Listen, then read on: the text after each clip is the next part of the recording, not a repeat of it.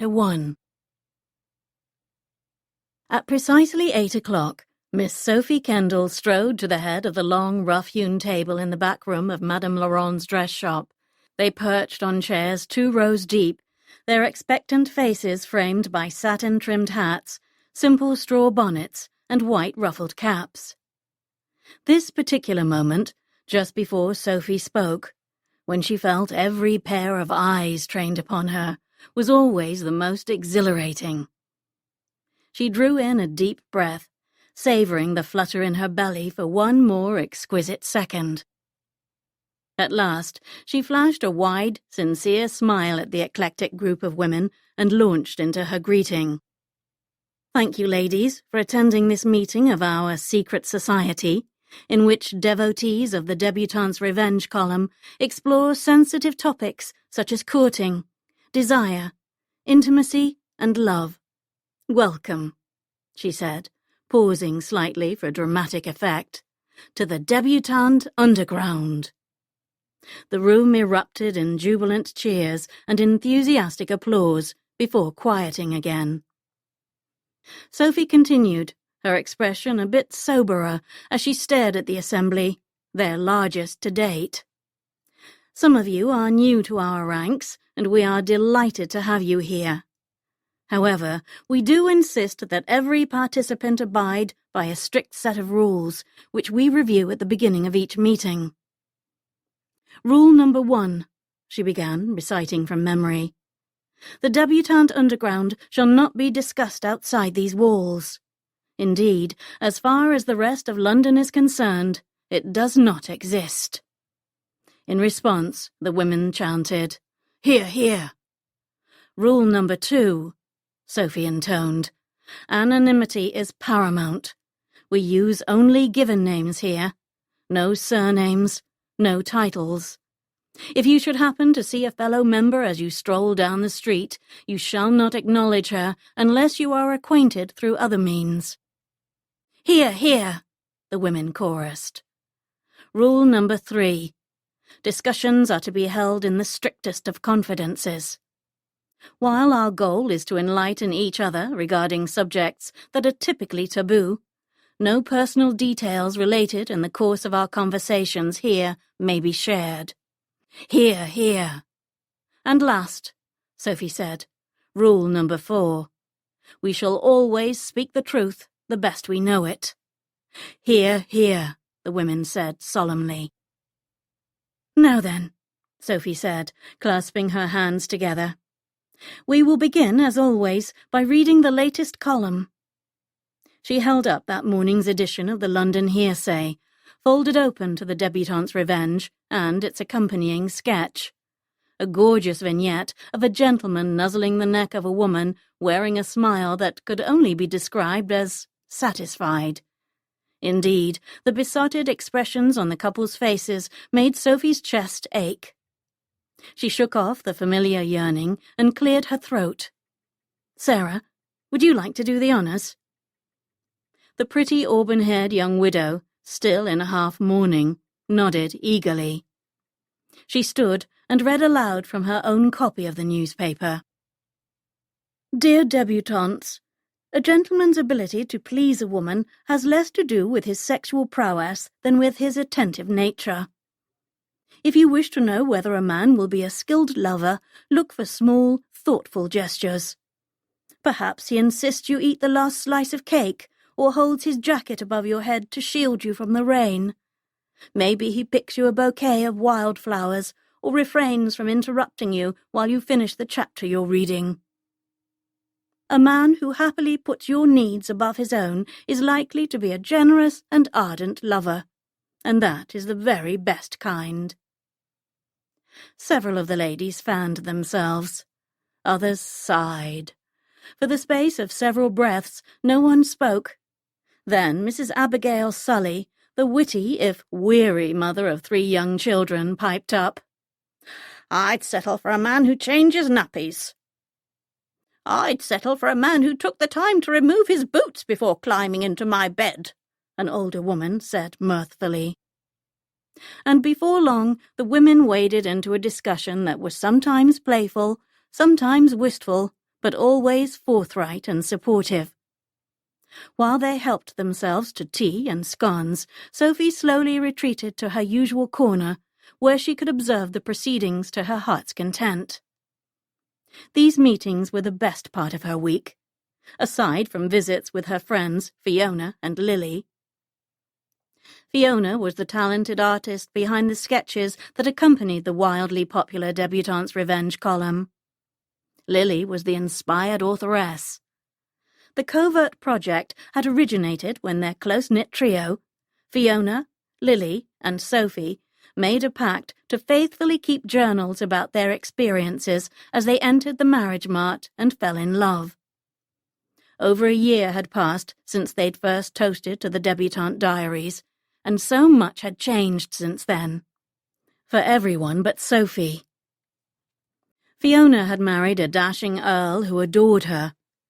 Not long after, Lily had made a love match with a brooding duke. The diaries had morphed into the anonymous column all of London was talking about, and the column, in turn, had spawned the secret society. Of their trio, only Sophie was still unmarried. But if her parents had their way, she wouldn't be for long. Her father had squandered his modest fortune, leaving the family in rather dire straits. Sophie's sweet, meek mother refused to acknowledge Papa's habit of drinking to excess. Last week, when he'd passed out at the dinner table, landing face first in a plate of roast beef and gravy, Mamma rushed to his aid and exclaimed that he'd obviously been working himself far too hard. Sophie and her older sister Mary had blinked at each other across the table and refrained from comment, for Mamma wouldn't tolerate a hint of criticism directed at Papa. But even Mamma knew they couldn't continue on as they were. One of her daughters needed to marry well, and fast. Given that Mary was the oldest, the burden would have fallen on her if she hadn't nearly succumbed to scarlet fever as a child. Even now, fear gripped Sophie's heart as she remembered the morning she'd stood helplessly in the doorway of her sister's darkened room. Papa had sobbed, and Mamma had knelt beside the bed, her voice hoarse as she whispered the same prayer over and over, that her daughter might live to see her 12th birthday. Miraculously, Mary had. In the months that followed, Mary had slowly recovered, thank heaven. But even now she remained frail and peaked, which meant her parents were taking no chances where her health was concerned. No invigorating walks, no horseback riding, no crowded balls, and no opportunity to meet single gentlemen. Leaving the family's fate squarely in Sophie's hands. She wasn't opposed to the idea of marrying. On the contrary, she craved a deep and lasting connection to another person. She longed for someone to talk to at breakfast each morning and someone to lie next to each night. But she'd always harboured romantic notions of falling in love before becoming engaged. Unfortunately, marrying for love was a luxury that she and her family quite literally could not afford. So Papa and Mamma had determined that she should wed Lord Singleton at the end of the season. She and the handsome, well-to-do Marquis weren't officially betrothed yet. The last time he'd come to call, Sophie had locked herself in her bedchamber and pleaded a headache. On the occasion before that, she'd slipped out the back door and gone on a 2-hour stroll through the woods. The mild case of poison oak she'd contracted had been a small price to pay. She knew she was behaving poorly and didn't intend to shirk her duty to her family forever. She only wanted the rest of this season to herself. One more season to continue hosting meetings of the Debutante Underground. One more season to dance and flirt with dashing gentlemen. One more season to feel young and free. Sophie dragged her thoughts back to the meeting in progress and watched an earl's shy daughter, recently betrothed to a portly older man, furrow her brow during a rather explicit conversation about wedding night disappointments. But then another woman smiled fondly as she recounted the story of how her husband once took extra jobs at the docks just so that he could buy her a pretty hair comb, an extravagance they could ill afford. As usual, the women balanced their negative stories with uplifting ones, painting a picture that Sophie hoped was realistic and fair to both sexes. Some women asked questions relating to the evening's topic, and others chimed in with their own experiences and advice. A few women simply listened raptly, soaking in the knowledge and camaraderie. Time passed quickly, and when Sophie checked the old clock wedged between spools of thread and a basket of frippery on one of the workroom's shelves, she realized they'd been meeting for almost 2 hours. Reluctantly, she left her spot at the back and made her way once more to the head of the table. She waited for a pause in the conversation, then shot an apologetic glance at the women. "I'm afraid it's time for us to bring our meeting to a close. On behalf of everyone, I'd like to express my thanks to Cecile." She inclined her head toward Madame Laurent, "for allowing us to convene here again this week. I wanted to let you all know that I'm working on securing a larger space and hope to have some news in that regard by next week's meeting." A murmur of approval and excitement swelled inside the room, and Sophie's belly twisted. She couldn't continue to impose on Madame Laurent week after week, and their group had clearly outgrown the back room of her dress shop. A few of the women had to share chairs, and others had to stand. But Sophie had yet to find a suitable alternate location, something large and centrally located with an inconspicuous entrance. She pasted on a cheerful expression and continued. "Please, be safe as you return to your homes, and be mindful of the rules stated earlier, especially the first. The Debutante Underground shall not be discussed outside these walls. Until next time, good night." Several of the women embraced before filing out, a few at a time so as not to create a throng on the pavement outside the shop. Meanwhile, Sophie began the process of setting the workspace back to rights. Dishes were washed, furniture was moved, and sewing projects were carefully returned to their former places. Ivy, one of the shop's hard-working seamstresses, insisted on staying and helping Sophie after everyone else had left. "Thank you," Sophie said, handing Ivy the box with a few leftover scones. "Please take these home and enjoy them." Ivy grinned. "My youngest brother will devour them before I can remove my bonnet." As she reached for her shawl on a hook by the door, she asked, "Where's the new meeting location that you're considering?" Sophie frowned as she buttoned her pelisse. "I'm still looking for the ideal place. Some friends have generously offered to host at their private residences, but I'd prefer something closer to shops and businesses, in an area where most of the members are comfortable, coming and going. It doesn't need to be anything elegant, just a bit bigger than this, with seating for 3 or 4 dozen of us." Ivy tapped a finger to her lips, thoughtful. "There's a vacant building down the block. Madame Laurent said it used to be occupied by a tailor's shop, but they shut their doors a year ago. She's considering expanding to that space if business continues to be brisk for another season or 2. But until then, perhaps you could ask the owner if he'd allow you to use it. After all, it's just sitting there, unoccupied." Sophie wrinkled her nose. "I dislike the notion of asking a stranger, especially if he's the curious type. He's certain to inquire about the nature of our meeting. What on earth would I tell him?" Ivy arched a mischievous brow. "That it's a Bible study group?" Sophie chuckled. "I fear that's stretching the truth a bit too far." "Fine," Ivy said with a suit-yourself shrug. "You're fond of gardening, are you not?" Sophie nodded vigorously. Plants were her first love, her passion long before the Debutante Underground had come into existence. "So," Ivy continued, "you could tell the owner you chair a weekly meeting of the Ladies' Botanical Society."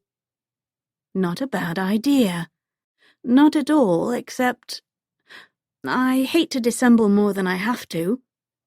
Even as Sophie said it, she could picture Fiona and Lily rolling their eyes at her, telling her that she was allowed a minor transgression every now and then, urging her to focus less on following the rules and more on following her heart. "Well," Ivy drawled as she opened the door and pulled a key out of her pocket, "you do have another option."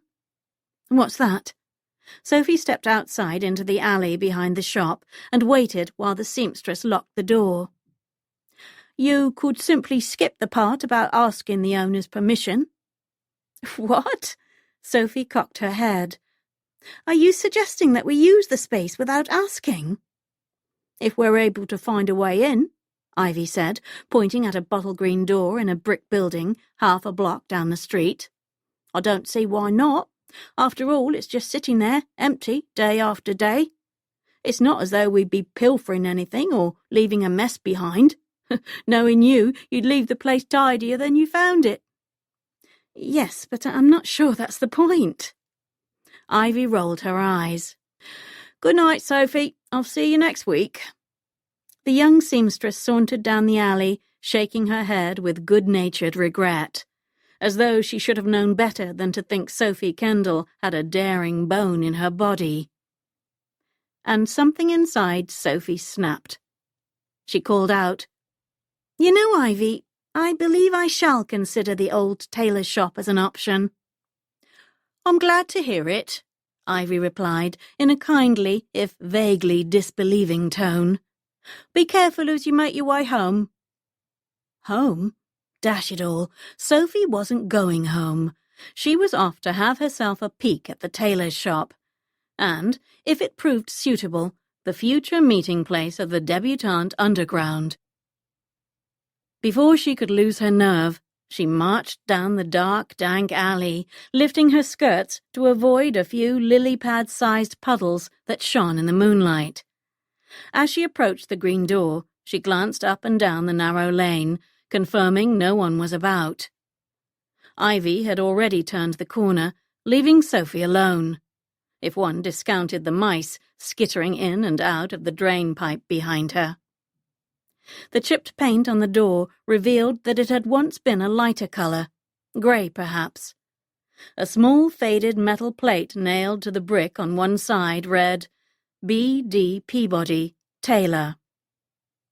Mullioned windows covered the top half of the door, but the panes were smudged with grime and dust, preventing her from seeing inside.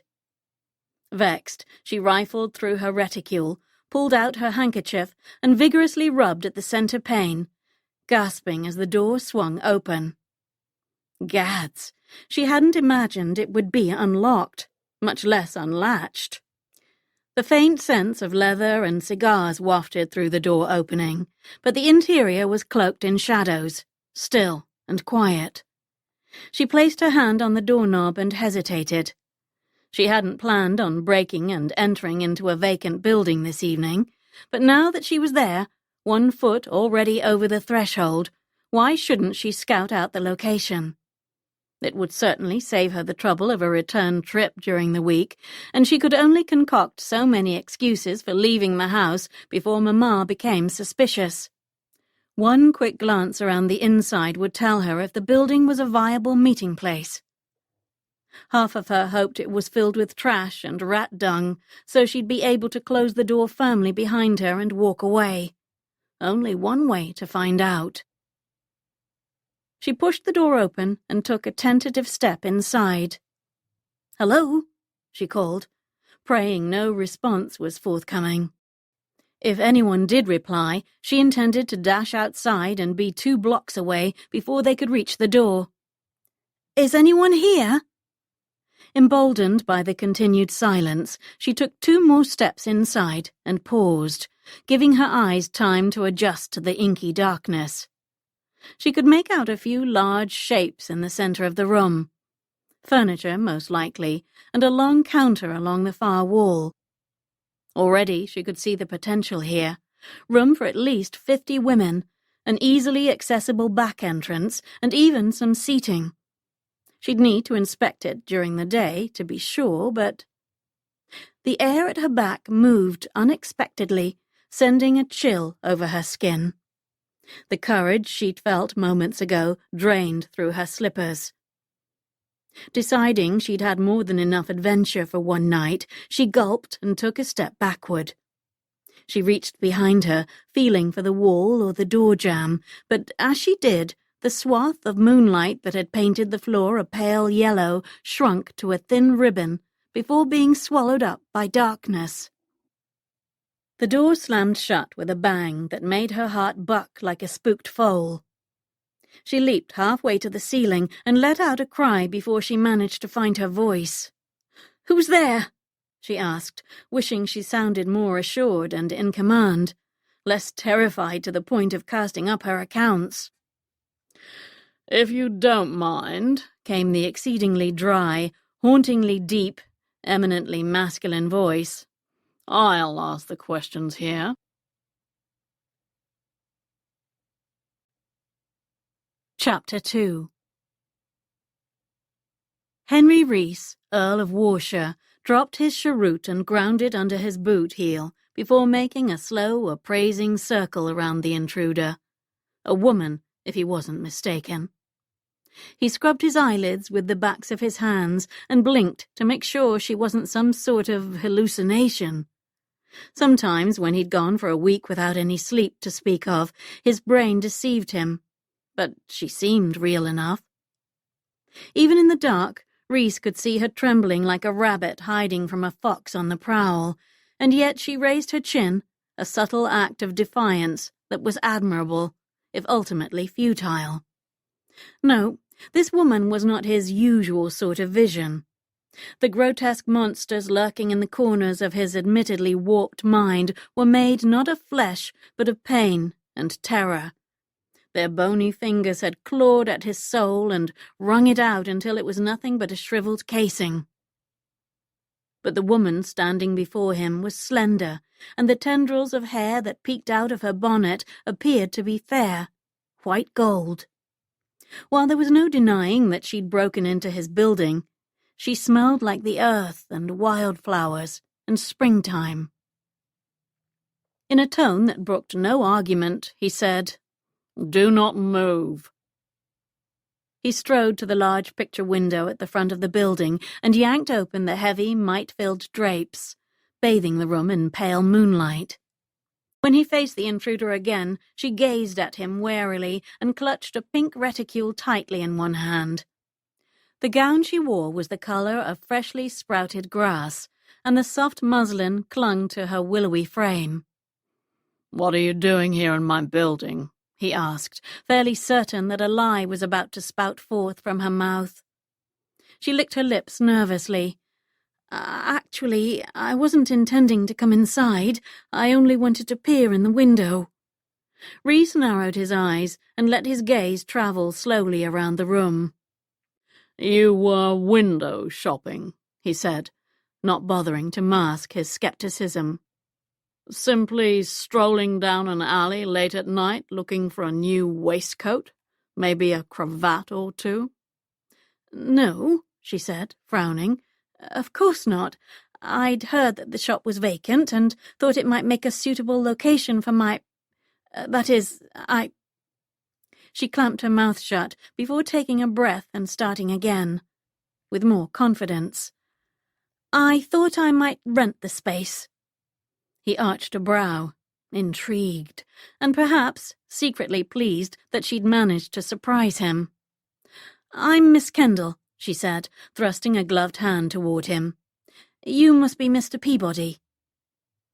Reese kept his face impassive and reached for her hand, curled his fingers around her palm, held on a bit longer than was strictly necessary. "A pleasure," he growled, not bothering to tell her that Mr. Peabody, the elderly tailor, had turned up his toes over a year ago. "Are you a shop owner, Miss Kendall?" He walked to the smooth, old oak counter and lit the lamp there. She hesitated. No. When she didn't elaborate, he sank into one of a pair of large leather armchairs and waved a hand at the other.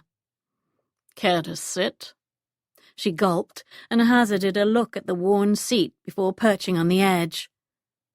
I must apologize for intruding. I didn't expect the door to be unlocked, and when it swung open, I— Decided to give yourself a tour? He provided. Something like that. He reached for the snifter on the table next to him and took a swallow of brandy before offering the glass to her.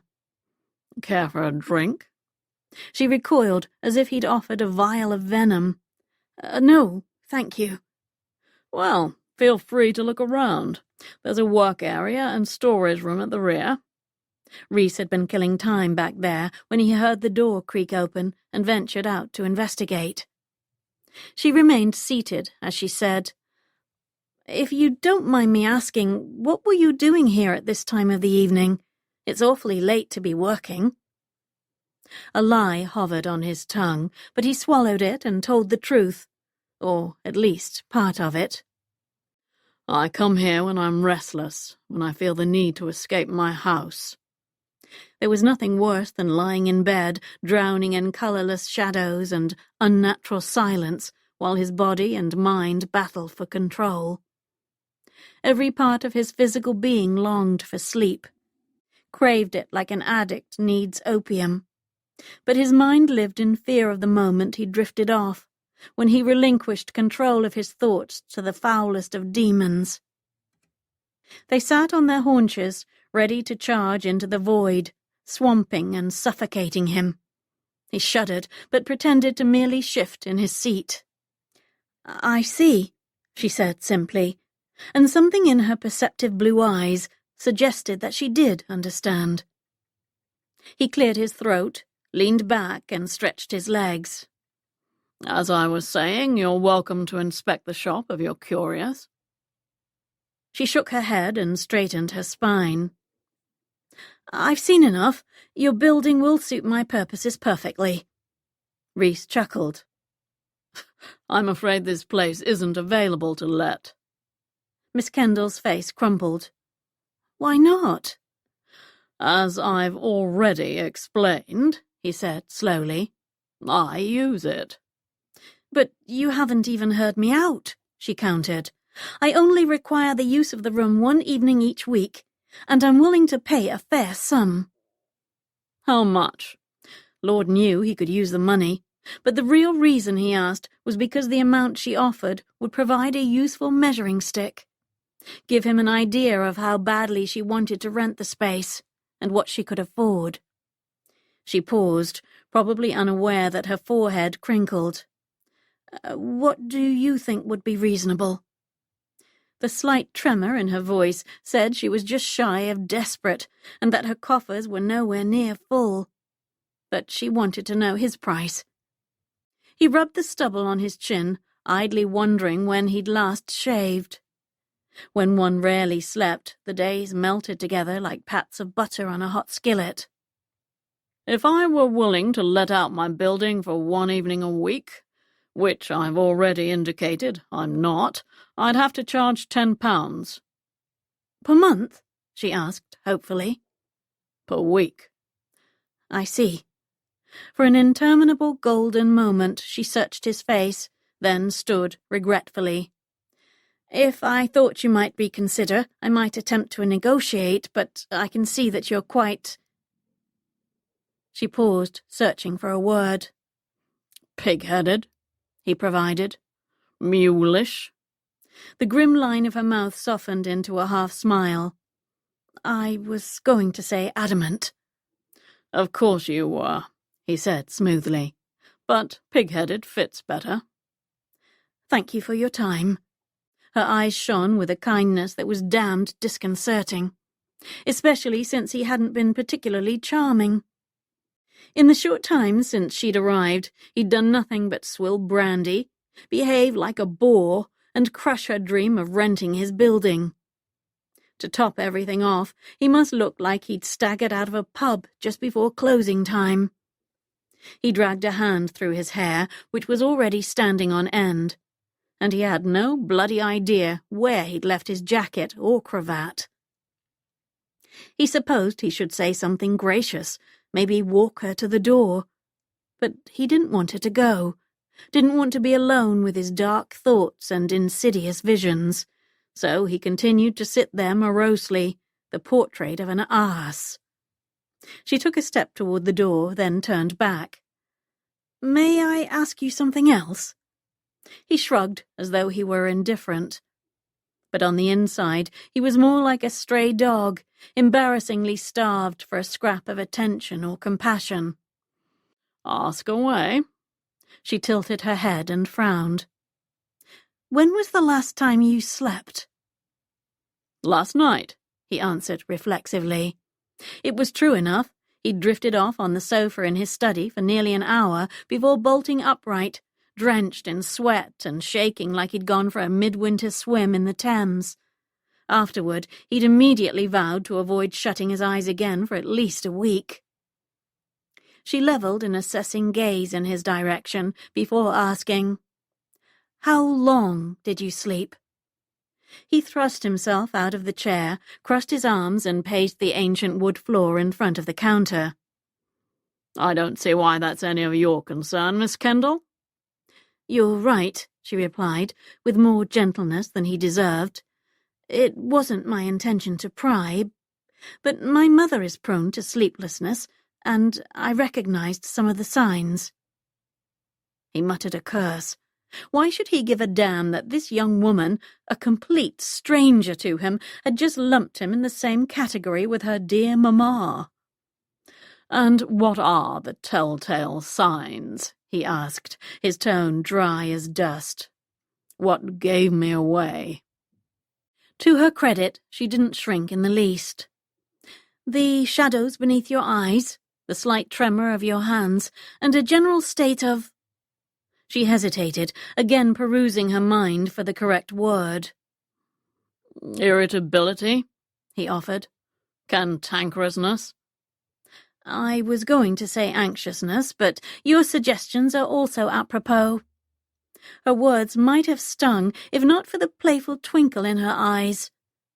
A bit more soberly, she added, "A lack of sleep can take its toll on a person." He shrugged, as though he had only the vaguest sense of what she was talking about, as if his life weren't a wasteland of paralysis and remorse. The last thing he wanted from Miss Kendall was pity. She pursed her lips in consternation, then looked up at him and beamed. Her wide, genuine smile was almost blinding, and he recoiled from the unexpected brilliance like a man emerging from a dark cave at high noon. Oblivious to the effect she had on him, she began rummaging through her reticule. "I may have something in here that will help." At last she withdrew a small pouch and held it up, triumphant. "Here we are." "What is that?" he asked, not bothering to hide his cynicism. She held the herbs an inch below her nose and closed her eyes as she inhaled deeply. "Valerian root for your tea. It's a remedy for sleeplessness." She naively thrust the dainty muslin pouch into his hands like it was the antidote to all that ailed him. She couldn't possibly know that he was way beyond help, so far beyond it that he might as well have been in another realm. Reese sniffed the herbs and found them pleasantly earthy and fragrant. Idly wondered whether Miss Kendall's skin would smell the same, and simultaneously chastised himself for the errant thought. "I don't drink tea," he said curtly, handing the pouch back to her. She looked appropriately appalled. "Well then," she said slowly, as if still coming to grips with this diabolical confession, "I suppose you could sprinkle some in your soup." She held out the pouch with a brooking no argument expression. The same stern face his own nanny had used when she expected him to swallow a spoonful of castor oil, except that Miss Kendall was approximately 100 times more lovely. "I appreciate your concern." He shoved his hands in his pockets so she couldn't force the bloody herbs into his palms again. "However, I have no use for quackery." She narrowed her eyes at that, as if he'd issued a challenge. She tucked the pouch under her elbow and began tugging at the fingers of her gloves, pulling them off. The sight conjured all sorts of wicked thoughts, which only proved how demented he was. "Have you a kitchen, Mr. Peabody?" she asked briskly. Reese blinked. "Here? No. There's a small stove in the back room." "That will do," she said brightly. He trailed after her as she strode past him toward the room in the rear of the shop, where he'd been lurking before she'd arrived. He'd lit a fire in the stove a few hours earlier, and when Miss Kendall spotted a kettle on a shelf above it, she turned toward him and arched a mildly accusatory brow. "I don't use it," he said. She continued to stare at him while she lifted the kettle and smiled smugly when she felt water sloshing inside. "I rarely use it," he amended, shrugging.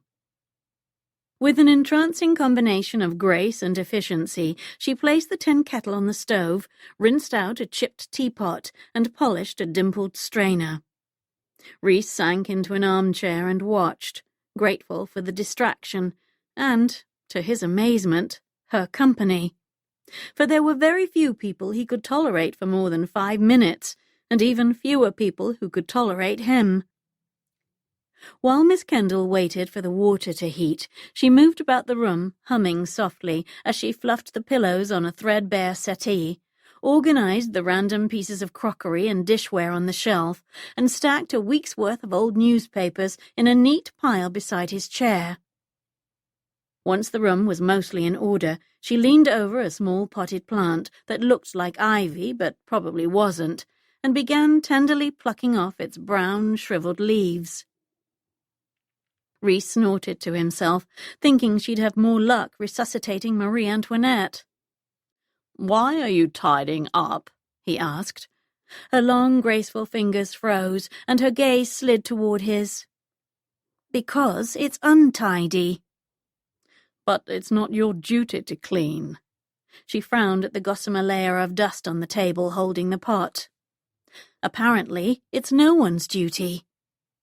The comment would have sounded snide coming from most people, but Miss Kendall managed to make it sound like a compliment. "Besides, it's more pleasant to pass the time in surroundings that are serene and free of clutter," she said. Reese grunted. He could row to the center of a glass-surfaced lake on a windless day. He could meditate in the middle of a peaceful ancient forest. No amount of tranquility on the outside would ever calm the tempest raging inside him. But Miss Kendall wouldn't understand his particular brand of misery. What could a vibrant, beautiful young woman know of war and terror and shame? When the tea kettle began to whistle, she reluctantly left the plant she tended and set about preparing 2 cups of tea. "I told you I don't drink tea," he said, acutely aware that he sounded like a crotchety old curmudgeon. "You did." She deftly poured, then handed him the larger of the 2 cups. "I'm hoping that you'll indulge me and try a taste. I'll even join you, just to prove that there's no hemlock or eye of newt mixed in." She perched daintily on a wooden stool, lifted a cup to her pink lips, and tilted her head. "Not bad, but you may prefer to add a lump of sugar." "Absolutely not," he said gruffly. "Wouldn't want to mask the flavor of toad and newt." She raised her teacup, amusement shining in her eyes. "Cheers, Mr. Peabody." Shit, he'd forgotten she didn't know who he was. But it didn't matter. "Cheers, Miss Kendall," he said, before taking a drink of the earthy, potent, but oddly soothing tea. They sat and sipped their tea in comfortable silence for a while, and when she offered to pour him some more, he agreed, just so she might stay a little longer. When she rose to clean her cup and the teapot, he stood, but she waved him back into his chair. "Finish it up," she urged. "And if you nod off, don't worry about me. I'll let myself out." He chuckled at that. "I won't fall asleep," he said confidently. "And the hour's grown late. You should permit me to walk you home, or secure you a hackney cab." "That's not necessary," she said, "but thank you." He opened his mouth to insist, but thought better of it, and contented himself with watching while she ran a dishcloth over the small table where the plant sat, lifting the pot to dust beneath it. Then she retrieved the cooled tea kettle and carefully poured water into the thirsty, cracked soil. The sickly plant only had 3 yellowish leaves left on it, but it looked grateful nonetheless, perking up under her ministrations. "You have a green thumb," he said, his voice sounding unexpectedly groggy to his own ears. "Do you enjoy gardening?" Her face took on a dreamy, ethereal quality. "Very much so. There's nothing more satisfying than watching a garden grow and change and thrive." "I can think of a few things more satisfying," he said, half amused, half in awe. "Plants give us food, medicine, and beauty," she said. "For me, they also bring a sense of peace, a tangible connection to nature, a feeling that I'm part of something bigger." She paused and shook her head. "I've never told anyone that before." "I'm glad you told me," he said sincerely. It seemed important that he knew one true and important thing about her, before she walked out of his door and his life, never to return again. "And now," she said playfully, "I think you should tell me something about yourself, just so that we are even." "Fair enough." He swallowed the last drops of his tea as he searched his mind for something to tell her. Something true and important, like she'd told him. Something that wouldn't send her running for the hills or scare the devil out of her. "The only time I feel free is when I'm riding my horse. Not trotting around town or through the park, but galloping across wide-open fields and jumping over rushing streams, when the wind licks at my face and billows my coat behind me. That's when I can forget, briefly, who I am and what I've done." Jesus, he hadn't meant to say the last part out loud, but he didn't regret it. Miss Kendall deserved to know that much, deserved to know he was unworthy of spending time with someone like her. But if his words gave her pause, she gave no indication of it. She merely continued to fawn over the plant as she said, "Then I'm glad you have your riding. We all need an escape now and then." He wondered what she needed to escape from. Fear? Drudgery? Fate? It was on the tip of his tongue to ask, but it seemed his brain and mouth weren't working in tandem. So he sank back into his chair and allowed himself a rare moment of relaxation. His eyelids twitched, and though he strained to keep them open, they fell with the inevitability of a stage curtain at the end of Act 2. He could still hear the whisper of Miss Kendall's skirt as she moved around the room. Her scent, the same as a field after an April shower, tickled his nose. Her soft humming, unexpectedly sultry, seeped beneath his skin and calmed his soul. As sleep grabbed his boots and inexorably pulled him under, he had 2 distinct thoughts. The first was that Miss Kendall would soon be gone. A very good thing, given the ugliness that was sure to ensue. The second was that he would never see her again. And that was a damned shame.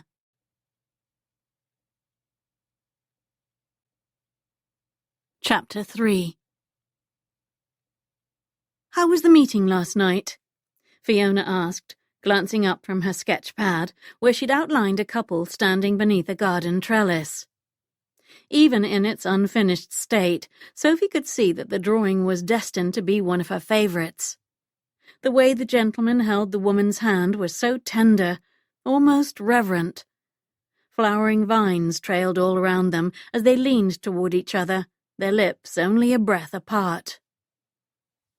Sophie gave a wistful sigh and walked to the window of the lovely studio where she, Fiona, and Lily met every Saturday morning to conduct business related to the debutante's revenge.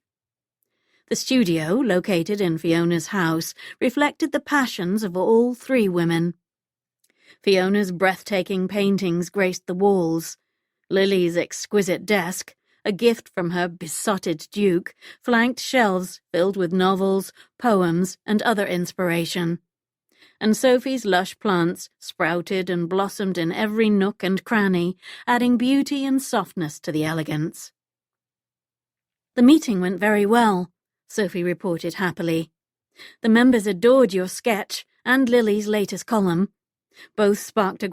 Lily blew a dark curl away from her face, set her pen on the desk blotter, and leaned back in her chair, her green eyes gleaming with curiosity.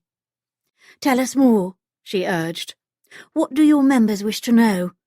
What topics capture their fancy?" Sophie paced the length of the studio slowly, carefully considering her answer.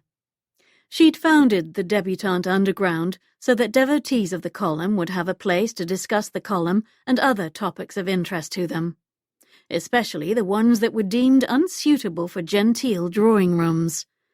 As such, the meetings were an excellent source of ideas for future columns, but Sophie was very careful not to violate her own guidelines, particularly those ensuring anonymity and forbidding the sharing of personal details. Fortunately, Fiona and Lily respected her adherence to the rules and never pressed her to share more than she felt she could. They could have attended themselves, of course, but perhaps they sensed that Sophie needed the meetings to be her domain, her unique contribution to their project. The women agreed wholeheartedly that a generous spirit is an important quality in a lover, Sophie began. But some of them wondered how to nurture that quality in their current partners. Others wished to learn how to be more generous lovers themselves. "Interesting," Lily said. She picked up her pen, dipped the nib in her ink pot, and began scribbling notes. "Perhaps I should write about the importance of explicitly communicating one's desires." "An excellent idea," Fiona chimed in. "Honest communication is key to every aspect of a relationship." "Agreed," Lily said firmly. "In next week's column, I'll advise women to tell their partners what they desire, both in the bed and outside of it." There was a time, not long ago, when such forthright talk would have made Sophie blush to the roots of her hair. But she now realized that carnal pleasure was as natural as a seed sprouting in the sun. It was nothing to be ashamed of, but rather something to appreciate, even celebrate. The debutante's revenge had opened the door to an enticing, passionate new world. So far, for Sophie, that world existed only in sketches and words. She'd yet to experience the thrill of a lingering kiss or a sensual touch. But she intended to, maybe before she was married to Lord Singleton.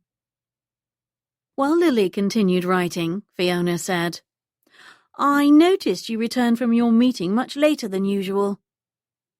In the months since the Debutante Underground began, Sophie had taken to spending Friday evenings at Fiona and Gray's house and staying overnight. The routine spared Sophie from having to explain where she was going every week, and also provided time for the three friends to work on the column the next morning. Fortunately, Sophie, Lily, and Fiona had grown up together, and Mamma was inordinately fond of the entire Hartley family, so she didn't object to the arrangement in the slightest. "Forgive me if I worried you last night," Sophie said. "After the meeting, I stopped by a vacant building near the dress shop to see if it would make a suitable alternative location." Fiona arched a strawberry blonde brow. "And, would it?" "It would." Sophie mentally debated telling her friends about Mr. Peabody. She'd thought of him often since leaving him snoring softly in his chair. The harsh lines of his face had softened as he slept, and his tightly coiled muscles had relaxed. If he'd been dangerously handsome stalking about the tailor's shop, he'd been doubly so as he dreamed, with his long legs sprawled in front of him and his full lips parted. She'd turned down the lantern and carefully placed a blanket across his lap before gathering her things and tiptoeing out of the shop's back door. If anyone in the world could understand her odd attraction to a relative stranger, Sophie was sure that Fiona and Lily would. But part of her feared that talking about her evening with Mr. Peabody would strip away the magic, make it feel strange or trite. So she decided to keep him solely to herself. "Unfortunately," she continued, "the building isn't available for let." She shrugged, as though it were nothing but a mild disappointment. "I'll find something else." "The offer to hold the meeting here still stands," Fiona said kindly, "but I know you'd prefer a spot that's more centrally located." Sophie smiled gratefully. "Yes, dozens of people strolling up to your front door would attract undue attention, I'm afraid." "Would you like us to help you secure a location?" Lily offered. "If money is an obstacle, we'd be more than happy to cover the rent. It's the least we can do." "Thank you," Sophie said sincerely. "You're both so generous, but I'm going to attempt to do this on my own, if only to prove to myself that I can." "Of course you can," Fiona said encouragingly. "We have complete confidence in you. But in the meantime, if you should find yourself in a bind, please know you can count on us." "I know," Sophie said, thankful. "I've always been able to depend on you.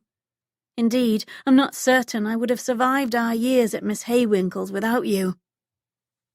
"You have that backward," Lily said with a chuckle. "I was the one who was forever being called into the headmistress's office. You were the one taking first honours in every subject." "We had such grand dreams back then," Sophie said, almost overcome with longing to return to the days when anything seemed possible. Swallowing the lump in her throat, she glanced at the clock on the mantel and shot her friends a regretful look. "I promised Mamma I'd return home by early afternoon. I should go." Fiona gave a playful pout. "Our time together always passes too quickly." "Always," Sophie agreed. "But perhaps I'll see you both at Lady Rufflebum's ball Wednesday evening." "Gray and I will be there," Fiona said brightly. "Nash and I are going too." Lily looked up from her journal and waved her pen like a flag. "Soph, you should wear the emerald silk to the ball." She and Fiona had given Sophie the gorgeous gown as a birthday gift several weeks ago. Sophie had planned to save it for a special occasion, but the season would be over before she knew it, and opportunities were running out.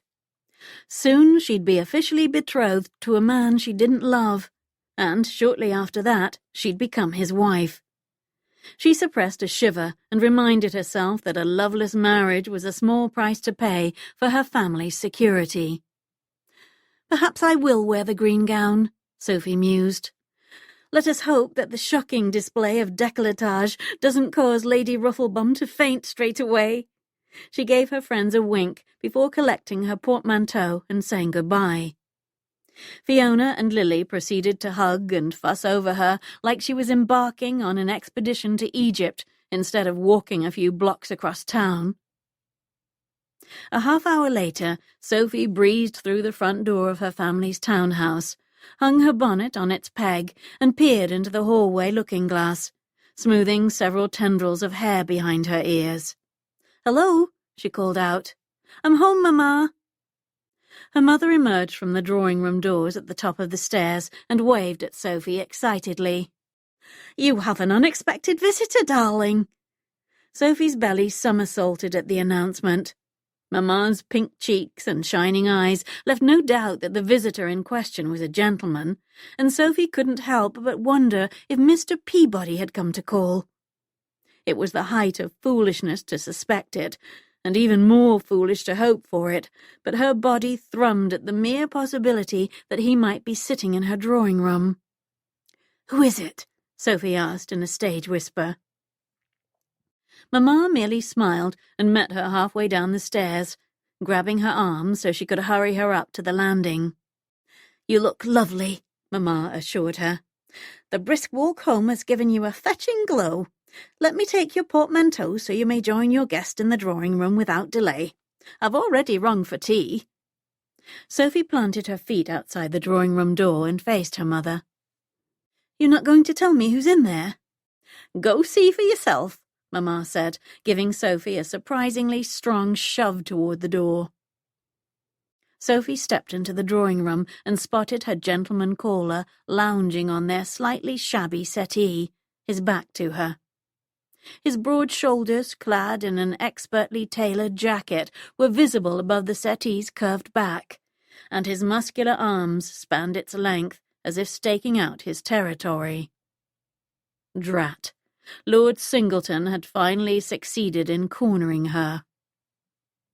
She looked longingly over her shoulder at the door, but knew she couldn't avoid the Marquis this time. "Good afternoon, Lord Singleton," she said, trying valiantly to mask her lack of enthusiasm. "What a pleasant surprise." He quickly scrambled to his feet, took her hand, and bowed over it. "I assure you the pleasure is all mine, Miss Kendall." Sophie resisted the impulse to snatch her hand away. The Marquis was well-mannered, impressively fit, dark-haired and clean-shaven, attractive by most standards, just not hers. When she could politely withdraw her hand, she waved at the settee, encouraging him to sit. She poured a cup of tea, handed it to Lord Singleton, and pretended to be oblivious to his chagrined expression when she sat in the chair opposite him rather than joining him on the settee. "I spoke to your father again last night," he said smoothly. "He's eager for you and I to move forward, as am I." Sophie's tea gurgled in her belly. This conversation was the primary reason she hadn't wanted to be alone with the Marquis. "I see no need to rush into anything, my lord." "No one could accuse us of rushing." He blew out a long breath, clearly frustrated. "Your father led me to believe that you were amenable to the arrangement. If you've changed your mind—" Sophie shook her head. "I haven't." She wouldn't shirk her duty to her family, no matter how much she might like to. "However, I thought perhaps we could wait a few more months before making anything official." 2 months, he said firmly. Her traitorous teacup trembled on its saucer. I beg your pardon?" "I'm willing to wait 2 months, and then we will announce our betrothal." Sophie's mouth went dry. "We can discuss the timing and the other particulars toward the end of the season," she hedged. The mere thought of adhering to a timeline, setting a definitive date, made panic bubble at the back of her throat. 2 months, he repeated, as if he hadn't heard her, should be sufficient. It's longer than I'd hoped, but we'll use the time to become better acquainted and marry as soon as the banns are read. With any luck, you'll be with child by Christmas." Sophie choked on a swallow of tea. Barely managed to keep from spraying it across the table onto the Marquis's pristine waistcoat. She smothered her mouth with her napkin, hacking and coughing until tears spilled down her cheeks. Lord Singleton leaned forward, clearly distressed and unsure what to do. "Forgive me," he said. "I didn't mean to upset you." She blotted her eyes with the corner of her napkin and shook her head. "I'm fine. Your comment simply took me by surprise." The truth was that she couldn't imagine any of it. Not the betrothal, the wedding, and most definitely not the wedding night. An involuntary shudder enveloped her body. Though she'd met Lord Singleton almost a year ago, he was still a relative stranger, who was already anticipating procreating with her. She fanned herself with her napkin. "Your mother tells me you're planning to attend Lady Rufflebum's ball," he said, oozing a specific strain of charm, one she seemed to be immune to. "I do hope you'll allow me to claim you for the first set." Sophie pasted on a smile and graciously agreed. It felt like she was taking the first momentous step toward saving her family from financial and social ruin, but she couldn't help wishing that saving her family didn't mean sacrificing her own future. Like yellowing leaves on the brink of a brutal winter, her dreams were about to shrivel and die.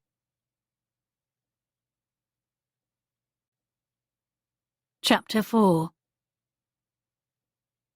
Lurking behind the hedges outside Lady Rufflebum's ballroom and trying to avoid amorous couples on the terrace had to be a new low, even for Reese. His valet, Gordon, had tried to cajole Reese into attending the ball as a guest, but that would have required him to wear an evening jacket and to walk through the front door and to be generally civil. Which was really asking a bit too much. Reese was desperate to speak with Miss Kendall, however, and that was the reason he was currently peering over a bush beneath a window, peeking into the ballroom like a common criminal.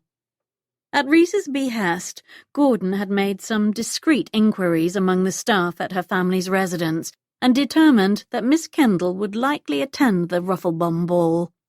There were no guarantees, of course, but it wasn't as though Reese's calendar were full.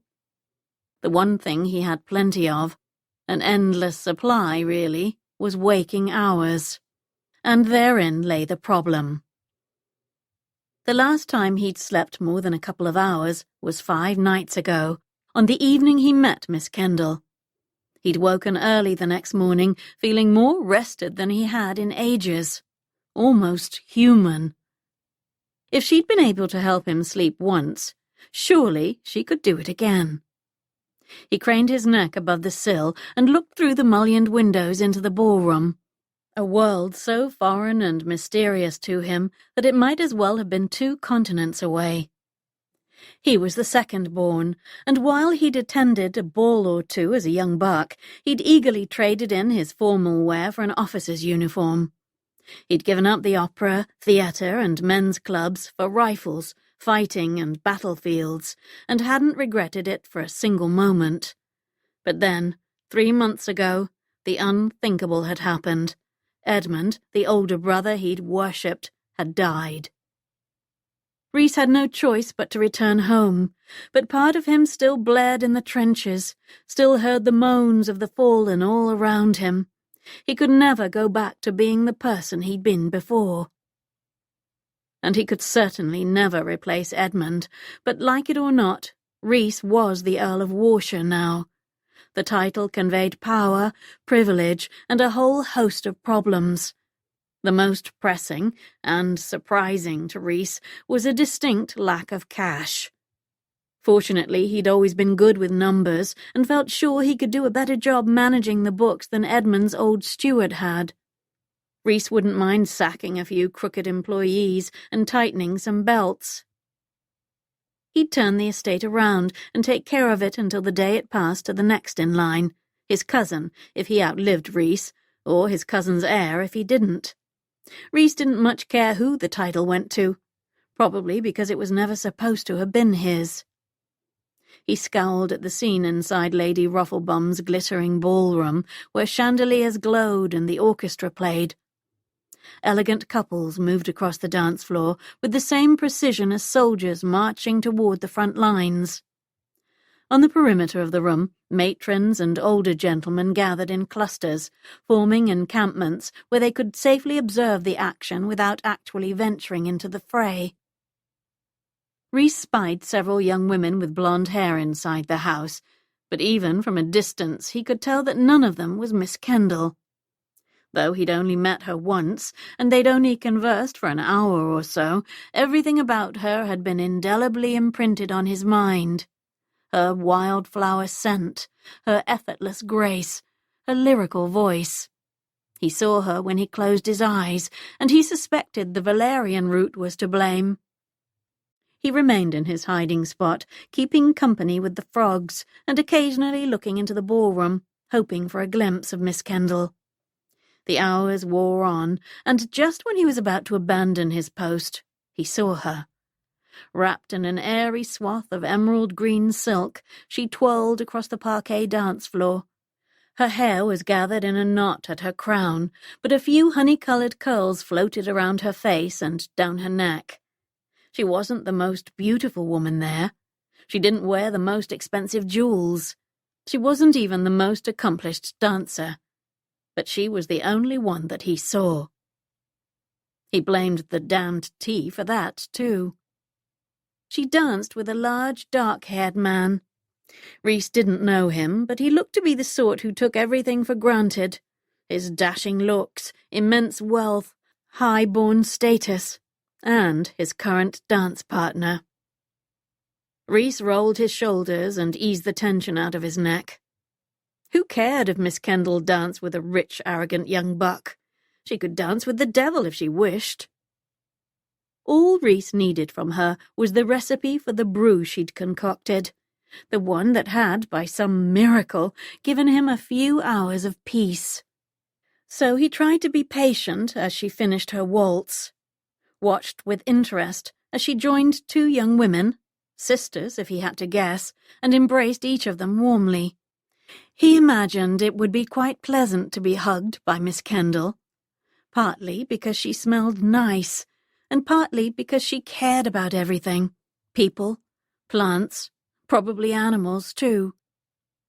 She talked animatedly with her friends, and when she smiled, soft and true, the sight made his chest physically ache.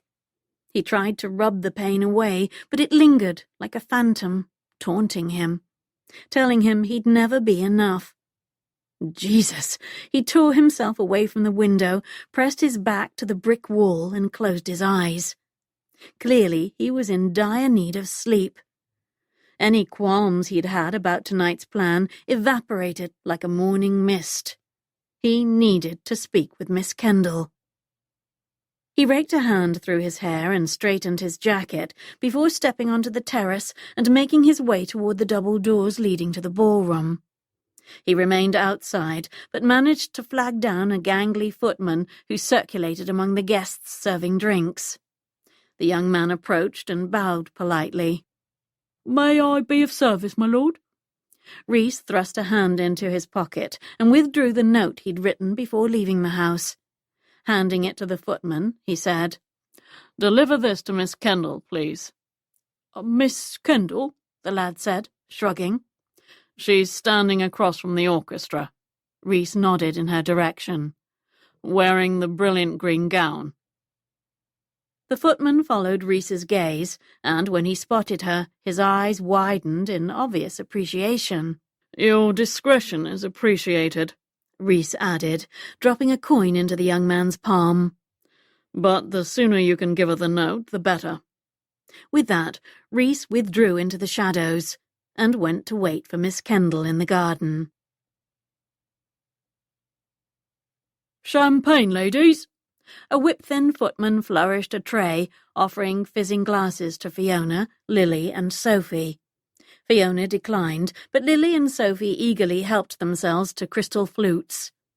They had just raised their glasses in a silent toast when the footman surreptitiously handed Sophie a small folded paper. "For you," he said under his breath before weaving his way through the crowd. Something in the footman's demeanour caused Sophie to keep the paper concealed in her fist. If Fiona or Lily noticed the odd exchange, neither said anything, but then perhaps they were distracted by the arrival of their handsome husbands, who hoped to steal them away for a dance. When the sisters hesitated, Sophie waved them onto the dance floor. "Go on," she said. "I'll take the opportunity to check on Mamma." While she waited for her friends to melt into the throng on the dance floor, the paper burned a hole in her palm. She, Sophie Kendall, was not the sort of young woman who routinely received mysterious missives. She'd never inspired a gentleman to write her romantic poetry. She'd never even passed a note to a classmate in the schoolroom. She supposed the note could be from a member of the Debutante Underground, but that would amount to an infraction of rule number 2, and she'd never had a member reach out to her outside of their established meeting time. The most likely scenario Sophie could imagine was that the footman had delivered the note to her in error. Perhaps it had been intended for Lady Holton, who, like her, was wearing a green silk gown, but who, unlike her, currently had half a dozen men vying for her attention. Sophie swallowed and turned the paper over in her hand. If it was meant for her, she fervently hoped it was not from Lord Singleton, who had already claimed a dance with her and had been keeping a watchful eye on her ever since. As she casually walked toward a trio of potted topiaries at the back of the ballroom, she wondered if the person who'd delivered the note was watching her now, whether he'd be gauging her reaction as she read his words. She found a quiet spot near a spiral boxwood, carefully unfolded the paper, and read the bold, scrawling script. Dear Miss Kendall, I underestimated the power of your tea. And, moreover, you. Please meet me in the garden if and when you are able. Sophie's fingers tingled. Mr. Peabody had written her a note. Wanted to see her again. Tonight. She scanned the paper once more before folding it and furtively slipping it into the top of her bodice, tucking it between her breasts in a manner that would have horrified her former headmistress, Miss Haywinkle. Sophie paused to gather her wits. What on earth was Mr. Peabody doing at Lady Rufflebum's ball? And why hadn't she spotted him among the guests? More to the point, why did the prospect of seeing the growly, sleep-deprived tailor again make her belly turn cartwheels? Across the room from Sophie, Mamma appeared to listen raptly as Mrs. Hartley gossiped and waved her fan demonstratively. Lord Singleton looked as though he were embroiled in some sort of political debate with several older gentlemen. Fiona and Lily still whirled on the dance floor. Deciding no one would miss her if she took a short stroll in the garden, Sophie smoothed the front of her skirt and glided toward the French doors at the side of the room.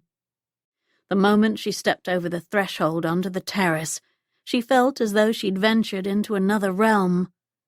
The sound of the orchestra's violins faded into the chirps of crickets and croaks of toads. The scents of beeswax candles and pungent perfume faded into the lush smells of dew-kissed grass and blossoming peonies. At the rear of the terrace, Sophie followed a winding stone path under an ivy-covered arbour and past a charming stone bird bath nestled in a cluster of hydrangea bushes. Lanterns placed at intervals along the path lit the way and added a soft glow to Lady Rufflebum's meticulously tended garden. But Sophie instinctively knew that Mr. Peabody would not be waiting for her near the whimsical statuettes of fairies and sprites. He'd no doubt prefer to be away from the house and the lanterns and the other guests. At a bend in the path, she paused and squinted into the moonlit landscape beyond the garden. Miss Kendall? His voice, low and rich as chocolate, heated her blood. She looked up to find him lounging beneath a large birch tree, his back pressed against the trunk. Dressed in a black jacket, trousers and boots, he blended into the shadows. Only the crisp white of his cravat stood out in the darkness. He pushed himself off the tree and inclined his head politely. Thank you for coming. She took a few steps off the path, into the soft grass. Toward him. Mr. Peabody, she said softly, what are you doing here? He looked down at the ground. My name isn't Peabody. I beg your pardon? I'm not the tailor, but I happen to own the building. He met her gaze, his expression apologetic. My name is Reese, and I'm the Earl of Warshire. Sophie blinked. Not in 100 summers would she have guessed that Mr. Peabody was an earl. He was too wild and unrefined, too rough around the edges. The Earl of Warshire, she repeated, combing through her mental files for any pertinent information. Wait, I thought the Earl had... She stopped, because she couldn't bring herself to say what she recalled about the former Earl, who must have been Reese's older brother. That he'd died a few months ago after a tragic hunting accident. Your brother? She asked. He nodded, as though he didn't trust himself to speak. I'm sorry, she said simply. You must feel the loss keenly. I do. His voice cracked a little, and he cleared his throat. I should have told you I wasn't Mr. Peabody that night, he said. I'm not sure why I didn't. Maybe because you thought I was trying to rob you blind, she replied. That garnered a half-smile. Maybe. He swallowed and looked at her earnestly. In any event, I fell asleep before I could thank you for the tea. You were right about me not sleeping much, and that's the other reason I asked you to meet me tonight. She shook her head, confused. I don't understand. Miss Kendall, he said, his voice sober, I require your help, and I think we could strike a deal that would benefit us both. Sophie moved a bit closer, marvelled at the way the moonlight cast his face in relief, the faint hollows of his cheeks, the straight line of his nose, and strong edge of his jaw. What sort of help do you need? She asked, her curiosity far outweighing any apprehension. He hesitated, rubbing his chin before he replied. I need you to spend the night with me.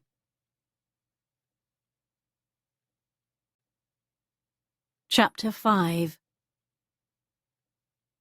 Miss Kendall's impossibly long eyelashes fluttered. Forgive me, she said with a nervous chuckle. It sounded as though you said you needed me to spend the night with you. I did, and I do. It was a bold request, but Reese saw no reason to prevaricate. Figured she'd appreciate his candor. But before... Clearly it was too late for that. Please allow me to explain. I'm not suggesting anything untoward. I simply need you to help me sleep, like you did the other night. Oh, she said, her relief obvious, and unintentionally insulting. There's no need for me to stay the night with you, Lord Warshire. I'll simply give you some more valerian root. He shook his head firmly. I've already tried it. I used the bag you left behind, and it didn't work. She tilted her head. But it's the same mix. I know, and it didn't make me fall asleep.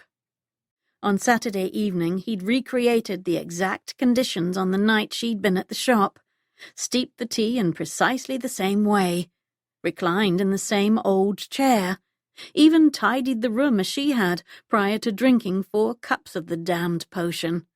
But he hadn't slept a wink. The tea hadn't been effective on the 3 subsequent nights he'd tried it either.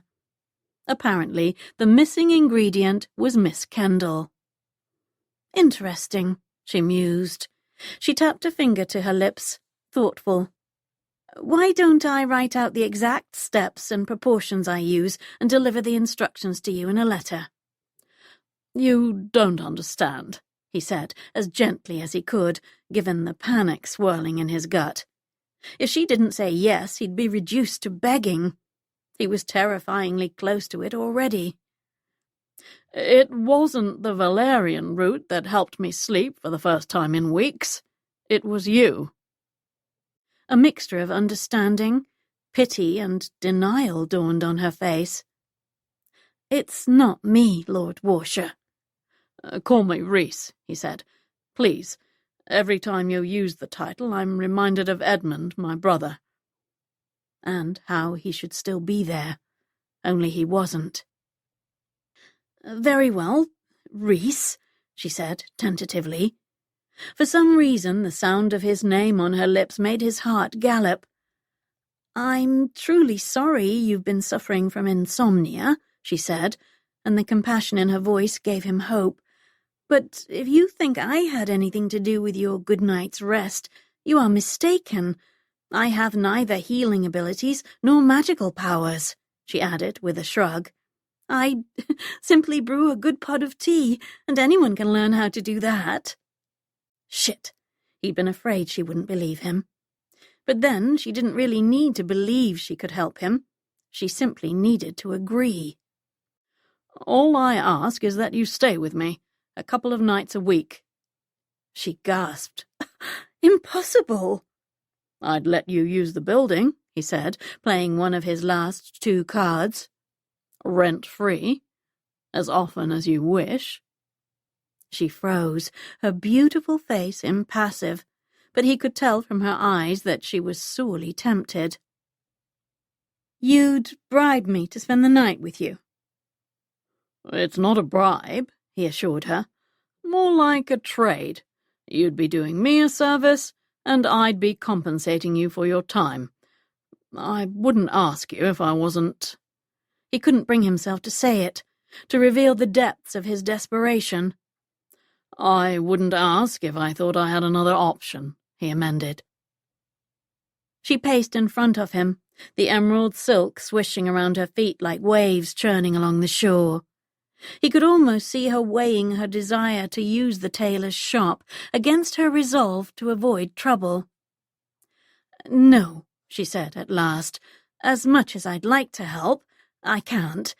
Do you imagine for 1 second that my parents would permit me to spend the night alone with a bachelor? And if anyone learned of our little arrangement, innocent or not, my name would be trampled in the mud like primroses after a fox hunt." You were wandering the streets alone on the night we met, he countered. If you managed to escape your house once, surely you could do it again. "That's different," she said. "I wasn't doing anything wrong." He arched a brow at that. She may not have been breaking any laws, but she clearly had a few secrets of her own. I'm not asking you to do anything wrong either. She held out her palms helplessly. "I'm sorry, Reese. I know you're convinced that I can help, but I can't. And I can't risk my whole future and my family's good name just to prove that to you." She shook her head regretfully. "I must go." Despair hovered, threatening to smother him like a shroud. He couldn't, and wouldn't, force Miss Kendall to spend a night with him. But he couldn't let her leave without playing his very last card, which wasn't a card at all. Wait, he said. He reached behind the base of the birch tree and picked up the single rose he'd cut from his garden that morning. The yellow blossom, large as a saucer, had reminded him of her, bold and open, but soft too. And the petals, brilliant gold with hints of orange at the edges, were as fresh as the sunrise, as warm as her smile. He said none of those things, of course, as he gave her the flower, opting instead for, "This is for you." Her eyes grew wide and her lips parted. "Oh, it's beautiful," she whispered, holding it up in the moonlight. "I've never seen a rose quite like this. Did you find it in Lady Rufflebum's garden?" He shook his head. "It's from Warshire Manor." "You have a garden?" she asked, as if he'd piqued her curiosity. "I'm not certain you could call it a garden. More like a wasteland, a colourless collection of dead bushes and shriveled flowers." "But this rose," she said, twirling the stem between her fingertips. "It was the only blossom on the bush. Probably the one living thing in the whole damned place." "Truly?" she asked, intrigued. He took a step closer, determined to memorize the gentle slope of her nose and the bowed shape of her lips. He didn't blame her for refusing to help him, but if he wasn't ever going to see her again, he might as well leave her with the truth. "In a sea of decay and death, that rose was a stubborn spot of sunshine, and it reminded me of you." He shoved his hands deep in his pockets and swallowed a mouthful of despair and loneliness, tried not to think about the endless days and torturous nights that stretched out before him. He inclined his head and said, "Enjoy the rest of your evening," before turning on his heels and striding away. He'd almost reached Lady Rufflebum's back gate when he heard Miss Kendall call out behind him, "Reese, wait." He froze, wondering if he'd wished her voice into his ears. But when he slowly spun around, she was standing there, her chest rising and falling with each breath. "I still don't believe that I can help you sleep," she said, "but I'm willing to try." A tiny seed of hope took root inside him. "Thank you," he said, his voice ragged to his own ears. Her deep sigh said she was already regretting her decision. "Meet me at the shop on Friday, the same time as last week," she said smoothly. "We'll discuss the terms of our, arrangement then." Very well. I look forward to seeing you. On Friday. He was already counting the hours. Good night, Miss Kendall. She looked down at the yellow rose she held and smiled in spite of herself. Good night. He remained standing there, watching as she gracefully turned and walked toward the house. When she glanced back at him, it felt like the sun had peeked through the clouds. "Oh, and Reese," she said, as if she'd almost forgotten something important. His heart hammered. Yes? "You may call me Sophie." She shot him a dazzling smile before she disappeared into the night like a nymph, leaving the mortal world for her mystical realm.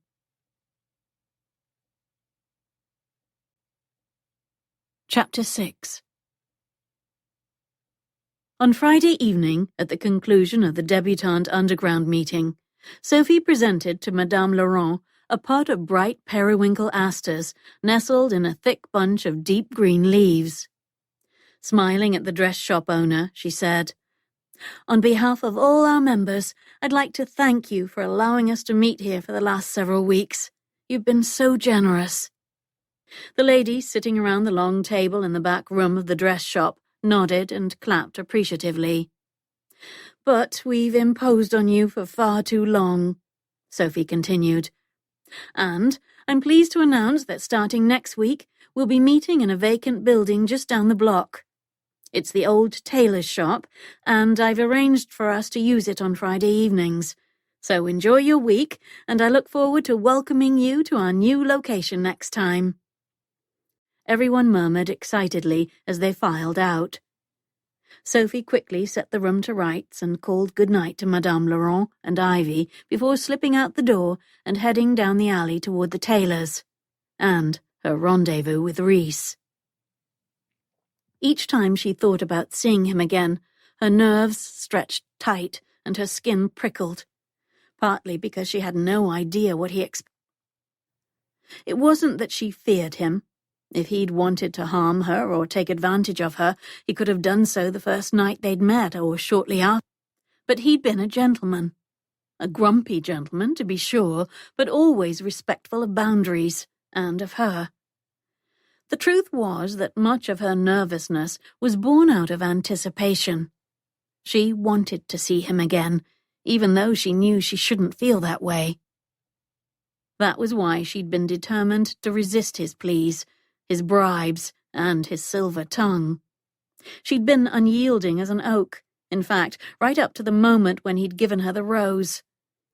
Then her resolve had blown away like dandelion seeds in the wind. In that moment, she'd caught the briefest glimpse of the man underneath all the despair and pain. He'd been honest and kind, almost poetic.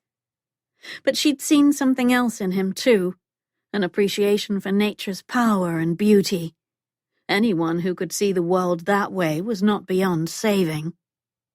She walked briskly to the green door, rapped twice, and placed a hand over her chest. Dash it all, if her heart didn't slow its beating, she was going to need valerian root herself. Reese yanked open the door almost immediately, as if he'd been pacing the room, waiting for her. "You knocked," he said, with a wry, disarming grin. "How refreshing." He waved her in, to the center of the room, toward the pair of leather chairs. She faced him and prepared to launch into the speech she'd rehearsed earlier, the one where she explained in no uncertain terms that she would be dictating the rules of their deal, and that she was prepared to walk out the door if he balked at a single one of her demands. But the moment she saw him in the light of the lantern, the words died on her lips.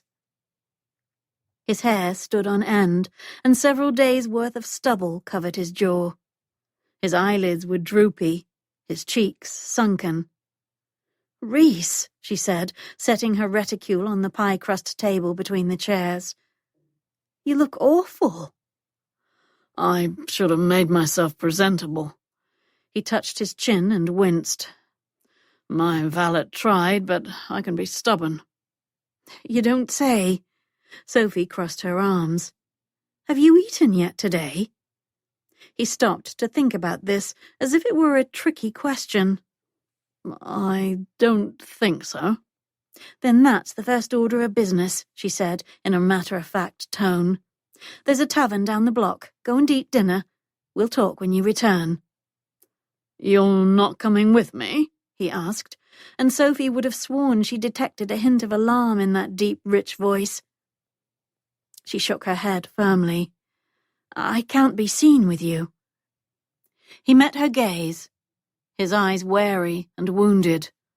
I'm not hungry, he countered. It's not open for debate, she said. You must eat before we discuss the particulars of our agreement. He hesitated. You'll wait here? She nodded solemnly. I promise. Grudgingly, he grabbed the jacket that was draped over the back of a chair and stuffed his arms into it. I won't be long, but lock the door behind me, just to be safe. She gave him a placating smile and waved him out the door. When she was alone, she wandered around the room, eager to have a better look at the shop. Most of the merchandise had been removed from the shelves and counters, but a few pitiful items remained. A single glove, a mismatched pair of socks, a couple of cravats, and a cane. Behind the counter, she found an assortment of cufflinks, buttons, and feathers. But she was more pleased to find an apron and a bottle of dusting oil. Thinking she might as well start cleaning the room prior to next week's meeting, she slipped the long apron, which she guessed had belonged to Mr. Peabody, over her head and grabbed one of the cravats to use as a rag. She dusted the counter and shelves and even ran her cloth over the leather chairs. She was so absorbed in the task that Reese startled her when he walked in, carrying a small sack in the crook of his arm. What's that smell? He asked, sniffing the air suspiciously. And why does it look like a brigade of overzealous maids came through here? Sophie brushed off her palms, untied the apron, and lifted it over her head. It's lemon oil, she said with a shrug. The room was overdue for a cleaning. Thank you, he said with a frown. I hope you know that's not why I asked you here. I know, she said, although she still wasn't entirely sure of the real reason. How was your dinner? I brought it back, he said, holding the sack aloft. There's a sandwich in here for you as well, some cheese and a couple of apples. He sat in one of the chairs and gestured at the other. When she didn't move, he said, You're not going to make me eat alone, are you? Tentative, she took the sandwich he offered and sat across from him. It seemed strange to be eating dinner alone with a man, and even stranger that they had no napkins, utensils, or table, a little like a picnic, but without the pesky insects. Feeling Reese's eyes on her, she nibbled at the sandwich. Delicious, she said. He unwrapped his and bit into it with obvious gusto. Food was an excellent idea, he admitted. I didn't realize how hungry I was. They devoured most everything Reese had brought from the tavern, with the exception of the apples, which they set on the table between them. The room had no clock on display, but Sophie suspected that the hour was close to midnight. Usually, by this time on a Friday evening, she would have made her way from the meeting to Fiona and Gray's house, where she often stayed up late visiting with her friends before making herself at home in their lovely guest bedchamber. But earlier that day, she'd sent Fiona a note informing her that she wouldn't be able to spend the night and would arrive early Saturday morning instead. Sending the note had felt a bit like crossing into dangerous, uncharted territory. Miss Haywinkle had been fond of saying that the rules of proper behaviour were in place to protect young ladies. Sophie had been sceptical, but as she sat across from the scruffy, brooding Earl of Warshire in the quiet, dimly lit room, she began to think that the headmistress may have had a point. And that was precisely why Sophie intended to set up rules governing their interactions. She needed to establish clear boundaries, lines that could not be crossed. "As I mentioned in Lady Rufflebum's garden," she began, "I think it's important that we spell out the terms of this arrangement." "I agree," Reese said earnestly. "But allow me to pour us some drinks first." Before she could object, he swept away the remnants of their dinner, disappeared into the back room, and returned with 2 glasses of brandy. He handed one to her, then clinked his glass against hers, before raising it and taking a long swallow. Sophie set hers down on the table without taking a sip. If there was ever a time she needed to keep her wits about her, tonight was it. "I am under no obligation to you," she began, "but to ensure there is no misunderstanding going forward, I wish to make a few things clear." "Fair enough," he said smoothly as he settled back into his chair. "I know that my request is highly irregular, but I'm not proposing anything improper. It's not my intent to seduce you, Sophie." Heat crept up her neck. Whether it was from talk of seducing, or the velvet sound of her name on his tongue, she couldn't say. Either way, she was grateful that the lantern was on the counter, and she and Reese were mostly in shadows. "I wasn't suggesting that you have wicked intentions where I'm concerned," she said. "I realize that such a thing would be highly unlikely." "Why is that?"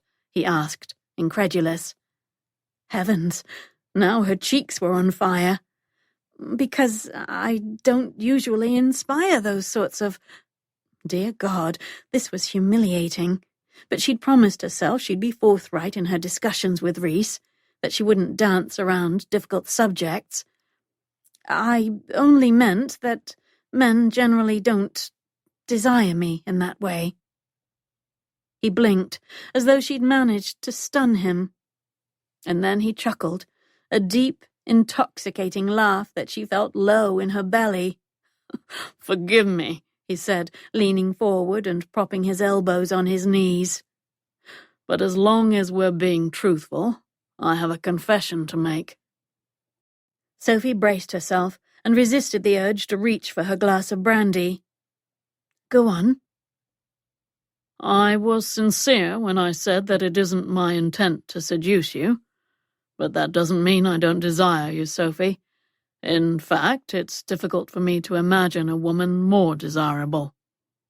His gaze, undeniably hot, lingered on her face for several heartbeats. Like a dormant bulb feeling the sun after a long, brutal winter, her body unfurled, blossoming with warmth. "The conversation seems to have veered off course," she said, doing her best impression of Miss Haywinkle. "The point is that I want to be clear about our agreement. You will permit me to use this room every Friday night between the hours of 7 and 11 o'clock. Afterwards, I shall endeavour to create an atmosphere that's conducive to sleep, but I make no guarantees."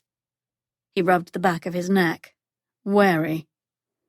"What exactly is going to happen here between the hours of 7 and 11? Sophie purposely ignored the question. "That brings me to rule number 1. "We have rules?" "You will make no inquiries about my use of the building, and will stay far away during the aforementioned hours." "Fine," he grumbled, arching a brow. "But this is a respectable tailor's shop. I hope you don't plan to turn it into an opium den." "If I do, it's no concern of yours," she said briskly. Reese took a swallow of brandy and shot her a knee-melting half-smile. "I'm intrigued, Miss Kendall." "Rule number 2, she continued. "Absolutely no one may know about this arrangement," she said soberly. Reese rubbed the stubble on his chin. "My staff?" Sophie's neck prickled ominously. "Why would they need to know?" "Because they're bound to see you at Warshire Manor," he said, as if it should have been painfully obvious. "But I assumed we'd be meeting here in the shop," she said, even as she realized he had other ideas. He shrugged. "In case you hadn't noticed," he said dryly, "there's no bed here." She stood and paced in front of her chair.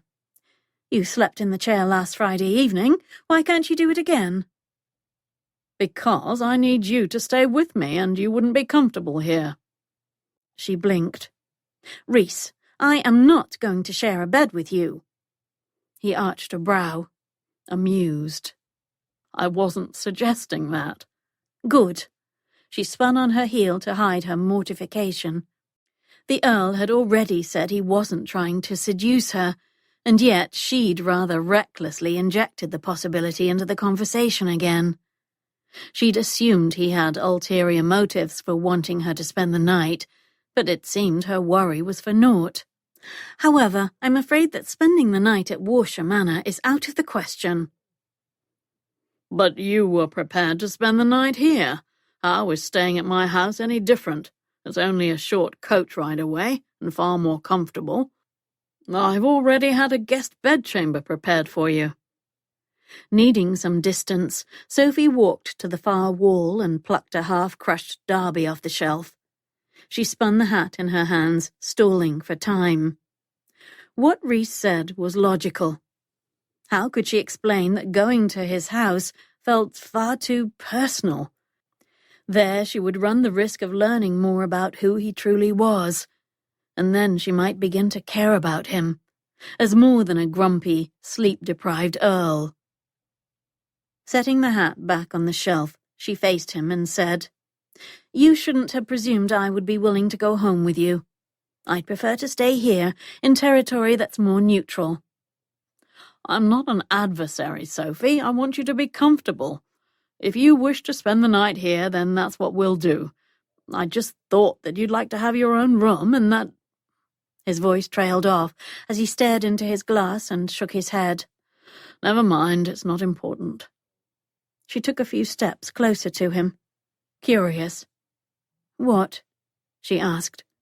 What's not important? He pressed his lips together as if determined to remain silent, but she walked right up to his chair, challenged him to look into her eyes. He held her gaze for several seconds, casually set down his glass, and stood so that they were toe-to-toe. He was so close that she could see the gold flecks in his irises and the dark fringe of his lashes. I was going to say that as long as you were at Warshire Manor, I thought you might enjoy spending time in my garden. The garden where you found the yellow rose? She asked, keenly intrigued. She could still see the flower's perfection in her mind's eye, could still feel its velvet petals against her cheek. The same one, he confirmed. But, as I mentioned, there's not much else to look at. The head gardener took ill last year and hasn't tended to it in several months. He's slowly recovering and is intent on returning to his duties as soon as he can. He's faithfully served my family for years, so I'm willing to wait, but in the meantime the grounds look rather bleak. Sophie swallowed. If there was one thing she found nigh irresistible, it was a gardening project, and the greater the challenge, the better. But she had to weigh that against the risks.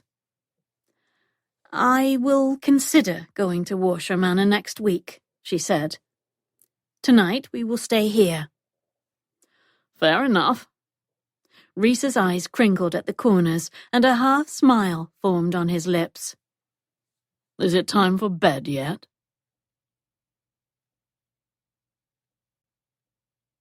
Chapter 7.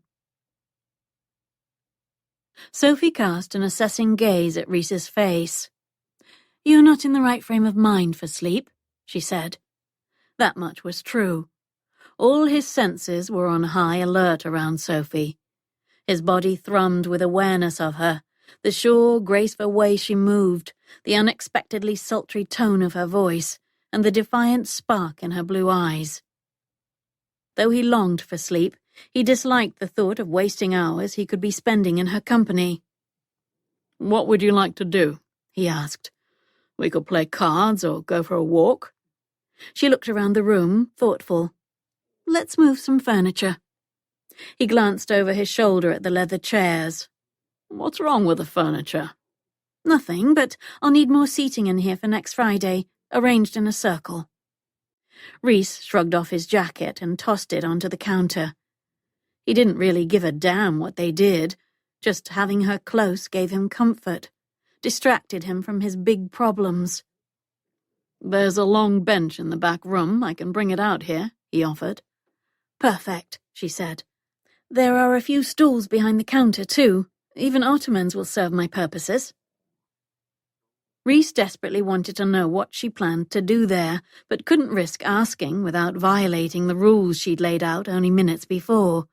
So he rolled up his shirt sleeves and brought every seat he could find to the center of the shop's front room, moving each one according to her directions.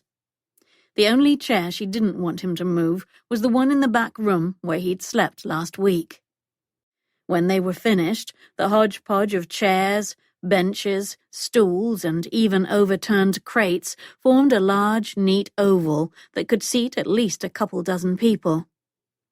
"It's a fine start," Sophie mused, slowly turning in the center of the circle like a dancer on a dais. "Thank you for your help." "My pleasure," he said, surprised that he meant it. "I brought more tea," she said, gesturing toward her reticule. "Would you like me to prepare some?" He thought about it for 2 seconds and decided he'd rather expire from lack of sleep than have her treat him like a feeble curmudgeon. "Thank you, but I think I'll stick with brandy for now." She looked suddenly self-conscious, almost nervous. "It's late, and I happen to know you're in need of rest. Perhaps we should go to the back room and see if we can make you comfortable." Good God, he didn't want a nursemaid. In fairness to Sophie, he wasn't sure what he wanted. "Are you tired?" he asked. "You're welcome to curl up in the chair back there. I can stay out here so you'll have some privacy." She shook her head. "I'm not sleepy. Maybe if we play cards for a while, our eyelids will grow heavy." Reese took a deck of cards out of the side table's small drawer and loosely shuffled them in his palms. "Shall I bring a larger table out here?" Sophie grabbed a few cushions off the chairs and threw them onto the carpet in the center of the circle. "No need. We can play on the floor." "21?" he asked, sinking onto a cushion across from her. "As long as you don't mind losing." There it was again, that sensual, slightly suggestive lilt to her voice, the one that made him feel like he'd just taken his first shot of whiskey. He propped himself on one elbow and dealt the cards. "Care to make a wager, Miss Kendall?" She met his gaze and pursed her lips, thoughtful. "I believe I would, my lord." It seemed to him that the room grew warmer, more intimate. "What did you have in mind?" "Money is too commonplace," she said, tapping her plump lower lip with an index finger. "Surely we can do better than that." His blood heated a few more degrees. "I concur." "I have nothing of value to wager," she drawled, "so we will need to be a bit more creative." No problem there. He'd already imagined 6 wagers, ranging from mildly improper to wildly wicked. "Name the stakes," he said. "Anything goes." "Are you certain?" As she picked up the cards he'd dealt and glanced down at them, her face gave no indication of her hand. "Positive."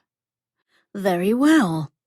She set down her cards, slowly stood, and walked behind the counter. She bent down, and when she straightened, she was hiding something behind her back. Deliberately, she returned to their spot on the carpet and eased her way to her cushion, the skirt of her dress billowing around her like a frosted cake. "Tonight we will wager." She produced a crystal bowl from behind her back, a bowl filled with buttons. She spilled them onto the carpet and then scooped them in her palms, letting them run through her fingers like pirate's gold. "Buttons," he said flatly. "The pink embroidered ones are the most valuable, obviously." She held one up for him to admire. "Obviously," he repeated, impressed that she'd managed to surprise him. "But the ones made of bone are also sought after," she said, matter-of-factly. He shrugged, playing along. Personally, I prefer the polished brass. Rather unimaginative, she teased, as she began divvying up the pot. Can't say I'm surprised. I hope you're prepared to lose your entire share. We'll see about that, he growled, but Sophie wasn't intimidated by his bluster.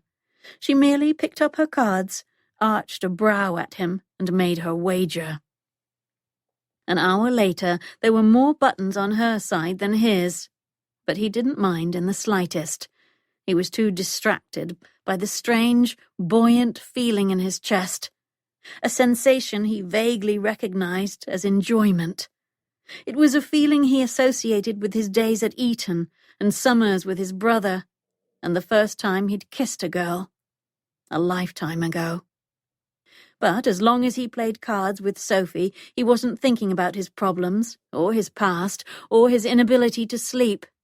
Instead, he focused on his cards, and her blue eyes blinking at him above her hand, and the mesmerizing movement of buttons from one pile to another and back.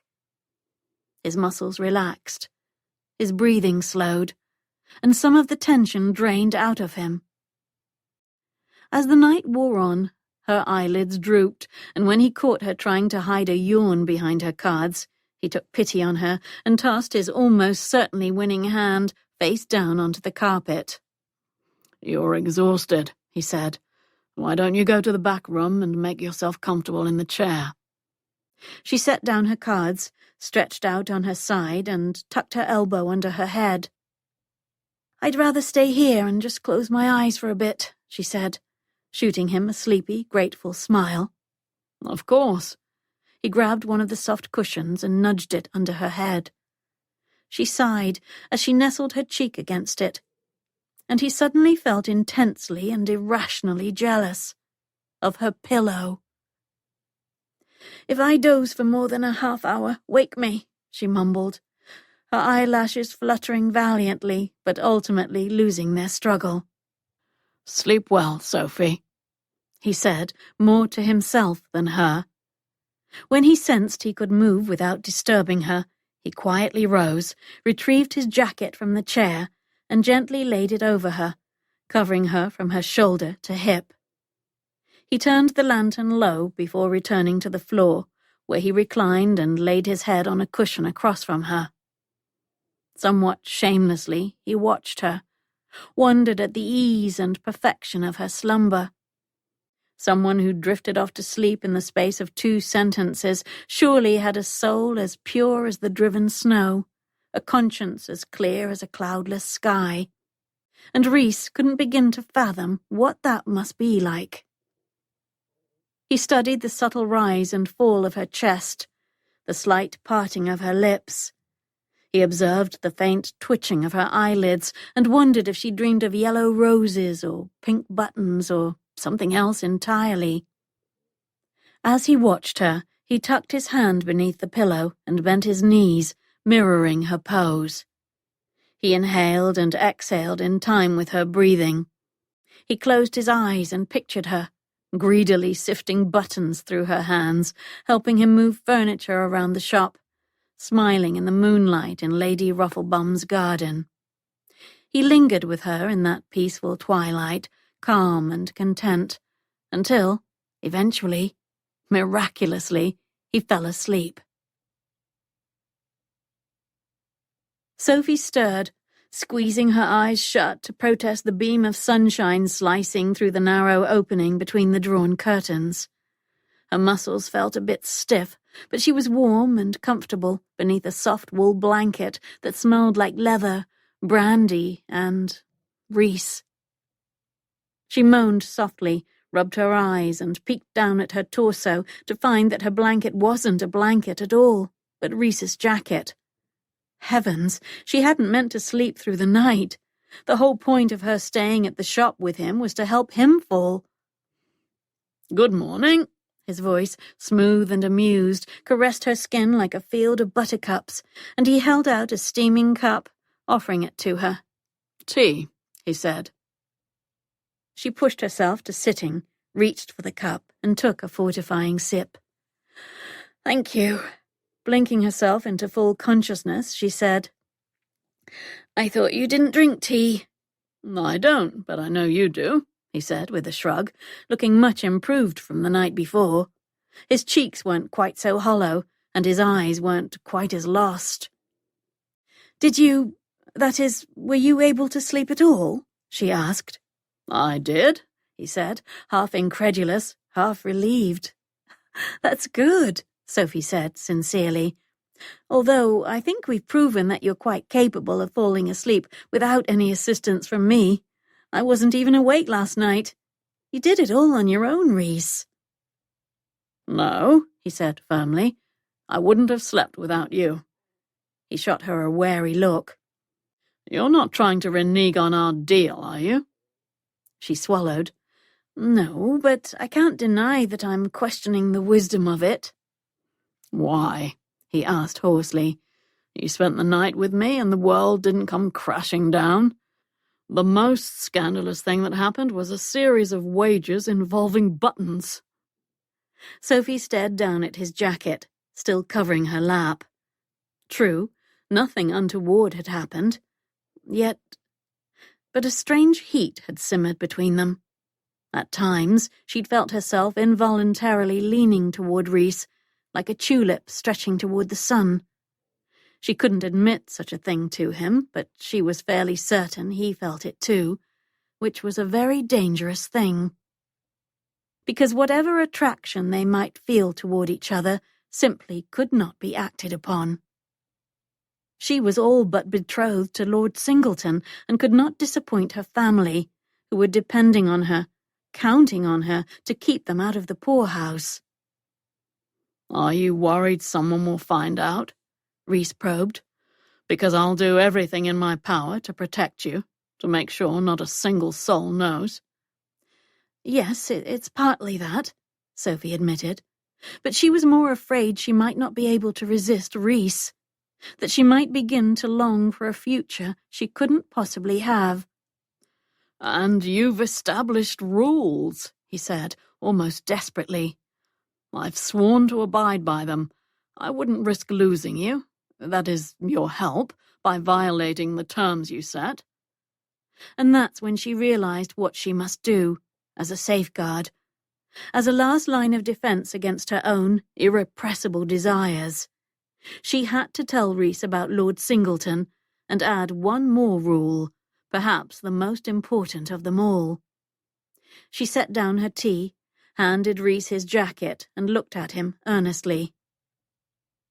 "One of the reasons I must be especially careful is that I plan to become engaged in a few weeks." "Engaged?" he repeated dully. "Yes," she continued, matter of fact, "to Lord Singleton. We've decided to wait till the end of the season to announce it." "Singleton," he mused. "The tall, respectable-looking bloke you danced with at Lady Rufflebum's ball?" "Yes." "I see." He stared at the crystal bowl of buttons sitting on the floor between them, and the vigour she'd seen in his face only moments before vanished. "Sophie, if you want to extricate yourself from this deal, from me, I understand. I won't pretend to be happy about it, but I do understand." "No," she assured him. "I agreed to help you, and I want to, if I can." "You already have just by being here." She took a deep breath. "I'll promise to stay with you every Friday night until my engagement is announced, if you'll agree to one more rule, one that may seem rather odd." He gave her an encouraging nod. "Anything you want." "Rule number 3, she said softly. "We mustn't touch each other." He shook his head as though confused. "I'd never touch you," he said gruffly, unless you wanted me to." "I know," she said evenly, "but the rule is absolute. No touching. Even if you want to. Even if I want to. And especially if we both want to." He scrubbed his palms over his face. "I've got it," he said soberly. "No touching." Not even contact that could be considered innocent or incidental. She needed a clear, firm line. The debutante's revenge had explained how easy it was to succumb to desire, and it would be far easier to resist if she abstained altogether. Reese gazed at her, his eyes unexpectedly hot. "You have my word." "Excellent," she managed, as she stood and stretched the stiffness from her limbs. "We have a deal." "I would offer to shake on it," he said, arching a brow, "but—" "Your word is good enough for me, Reese. I'm trusting you." That much was true. The person she didn't trust was herself. She was counting on rule number 3 to keep her feet on level ground and prevent her from tumbling head first over a perilous cliff. And she hoped it would be enough.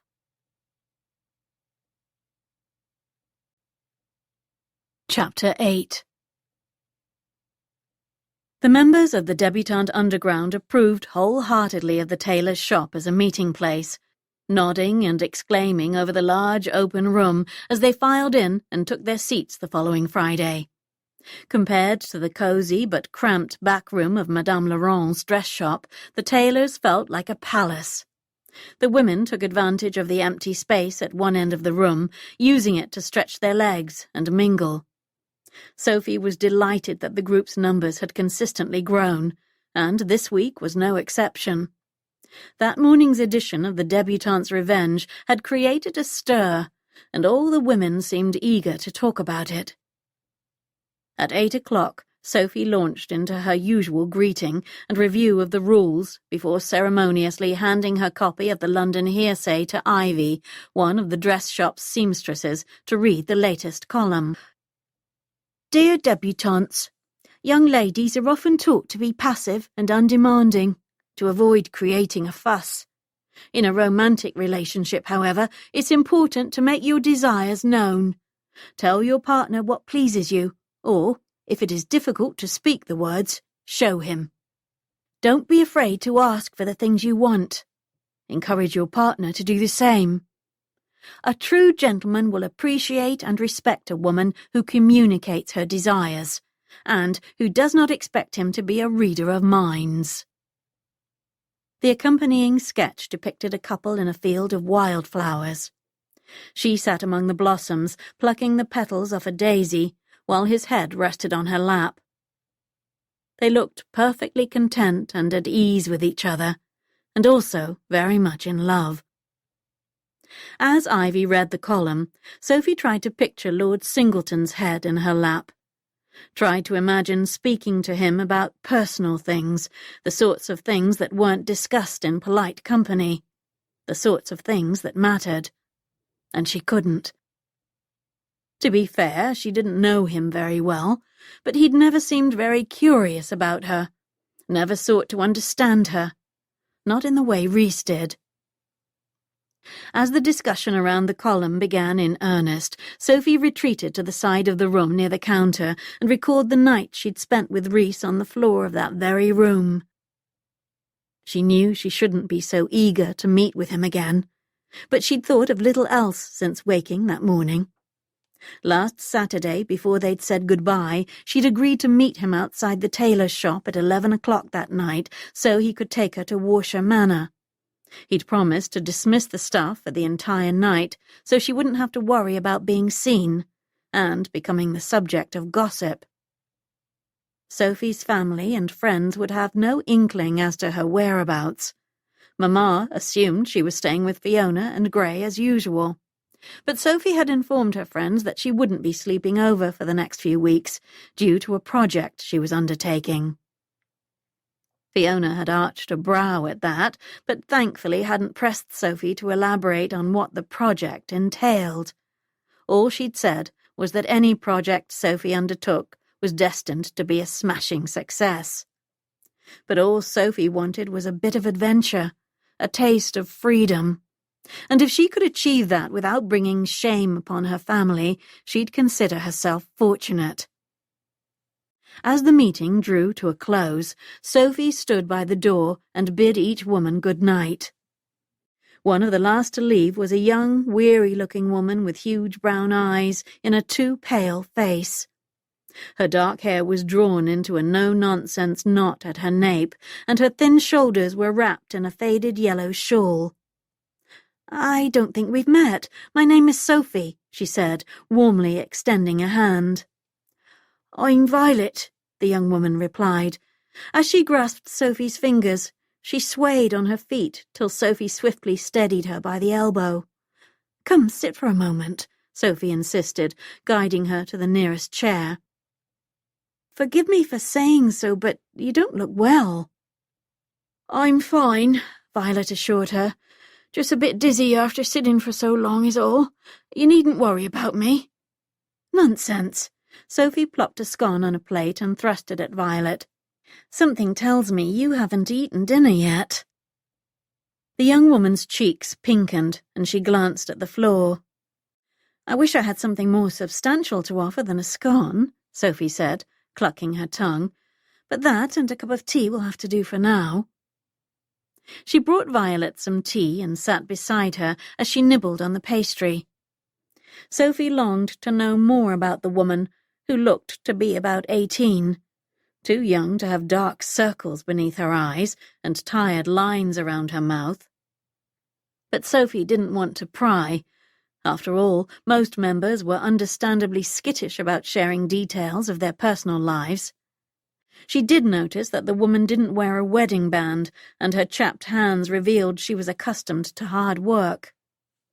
"I'm glad you were able to join us tonight," Sophie said sincerely. "The size of the group can seem a little overwhelming at first, but I hope you felt at home." Violet nodded vigorously. "Oh, yes, everyone was so welcoming and friendly, even though I'm just I was a maid." "One of the things I adore about the Debutante Underground is that it brings everyone together." Sophie strolled around the tailor's shop as she spoke, stacking plates and cups on a tray. "Within these walls it makes no difference whether you're a grande dame, a lady's maid, a shopkeeper, or a laundress. We all gather on Friday evenings for a singular purpose, to share our knowledge and experiences, and support each other." "That's lovely." Violet sounded wistful and hopeful at the same time. Sophie smiled as she gingerly watered Reese's potted plant, which, she had to admit, was looking marginally better. "It helps knowing that we're not alone." Violet's cup clattered against her saucer as though her hands trembled. "I'm afraid I must go," she said, standing abruptly. "Of course," Sophie said, sympathetic. She retrieved her reticule from behind the counter, withdrew the few coins she'd brought, and pressed them into Violet's palm. "It's not much, but I'd like you to have it." "I couldn't," Violet said, clearly appalled. "Please, think of it as a small gift." The coins amounted to Sophie's share of last week's earnings from the newspaper column. The earnings that Fiona and Lily had insisted on splitting 3 ways from the start. "One day, if you wish, you can pass the kindness along to someone else." "That's very generous. I don't know what to say except thank you." "It's nothing," Sophie said, with a dismissive wave. Violet gave Sophie a wobbly smile, clutched her shawl tight around her shoulders, and turned toward the door. "Take care walking home," Sophie called after her. "And I hope you'll be able to join us again next week." "I hope so too," Violet said softly, before vanishing into the darkness of the alley. Sophie's encounter with the frail young woman left her feeling uneasy as she finished washing the dishes and setting the shop to rights. But she had little time to dwell on the conversation because it was almost 11 o'clock, and Reese would arrive any minute. When he rapped on the window of the back door, she grabbed her portmanteau, extinguished the lantern on the counter, and met him in the alley, her heart pounding as if she'd run a mile. "Sophie," he said, sounding faintly relieved. "You're well, I hope?" "Yes," She exhaled slowly, willing her pulse to slow. "And you?" He shrugged. "Better now." He gestured toward her bag. "Would you like me to carry that? I have a hackney cab waiting for us 1 block over." "Thank you." She handed him the portmanteau, taking care to avoid contact with his hand. Then she draped her shawl over her head like a hood, concealing herself, just in case they encountered anyone during their short walk. A few minutes later, they were in the cab, rumbling through the streets, on their way to Warshire Manor. Reese sat beside her, keeping a safe distance on the seat between them. Occasionally, he glanced over at her, almost as though assuring himself she was still there, but mostly he stared out the window. He looked much the same as he had the previous Friday evening, agitated, exhausted, and generally at his wits' end. Unfortunately, his weary state didn't detract from his attractiveness. The planes of his face were eminently masculine, from his straight nose to his pronounced cheekbones to his square jaw. The moonlight illuminated the light stubble on his chin and the golden streaks in his collar-length hair. His long, sinewy legs sprawled across the cab, and the muscles of his shoulders flexed beneath the stretched fabric of his jacket, making the interior of the coach seem rather intimate and warm. "The drive won't take long," he said, "and, as you requested, I made certain that all the staff left for the weekend, and there's nary a maid nor a footman in sight. They're delighted to have some time off." "I'm glad," she said. "Thank you." "Of course. That means we'll need to fend for ourselves. We won't have a butler, housekeeper, coachman, or, most importantly, a cook." "I feel certain we'll survive the night," she said with a smile. The lights of town began to fade, and the landscape outside their windows changed from box-like buildings and paved streets to lush fields and twisting roads. The farther they travelled from London, the more she relaxed. For tonight she wasn't Miss Kendall, the unfailingly proper, ever-dutiful daughter of a destitute baron who would soon be betrothed to a marquess. She was simply Sophie. And for once the possibilities seemed limitless. At last the hackney cab rumbled up a long winding path, leading to a striking structure that appeared 1 part medieval castle, 1 part soaring cathedral. Gothic windows, a massive arched door, and a pair of pointed turrets probably would have made the manor house look foreboding to most people, but Sophie found it strangely beautiful and unique. When the coach rolled to a stop, Reese hopped out and turned to help her disembark, before remembering himself and quickly shoving his hands in his pockets. He paid the driver and arranged for him to return at 11 o'clock the next day. The driver readily agreed, and as he drove off, Sophie realized that for the next 12 hours she and the Earl would be entirely alone, a prospect that both thrilled and frightened her.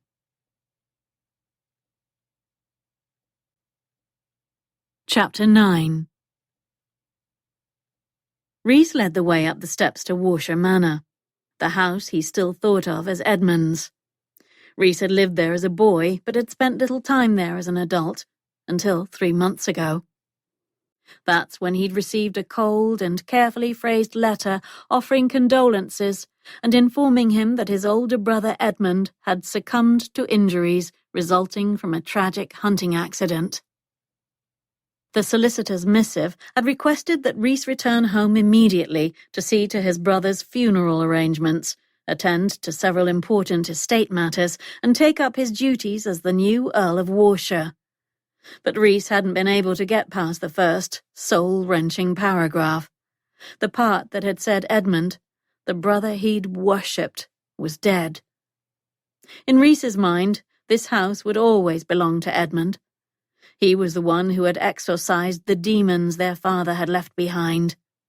He was the one who should have lived here until a ripe old age, secure in the knowledge that his children and grandchildren would carry on the family name and bloodline. But Edmund was gone, and since the continuation of the family line now depended on Reese, well, it didn't stand a chance.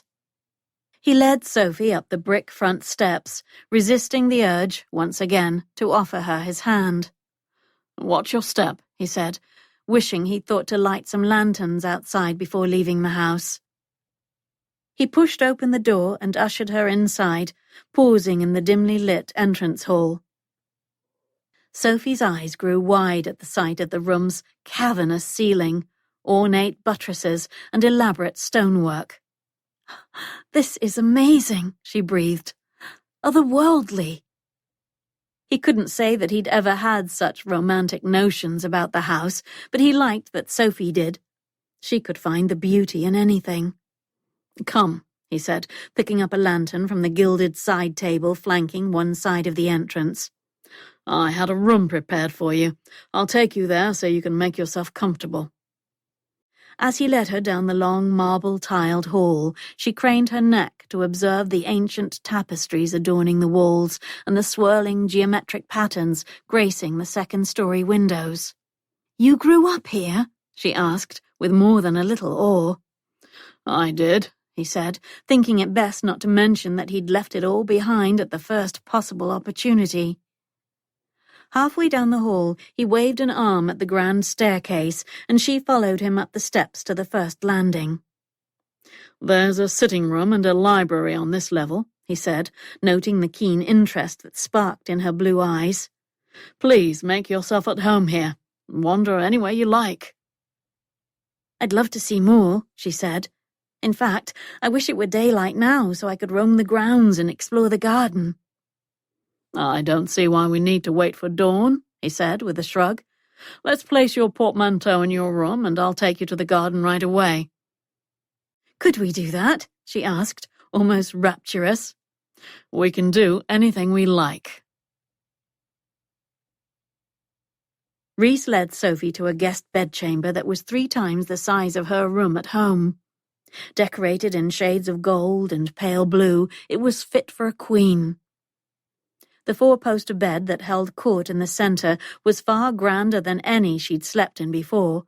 Even her bed at Fiona and Gray's couldn't compare. "I hope you'll be comfortable here," he said earnestly. "I'm sure I shall," she replied, a little breathless. "Where are your quarters?"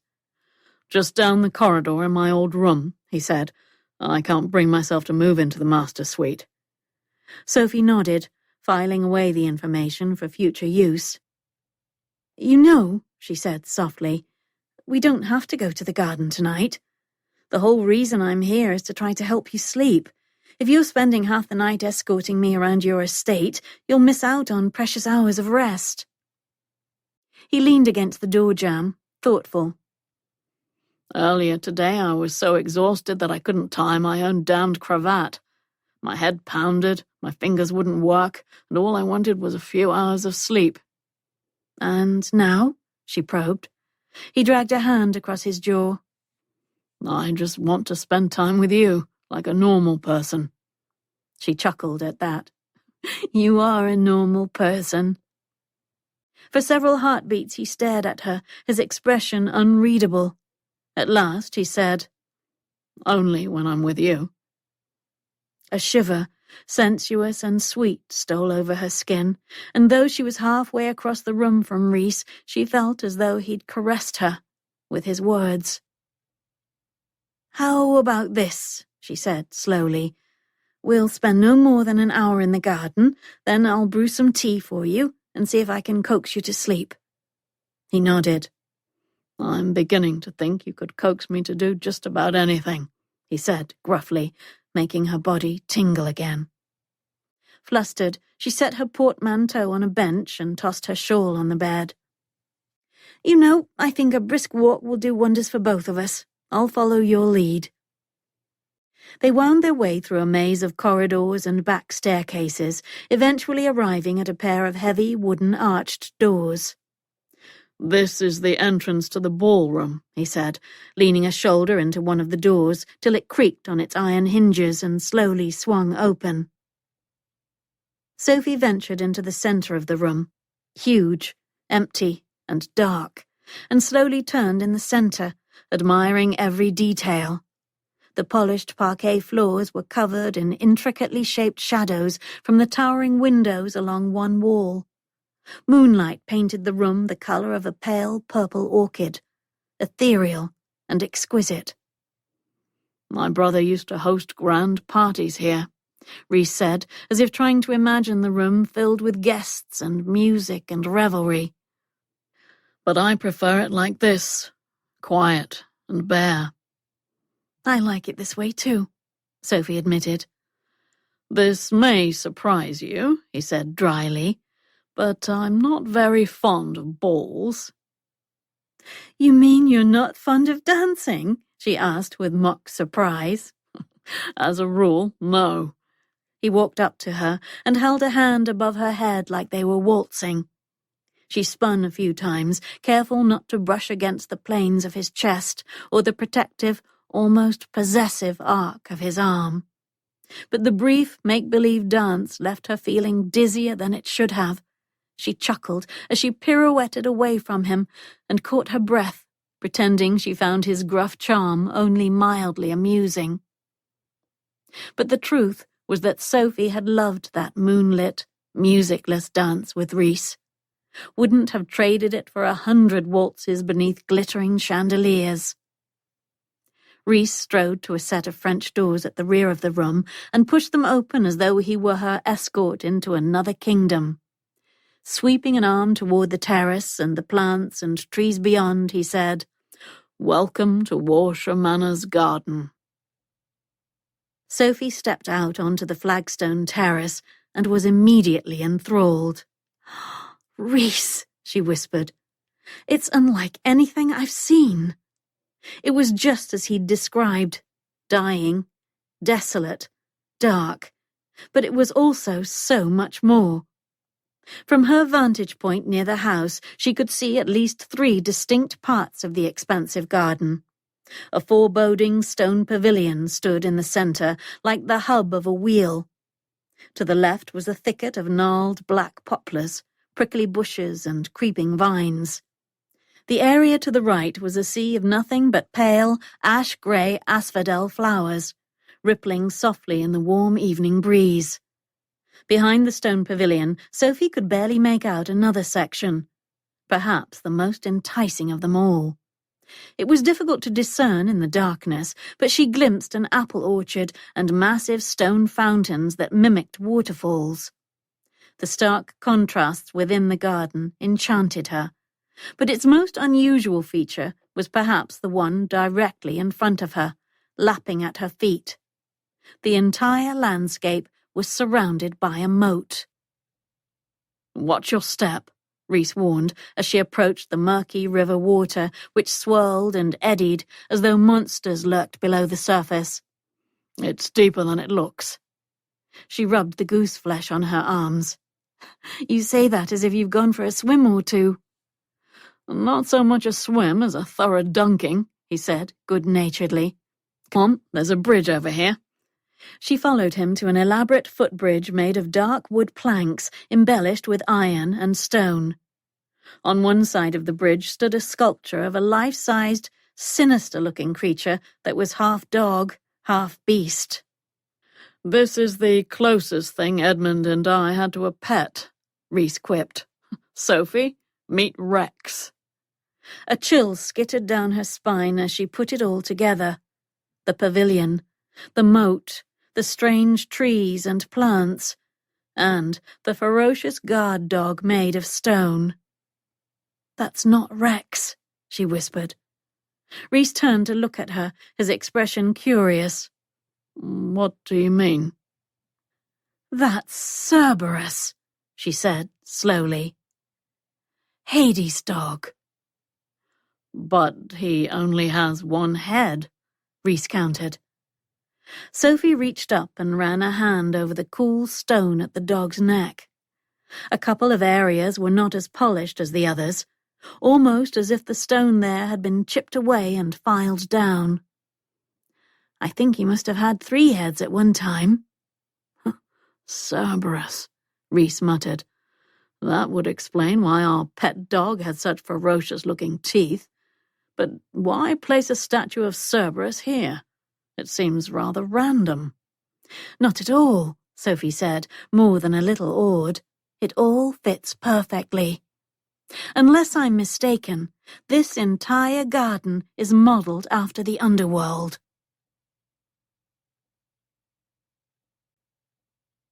Chapter 10. Reese scratched his head, sceptical. Granted, this might not be your typical English garden, full of obedient rose bushes and tidy hedges, but the underworld? Sophie's blue eyes seemed to capture the light from every star that shone above, and she nodded as if delighted to discover that his garden was some sort of tribute to Hades, god of the dead. "Isn't it fantastic?" she whispered, almost reverent. "Wonderful," he said dryly.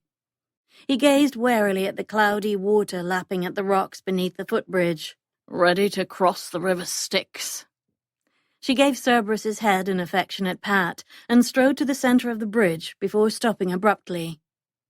"I almost forgot. We're supposed to pay the ferryman." She inclined her head toward the water meaningfully. "Of course we are," Reese grumbled, but he jammed a hand in his pocket, withdrew a coin, and flipped it into the water, where it landed with a plunk. Sophie's gleeful expression made him want to toss a dozen more coins in the godforsaken moat. All his worries that she'd find the house too imposing or dismal had been for naught. Indeed, she seemed to appreciate its oddities and eccentricities. As he led her deeper into the garden, he could almost see her shrewd eyes assessing each area, wondering about the choices of flora, noting the spots that required attention. He could almost see her palms itching to prune and weed and tend. "I need to brush up on my mythology," she mused. "I'm certain there are all sorts of clever clues hidden among the plants and sculptures."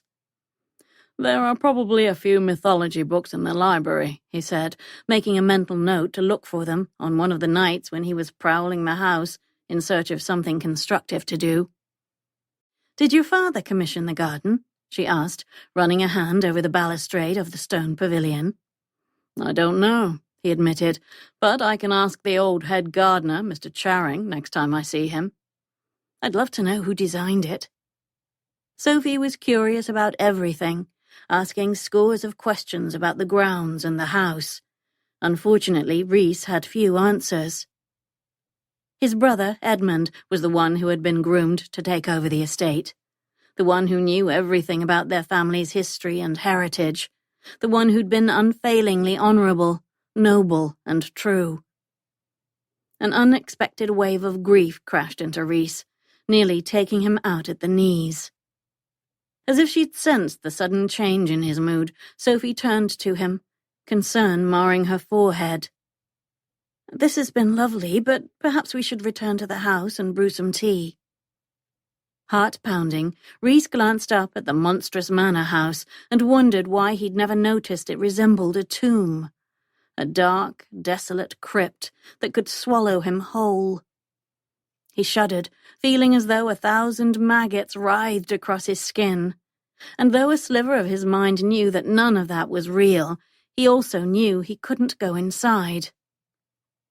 "I'll walk you back," he choked out, yanking at his cravat. "But if you don't mind, I'd rather stay outside for a while."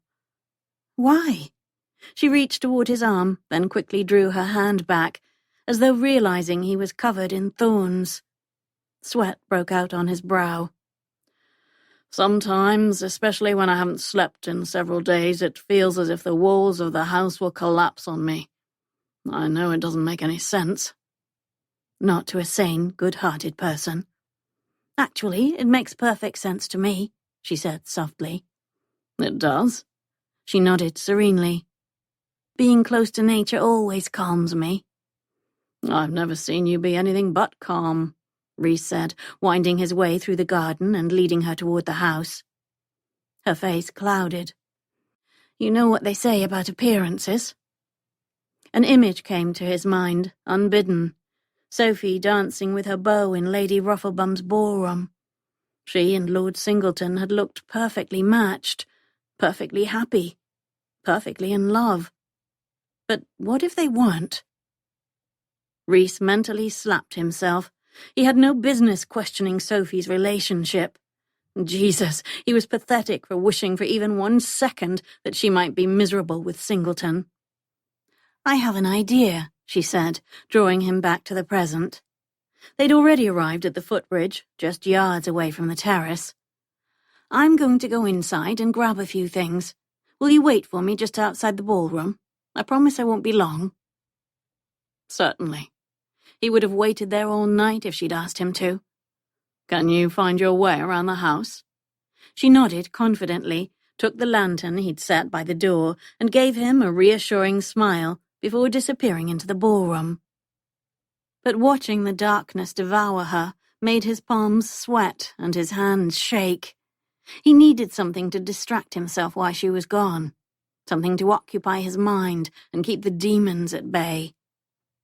He closed his eyes and pictured Sophie strolling through the garden like a goddess, spreading light and goodness everywhere she went. Twisted, tangled branches bowed before her, pale, feathery flowers gathered at her feet. And then he knew exactly what to do. He had time before Sophie returned. He just had to make a quick journey across the River Styx. Sophie found her way back to her bedchamber, opened a chest at the foot of the four-poster, and pulled out 2 thick quilts.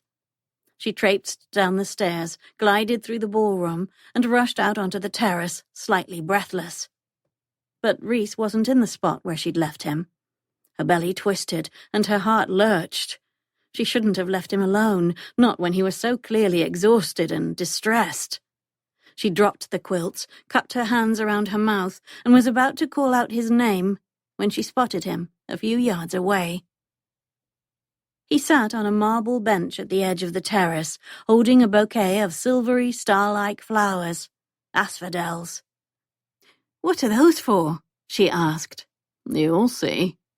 He shot her an enigmatic smile and gestured toward the quilts heaped at her feet. "What are those for?" he echoed. She scooped up the blankets and gave him a saucy smirk. "Follow me." They left the lantern behind and relied solely on the glimmer of the moon and stars as they tramped across the lawn. For Reese's sake, Sophie wanted to put some distance between them and the house. Maybe, if the conditions were right, she could coax him to sleep. She wandered down a hill toward a copse of birch trees and stopped beneath the largest. She turned slowly, assessing the area. A balmy breeze rustled the leaves overhead, and a mattress of soft, fragrant grass tickled the tops of her feet. The house had all but disappeared from view, and nature surrounded them in a comforting cocoon. "This is perfect," she said. "Will you help me spread out these quilts?" He cast her a quizzical look, but set down the flowers. Careful to avoid touching her, he took one side of a blanket, pinched the corners, and lifted it, letting it billow to the ground. They repeated the process for the second quilt, placing it a few inches from the first. Sophie waved her hand at the blankets. "These shall be our beds tonight," she announced, kicking off her slippers and sitting in the center of one of the colorful patchwork quilts. Reese's face was unreadable as he sat on the other blanket and faced her. "Have you ever slept outdoors before?" She tapped her finger to her lips as she considered the question. "I have napped outside. Does that count?" He picked up one of the asphodel flowers and tentatively plucked a few leaves off the stem. "I suppose so." "Have you slept outside before? All night, that is?" He nodded soberly. "I have. Many times." "Do you enjoy it?" she probed. Silence stretched out between them, and Reese suddenly seemed miles away. She leaned closer, straining to see his face in the darkness. "Reese?" Maybe it had been foolish of her to bring him here. Perhaps she was only making matters worse. He shook his head and frowned at the flower in his hand, as though he'd forgotten he held it. "Forgive me," he said, his voice rusty and raw. "I was thinking about the last time I slept outside.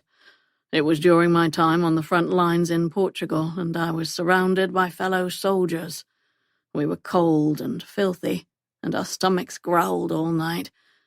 But to answer your question, yes, in spite of all that, I did enjoy sleeping outside. Sophie closed her eyes briefly, trying to imagine a fraction of the horrors he must have endured. Her mouth went dry. I didn't know you were a soldier. Major in the 41st Foot, he said, dragging a hand down his face. I bought my commission 8 years ago and fought up until the day I received word about my brother. The next day I left my regiment to come home. She waited to see if he'd say more, but he didn't. Still, it was a start.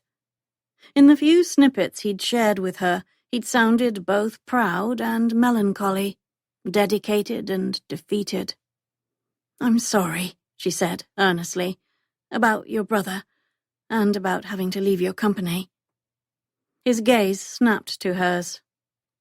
You're the first person who said that you're sorry about me leaving the infantry, he said hoarsely. Everyone assumes I'm grieving for my brother, and God knows I am, but no one seems to understand that I never wanted to come home, that I don't belong here. Sophie's throat grew tight. Reese, things must feel strange right now, all of this. She waved a hand in the direction of the house, hoping he understood she was talking about the title, the estate, and all it entailed. It's new to you, but you're not alone. I left all my friends behind, he said, his voice steeped in shame. You must have some family or friends here in London. She prayed he wasn't entirely alone. Just my valet, Gordon, he said flatly. He's the only one I trust. It may take a while for me to prove it to you, Sophie said deliberately, but you can trust me, and count me as a friend. A flicker of relief and hope flashed in his eyes. You can trust me, too, he said, before turning his attention back to the flowers. One by one he knotted and clumsily wove together the stems of at least a dozen of the delicate lavender-grey blossoms. Are you going to tell me what you're making? She teased. I should think it will be obvious. He held up a disjointed circle of squished petals, bent stalks, and wilted leaves. It's a flower crown. With uncharacteristic endearing shyness, he added, For you. Oh, Sophie breathed. No one had ever made her a flower crown before, and she couldn't have loved it more if it were a diamond tiara. It's lovely. It's my first attempt, he said with a chuckle, and probably my last, but I'm glad if you like it. I adore it, she confirmed. Then it's time for your coronation. He moved closer to the edge of his quilt, assumed an appropriately serious expression, and propped an elbow on his bent knee. She scooted closer to the edge of her blanket, her legs bent to the side, and looked up at him, expectant. Only a few inches separated them, and her body thrummed with awareness of nature, the night, and him. He cleared his throat and let his gaze sweep across the landscape, the lawn, the garden, the woods, and the dark violet horizon beyond. Loyal subjects, he began in his deep, rich voice, I hereby present to you Miss Sophie Kendall, your undoubted queen.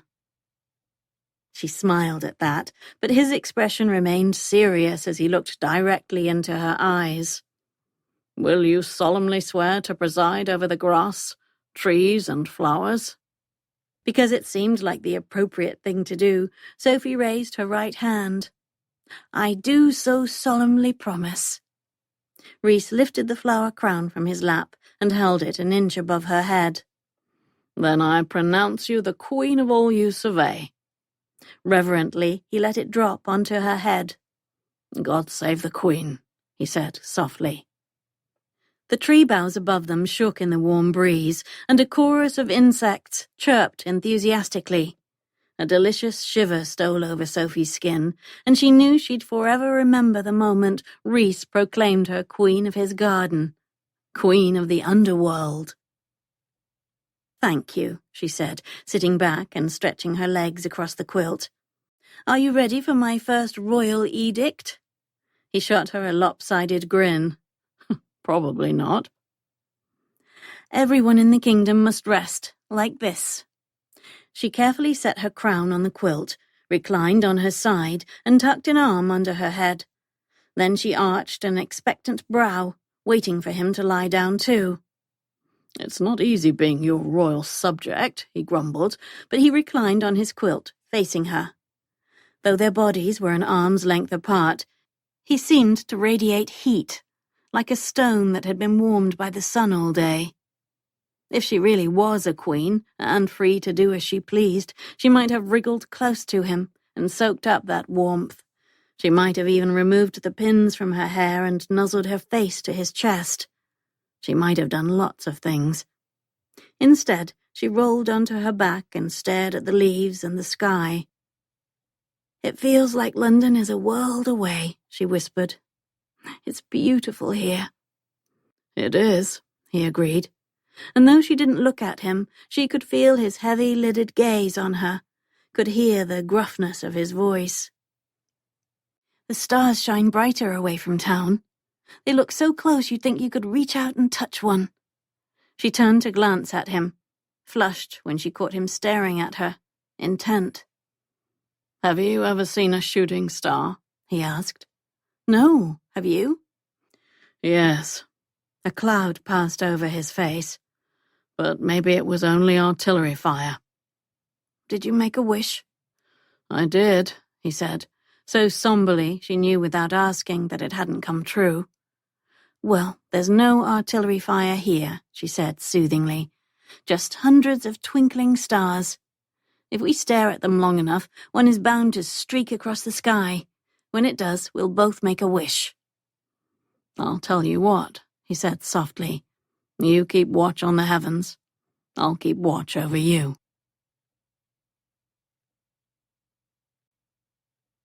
Chapter 11. Reese felt grass sticking to one side of his face, the morning sun warming the other. His heart kicked into a gallop out of sheer habit, but then he recalled where he was, lying on the lawn at Warshire Manor, with Sophie by his side. He peeked at her through sleep-swollen lids, relieved to find her still resting next to him, covered with the quilt he'd placed over her last night. A few golden strands of her hair had slipped free from their pins. As though she'd sensed that he'd awoken, she brushed the hair off her face, stretched, and opened her eyes. "Did you sleep?" she asked. "Aye." The last time he'd slept so soundly might have been when he and Edmund had gone swimming in the lake as boys. They jumped and splashed in the water till their fingers and toes shriveled and their lips turned blue. When they were finally too exhausted to float, much less swim, they dragged themselves out of the water, collapsed on the sandy ground, and napped for hours. "We should go swimming next week," he said. Sophie shot him a curious look and rubbed her eyelids. "I wonder what time it is," she said worriedly. "I need to be at the house when the hackney cab arrives." Reese reluctantly pushed himself to sitting. "I don't think it's very late yet, but we can make our way back and check the time.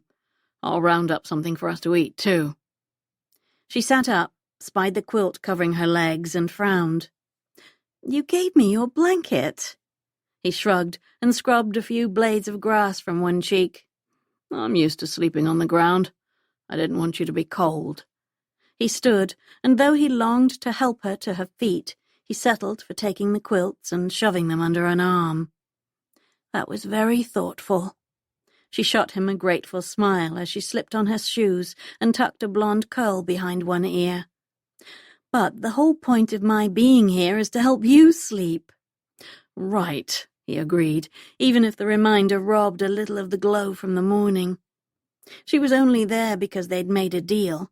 She'd wanted the use of his building one night a week, and he required her help to fall asleep. She was the sort of soft-hearted person who probably routinely rescued stray mongrels and broken-winged birds. He'd essentially taken advantage of her good nature and begged for her help, knowing it would be nigh impossible for her to refuse. That was the reason she was there, the reason she tolerated his company, for now. He couldn't let himself forget that. She scooped her wilted flower crown off the ground, letting it dangle from her fingertips as they strolled back to the house in comfortable silence. He took her through a back entrance and led her to the main corridor, where the grandfather clock confirmed they had half an hour before the hackney cab was scheduled to return.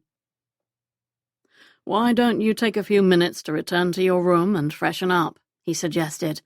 "I'll see what I can find for us to eat and meet you in the dining room." "Perfect," she said, placing a hand over her belly. "I'll return shortly." He raided the larder and found a couple of hard-boiled eggs, a basket of pastries, and a variety of fruit that his cook had thoughtfully prepared before leaving for the weekend. Reese set everything on the dining room table and grabbed plates and silverware from the sideboard while he waited for Sophie. When she breezed into the dining room a few minutes later, she wore a pale pink gown embroidered with dark pink flowers that made the formerly dreary room feel like a garden party. She set her portmanteau by the door and allowed him to pull out her chair for her. "This looks delicious," she exclaimed, helping herself to a sweet roll. "I confess, I'm famished." While they ate, she asked a few questions about the house and the garden. He asked her about her childhood and her favourite school subjects. Neither of them dared tread too close to sensitive or revealing topics. With the end of their time together looming, Reese felt as though they'd already begun to say goodbye, at least till next Friday. But then, shortly before it was time for her to leave, Sophie turned to him and said, "Could I ask you something rather bold?" "Certainly," he said, hoping her question had nothing to do with his brother, his time on the front lines, or any other personal demons. "Do you think your head gardener would mind if I provided a short list of chores for your groundskeeping staff to undertake?" "I doubt it," Reese replied. "I believe he's been housebound for almost a year. I'm sure he doesn't expect the garden to remain untouched in his absence." "I wouldn't want to overstep," Sophie said. "And the suggestions would be small improvements intended to restore the garden to its former glory. I have no wish to turn it into something else, because, well, there's something magical about it just as it is. I'd hate for a well-meaning but overzealous member of your staff to try and change the essence of the garden." "No, we'll ensure that it retains its underworld quality, so Hades always feels right at home," he teased, before adding, "I'd be grateful for your suggestions. What would you like to see done?" "Why don't I write out a list?" she said, setting her napkin on the table, "with instructions you can give directly to your staff." "Very well." He pulled out her chair and led her down the hall to his study, where he invited her to sit at his desk. "You have a few unopened letters here," she said, pointing to 3 envelopes addressed to him, sitting near his quill. "Yes." All of the letters were from the same woman. He'd never met her, and yet he knew a dozen little details about her. That her hair was the colour of a sunset, and her skin was as freckled as a quail's egg. That she made the best suet pudding and the worst kidney stew in all of England. Her latest letter had arrived yesterday, but the others had been sitting there for at least a week before that. Taunting him, tormenting him, but he couldn't bring himself to open them. So he unceremoniously swept them into a drawer and produced a clean sheet of paper for Sophie. He prowled the study while she wrote. A few minutes later, she set down the pen and stood. "There," she said, leaving the paper on the desk. "This will make a fine start." "Thank you." He moved away from the window, where he'd kept an eye on the pebbled drive in front of the house. "The hackney cab just arrived." He wanted to ask her where her family thought she was and whether she was going directly home now. He wanted to know if Lord Singleton treated her well, and whether she looked at him the way she'd looked at Reese when he'd given her the flower crown. But he knew damned well those things were not his business. "Well then," she said with forced cheerfulness. "I suppose I shall see you next Friday evening. Same place, same time?" "Yes," Reese said, already wishing away the days in between. "I will see you then." He picked up the portmanteau, walked her outside, and stood back while Sophie spoke to the driver, presumably giving him an address. Then Reese paid the man and opened the cab door for her. "Promise me that you'll take care of yourself?" she asked, her forehead creased with concern. She took a satchel of herbs from her reticule and dropped it into his palm. "Ride your horse during the day and try to sleep at night, with the valerian root tea or without it, in your bed or under the stars. Just—" she tilted her head as though searching for the thing that would help him most. "Just think of me." "I will," he said solemnly. At last, he'd made a promise that would be easy to keep. "You're acting rather nervous today," Lily said, narrowing her striking green eyes at Sophie. "Like the time we hid a frog in Miss Haywinkle's bed and you insisted on sneaking back into her room to take the poor creature out." "I felt bad for Miss Haywinkle, and the frog," Sophie said with a laugh. "But you're right. I confess I am feeling anxious." She'd been frazzled ever since the hackney cab had dropped her off at Fiona's house an hour ago. Lily and Fiona were more like sisters than friends. Sophie wasn't accustomed to keeping secrets from them. And Reese was a very big secret. The trio of women had gathered that morning, as they did each Saturday, to discuss their plans for the next Debutante's Revenge column. They'd taken care of business quickly, which left them time to chat and catch up on the week's events. But for Sophie, the last 12 hours with Reese had eclipsed everything else in her world. "Would your nervousness have something to do with your whereabouts last night?" Fiona asked, momentarily looking up from her easel. There was no hint of censure in her voice. Sophie knew instinctively that Fiona and Lily would never judge her harshly, even if most of the ton would. "Did something happen after the meeting?" "Yes," Sophie admitted. She stood, walked to the window of Fiona's lovely studio, and swept aside a gauzy silk curtain so she could gaze at the trees outside, just beginning to bud. "I'm involved in a new project. It's only temporary," she said, feeling an unexpected pang. But she'd known her involvement with Reese couldn't continue once she was betrothed to Lord Singleton.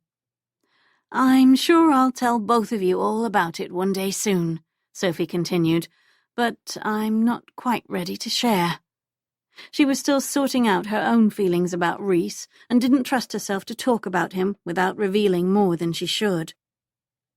She knew Fiona and Lily would support her no matter what. They'd encourage her to follow her heart, but Sophie did not have that luxury. It wasn't possible for her to pursue her own happiness, not when her family's future rested on her shoulders. "You may confide in us if and when you wish," Fiona said sincerely. "We would never press you to reveal your secrets." "Speak for yourself," Lily quipped, flashing a mischievous smile. "I want to know everything." "Pay no attention to her," Fiona said, shooting her sister a slightly scolding look. "We know and trust you, unlike a certain person in this room." She rolled her eyes meaningfully in Lily's direction. "You'd never engage in behaviour that was illegal or improper." "Of course not," Sophie said, perhaps a bit too vehemently. Lily laughed and rubbed her palms together with obvious glee. "Miss Sophie Kendall," she teased, "you are involved in something scandalous, and I, for one, cannot wait to discover what it is."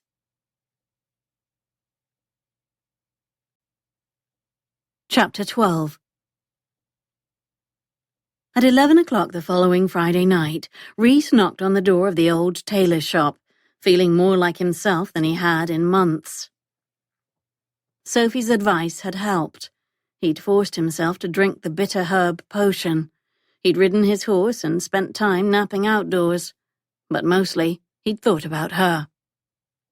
He'd thought about her as he spent hours every day completing the list of gardening chores she'd provided, It had taken him 2 whole mornings of poking around in the moat with a fishing net to strain out all the algae and debris. He'd sanded and painted the footbridge, he'd weeded and trimmed the vegetation along the walkways and in front of wrecks. If he was uncertain whether he should remove a stalk or leave it, he always erred on the side of leaving it, because he knew that's what Sophie would want. When an appalled groundskeeper discovered Reese working in the garden, he'd tried to take over, but Reese wouldn't allow it. He wanted this project, needed this work, craved this connection to Sophie. Every sore muscle and aching joint reminded him of her, and somehow that made it easier for him to sleep a few hours each night. Now that Friday had arrived, he wanted time to slow to a crawl. The hackney cab waited 1 block over, ready to take Sophie and him back to Warshire Manor. When at last she smiled and waved at him through the window of the tailor's shop, his chest squeezed. The next 12 hours were all theirs. He'd known she'd be eager to see the garden again, so as soon as they alighted from the cab, he set her bag inside the front door, grabbed a lantern, and led the way through the house and out the back door. The night was warm and overcast, making it difficult to see beyond the light of the lantern, but Sophie seemed to notice everything. "The footbridge!" she exclaimed. "Oh, Reese, the black finish is perfect! Such a stark but beautiful contrast to the white stone of Cerberus. I love that he's in full view now, too, taking up his post as our loyal guard dog." He tried not to grin at her use of the pronoun our, but felt his face crack anyway. "You can have a better look at everything in the morning. All the tasks on the original list are completed, so you'll need to let me know what you'd like to see accomplished next." "Yes," she mused. "I'm sure there's more that could be done to restore this place, but I'll need to think on it, after I've spent some more time here." He stroked his jaw to hide the smile that resurfaced at the thought of her spending more time at Warshire Manor. "Are you tired?" he asked. "Not really." She slowly circled the large stone pavilion at the center of the garden till she met back up with Reese. "Are you?" "No," he said. "I was thinking that if you don't mind walking a little farther, I could show you the lake." "That sounds lovely," she said, wistful, "but I fear it's too dark for us to see anything properly." "Why don't we give it a try?" he suggested. "If it's too dark, we'll head back to the house." "I suppose it can't hurt," Sophie said, shrugging her slender shoulders. "And an evening walk might be just the thing to induce sleepiness." "If you say so." He shot her a smile, wished he could take her hand and hold it all the way to the lake. It would have been completely natural for him to do so, and lately it was becoming more difficult to stop himself from reaching for her. Somehow he knew that her skin would be soft and warm, and that the pressure of her palm against his would be just right.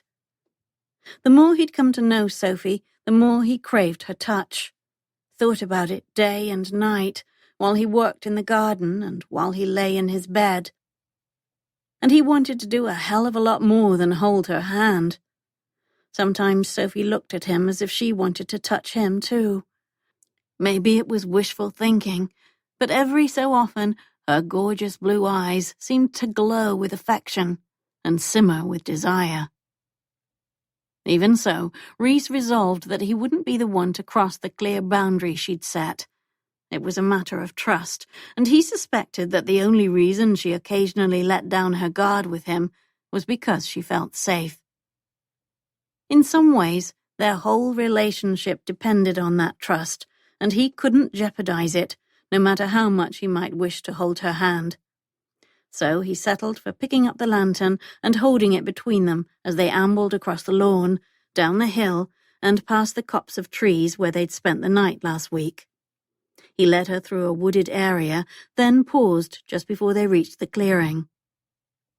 Sophie turned to him, expectant. "Is something wrong?" "Not at all," he said, grinning, as he held the lantern aloft. "Follow the path right between those 2 trees, and then you'll see the lake." Sophie looked down at the dirt path, taking care to step over sticks and small rocks.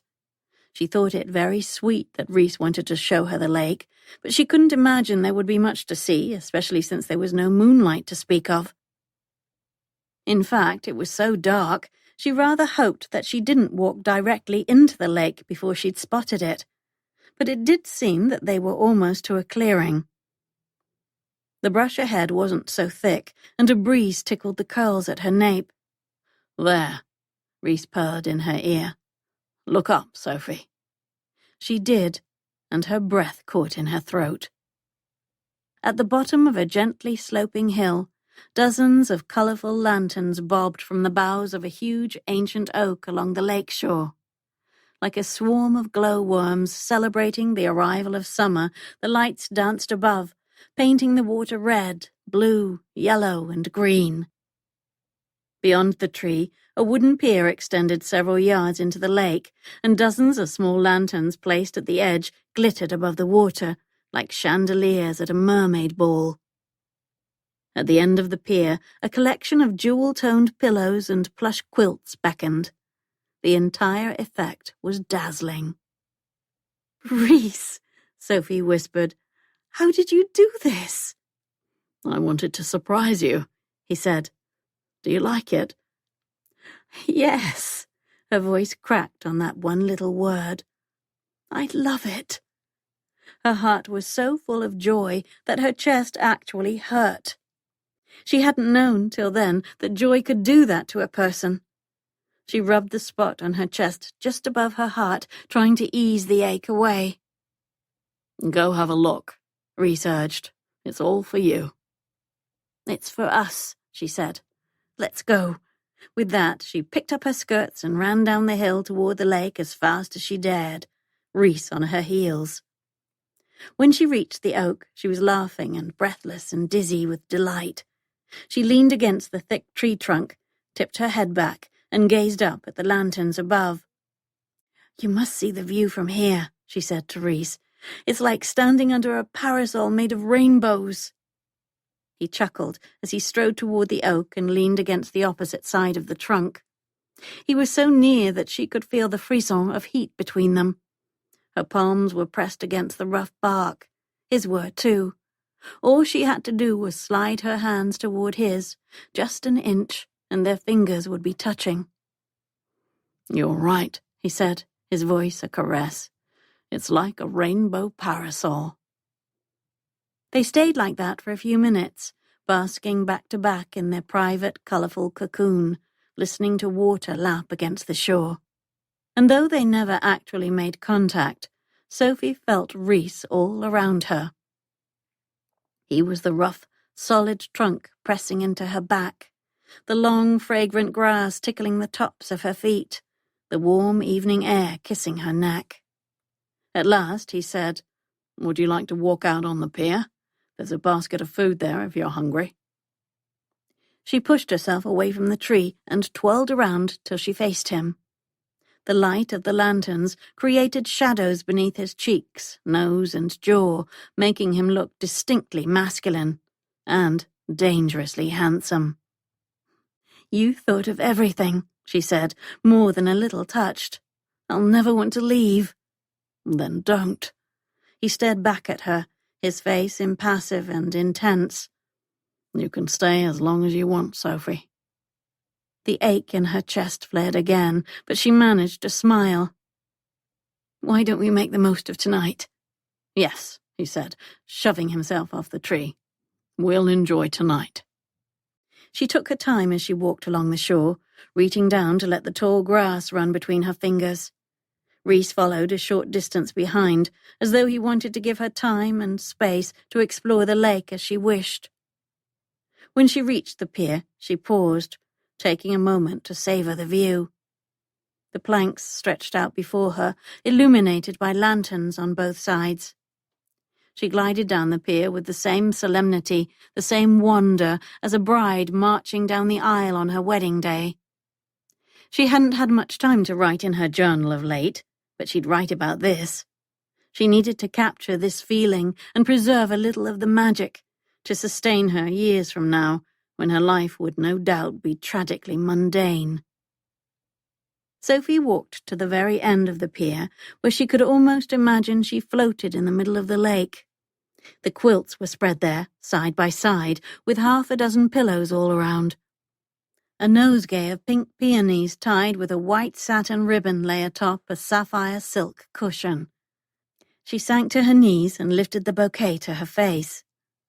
"These are my favourites," she said, looking up at Reese. "I don't remember seeing a peony bush in the garden." He grinned at her as he sat on the other quilt. "They're not from the underworld. They're from someplace else. For you." "Thank you," she breathed.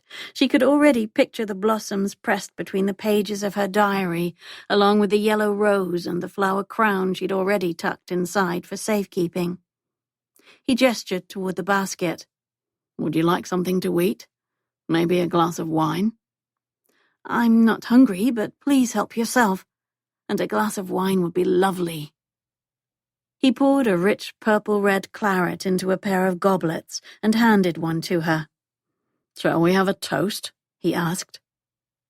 "I think we must," she said, hoping he'd say something poignant and romantic, and also hoping he wouldn't. He frowned as he thought for a moment, then said, "To guard dogs named Rex, rainbow parasols, and you." His eyes gazed deep into hers. "Your turn."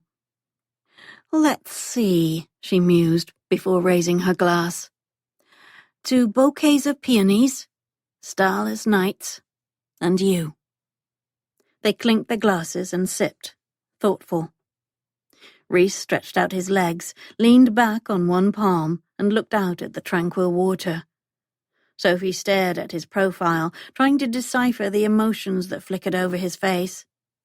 "What are you thinking about right now?" she asked. He swallowed and kept looking out at the lake. At first she feared he wouldn't answer, but at last he said, "I was remembering all the days Edmund and I spent here, swimming, fishing, paddling around in a leaky rowboat." "You must miss him," she said. "He was the sort of person who charmed everyone he met, at ease anywhere from a pub to a ballroom to the floor of Parliament. Everybody loved him." Reese picked a pebble off the pier and flung it into the water. "He couldn't have been more different from me, but he was my best friend." "I think that you're more like him than you realize," Sophie reasoned. "You've charmed me." That last part had slipped out before she could stop it, but she didn't regret saying the words.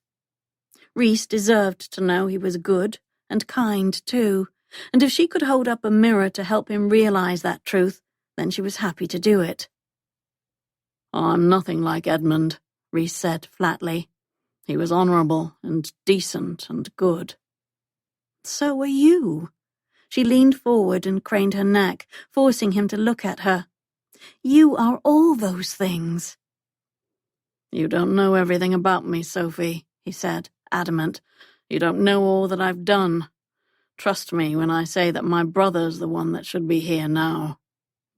"I'm so sorry that he's gone, Reese.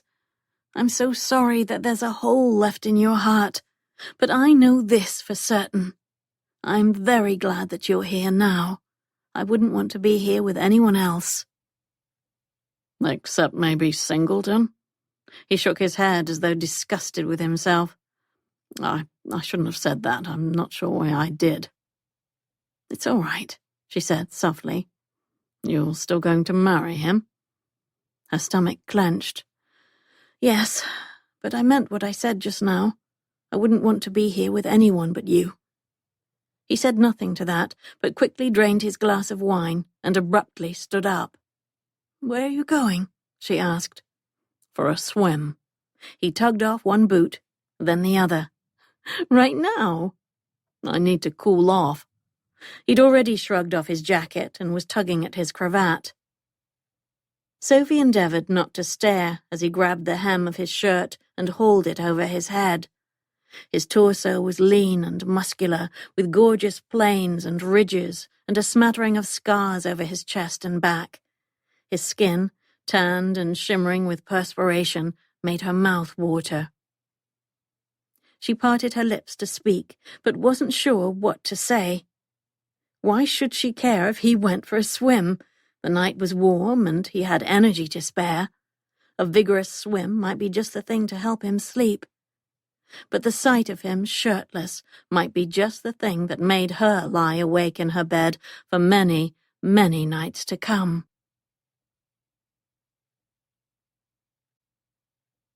Chapter 13. Stripped down to nothing but his trousers, Reese hurled himself headfirst into the water. It wasn't an artful, graceful dive, but an athletic, acrobatic one. He disappeared below the surface for several seconds, then popped up, spraying droplets everywhere. "Will you be all right here for a few minutes?" he asked, treading water effortlessly. Sophie crawled closer to the edge of the pier and looked down at him. Of course. He kicked onto his back and began floating away. "I'll return shortly," he promised, before rolling onto his stomach and swimming in earnest, churning water in his wake. Sophie watched the easy, rhythmic strokes of his arms until he disappeared from view. She waited on the quilt, sipping her wine and thinking how very warm the evening had grown, and how very inviting the water looked. Perhaps she'd just dip her toes. Spying a wooden ladder at one side of the pier, she kicked off her slippers, hiked up her skirts, and just above the surface of the lake. She held the ladder tightly as she bent a knee and swirled one foot in the water, sighing at the delicious coolness. 10 years ago, while she was away at school, Lily and Fiona had woken her in the middle of the night and tried to persuade her to sneak out of the dormitory and join them for a swim. Sophie had said no.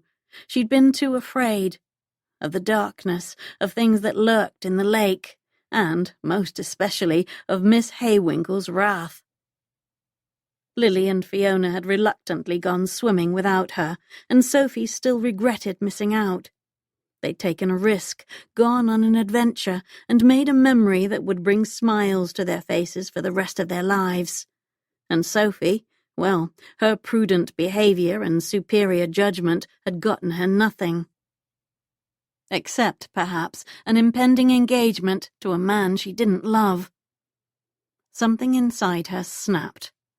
This was a rare second chance, and she refused to spend the next 5 decades wondering why on earth she'd stayed high and dry on a pier when she could have been floating and splashing in the lake with Reese. Blast it all, she was going for a moonlight swim. Abruptly, she scrambled back onto the pier, pulled all the pins from her hair, and loosened the laces at the side of her dress.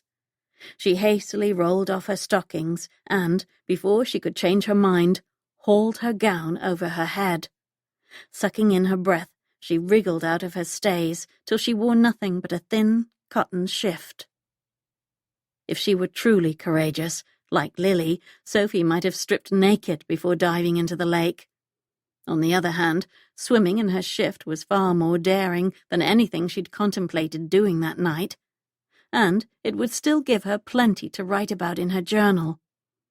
Her knees wobbled a little as she inched toward the edge of the pier, curling her bare toes around the rough edge of a plank. She was a decent swimmer, but had no intention of exploring the dark corners of the lake. She planned to stay within a stone's throw of the lanterns and the ladder. Still, taking this plunge was about proving something to herself. She couldn't see or hear Reese from where she stood, but she knew he was out there, and that she was safe with him. All that was left to do was jump in, and she might as well do it properly without settling for half measures. Determined, she took several giant steps backward and counted down in her head. 3, 2, 1. She charged toward the end of the pier, leaped into the air, and hugged her knees to her chest. Her shift billowed, and her hair floated around her for one interminable second before the bracingly cold water swallowed her up. Heart pounding, she scissor-kicked to the surface, slicked back her hair, and lifted her face to the night air, triumphant. In the distance, Reese yelled, but Sophie's waterlogged ears couldn't make out the words. "Reese," she called back. "Sophie!" This time his panicked shout carried across the lake. "Hold on, I'm coming." She spun around, bobbing and squinting at the darkness. "Don't worry, I'm fine." But he didn't seem to hear. He swam like a shark on the hunt, cutting through the water with breathtaking power and precision. Head down, he barreled toward her, as though his life depended on it, or as if he thought hers did. She swam to the ladder, sat on the top rung, and waved her arms, trying to draw his attention before he gave himself an apoplexy. "Reese!" she shouted. He paused several yards away and looked up at her, gasping. "What the hell are you doing?" "The same thing you're doing." She rubbed the tops of her arms and shrugged. "Swimming." He frowned for a split second, then grinned. "You're swimming," he repeated. "I was," she corrected, "till you chased me out of the water." "I thought you were drowning," he said, panting. "I was trying to save you." It was a sweet sentiment, and Sophie smiled at him as she stepped off the ladder, slowly submerging herself in the water. But the truth was that no one could save her, at least not in the way she needed saving. There was no escaping the future that had been prescribed for her, and that future was knocking on her door. She dipped beneath the surface, then swam toward the colourful lantern lights hanging from the giant oak. Reese followed closely, as though he still feared she might be in danger of sinking to the bottom of the lake, never to surface again. But after she'd demonstrated she was capable of floating, he seemed to relax a little. "I can't believe that you, Sophie Kendall, jumped into the lake," he teased. His shoulders, impossibly broad and smooth, flexed with every subtle swish of his arms, and she wanted to run her palms over his skin. "What's so shocking about it?" she said, punctuating the question with a playful splash. "Did you expect me to sit idly on the pier while you frolicked in the lake?"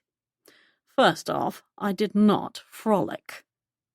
Second, I guess I did expect you to wait," he admitted. "But I'm glad you joined me. Swimming alone isn't nearly as fun." They floated under the old oak tree, where the lanterns above glowed like a treasure chest of rubies, emeralds, sapphires, and gold. "It's not too deep here," Reese said, treading water beside her. "If you tire, you can head a few yards toward the shore and stand. Or—" "What?" Sophie asked, trying to keep her chin above the surface. "Or you could hold on to me." "Reese," she said, speaking his name like a warning, mostly to herself. "Only as a last resort," he qualified, "in case you were desperate." "I don't think it will come to that," she said, a little breathless. "Thank God," he said, his eyes crinkling at the corners. "There's a chance I'll escape this lake with my virtue intact." "Very funny." She splashed him again, and this time he retaliated by flicking a few drops in her direction. Before long, their peaceful moonlight swim erupted into an all-out splash war. He sank stealthily below the surface and circled around her, then popped up behind her and launched a surprise attack, spraying the back of her neck. Sophie, on the other hand, exercised patience and tried to time her splashes for maximum effect. She waited until he came up for air, then squeezed her palms together to squirt a stream at his cheek. He laughed, a deep, rumbling sound she felt low in her belly. "You'll pay for that," he said, a promise that was one part playful, one part wicked. "You'll have to catch me first," she taunted, and her heart clattered in her chest as she started for the pier, kicking as though a sea monster nipped at her heels. Reese gave chase, but only half-heartedly. He could have overtaken her in the space of 2 seconds if he'd wished. Sophie shouldn't have been disappointed that she reached the ladder before he caught her, but the victory felt slightly hollow, almost as if she'd wanted him to catch her. But now she was climbing the ladder, her chest heaving. Her hair dripped over her shoulders, down her back. Her shift clung to her thighs and dipped low across her breasts. The fact that all of this should have been entirely predictable didn't make it any less problematic. She stepped onto the pier and stood there, hugging her arms. Reese clambered up behind her, and the sight of him emerging from the water with droplets running down his chest made her a little dizzy. He scooped up his quilt and handed it to her. "Here, wrap up in this." "Thank you." She tossed it over her shoulders like a cloak, snuggling into the instant warmth. Exhausted, she sank onto one end of the blanket still spread on the pier and waved at the spot beside her. "There's room for you to sit, too." He eyed the vacant side of the quilt warily. "You're certain?" She looked up at him, taking in his breathtaking bare chest and soaking wet trousers. No man should be that attractive, that irresistible. "Yes, I'm sure." Reese lowered himself onto the quilt and sat cross-legged, as she did. Droplets clung to his shoulders, and his skin glistened in the soft glow of the lanterns. "Tell me something, Sophie," he whispered. She tilted her head. "What?" "How is it that someone as lovely, smart, and passionate as you hasn't already married?" Heat crept up her face. "No one has captured my heart. Before now," she added. Reese sat very still. "Before Singleton, you mean?" Sophie shook her head, unable to lie to him. "Lord Singleton does not have my heart."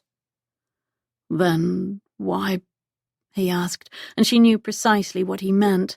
Why would she willingly bind herself to a man she didn't love? "It's complicated," she said, even though it wasn't. Not really. "My father has a tendency to drink too much, and due to a series of poor business decisions on his part, my family's financial situation is dire." "I'm sorry." He gazed at her, his expression solemn and tender at the same time. "I know the toll that can take." "You do?" She'd just assumed he was rich and felt a twinge of guilt that she'd been blind to his struggles. He shrugged. "Money worries are just one of demons that keep me up at night. When I inherited the title a few months ago, the books were in shambles and the estate was insolvent. But I'm going to turn it around," he said firmly. "I'm sure you will." Sophie wished she had a penny for every time Papa had proclaimed he'd devised a plan to save them all. Reese ran his fingers over the light stubble along his jaw. "So you want to marry Singleton for his fortune?" "It's not a matter of wanting to. I must." "I thought you had an older sister. Why is it solely up to you to make an advantageous match?" "Mary was ill as a child, and her health is quite delicate. She spent very little time in society." Sophie squared her shoulders and blew out a long breath. "I'm the only hope my family has left. I can't ignore my duty to help them, even if I might wish to." "I see," he said, his voice so devoid of emotion that he seemed a ghost of the man who'd been chasing her in the lake only moments before. She needed him to know what he meant to her, even if she was still trying to figure it out herself. Deliberately, she shrugged off the quilt and let it fall onto the pier behind her. Her thin, transparent shift provided no cover from Reese's hot, hungry gaze. "I want you to know I've never done anything like this before," she said. "I've never gone swimming in my underclothes in the middle of the night, and I've certainly never spent the night with a man. I've been taking chances with you, Reese. A dangerous thing, to be sure." He swallowed and looked at her, earnest. "I would never hurt you." "Not intentionally," she said, knowing it was true, but she was already hurting. It was the agonizing pain of wanting something with all her soul and having that prize dangled in front of her, just beyond her fingertips, knowing she would never, ever possess it. "I wish I was free to follow my heart," she said. "I'm sorry that I'm not." "You don't need to apologize," he said firmly. "I knew from the start that you were promised to another, and in spite of that, you were kind enough to help me." "But," she asked, sensing he wished to say more. But now I'm tortured in a different way, Sophie. His expression was naked with longing. I want to touch you. His confession made her whole body thrum with desire. How easy it would be to lean into him and press her lips to his. God, she wanted to, and yet she didn't dare. But perhaps there was some middle ground. She thoughtfully picked up the bouquet of peonies and slipped one free of the silk ribbon. Grasping it by the long stem, she brought its soft, feathery petals to her lips and briefly closed her eyes as she let its scent fill her head. Reese stared, tracking the movement of the flower as though it were a rare and precious jewel. "We cannot touch," she said to him, her voice hoarse with regret. "But that doesn't mean I don't feel you. In the night breeze, in the soft quilt, in this flower." Before she could change her mind, she reached out and touched the blossom to the side of his face. Ever so slowly, she swept it across his cheek and jaw, thrilling at the hitch of his breath and the heaviness of his eyelids. Emboldened, she brushed the petals across his lips and savored the moan that came from deep in his throat. "You see," she whispered, "we are connected in more ways than you know."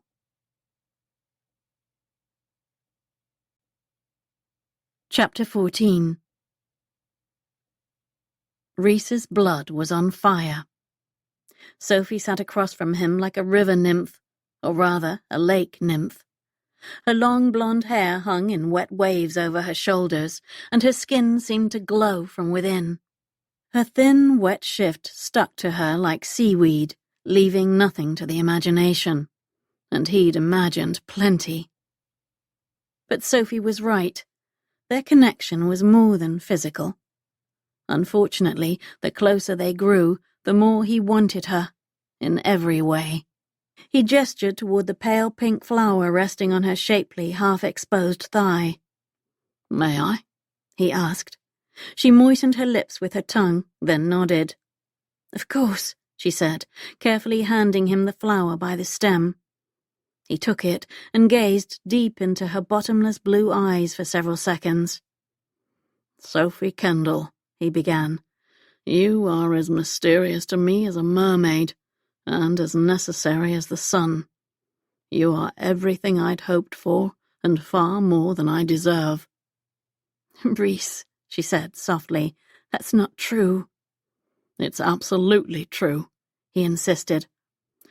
"I need you to understand it and believe it. If I were an honorable man, I'd send you away and protect you from this."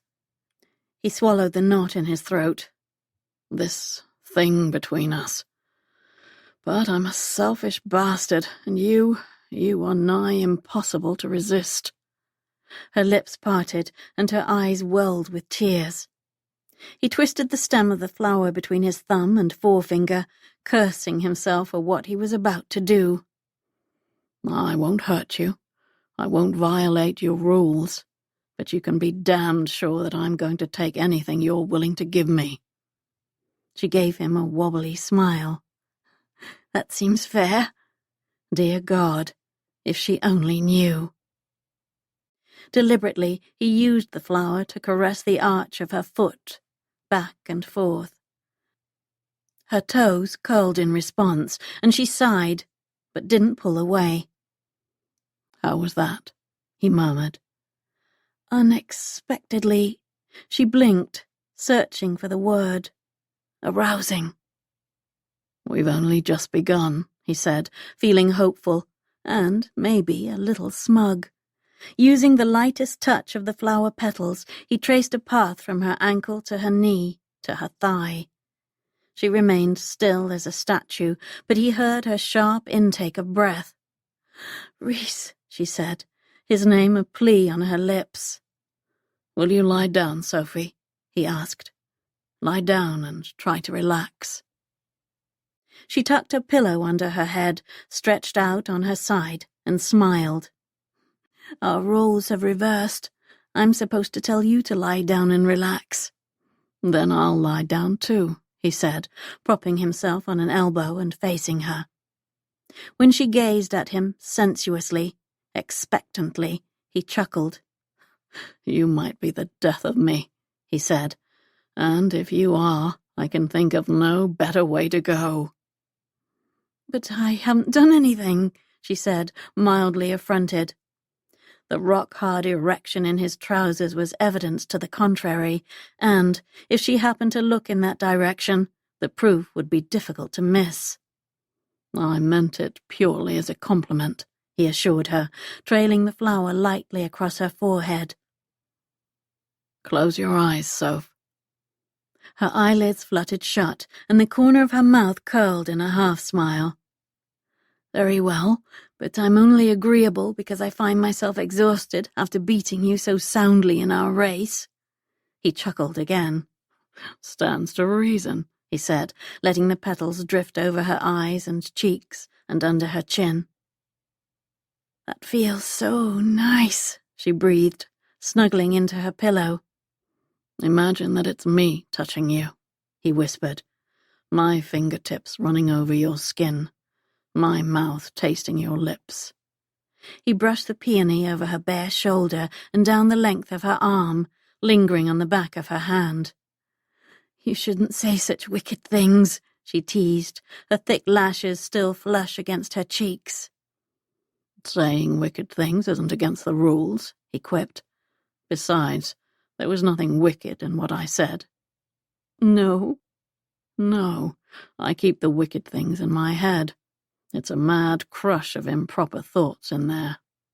For example, at that very moment, he was imagining ripping open the front of her shift and burying his head between her breasts before working his way down her belly, spreading her thighs apart and...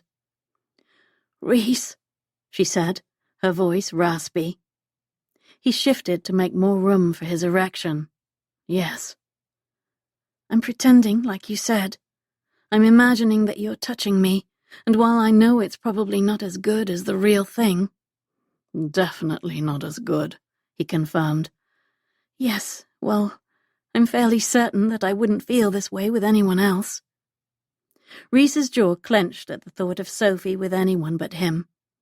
You're thinking too much, he said, chiding himself more than her. Just feel. He let the peony cruise over the swells of her breasts, freezing when her shoulders trembled. Too much? He asked. No. Her eyes fluttered open, and she looked directly at him. Are you familiar with the Debutante's Revenge? He shook his head. Whatever it is, it sounds formidable. It is, she said proudly. It's a newspaper advice column devoted to matters of the heart and subjects that are not discussed in genteel drawing rooms. And what advice would the Debutante's Revenge give right now? He asked, brushing the flower across the delicate lines of her collarbone. Make your desires known, she said, as if she were quoting from the column. Ask for what you want. What do you want, Sophie? I want you to move the flower a bit lower. She sat up and slipped the straps of her chemise off her shoulders, then peeled the damp fabric away from her breasts, down to her waist. She was, without a doubt, the most beautiful woman he'd ever seen. Graceful, kind, and courageous. He'd fought beside brave men, and Sophie was just as brave in her own way. She knew something of sacrifice and honor. She'd lived it. And now she sat a few scant inches away, baring herself to him. Her luminous, impossibly smooth skin begged to be touched. Her petite, perfectly rounded breasts made his mouth go dry. I would do anything to please you, he said earnestly. Anything. She shivered slightly and smiled. I know, she said, and I trust you. Good.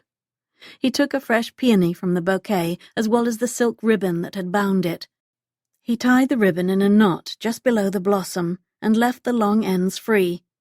Then he used the flower and silk tie to do everything he wished he could do with his hands and mouth. He caressed the curve of her neck and traced a slow, languorous path down her arm and across her flat belly.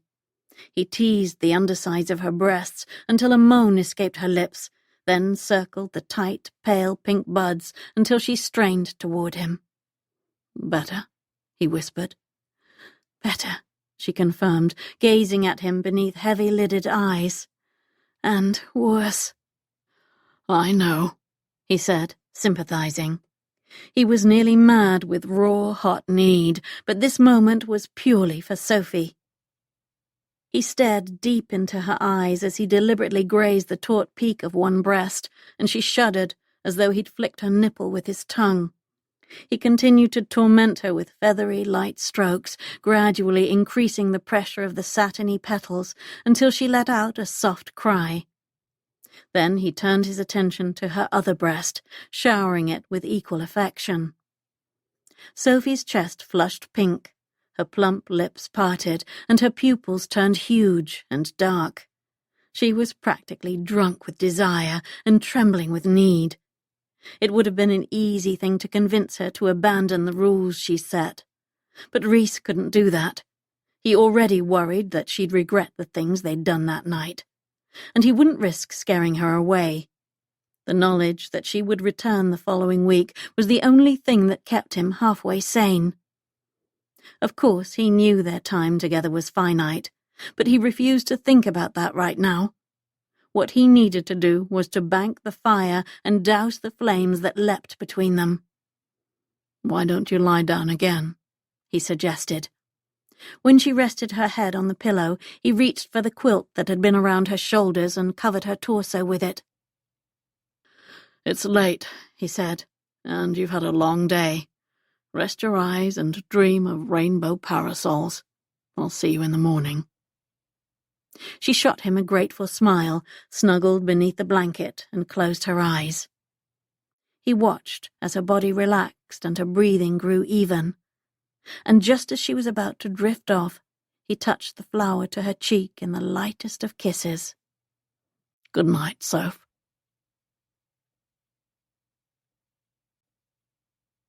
Chapter 15.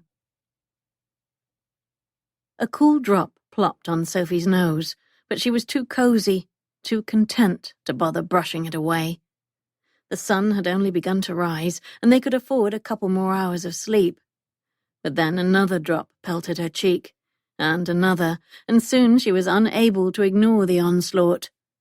Reluctantly, she opened her eyes to find Reese already moving about, shrugging into his shirt and gathering up her cast-off clothes. The clothes she was definitely not wearing. She pressed a hand to her chest, confirmed she was approximately 90% naked, and felt her cheeks burn despite the chilly rain. Beneath the quilt, she wriggled her arms into the top of her shift, sat up, and made a valiant attempt to smooth the cloud of curls around her shoulders. Reese looked over at her and grinned. "Good morning, Miss Kendall." "There seems to be a leak in the ceiling of my bedchamber," she grumbled. "Forgive me, madam, I shall take it up with the owner at the first opportunity. In the meantime, I think we must relocate you." "But I'm fond of this room," she said, with a mock pout. Reese looked out at the lake, where raindrops plunked like thousands of tiny pebbles. "I think we can do better. I might even be able to secure a room with, brace yourself, a mattress." She rubbed the small of her back. "That sounds rather ordinary, and yet tempting." He jammed on his boots and tucked her clothes under one arm. "I would suggest that we race each other back to the house, but I have no wish to be trounced again." Sophie stood, stepped into her slippers, and wrapped the quilt over her head like a hooded cloak. "That's very wise of you," she said, picking up the peony with the silk ribbon. She deftly maneuvered around him and began heading up the pier toward the shore.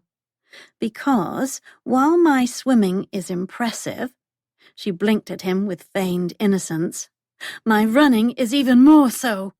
With that, she dropped the quilt and tore up the hill toward the woods as fast as her legs would carry her.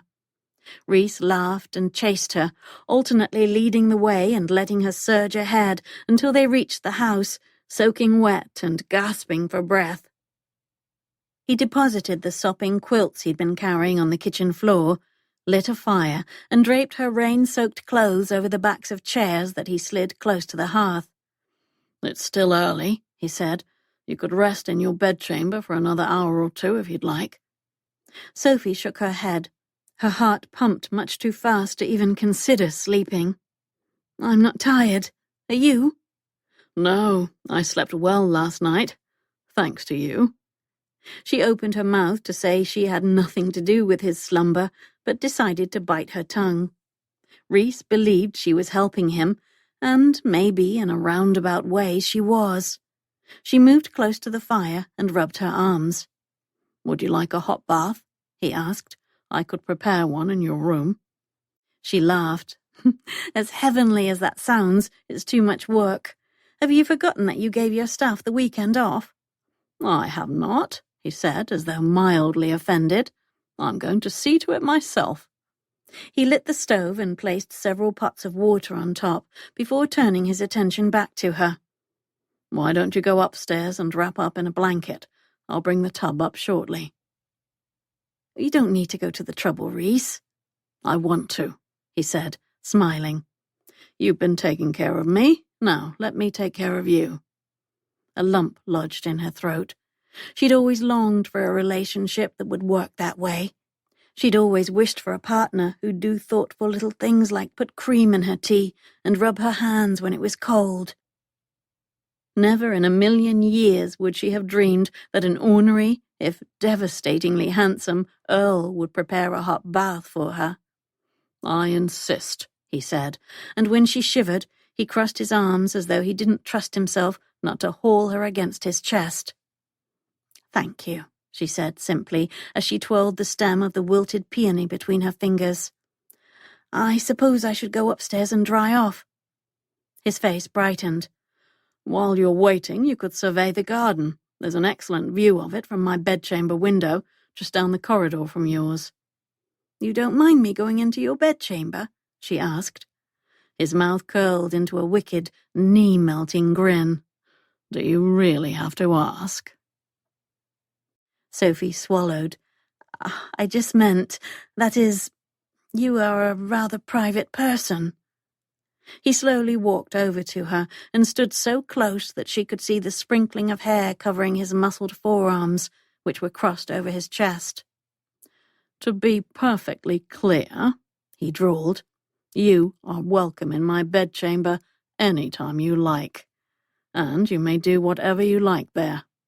Anything you like." Good heavens, mere seconds ago she'd been chilled. Now she barely resisted the urge to fan herself. "That's very generous," she quipped, "but I think I'll content myself with admiring the garden."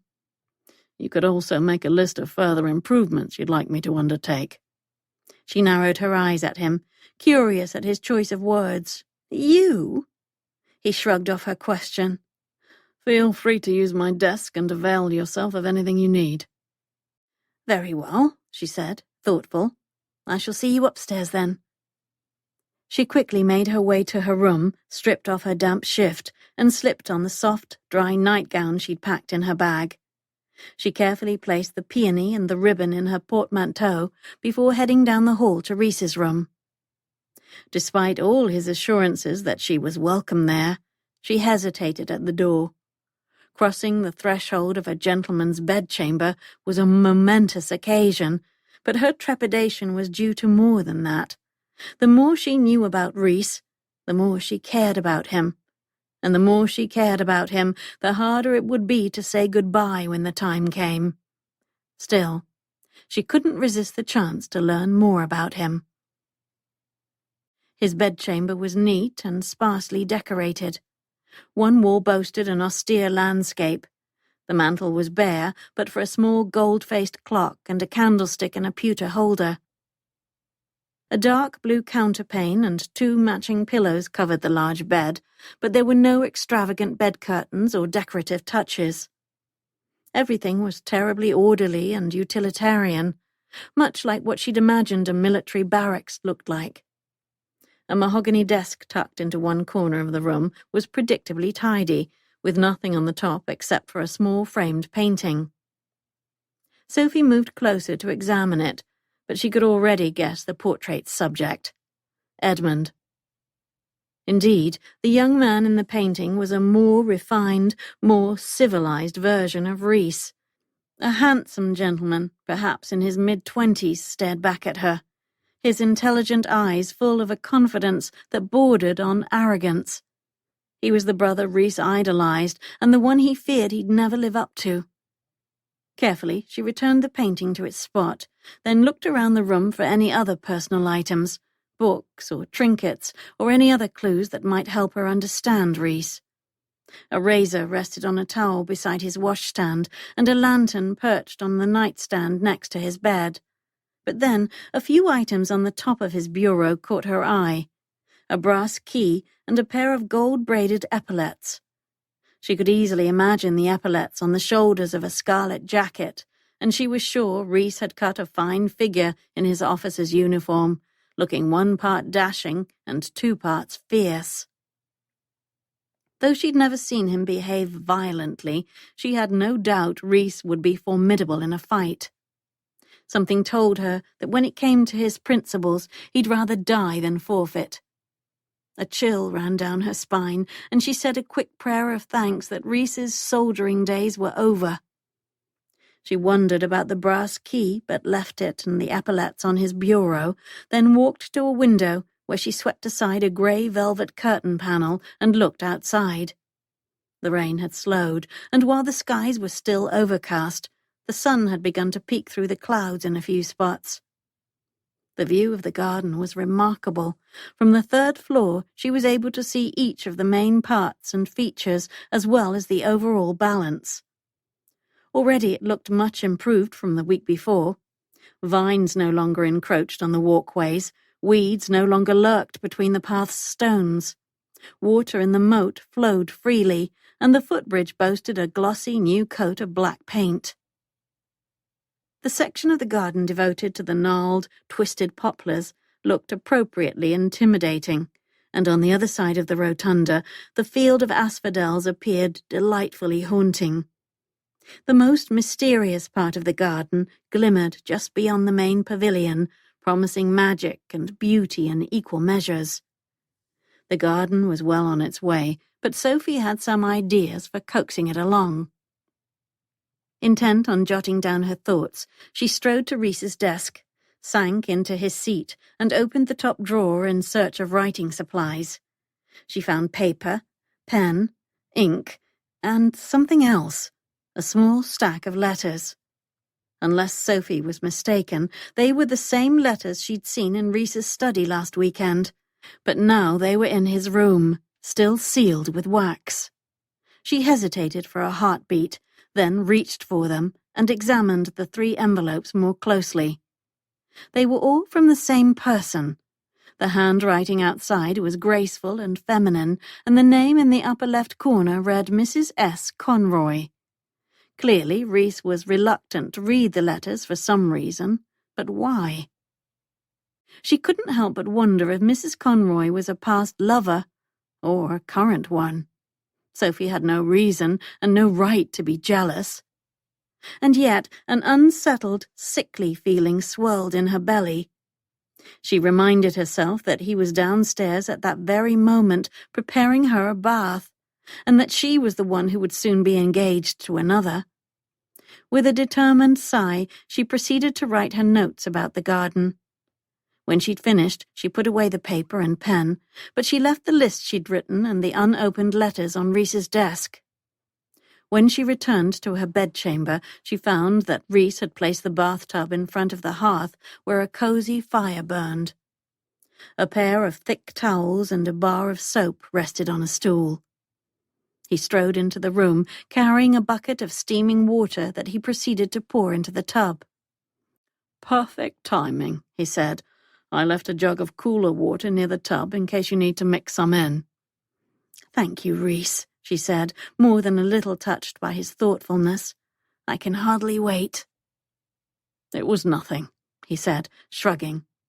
With his shirt sleeves rolled to his elbows and a full day's growth of beard, He looked every inch the rogue. Just the sight of him made her belly flutter. "It certainly is something," she countered, "at least to me." "Well," he mumbled, uncharacteristically shy, "I'll leave you to enjoy. I'll be in the drawing room if you'd like to join me when you're done." "You could stay," she blurted.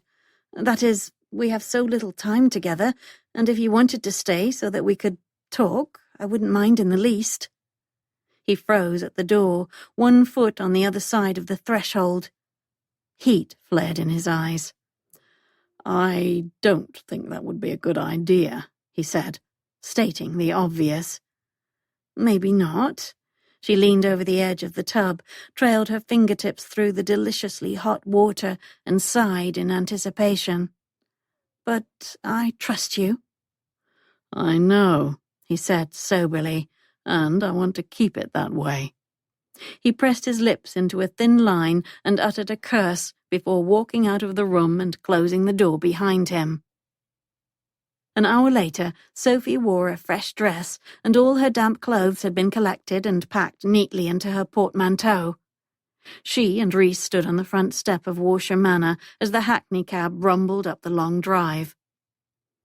"Have you noticed that saying goodbye grows more difficult each week?" she asked. "Aye." He raked a hand through his sandy brown hair, looking frustrated and impossibly handsome. "But I can bear it as long as I know you'll return next week." "Of course I will," she assured him, "barring something unexpected." His eyes turned wary. "Unexpected?" She swallowed. "I don't anticipate that anything will prevent me from meeting you as usual, but you must understand how terribly risky it is for me. I just don't want to make promises that I might not be able to keep." "I know." He scrubbed the back of his neck. "And I understand. I would hate for any harm to come to you because of me. We'll be careful." As the hackney cab rolled to a stop in the drive, her fingers tingled with mild panic. She worried that they hadn't made the most of their time, that the hourglass of their relationship was running out of sand much too quickly. She longed to talk about what was happening between them, but it was far easier to discuss other things, like the garden. "I left a list of suggested garden improvements on your desk," she said. He nodded, as though pleased. "Consider them done." Summoning courage, she said, "I left something else on your desk, too. The letters that were in your drawer. I don't mean to pry, but is there a reason you haven't opened them?" Reese stiffened, and it was as though all the ease and affection that had flowed between them suddenly iced over. "Yes, there is a reason." If the hackney hadn't been waiting, perhaps Sophie would have pressed him on it, but his fisted hands, distant stare, and clenched jaw said he wasn't eager to explain the unread letters. "You don't have to share everything with me." Even though the words were true, and she meant them with all her heart, they made her a little sad. She couldn't tell him about the Debutante Underground. He wouldn't tell her about the letters. She'd grown close to Reese over the last few weeks, but maybe they'd come upon a blockade. When he didn't reply, she sighed, picked up her portmanteau, and slowly descended the steps toward the hackney cab, keeping her chin raised, so he wouldn't guess how much his silence hurt her. She gave Fiona's address to the driver and started to climb inside. "Sophie?" She turned to find Reese striding down the stairs. "Next week," he said, coming to a stop beside her. "Ask me about the letters and I'll—" He swallowed, as though he were in physical pain. "I'll try to tell you." She nodded and shot him a grateful smile. The wall that separated them was still there, but it seemed to Sophie that it shook and crumbled a little. "You have a deal, Lord Warshire. I shall see you next week."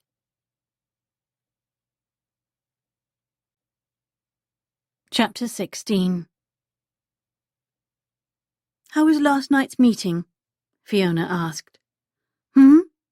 Sophie looked up from the potted fern she was watering, blushing as she realized that she, Fiona, and Lily were supposed to be discussing plans for the next Debutante's Revenge column. Fiona arched an auburn brow and smiled knowingly. "Were there any topics of particular interest at your Debutante Underground meeting?" Sophie frowned, trying to remember. Last night's gathering at the tailor's shop seemed ages ago, but a few snippets came back to her. There was a lively discussion about whether it's preferable for one's partner to make one big grand gesture or several smaller, thoughtful gestures. Lily sat on the edge of her desk, swinging her feet as she pondered the question. "Why must it be an either-or proposition? I think that a worthy gentleman should be capable of both." "Agreed," Sophie said, and her mind filled with images of jewel-coloured lanterns, flower crowns, and steaming baths. But what if, for the sake of argument, you had to pick one or the other? Fiona looked up from her easel. "I'd choose small, thoughtful gestures. They're more meaningful." "A big, grand gesture for me," Lily said. "The sort of thing that a woman will remember forever," she said dreamily, running her palms over the top of the gorgeous desk, a surprise gift from her handsome husband. "What about you, Soph? Which would you prefer?" "The small things, I think," she replied. "More than anything, I'd like someone to hold my hand, to give it a reassuring squeeze at just the right times." For a few seconds, the studio was silent. Then Fiona said, "I've the feeling you're thinking about someone in particular. Do you want to talk about him now?" Sophie sank onto the sofa and leaned her head back against the cushions. It would be a relief to confess her feelings for Reese to her friends. "There's someone I care for, and I think he cares for me, too. We've been spending time together, alone." Fiona set down her paintbrush and came to sit beside Sophie. "Have you changed your mind about marrying Lord Singleton?" Sophie shook her head slowly. "I can't. My family's financial situation grows more dire by the day. And the man I mentioned, he's not in a position to help, even if he were so inclined." Fiona reached over and squeezed Sophie's knee. "I wish you'd let Gray and me assist you. He even suggested it again over dinner the other evening. I didn't mention it to you because I know your feelings, but if you've changed your mind—" "No," Sophie said hoarsely. "My parents are too proud. I suppose I am too. Perhaps it's old-fashioned and unenlightened, but I can't bring myself to rely upon the generosity of friends, even the most wonderful of friends." She sniffled, letting out a long sigh before she continued. "This problem won't go away with the wave of a wand. Even if I could somehow repay all my father's debts today, his profligate tendencies will land him back in trouble. For my family's sake, I must marry well, and soon. I could do much worse than Lord Singleton," she said firmly, almost as though she was trying to convince herself. Lily hopped off her desk and paced the room. "What about the man you care for?" she said. "If money weren't an issue, would he be a good match?"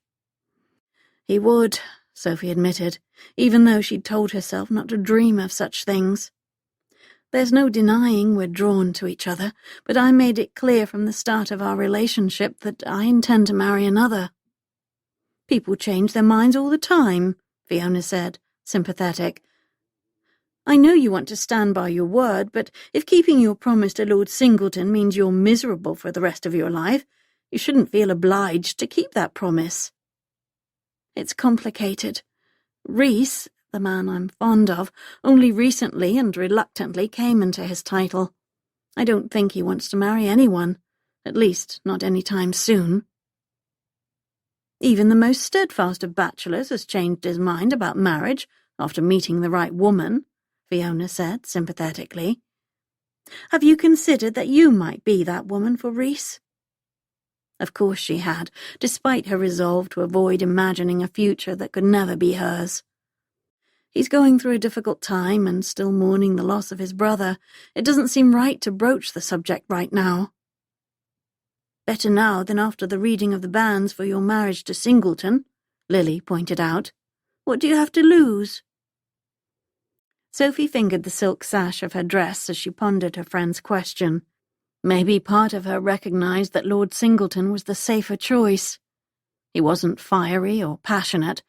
Their relationship would be pleasantly civil, and he'd demand very little from her, which meant she'd never completely lose her heart to him, and there was no possibility of him hurting her. But bearing her soul to Reese was an altogether different proposition. There would be no wading in or half measures. If she confessed her love for him, and he couldn't or wouldn't love her back, well, she wasn't sure she could endure that sort of pain. I'll give it some thought, Sophie said. She still had a few weeks until her betrothal to Lord Singleton became official. Granted, it wasn't much time, but perhaps it would be enough for her and Reese to figure out what they meant to each other. Their relationship was like a beautiful, fragile orchid, and she wondered whether it would be able to survive outside the cosy hothouse they'd created for themselves at Warshire Manor. Thank you for confiding in Lily and me, Fiona said, and even though there are at least a dozen more questions we'd love to ask, we shall refrain. We will? Lily asked, obviously disappointed. Yes, Fiona pinned her younger sister with a stern stare, the sort that would have made Miss Haywinkle proud. Sophie has a difficult decision to make, and she will make the correct choice, as she always does. Sophie wasn't so certain, but she managed a weak smile. I appreciate your faith in me, and I know I can count on you both, no matter what. No matter what, Fiona repeated, her blue eyes twinkling with affection. Perhaps this week's column will be about trusting one's instincts, especially when it comes to assessing a gentleman's character, Lily mused. I'm sure the members of the Debutante Underground would find the topic intriguing, Sophie said. Heaven knows I would. Fiona pursed her lips thoughtfully. I believe I have an idea for a sketch, too. I'll begin working on it this afternoon. Good, Sophie said, rising from the settee. I'm rather tired, so if you don't mind, I think I'll head home a bit early. I could use a nap before dinner. Lily propped a hand on her hip. Miss Sophie Kendall, she teased. I would hand over my best bonnet just to know what you've been doing for the past 12 hours. Sophie winked at her friend. You wouldn't believe it if I told you. A half-hour later, Sophie walked into her foyer, surprised to find the house unnaturally quiet.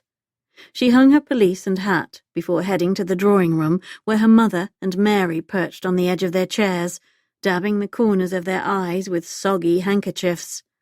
Dread slithered around Sophie's neck, squeezing her in a chokehold. What's happened? She asked, rushing into the room. Is it Papa? No, darling, Mamma assured her. He's fine. He's just upstairs resting. A sob escaped Mary's throat. What then? Sophie said. Why are you both crying? Mamma stood, smoothed her skirt and raised her chin in a valiant effort to regain her composure. I had to let most of the staff go this morning. The truth is we haven't been able to pay them for several months. They've stayed out of loyalty, but when they heard that a wealthy merchant was setting up house in Mayfair, they asked for a reference, and I couldn't refuse. Mr. Wicket? Sophie asked, thinking of their dear old butler, the one who'd been more like a grandpa to her than a member of the staff. He regretted that he didn't have a chance to say goodbye to you, Mamma said soothingly. He asked that I convey his sincerest apologies. Sophie's throat closed painfully. He doesn't owe me an apology, she whispered, sinking into a chair. That's not the worst of it, Mary whined. Lottie's gone too. Who's going to help us dress and style our hair and make our beds? We'll help each other. Sophie reached out and patted her sister's hand. To her mother, she said, I didn't realize things had become quite so desperate. Why didn't you tell me? I didn't want to worry you more than I already have, Mamma said, looking thinner and older than she had just 24 hours ago. Besides, what could you have done?" "I would have thought of something," Sophie said, adamant. She would have gladly handed over the small sum she'd saved from her share of the column. Maybe she could have pawned a few items just to keep them solvent until her marriage to Lord Singleton. Mamma forced a smile. "At least we still have Mrs. Appleby and Mrs. Pettigrew," she said, referring to their faithful cook and their long-time housekeeper. "And Mr. Crawford, of course," she added. "Your father simply can't do without his valet." "No," Sophie said dryly. "Of course not." "I know it's not an ideal situation," Mamma said, "but it's only temporary."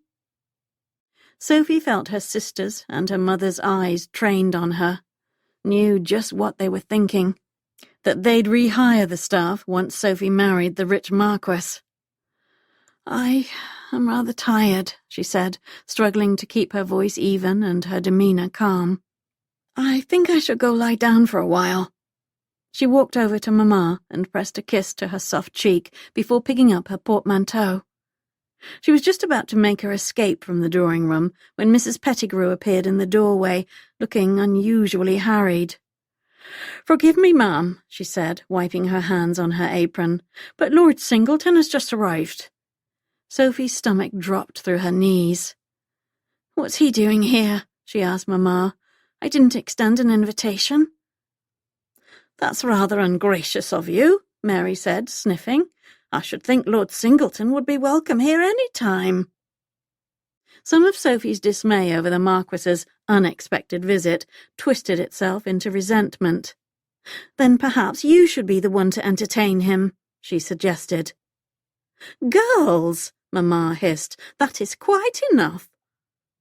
Guilt sliced through Sophie, and she pressed her fingertips to her forehead, contrite. "Forgive me, I don't know what came over me. Of course I'll receive Lord Singleton." She set her bag behind the sofa, plucked a book from the shelf, and sat in a chair beside the window. Opening to a random page, she mustered a smile for Mrs. Pettigrew.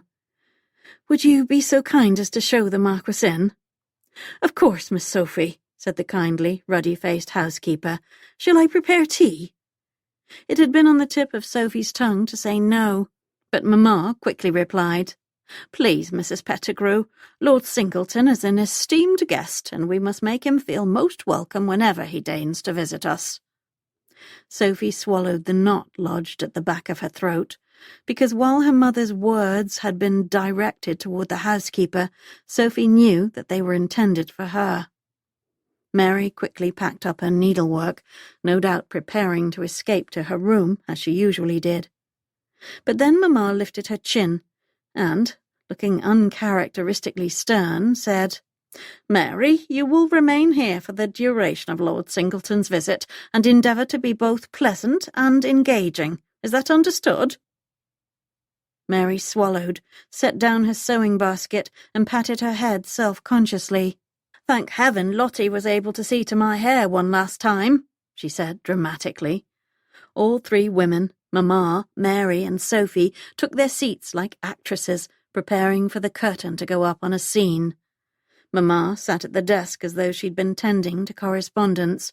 Mary picked up the handkerchief she'd been embroidering. Sophie pretended to read. A few moments later, Mrs. Pettigrew announced Lord Singleton, then scurried off to help Mrs. Appleby prepare tea. To the Marquis's credit, he acted as though he hadn't noticed the absence of the butler. Addressing Mamma, he said, "Good afternoon, Lady Callahan."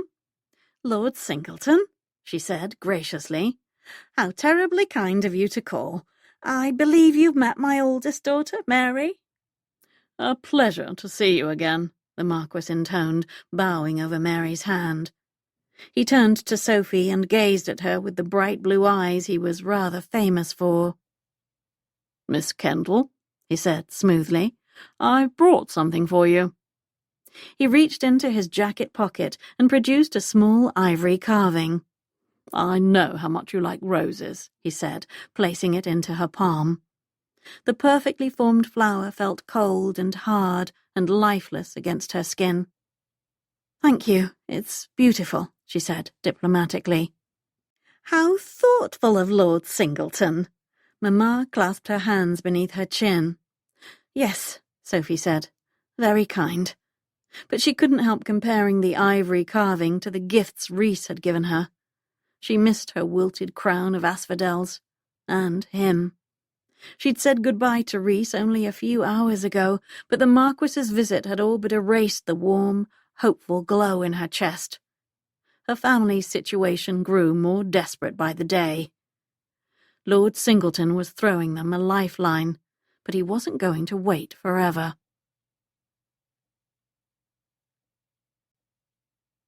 Chapter 17. On his third straight day of working in the garden that week, Reese wiped the sweat from his forehead, tossed his scrub brush into the bucket, and stepped back to survey the results. The entire surface of the pavilion gleamed bright white in the sunlight. He'd cleaned every inch of the steps, floors, pillars, and roof, just as Sophie had suggested. During the hours he'd laboured, he'd had plenty of time to think, mostly about her. And he'd realised two things. First, their relationship had reached a critical point. The precarious, pivotal moment when the scale could easily tip toward success or failure. He'd experienced the same moment in the midst of battle. Every minute felt like an hour, and every move could end in victory or defeat. In a fight that had lasted for days, the outcome hinged on one heartbeat in time. Not that he and Sophie were enemies. Far from it, but their relationship couldn't continue on as it was, couldn't stand still. They had a choice to make, charge ahead together. The second thing that Reese realised was that if he wanted to keep Sophie, and God knew he did, he needed to make a strategic move, not pretty flowers or colourful lanterns or hot baths. Sophie may have liked those things, but now she was demanding more. She wanted him to read the letters he'd been hiding away. She wanted him to face his ugly, shameful past, which meant he was going to have to give her the one thing he'd hoped to keep buried forever, the truth. It was risky as hell, and it was going to hurt like the devil. But he'd been in this situation before, behind enemy lines, under attack, and down to his last bullet. If there were any other option, he would have jumped at it. But he knew in his gut that this was the only way for him and Sophie to have a shot at a future together. He was going to have to bare his God-forsaken soul and hope that she stuck around, at least for another week or two. Rule number 4, Sophie recited, finishing up her usual welcome to the members of the Debutante Underground. We shall always speak the truth the best we know it. Now then, I believe we're ready to begin. Would anyone like to read this week's column?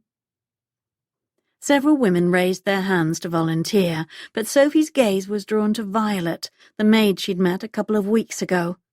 She sat on the edge of her chair, her face pinched and pale. Her thin shoulders trembled as though she was chilled, even though the room was toasty. "Violet, are you feeling well?" Sophie asked. "Excuse me," the dark-haired woman mumbled, pushing her chair back from the table and rushing toward the door. Sarah, the young widow seated next to her, popped out of her seat. "I'll make sure Violet's all right," she said to Sophie. "Please, proceed with the meeting." Sophie nodded and selected another member of the group to read. But as soon as the discussion was underway, she slipped out the door of the shop to see how Violet was faring. Sophie found her and Sarah in the alley outside the shop. Violet leaned against the brick wall with her eyes closed, greedily inhaling the cool night air. Sarah stood beside her, giving her shoulder gentle, soothing pats. Sophie shot Sarah a questioning look, and the pretty red-headed woman responded with a smile that was both sad and serene. "Violet," Sophie said softly, "do you require a doctor?" "No," she answered quickly. "This happens sometimes, but it always passes. I'm feeling better already." Sophie cast a sceptical glance at the woman's pallor. "Are you certain?" "I'm familiar with these symptoms," Sarah said, matter of fact. "I've 2 young ones myself." Sophie blinked as Sarah's words sank in, and she chided herself for not guessing the truth sooner. "You're with child?" she asked, her voice tinged with both relief and concern. The bright red flush on Violet's cheeks was answer enough. "When do you expect the babe?" Sarah asked gently. "I think I'm about 6 months along." A tear trickled down Violet's face. "I haven't told my family, although I'm sure they must suspect. I don't know what I'm going to do." "It's going to be fine," Sarah said, but lines marred her normally smooth forehead. "Can the baby's father help?" "No!" A sob erupted from Violet's throat. "He fired me!" Flashing hot anger pumped through Sophie's veins. "Your former employer is the father?" Violet nodded. "He was wonderfully kind at first. He treated me like he cared. I knew he wouldn't marry someone like me, but I never imagined he'd turn so cold and harsh. When I told him I was pregnant, he called me a trollop. He said the babe wasn't his." "What a vile, pathetic man," Sophie spat. She was already thinking of ways to hold him to account. Perhaps she could enlist help from Gray and Nash. Surely they could shame the cad into providing for Violet and her child. "He behaved horribly," Violet agreed. "But I'm afraid I'm no better. I let him seduce me with pretty words and trinkets. How could I have been so daft?" Sophie grasped Violet's slender shoulders and forced the young woman to meet her gaze. "Listen to me," she said. "You are not daft. He was your employer and he took advantage of you. He is the one who should be ashamed of his behavior." "Well, he's gone now," Violet said, sniffling. She took the handkerchief Sophie offered and fanned herself. "I'd rather not talk about him anyway." "I understand," Sophie said, even though her blood still boiled. "What can we do to help?" "I'm afraid there's nothing anybody can do. All I want is to be able to support myself and raise my baby without being a burden to my family. But no man will want me for his wife, and no employer will want me as a maid." "You're in a difficult spot," Sarah agreed. "I know what it's like to raise a child by oneself, but you mustn't be too proud to accept help when you need it." "I'll figure out something." Violet pushed herself off the wall and drew her shawl around her, hiding her belly. Sophie desperately wanted to help the young woman, but she didn't have the faintest idea how. "I'll give the matter some thought this week," she said. "At the very least, you need a safe, comfortable home for you and your baby. Let me see what I can come up with." "You needn't worry about me," Violet said briskly, as if she were embarrassed by her uncharacteristic show of emotion. "I seem to cry at the slightest provocation these days, but I'm certain all will be well, eventually. In the meantime, I beg you both to keep my secret.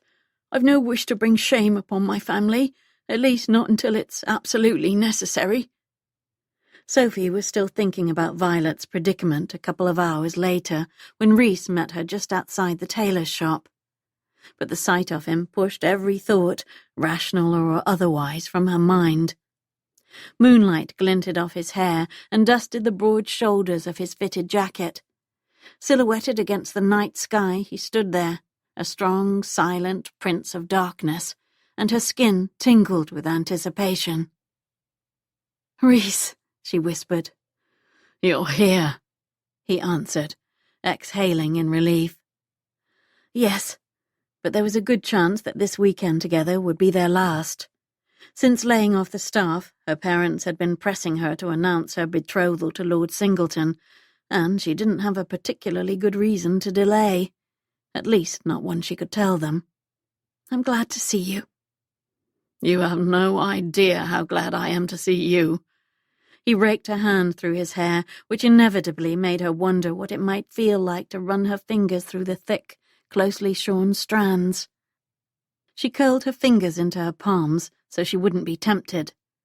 But her traitorous feet carried her toward him, stopping when she was an arm's length away. Never had she felt such a strong pull toward someone. She suspected that if she got too close to him, the force of their attraction would be too great to escape. They'd slam together like two magnets that had crossed a critical line of proximity, and they might never be able to separate themselves, might never willingly break the bond. "Tonight feels different," she admitted. He was more sober than she'd ever seen him, and the vulnerability in his eyes took her breath away. "It is different," he said, his voice deep and sure. "Every time we're together, you pull me a little farther out of the lonely shadows and into the warm sunlight." "I'm happy to hear it," she said, her heart swelling. "No one should reside in the shadows." "You say that now," he quipped, "but the sunlight is bound to reveal a lot of scars." "I'm not intimidated in the least," she replied. He arched a brow, skeptical. "Let's wait and see if you feel the same way in the morning." A shiver slithered down her spine, but she tilted her head and looked deep into those beautiful, haunted eyes. "Nothing you show me, nothing you tell me is going to scare me away, Lord Warshire." For the space of 3 heartbeats, he said nothing. Then, "I suppose we'll see. Let's go." She sat beside him in the carriage, wholly preoccupied with maintaining a bit of space between them. It seemed she was constantly fighting forces that conspired to push them together. A rut in the road or a sudden turn could launch her across the seat and into Reese's lap. While the wicked part of her prayed for a violent jolt of the cab, the more sensible part of her held tightly to the door handle. When they arrived at Warshire Manor a short time later, Reese led her into the house and stopped in the dimly lit, marble-tiled foyer. As always, the sight of the stonework and buttresses filled her with awe. "Would you like something to eat?" he asked.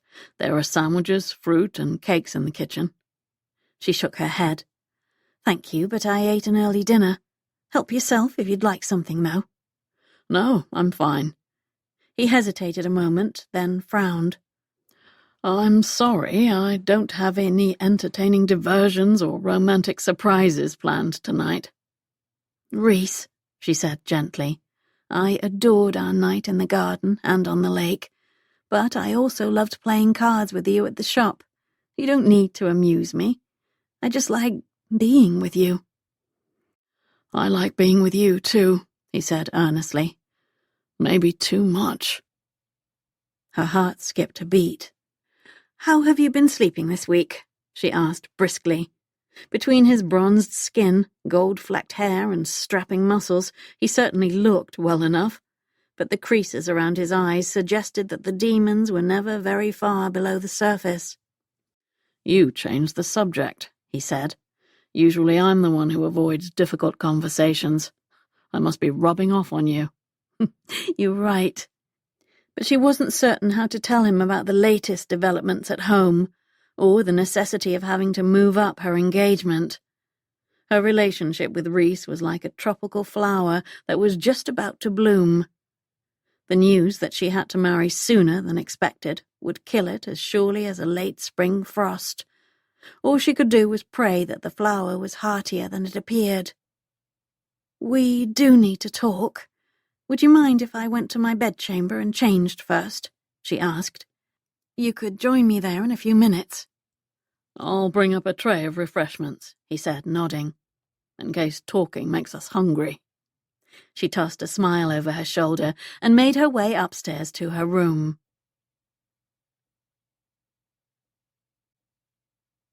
Chapter 18.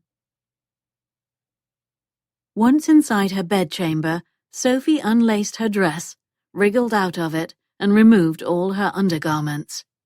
Then she slipped a soft, airy nightgown over her head and splashed cool water from the wash basin on her face. Slowly, the worries about her family, Violet, and Lord Singleton receded, lingering in the back corners of her mind.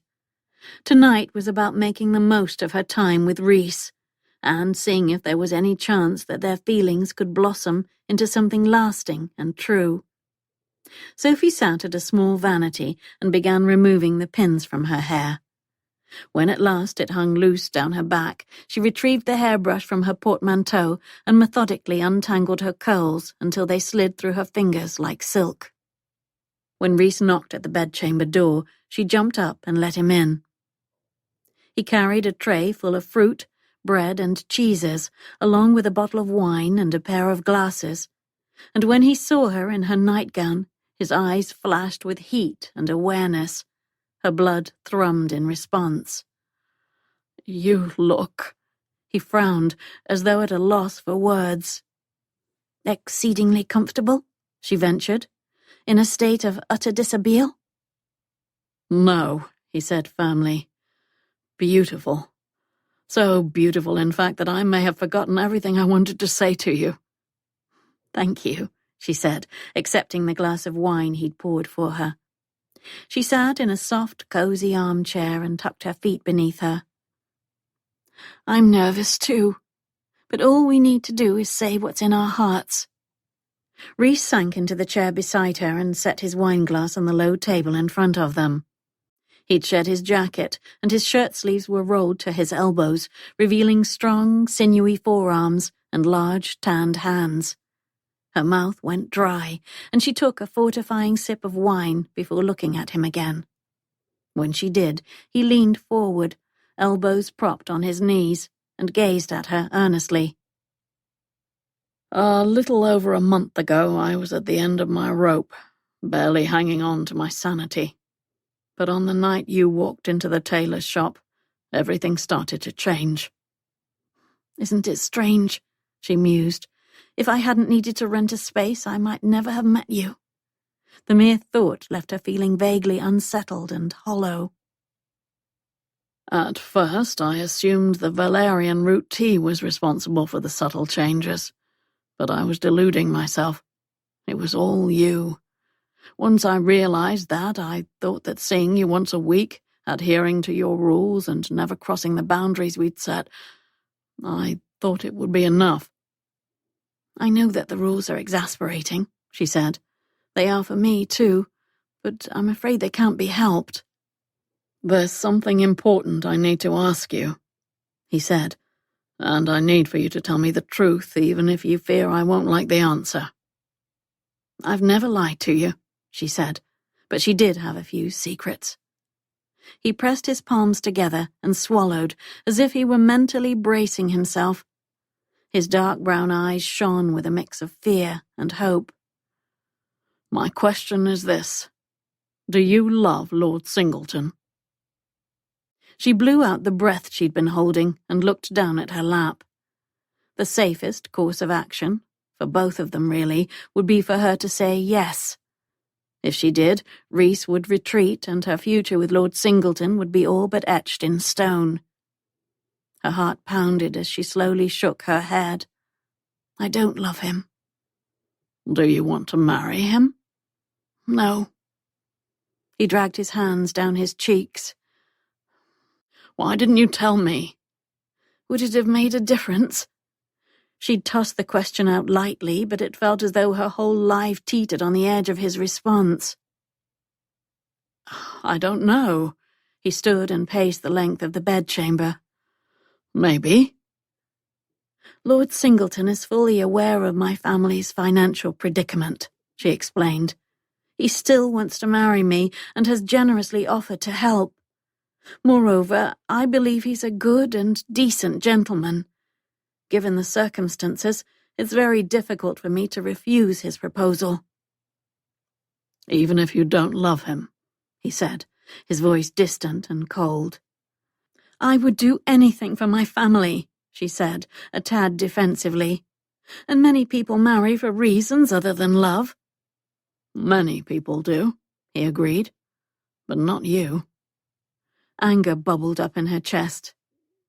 "You have no right to judge me, Reese. I'm sure it's difficult to imagine yourself in my position, but if you were, I dare say you'd do the same thing." He braced his arms on the back of his chair and dropped his chin to his chest. "You're right. Forgive me. I just wish things were different." "How so?" she whispered, perilously close to tears. He pressed his lips together, thoughtful, then sat across from her once more. I wish that I could touch and hold you. I wish there were no secrets between us. But most of all, I wish I could be the man you deserve. I don't even understand what that means, she said, frowning. His eyes filled with regret. It means I'm not. And I don't know if I'll ever be. I see. A wave of hurt and disappointment crashed over her, but she refused to let it pull her under. Then it was definitely prudent of us to set some boundaries from the start. This conversation isn't going as I'd hoped, he admitted. What I was trying to say is that I've begun to change. I'm still not whole, not worthy of someone like you, but if you can give me some time... Reese, she interjected. Though she longed to hear more, she couldn't, in good conscience, let him go on. Not until she'd told him about her family's rapidly deteriorating situation, and how it might cut short their time together. There's something you should know. What is it? He asked, instantly wary. My parents had to let most of the staff go this week because we can't afford to pay them. I hadn't realized things were quite so desperate when I agreed to this arrangement, but now that I know, I'm afraid that I don't have the luxury to delay my betrothal to the end of the season. I'm going to accept Lord Singleton's proposal this week, which means tonight must be our last together. Sophie. Reese said her name like a plea. You're going to be fine, she assured him, even though her own heart was breaking.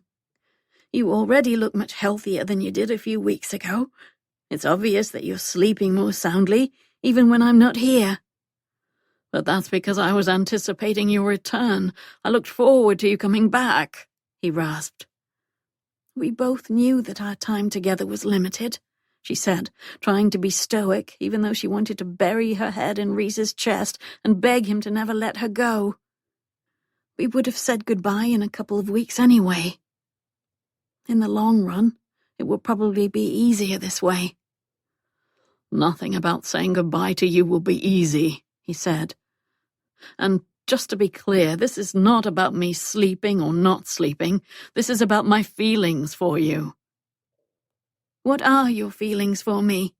She asked, knowing that the answer she most longed to hear would also be the one that crushed her. I think about you all the time. I always want to be with you. I live to see you smile. He dropped his head into his palms. God, Soph, I don't know what I'm going to do without you. She fisted her hands so she wouldn't reach out and caress the back of his neck or run her fingers through his hair. Then I propose that we don't think about goodbyes right now. Let's enjoy the time we have left. Do you want to walk down to the lake? He asked, and she could tell he was trying to compose himself for her sake. Or maybe stroll through the garden? No. She shook her head slowly. I just want to stay here, with you. Reese looked at Sophie, sitting in the chair beside him, apparently oblivious to the fact that the earth around him had started to crack and was about to swallow him up. His heart raced like he was about to dive off a cliff, and panic clawed at his chest. All because this was their last night together. He understood why she had to accept Singleton's proposal. She had no other options. Maybe if Reese had met her a little sooner, or if she could have waited a little longer, he could have been the one to propose marriage. He'd have enough money in his coffers to swoop in and save her. But he had little of value to offer her. He was too broken, too undeserving, too weak. He couldn't even bring himself to open a few goddamned letters. Couldn't even fulfill a solemn promise he'd made to a bosom friend. Lately, Sophie had helped him to feel more human, like perhaps he was capable of being the man she thought he was. But this latest news had sent him into a backslide, and without her, he'd never recover. He gripped the arms of his chair, trying to ground himself. She was still there, in his guest bedchamber, at least for now. Dressed in a white nightgown, her hair a golden cloud around her shoulders, she was a vision to behold. But she was more than beautiful. She was kindness, patience, and courage personified. And, sometime in the past month, she'd become the sun that his dark, decaying world revolved around, the sun that had the power to heal him.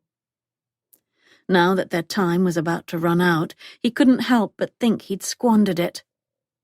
She deserved to know how she'd helped him, and what she meant to him. He wasn't particularly good with words, but he knew one gesture he could make that might please her. "Sophie, I want you to know that the tailor's shop is yours, to use for whatever purpose you like, any time you like, for as long as you like. In fact, I'm happy to draw up papers and sign the property over to you, to make it official."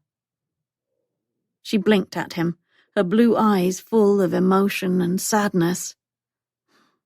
"That's incredibly generous of you, but I don't think I'll require the use of the shop much longer. Only a few more Friday evenings." "I see," he said, pretending he wasn't devastated to learn that the one tenuous connection he'd hoped to maintain with her would soon be severed as well. "I know I promised not to ask about your use of the building, but I have to admit I'm curious. Mostly because whatever it is, I can clearly see that it's important to you." "It is."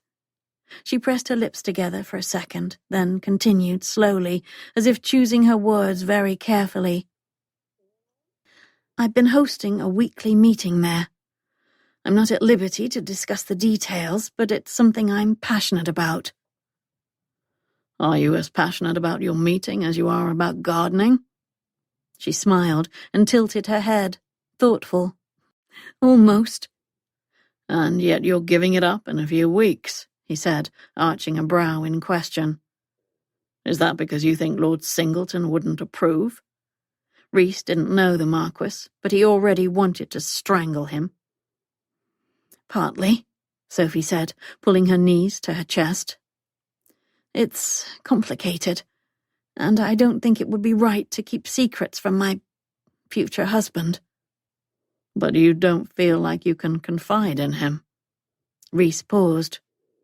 "Just like you don't feel like you can confide in me." "It's not like that. I want to tell you, and I trust you. I've no doubt you'd understand, but our members made a pact not to reveal the nature of our business, and I need to adhere to the rules that I set forth."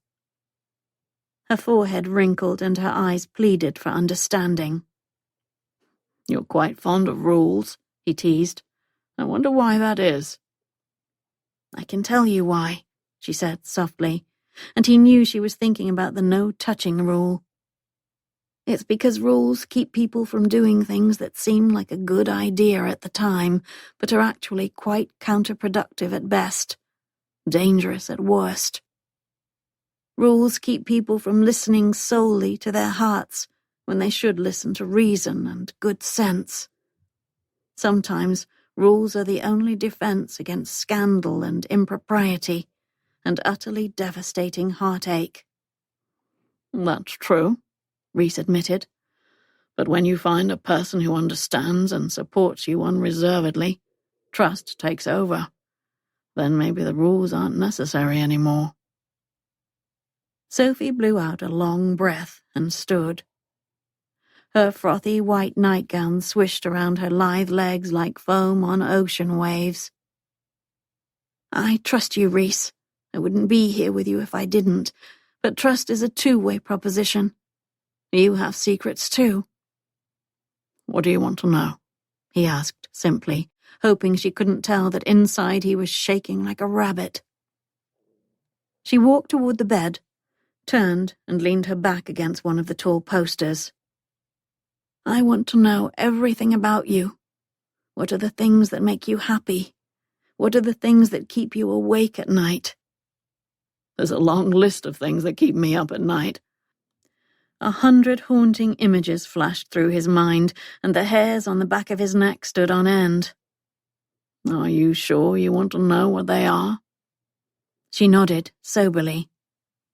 Why don't you take off your boots and join me on the bed? I'll turn down the lamp. I always find it easier to talk about difficult things in the dark. She had a point. Maybe with the lamp turned low, she wouldn't see the sweat on his brow, or the panic in his eyes. He tugged off his boots, cravat, and waistcoat, then joined her on top of the soft feather mattress.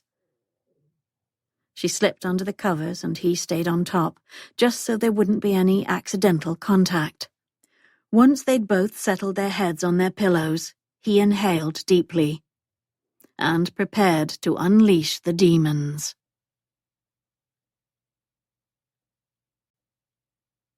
Chapter 19. Reese's heart pounded, echoing in his chest like artillery fire.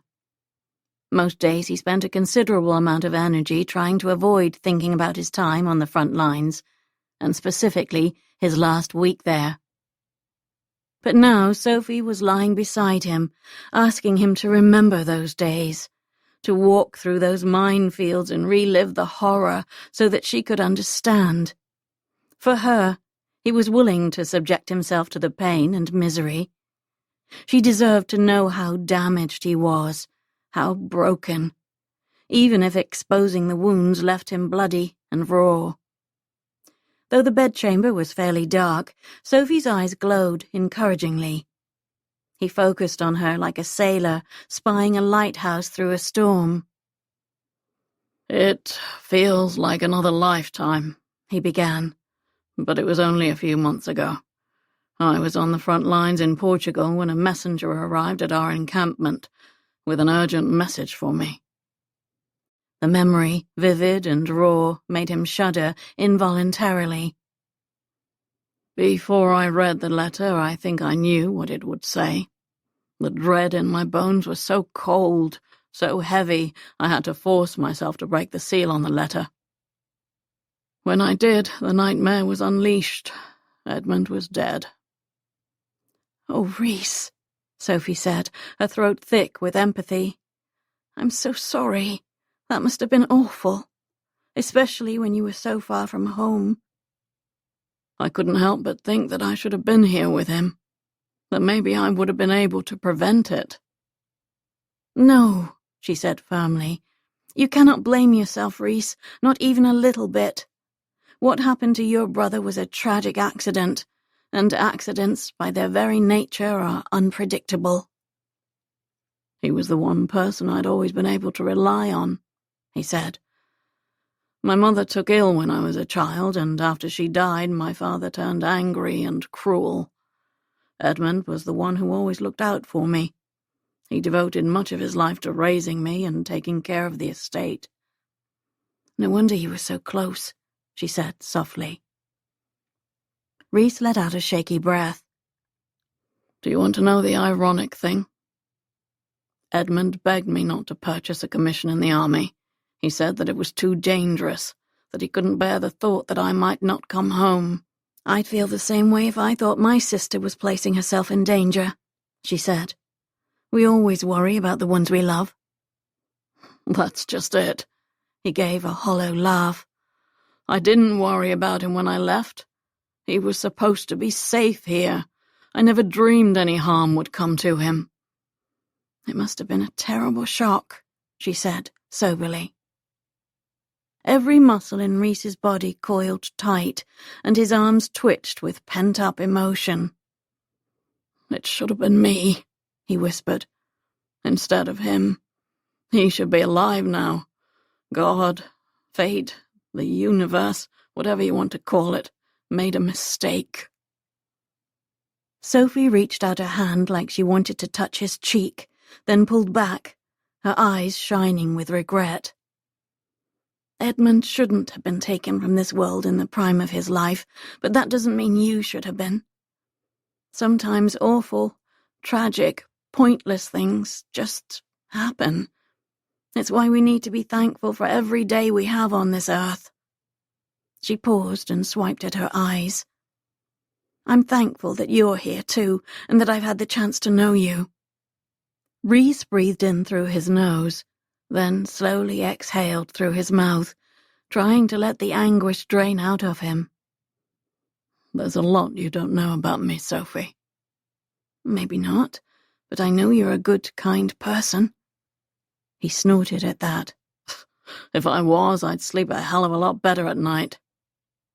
"You're not going to scare me away," she said serenely. "I'm here, and I'm not going anywhere. You say that I don't know you, but I want to. Desperately.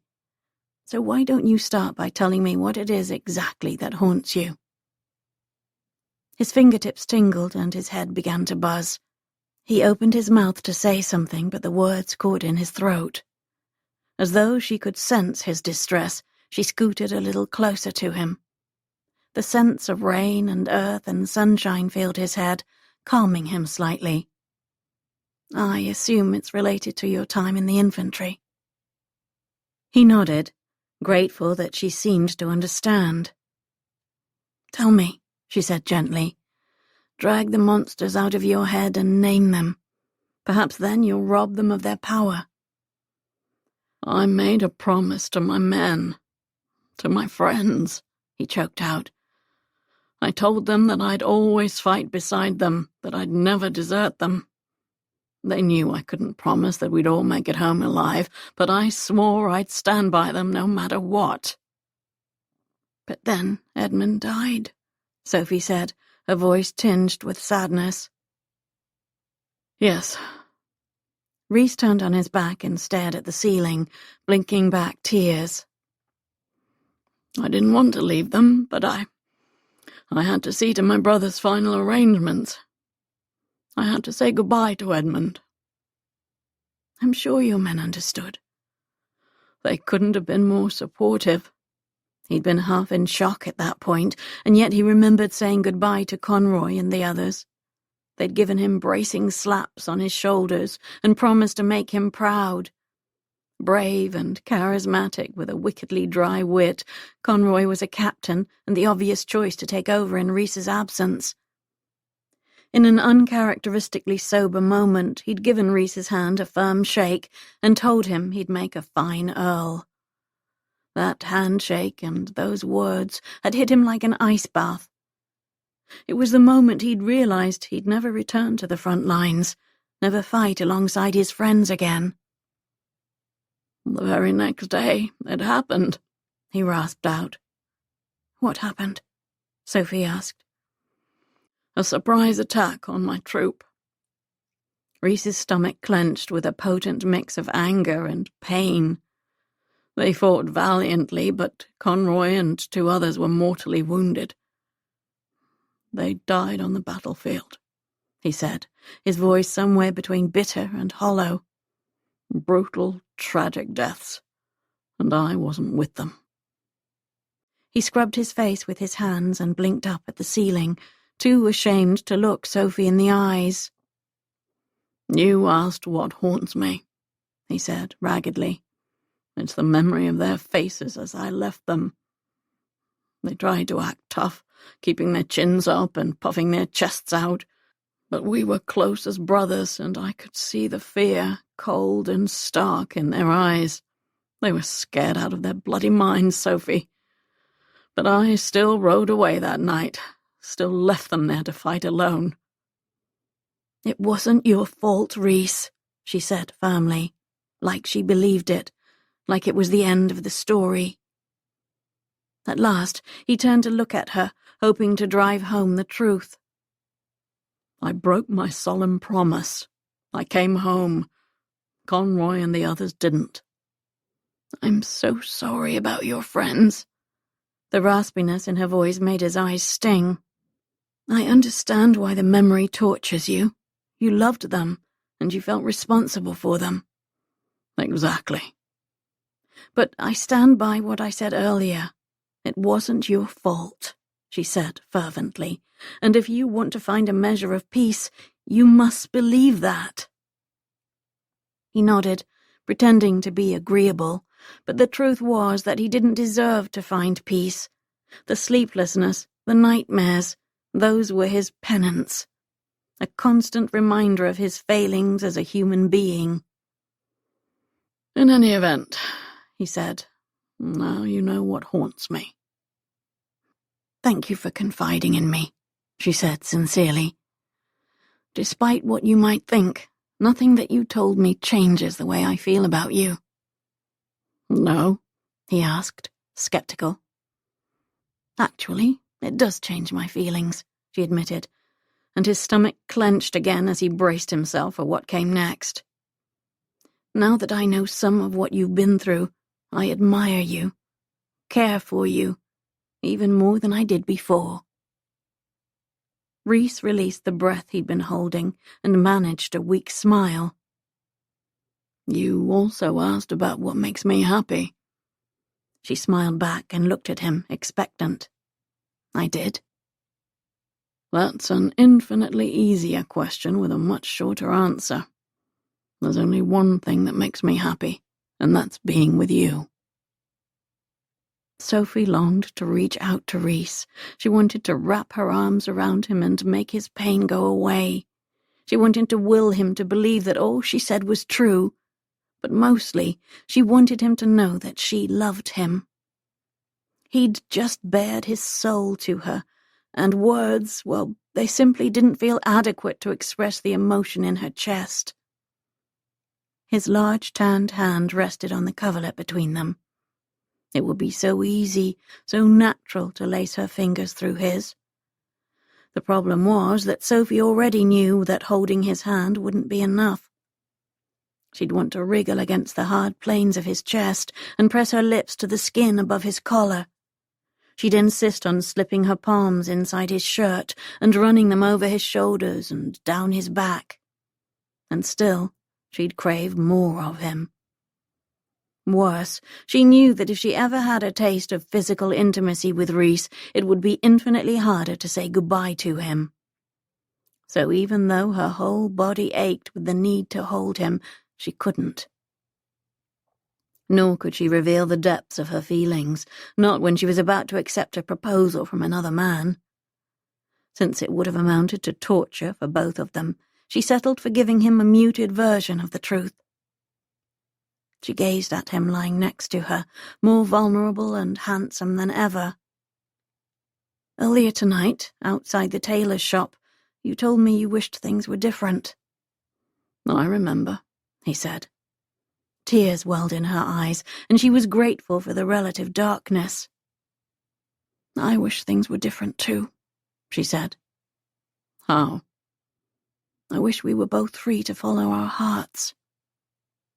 He gazed into her eyes but didn't say anything, at least not out loud, but the expression on his face revealed more than he probably knew: relief, frustration, and affection.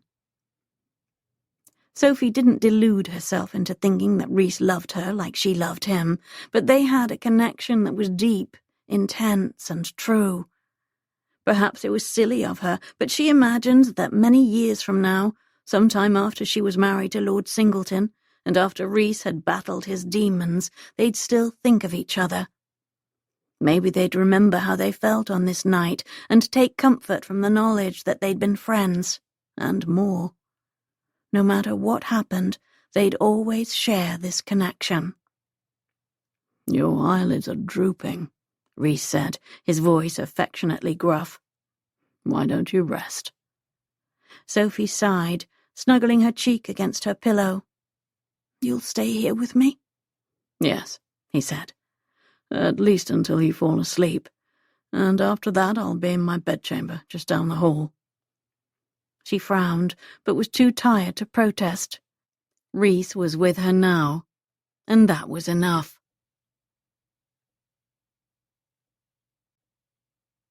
Chapter 20. Sophie woke suddenly to a bedchamber that was almost completely dark.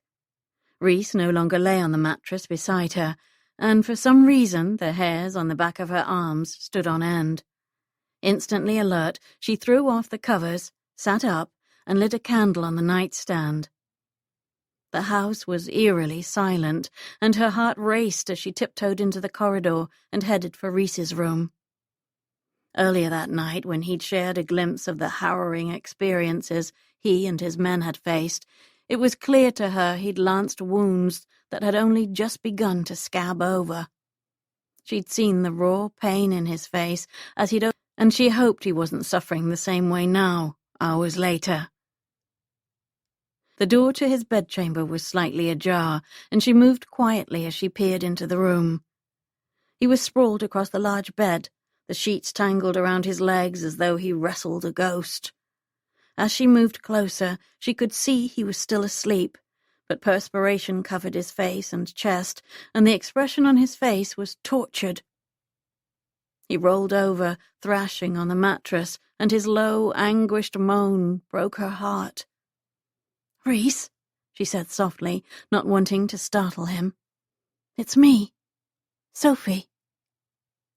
But he continued to groan and struggle against an invisible enemy, deaf to her words. "Reese," she said more loudly.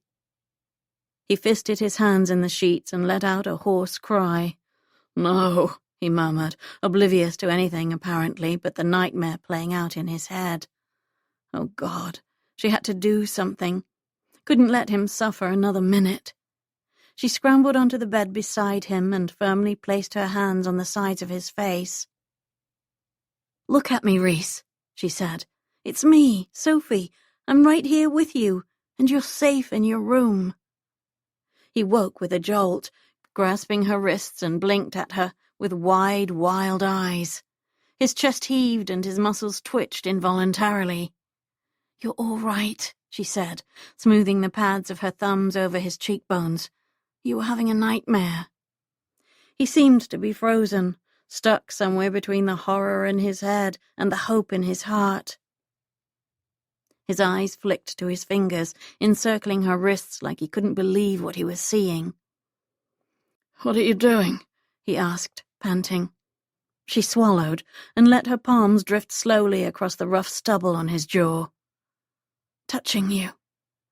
He released her wrists and closed his eyes. "Sophie," he said, half warning, half begging.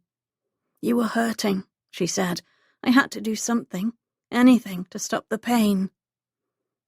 "Even break your own rule," he said with a weary smile. "Even that."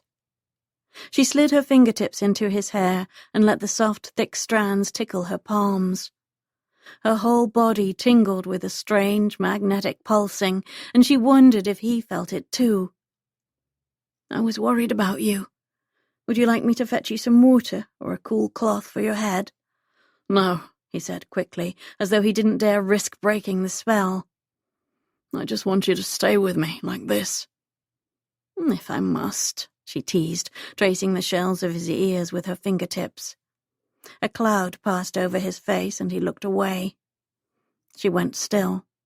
"What is it?"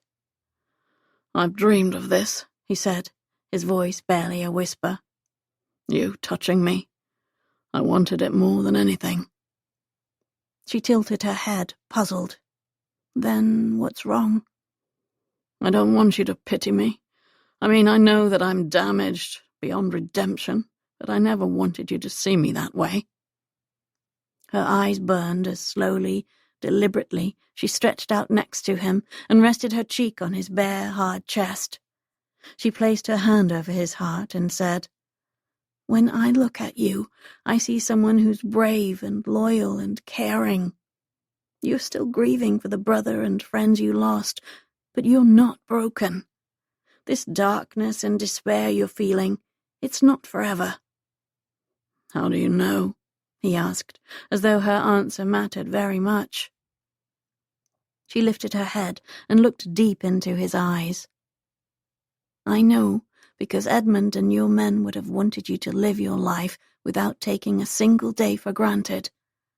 And deep inside, I think you know that living a full, meaningful life is the best way to honor their memories." For a few seconds he said nothing. "Sometimes you can know something with your head, but it takes your heart a while to catch up." "That's true," she said. "But you must believe me when I say that my touching you tonight had nothing to do with pity. I'll admit I was worried about you, but I've imagined this moment." She skimmed her palm over his chest and felt him shiver in response. "For a very long time." "I have too," he said, low and deep. "It feels even better than I thought it would." Sophie's belly flipped at his admission. Still, she couldn't help but notice that apart from initially holding her wrists, he made no move to touch her. His hands lay flat on the bed, almost as though they'd been strapped down. "What now?" she asked. "That's entirely up to you," he said. "But if you're in need of ideas, I have plenty." "Please," she said, her voice surprisingly raspy. "Tell me what you think we should do." He leveled a heavy-lidded gaze at her and let out a low growl. "I think we should kiss, long, slow, deep, and hot. I think we should press our bodies together till I can feel your heartbeat against mine. I think I should worship every inch of you with my hands and mouth till you cry out with pleasure." He shot her a lazy, wicked smile. "That's the abridged version of what I think we should do." Her heart fluttered like it might fly away. "Abridged or not, your ideas have merit." He suddenly rolled onto his side, propped himself on one elbow, and looked at her with an intensity that curled her toes. "I want this, Sophie, but only if you want it too. If all we have is tonight, then I'll take tonight. I just need you to say the word." She thought briefly about her family and Lord Singleton. She thought about her friends and the Debutante Underground. She even thought a little about Miss Haywinkle and all the cautionary tales the headmistress had shared. And then she decided she was tired of thinking about all those people, all those things. She was tired of thinking, period. Because she knew what she felt for Reese, and she knew what she wanted for herself. She wanted him. "Yes," she said, brushing a lock of hair off his forehead. "Yes to breaking our rules. Yes to seizing a night that is just for us." The words were barely out of her mouth before he reached for her hand and laced his fingers through hers. The pressure of his hand made her feel like she was wrapped in a warm blanket and, at the same time, like she was about to dive head first off a cliff. Her whole body tingled, and she knew her world would never be quite the same. Holding Reese's hand felt as momentous, as irreversible as crossing the river Styx. Each of their souls was forever changed, and no matter what happened after that, they'd always belong to each other.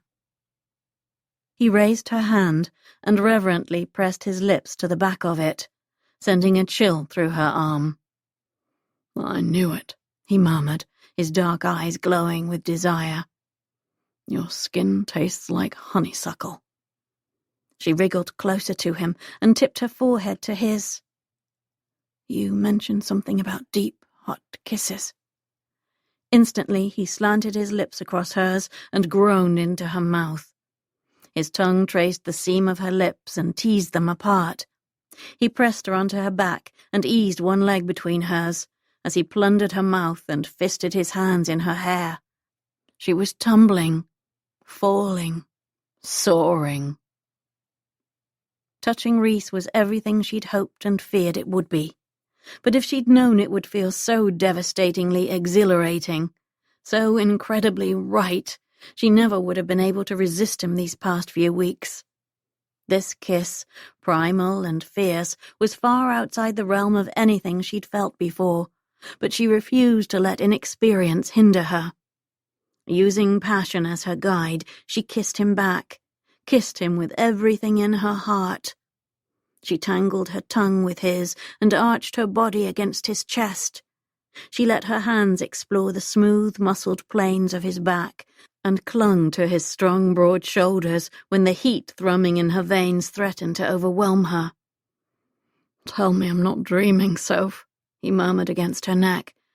"Tell me I'm really holding and kissing you." She speared her fingers through his hair and sighed as he slid a hand down her spine and cupped her bottom, pulling her closer. This is no dream, she whispered close to his ear. It's better. Her words seemed to unleash something inside him, and he kissed her harder, held her tighter, as if afraid she'd slip through his fingers at any moment. She soothed him, running her hands over impossibly hard biceps and wrapping a leg around his. Breathless, he lifted his head and gazed down at her, his eyes full of affection and wonder. "I don't deserve you," he said, "but God help me, I can't resist you." "Do you want to know what I think?" she said, loving the slightly drunk expression on his handsome face. He nipped at her ear. "Always." "I think we both deserve and need this. I feel like a seedling that's lain dormant all winter. You were the sun I needed to make me fully alive." "You are the sun, Sophie. You're everything that's good and true in my life." He stared at her, like he was tattooing her picture on his heart. Then he slowly slid a hand up her side, over her nightgown, grazing the side of her breast. She held her breath, waiting as his palm drifted over her shoulder and down her back. Inch by inch, he skimmed his large, warm hand up her rib cage, tenderly caressing the underside of her breast and circling the nipple till it pebbled beneath the silk of her nightgown. With a smug smile, he lowered his head and drew the tip into his mouth. A little cry escaped her throat as he suckled her through the thin fabric. When he paused to blow on her taut nipple, she arched her back, demanding his mouth once more. He'd touched her breasts before with the peony, but this was 1,000,000 times more intense, exponentially better. The pleasure he wrought swept through her body like a summer storm, powerful, wet, and wild. But even the thin barrier of her nightgown proved ridiculously vexing. Wanting nothing between them, she tugged on the drawstring at her neckline. Reese murmured his approval, but when the knot stuck, he growled and proceeded to tear the gown down the front, all the way through the hem. Deliberately, with something akin to awe, he parted the ripped fabric and let his eyes rake over her body, lingering on her breasts, hips, and legs. Deliciously cool air kissed her skin as she sat and shrugged her arms out of the nightgown's remnants. "You're so beautiful, Sophie," he said, his voice balancing on the edge of ecstasy and anguish. She felt her skin flush as she basked in the glow of his hungry, appreciative glance. But there was plenty for her to appreciate, too. His hair hung low across his forehead, giving him a wicked, dangerous air. His tanned chest glistened in the flickering light of the candle, and his muscular arms rivaled any blacksmith's. The bedsheets were slung low across his narrow hips, and the ridges of his abdomen made her mouth go dry. Shamelessly, she stared at him, admiring everything from his stubbled jaw to his muscled chest to the fuzz beneath his navel. And that was when she noticed the very obvious, very large bulge beneath the sheets that covered his lower half. Thanks to the debutante's revenge, she knew something of a man's anatomy. But this wasn't some hypothetical man she was reading about in the pages of the London hearsay. This was Reese, and she thrilled in the knowledge, the irrefutable evidence that he desired her as much as she desired him. "You're beautiful too," she breathed, "and I want to see all of you."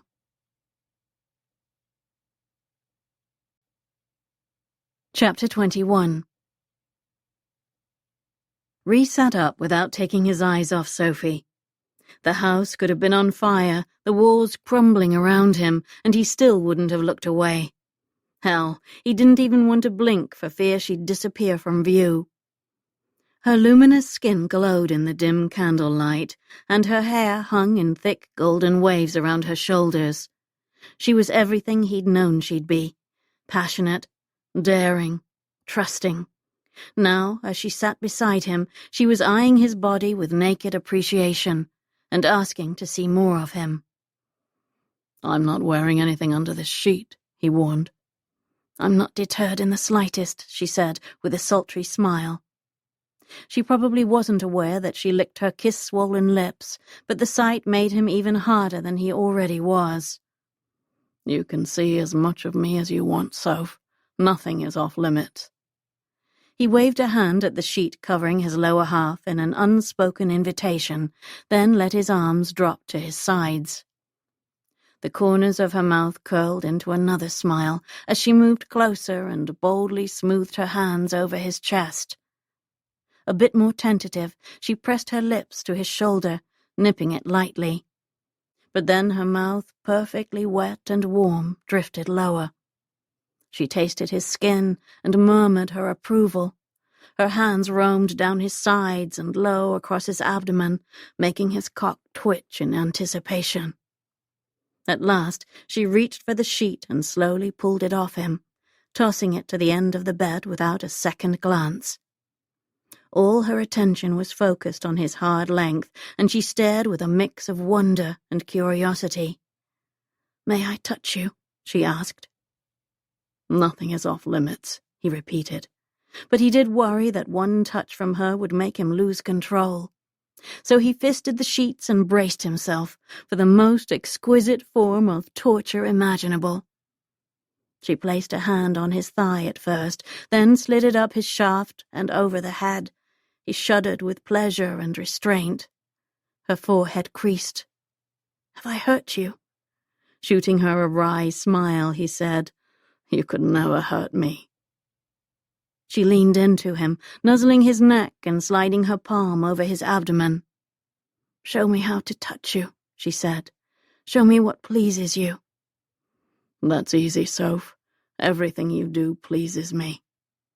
"You know what I mean," she said, impatient. He did know, and was more than happy to show her. Before long she was kissing the crook of his neck and eagerly taking him in her hand, stroking with just the right rhythm, just the right amount of pressure to drive him wild. His ears began to buzz and fireworks flashed behind his eyelids. His breathing turned ragged and his muscles tensed. "Sophie," he gasped, reaching for her hand. "Wait." She stilled and snuggled against his side while he caught his breath and attempted to regain control. He had to think clearly, damn it.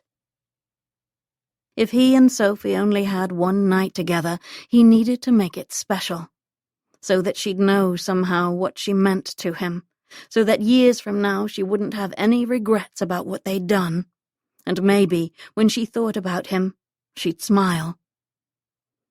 "Do you remember the night we met?" he murmured against her hair.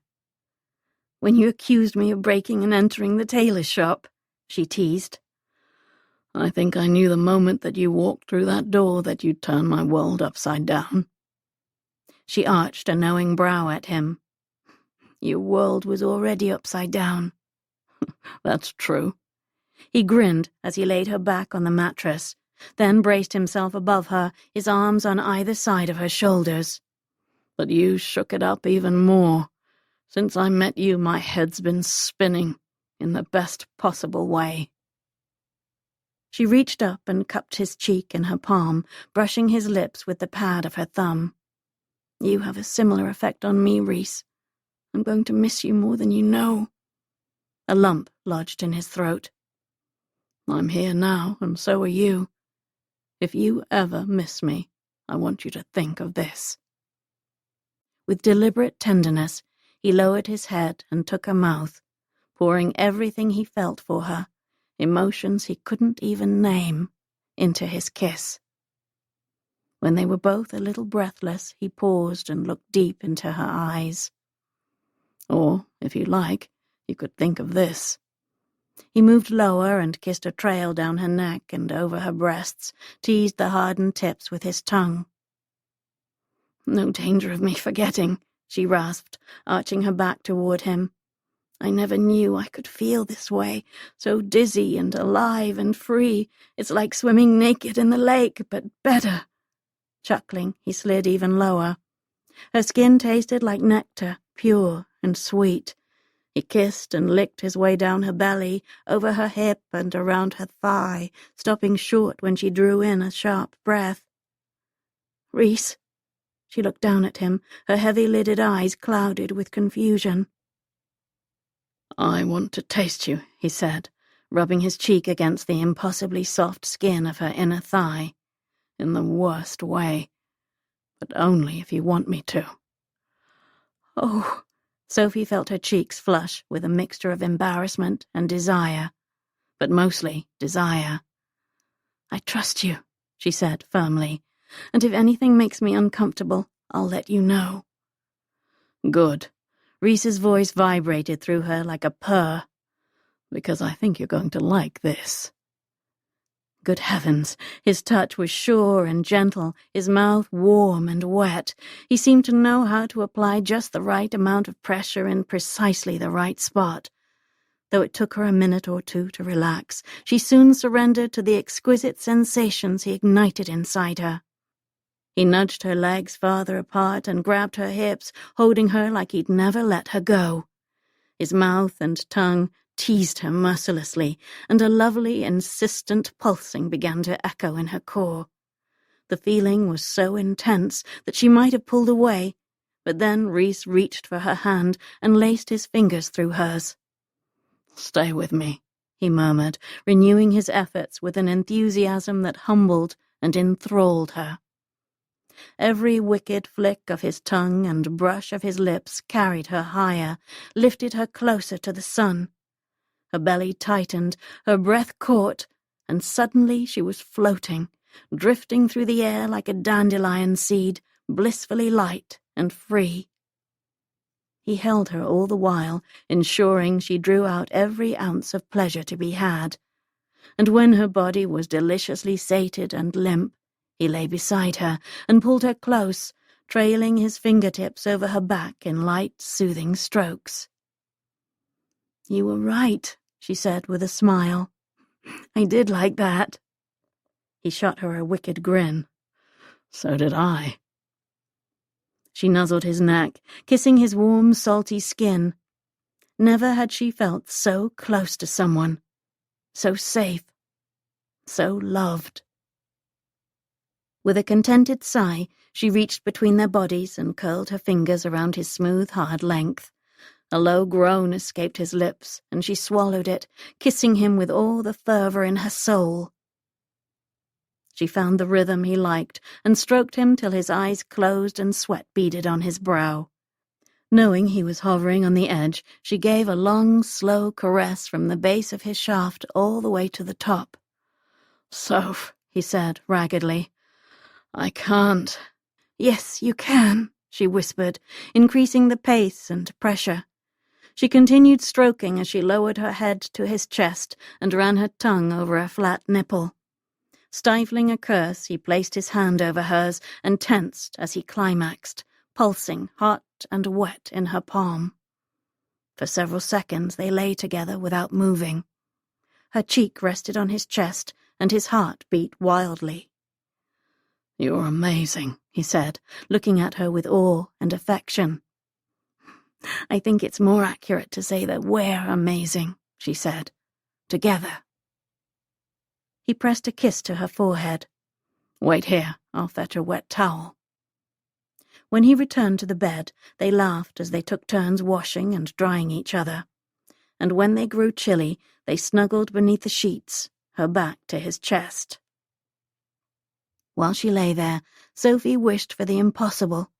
To be able to fall asleep like that every night, with Reese's strong arms around her and his breath blowing softly in her hair. If circumstances had been different, it might have happened. She might have felt beautiful and sated and loved forever. But her fate had been determined before she ever set eyes on Reese, long before she'd fallen in love with him. Tomorrow she'd have to say goodbye, but at least she'd had one perfect night, and she'd always be grateful for that.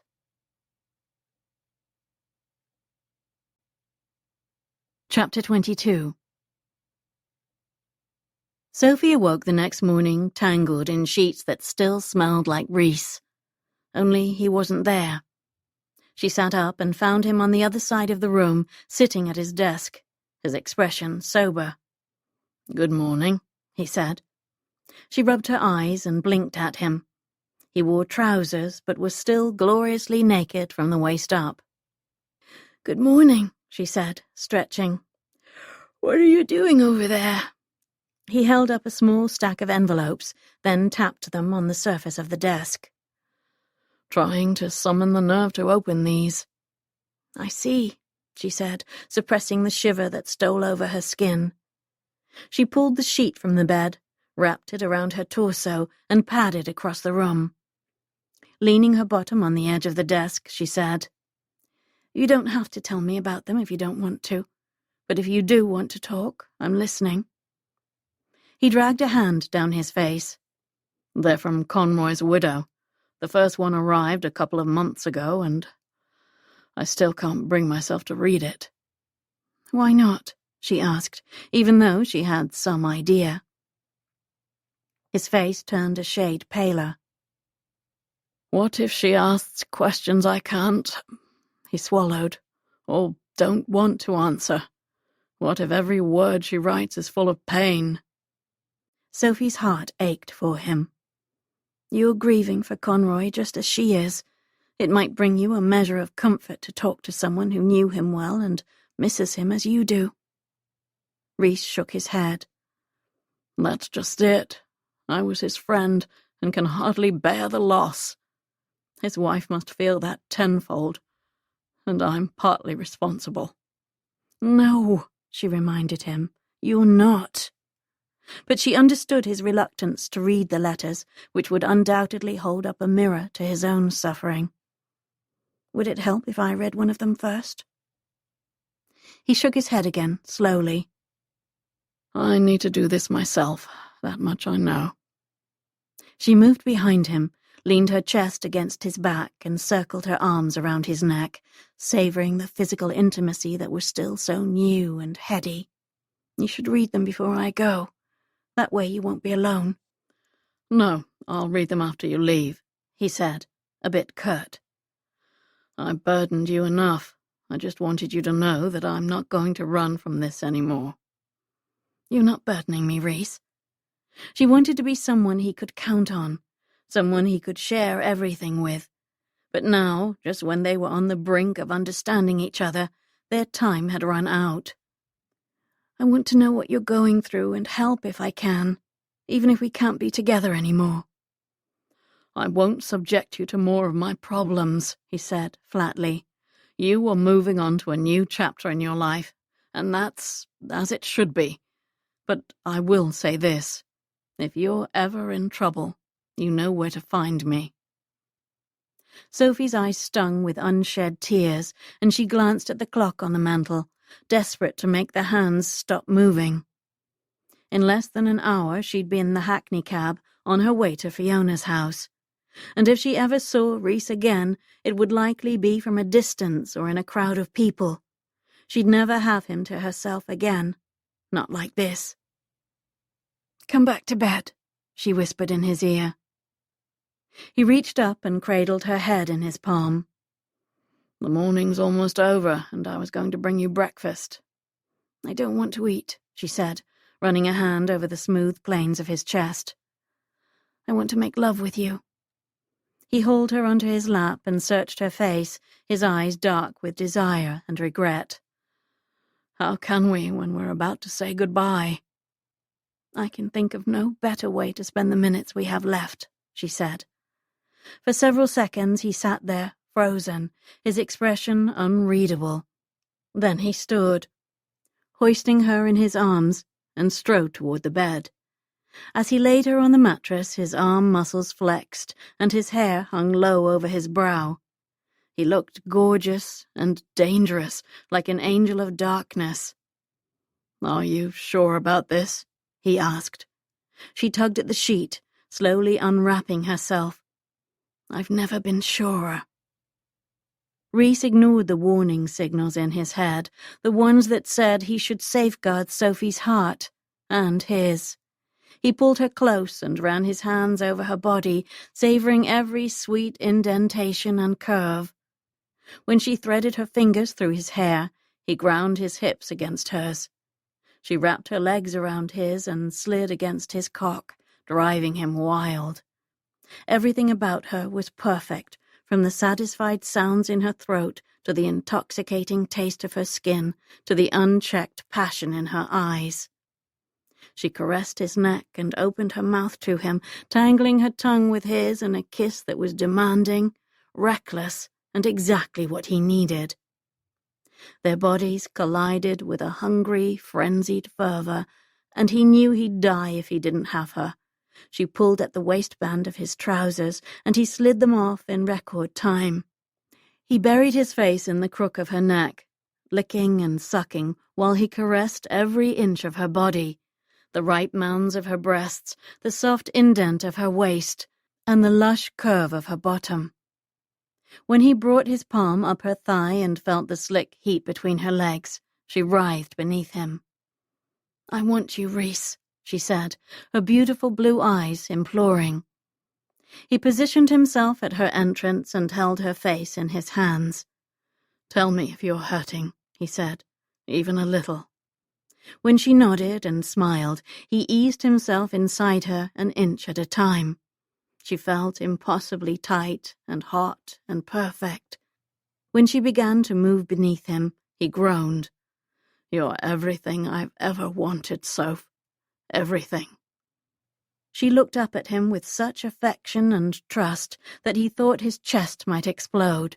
"I like this. You inside me, on top of me, around me. No matter how much I have of you, I always want more."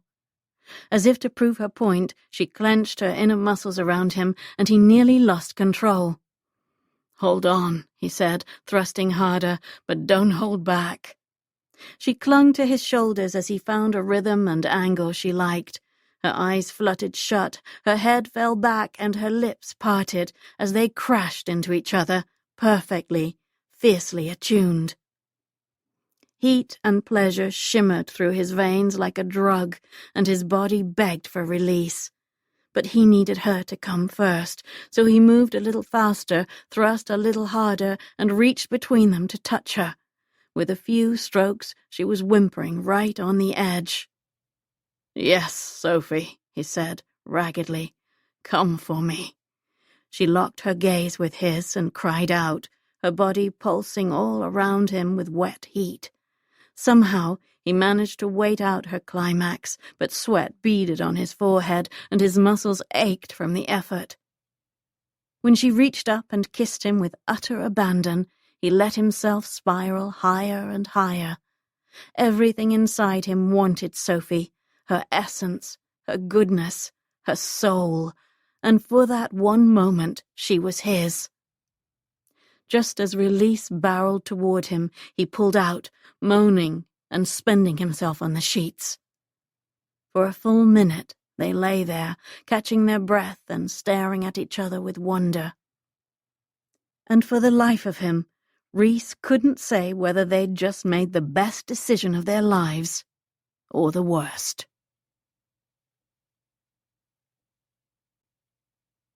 Chapter 23.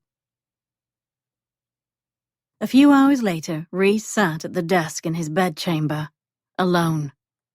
He'd promised Sophie that he'd read the letters from Conroy's wife, and he intended to. In an odd way, the task seemed less daunting now. Loving Sophie and letting her go had been the hardest thing he'd ever done, or would do. If he'd survived, he'd wanted to scream as she walked to the hackney cab. He'd wanted to drop to his knees and beg her not to go. The thought of her marrying someone else made him physically ill, as though his whole body rejected the knowledge that he wouldn't be the one who woke up next to her and who gave her flowers, the one who made her smile. But he couldn't ask her not to marry Singleton. Her family meant everything to her, and he admired her for wanting to help them. The truth was that he couldn't offer her a better future than Singleton. Marriage to the Marquis would give her status, security, and stability. She'd have someone to escort her to balls and the theatre and the opera. She'd be embraced by the highest echelons of society and move in the finest circles. She'd never have to worry about her family's finances. More importantly, she'd never wake in the middle of the night to find the man beside her thrashing in sweat-soaked sheets and crying out like a madman. Swallowing the bitterness in his throat, Reese broke the seal on the letter he held and unfolded it. His hand shook as he began to read. "Dear Lord Warshire, I write to you with a heart that is surely broken beyond repair. William was the centre of the world for me and for our 2 young daughters. Even when he was away, he made sure we wanted for nothing. In his frequent letters, he never failed to tell us how deeply we were loved. In those letters, he also told me a little of his daily life and often mentioned you. It's clear he held you in the highest regard, and I felt compelled to tell you how much William respected and admired you. I understand you recently lost your own brother, and offer my deepest condolences. If your grief is anything like my own, it feels like huge waves are crashing over you, threatening to drag you under. But I take some solace in knowing William was doing what he loved for the people he loved, alongside men he loved like brothers. If you are ever in London and have an hour or 2 to spare, I would greatly appreciate the chance to meet you in person and hear your memories of my dear William.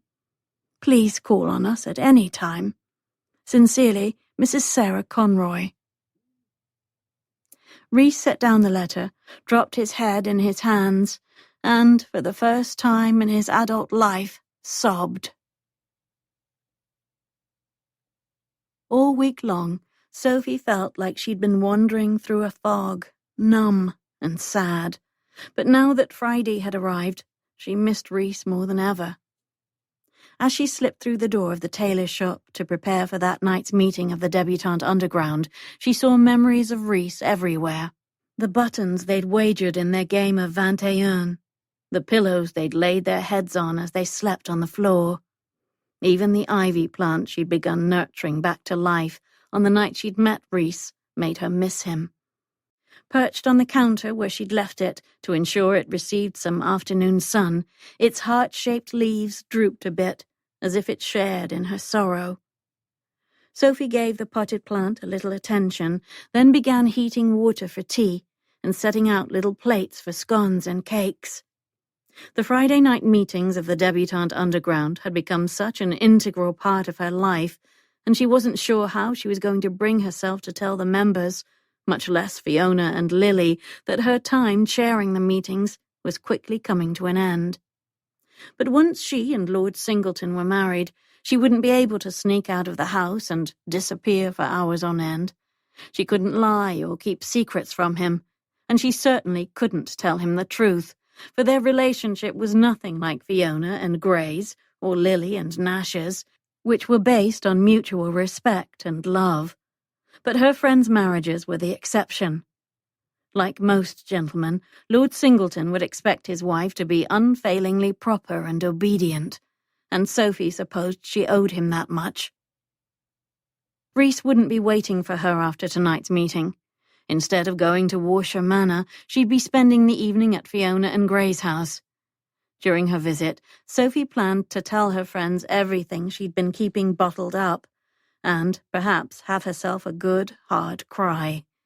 But first, she had to muddle through tonight's meeting. By the time members eagerly began filing into the shop, a dozen candles lent the room a cheery glow. The aroma of freshly brewed tea filled the air, and plump silk cushions brightened the shabby furniture. Sophie pasted on a smile as she greeted everyone, and at 8 o'clock she took her place at the podium. After giving her official welcome and usual review of the rules, she invited Violet to read this week's edition of the Debutante's Revenge. The young woman wore a long shawl that concealed her expanding belly. Her face was still a bit thin, but her cheeks had a healthy pink glow. She accepted the copy of the London Hearsay that Sophie offered with a shy smile, cleared her throat, and began reading. Dear Debutantes, do not despair if circumstances require you to be apart from a gentleman you admire. Prolonged separations can be difficult, but are not a death knell for a relationship, unless you allow it to be so. Use the time away from your partner to ascertain your true feelings.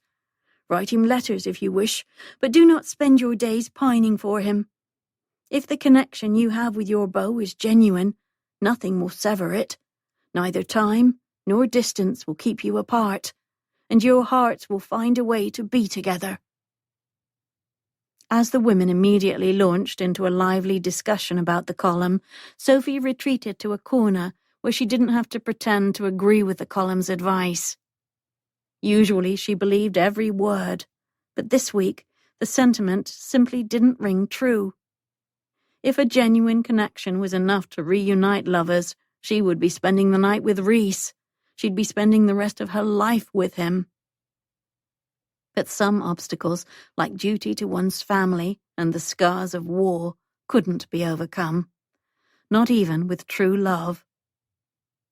At the conclusion of the meeting, Sophie sought out Violet and handed her a basket filled with fruits and cheeses. "A little something for you," she said surreptitiously. "How are you feeling?" "Large and unusually clumsy," Violet said mirthfully. "But I cannot complain. I told my mother about the babe, and she took the news better than I expected. 1 day of hysterics, followed by 2 days of not speaking to me, followed by a great deal of worrying." The dark-haired woman gave a matter-of-fact shrug of her shoulders. "It was the best result I could hope for. I'm glad you told her." Sophie stacked a couple of plates and teacups on her tray, eager to finish tidying the shop so she could head to Fiona's house. "You must be relieved to have someone you can talk with about your situation." "Yes, but I'd rather hope to see Sarah tonight. She shares more information than my mother does. Whenever I ask Mama a question about pregnancy or childbirth, she just looks at the ceiling, wrings her hands, and tells me I mustn't dwell on such things." Sophie had noticed Sarah's absence too. "It's not like her to miss a meeting," she said. "I hope neither she nor the girls have taken ill." "She's been so kind to me," Violet said, "even though it's obvious she misses her husband terribly and has her hands full with the young ones." Sophie set down her tray and tilted her head. "Do you know what happened to her husband?" "He was in the army," Violet said. "He died fighting on the continent." "How awful." A strange awareness, a sort of tingling, shivered down Sophie's spine. Surely Sarah's husband couldn't be. Using last names was a clear violation of the rules, but Sophie had to know. Quietly, she said, "Forgive me for asking, but would you happen to know Sarah's surname?" Violet nodded. "She gave me her address a couple of weeks ago and told me I shouldn't hesitate to call on her if I needed anything. I believe her last name's Conroy."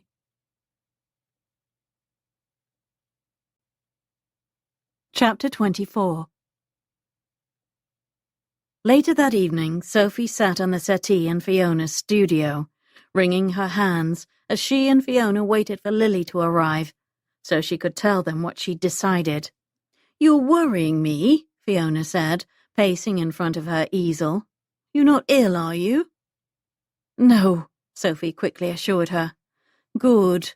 Fiona halted, then snapped her concerned gaze to Sophie's. "Please tell me you're not moving far away." "I'm not. At least I don't think I am." She painted on a smile. "Nothing so dire," she said, even though the thought of giving up something so precious filled her with a keen sense of loss. "I can't stand the suspense," Fiona said with a frown. "I'm sorry. Lily should be here any minute." Fiona and Lily needed to hear the news at the same time, and Sophie didn't want to wait till their usual meeting time in the morning. Now that she'd made her decision, every moment she kept it to herself felt like a betrayal of her friends. Sophie wasn't used to keeping secrets from them, especially not about the debutante's revenge, which was the project of their hearts and seemed to be at the very center of their friendship. Almost on cue, Lily breezed into the room, her dark curls floating around her face. "I came straight away," she said breathlessly. "Are you all right, Soph?" "Of course," Sophie said, I didn't mean to alarm you, but I do have something important to say." Lily sank onto the settee beside her, reached for her hand, and gave it a squeeze. "Does this have something to do with the gentleman you've been spending time with? If he's hurt you in any way, I'll find out who he is and—" "No," Sophie interjected. "This is about Lord Singleton. I'm meeting with him tomorrow, and I'm going to tell him I'm ready to move forward with our—" The word stuck in her throat like a dry scone, but she choked it out. "Betrothal." "Oh," Fiona said, searching Sophie's face. "That's, wonderful?" Sophie exhaled. There was no use in pretending to be happy. Her friends would see through her if she claimed to be thrilled about the prospect of marrying the Marquis, but she owed him her respect nonetheless. "It's not the love match I'd hoped for," Sophie confessed. "Not like the relationships you both are so fortunate to have. But Lord Singleton has generously offered to assist my family, and I'm sure he'd be a kind husband. I'm hopeful that, over time, our feelings for each other will grow into something warm and affectionate." Lily's nose wrinkled, as though she'd smelled a rotting mushroom. "You do not love him?" "Not yet," Sophie said, doing her best to inject a bit of enthusiasm into her voice. She simply couldn't imagine herself ever feeling something like passion for the Marquis. "Perhaps in time." "And what of the gentleman you've been seeing?" Fiona asked. "How do you feel about him?" "I love him," Sophie wanted to say, but revealing the truth to her friends would only make matters worse. "My feelings for him are irrelevant. I need to do what is best for my family, and so I shall." "Must you rush into this?" Lily asked, her beautiful green eyes tinged with sadness. "Why not wait a few more months? Perhaps your family's circumstances will improve." Sophie shook her head firmly. "I'm afraid time has run out. Mamma has already had to let most of the staff go. Worse, yesterday I found out that Lord Singleton paid off several of my father's debts, with the understanding that we'd soon wed." "Oh, Sophie!" Fiona rushed to her other side, so that she was sandwiched between the friends she loved like sisters. Pulling her into a hug, Fiona said, "You should have told us. Lily and I would have helped." "I couldn't ask you to do that," Sophie said, cursing the sob that threatened. "Besides, it would only have delayed the inevitable. I made a promise to Lord Singleton, and I must keep it." She gave a hollow little laugh. "Listen to me, complaining about marrying a decent, handsome man and having to assume the duties of a marchioness. I must be mad to feel even a twinge of sadness. Pray, do not waste your pity on me." "You don't need to pretend with us," Lily said, squeezing her hand tighter. "I wish there was another way." So did Sophie, but there wasn't. Even if she could find a solution to her family's financial woes and bring herself to break things off with Lord Singleton, which would be unforgivable, considering the kindness and patience he'd shown, it wasn't as though Reese had offered marriage. He was too preoccupied with fighting his demons, too busy enumerating his shortcomings to envision a future that included love or happiness, or her. "There's no other way," Sophie choked out. "But I intend to make the best of my situation and be a supportive, dutiful wife." Lily squished her face again, but Fiona shot her a scolding look. To Sophie, she said, "Whatever you do, we will support you. Our trio sticks together, no matter what." Sophie swallowed the enormous knot in her throat. "There's something else," she said. "It's about the Debutante's Revenge and the Debutante Underground. As much as I've loved being a part of both projects, I'm afraid it's time for me to step back from them. I can't tell Lord Singleton about my role, and it wouldn't be fair for me to continue sneaking around once we're married." Both Lily and Fiona sat beside her, frozen and speechless. Fiona felt her eyes sting. "I don't want to give them up, but if I wish my relationship with Lord Singleton to succeed, and I do, I cannot begin by lying and keeping secrets from him." "But it's always been the three of us," Lily said in a hoarse whisper, "since our days at Miss Haywinkle's." "You're like our sister." Fiona swiped at her eyes. "You're the rock that grounds us. We can't continue the column or the secret society without you." "Nonsense," Sophie said, even though her heart was breaking. "You'll still create your beautiful, breathtaking drawings." Turning to Lily, she said, "You'll still write your witty, insightful articles. The column won't suffer from my absence in the least." "That's not true," Lily exclaimed. "We rely on you in more ways than you know. On the days when I'm staring at a blank sheet of paper and feel like I have absolutely nothing to say, you're the one who gives me ideas.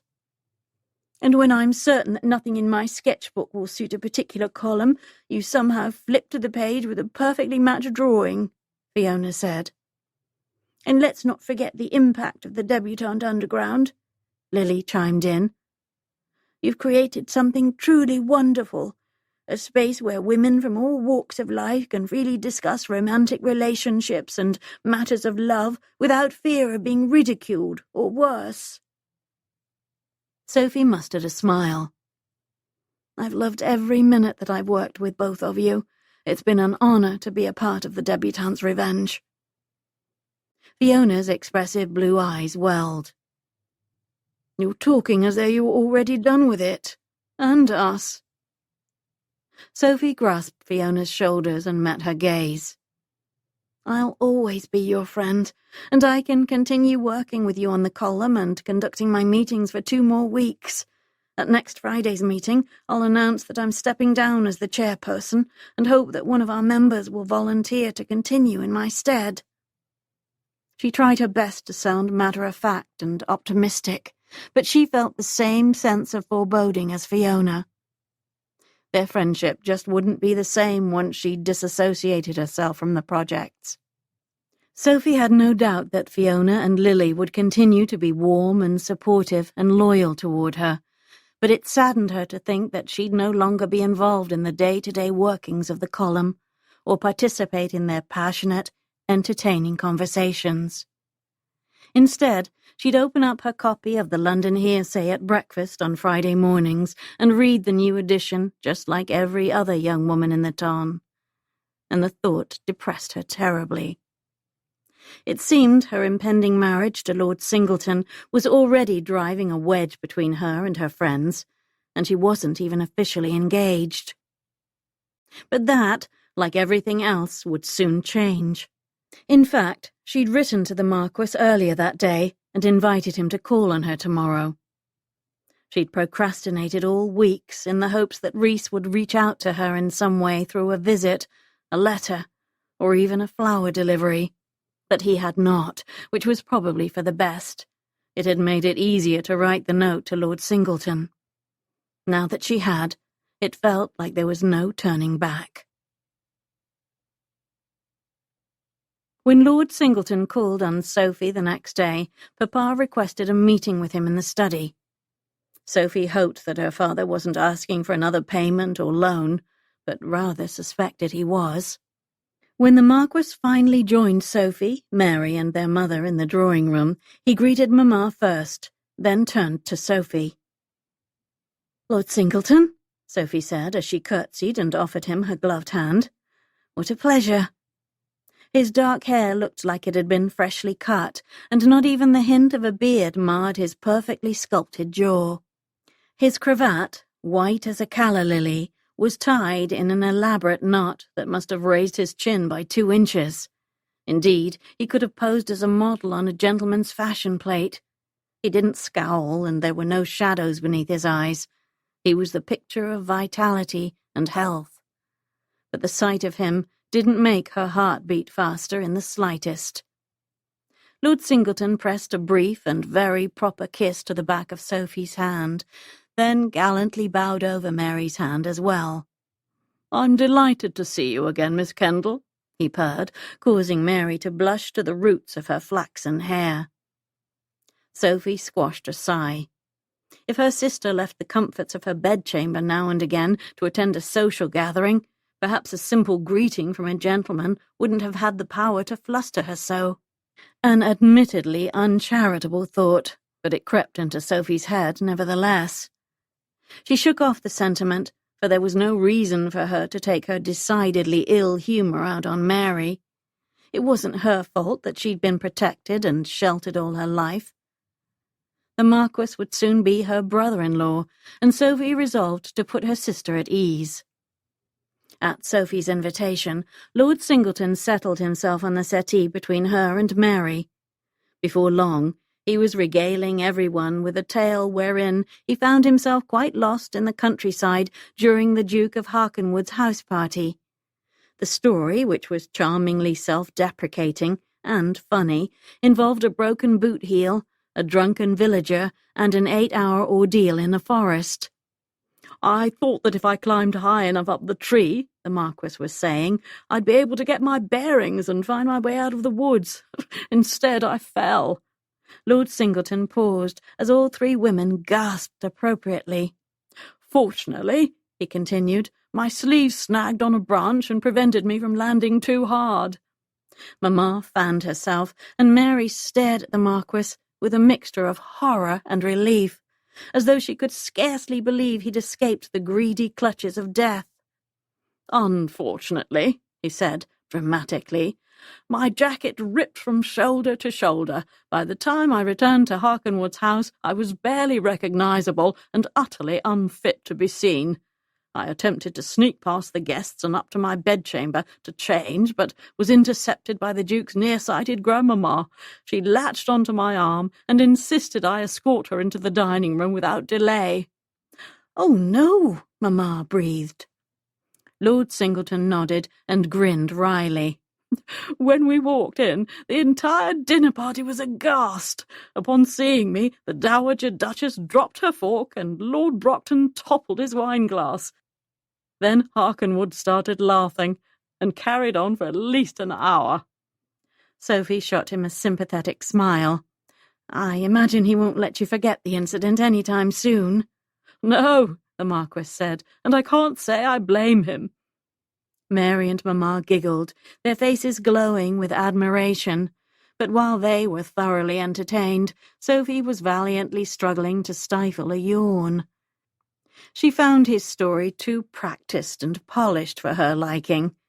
He delivered it so smoothly, one had to wonder if he'd rehearsed it in front of a mirror a dozen or more times. But she knew she wasn't being fair. There was absolutely nothing wrong with Lord Singleton. Nothing, except he wasn't Reese. "Sophie, dear," Mamma drawled, "the sun is shining, and it's an especially lovely day. Perhaps you'd like to show Lord Singleton the garden." The Marquis's eyebrows shot halfway up his forehead. "I should very much like to see it." "Of course," Sophie said, leaping at the suggestion. Perhaps if she moved, she'd be less likely to nod off. Besides, she could no longer put off the inevitable. The garden was as good a location as any to tell him she was finally ready and willing to become his fiancée.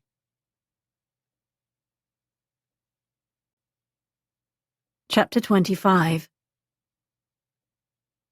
The garden area behind her parents' townhouse was tiny, so Sophie had populated the space with miniature hedges, small flower beds, and a narrow stone path leading to a single bench tucked beneath a vine-covered trellis.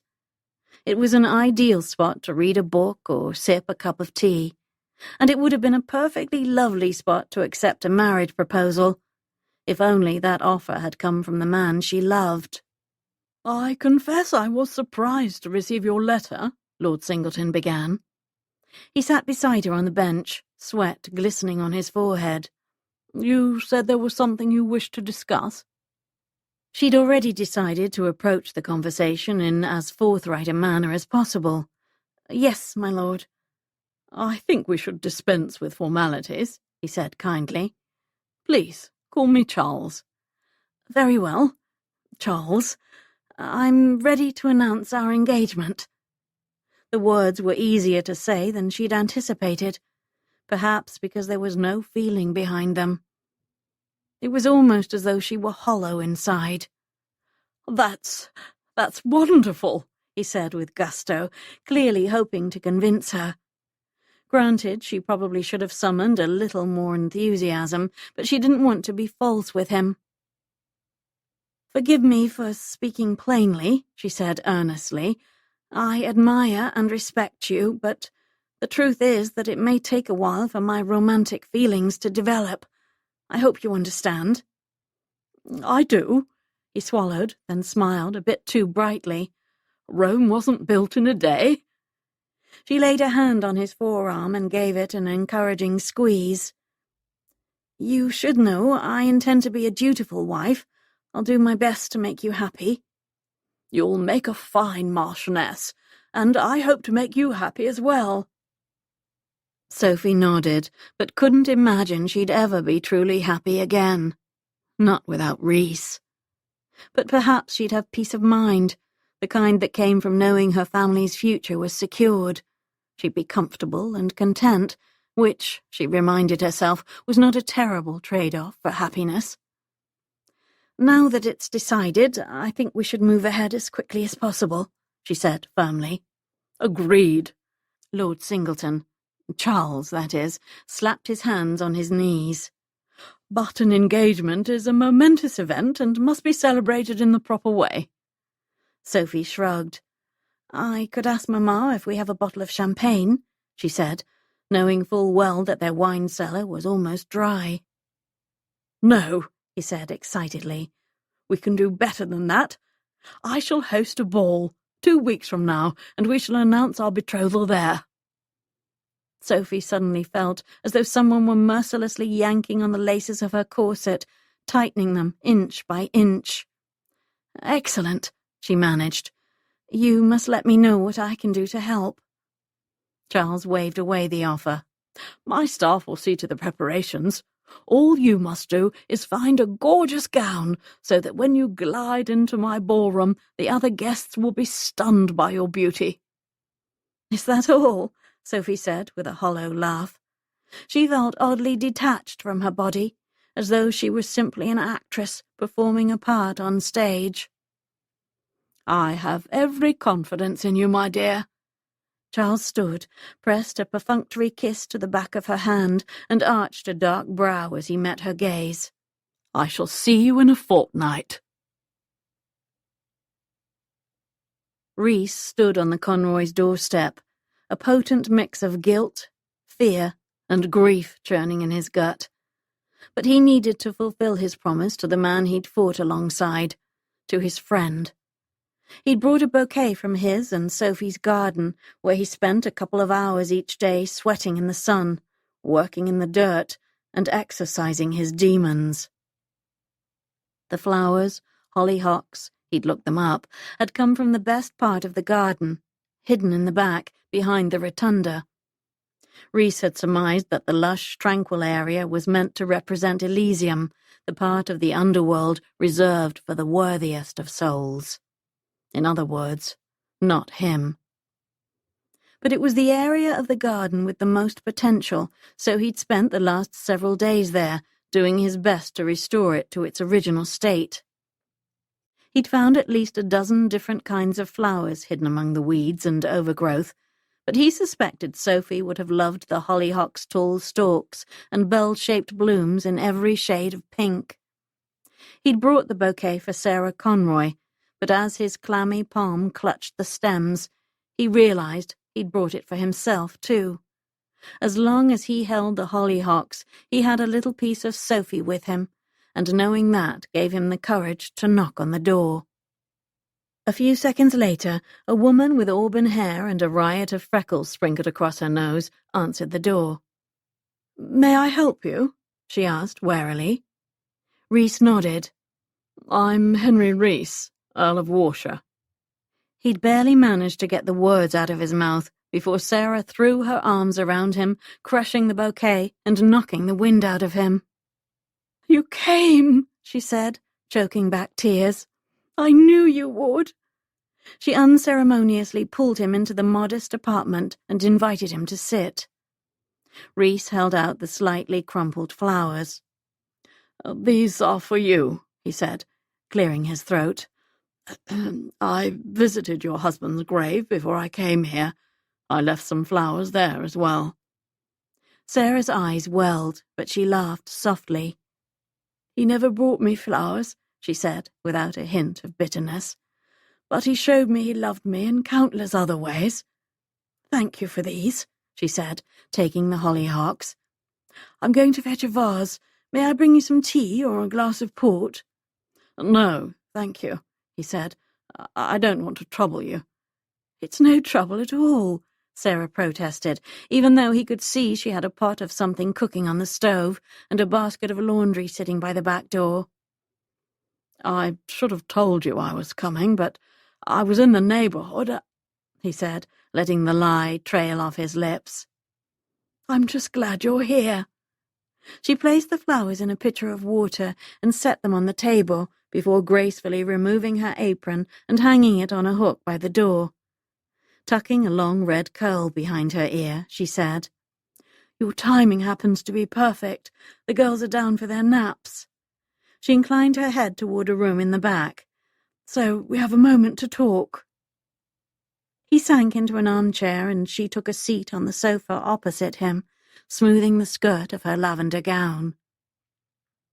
William wouldn't have wanted me to wear black for months on end, she said, self-consciously. No, he said firmly. He wouldn't have. She shot him a grateful smile. He thought the world of you, my lord. Please, call me Reese, he urged. William said that on the coldest, loneliest of nights you always found a way to make him and the rest of the men laugh. He said that even when it seemed the enemy was breathing down your necks, you were never afraid. That's not true, he said. William was the bravest of us all. The men looked up to him, and when I had to leave, after my brother's death, he was the one who stepped in to take my place. Reese looked deep into Sarah's eyes.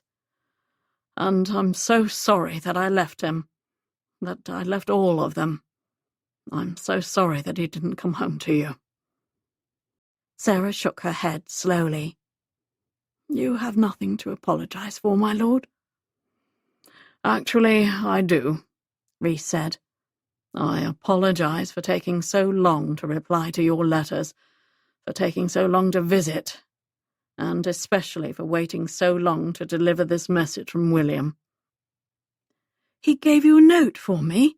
She asked, her expression devastatingly hopeful. Not exactly. He said that if anything were to happen to him, I must tell you 3 things. 3 things? She repeated. Reese nodded. Sometimes at night, while we sat around the fire, he'd make me repeat them back, just to be sure I memorized them. Sarah covered her mouth with her hands to stifle a sob, and Reese hurriedly dug his handkerchief out of his pocket and handed it to her. He gave her a few moments to compose herself, and when she nodded at him, he began. First, he said he loved you and the girls more than anything, even more than your suet pudding, but that it was a very close call. Goodness, she dabbed her eyes with the handkerchief and shot him a watery smile. That sounds just like William. Reese cleared his throat and continued. Second, he said not to mourn him for too long, 3 months at the most. He wanted you to be happy and eventually to love again. Fresh tears fell down Sarah's cheeks, and she drew in a shaky breath. How like my husband to think he could dictate such things. I may refuse to smile again, just to spite him, she teased, but there was a softness in her eyes that made Reese's chest ache. And the third thing? She asked. He forced himself to look directly at Sarah, to absorb some of her pain. Third, Reese said soberly. He said he wasn't sure where he was going, but he hoped they had skies as clear and as blue as your eyes.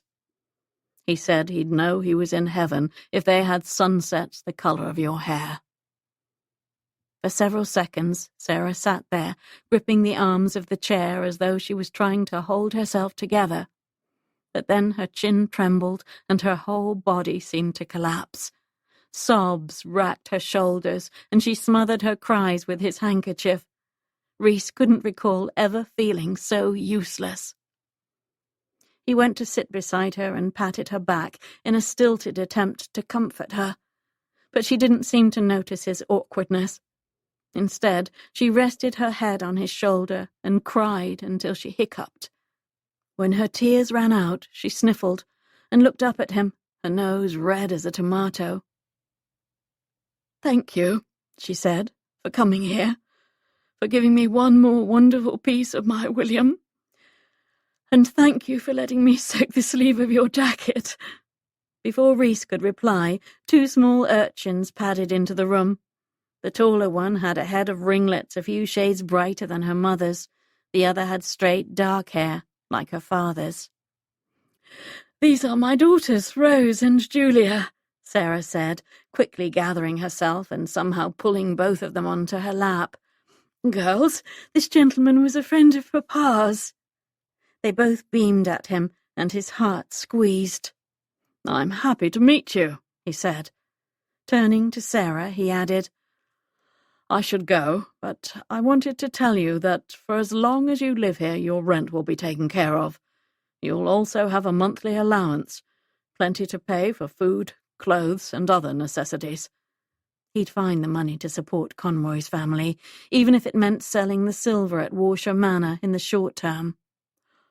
"My lord," she breathed, clearly stunned. "That's extremely generous, but not necessary. We have William's pension, and I earn a little with my sewing." "It will make me feel better to know you and the girls are taken care of," he said, adamant. He didn't expect it to help him sleep at night, but at least he wouldn't have to worry that Conroy's daughters were going to bed with empty bellies. Sarah frowned, but then looked down at Rose and Julia and nodded.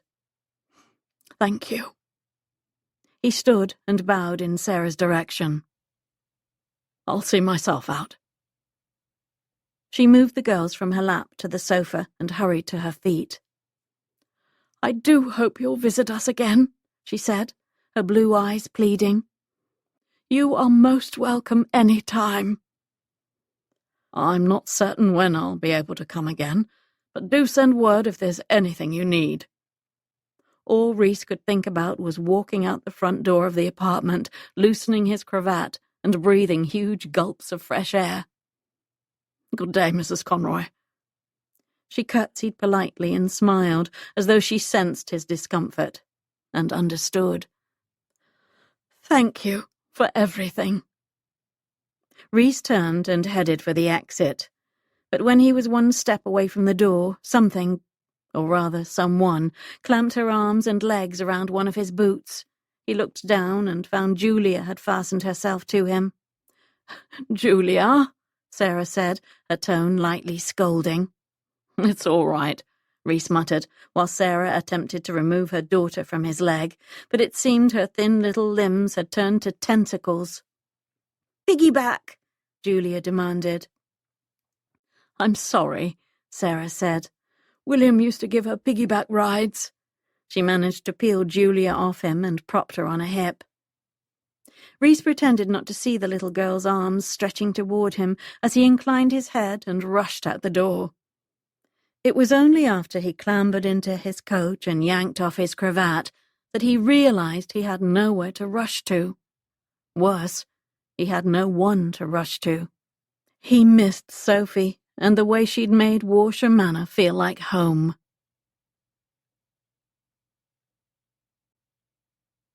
Chapter 26. At the conclusion of Friday night's meeting, Sophie moved to the front of the tailor shop and addressed the members, who were seated in their usual large circle. "Before we adjourn," she said, "I have an announcement to make." The women quieted and looked at her expectantly. Sophie swallowed as she scanned the faces she'd come to know so well. Debutantes and spinsters, married women and widows, heiresses and maids. Somehow they'd all become important to her. Sometime since the inception of the Debutante Underground, all of the members' challenges, fears, and triumphs had become her own. Just last week, when a self-proclaimed wallflower mentioned that she'd summoned the courage to strike up a conversation with a gentleman she'd pined after for almost a year, the whole room had erupted in cheers.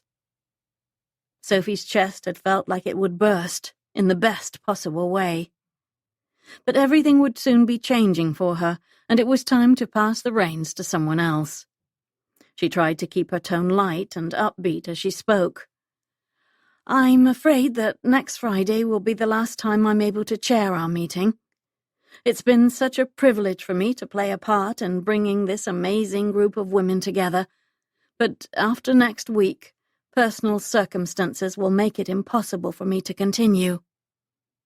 A chorus of dismayed gasps and moans rolled through the group. "But we need you, Sophie," Violet said. "You're the one who made me feel welcome at my first meeting." "And you're the one we all trust," another woman said. "It won't be the same without you." "Nonsense," Sophie said. "All I do is recite the rules at the beginning of the meeting. It's you who bravely share your worries and your wisdom with each other. That is the heart of the Debutante Underground, and it will go on regardless of who chairs the meeting." Several members clucked their tongues.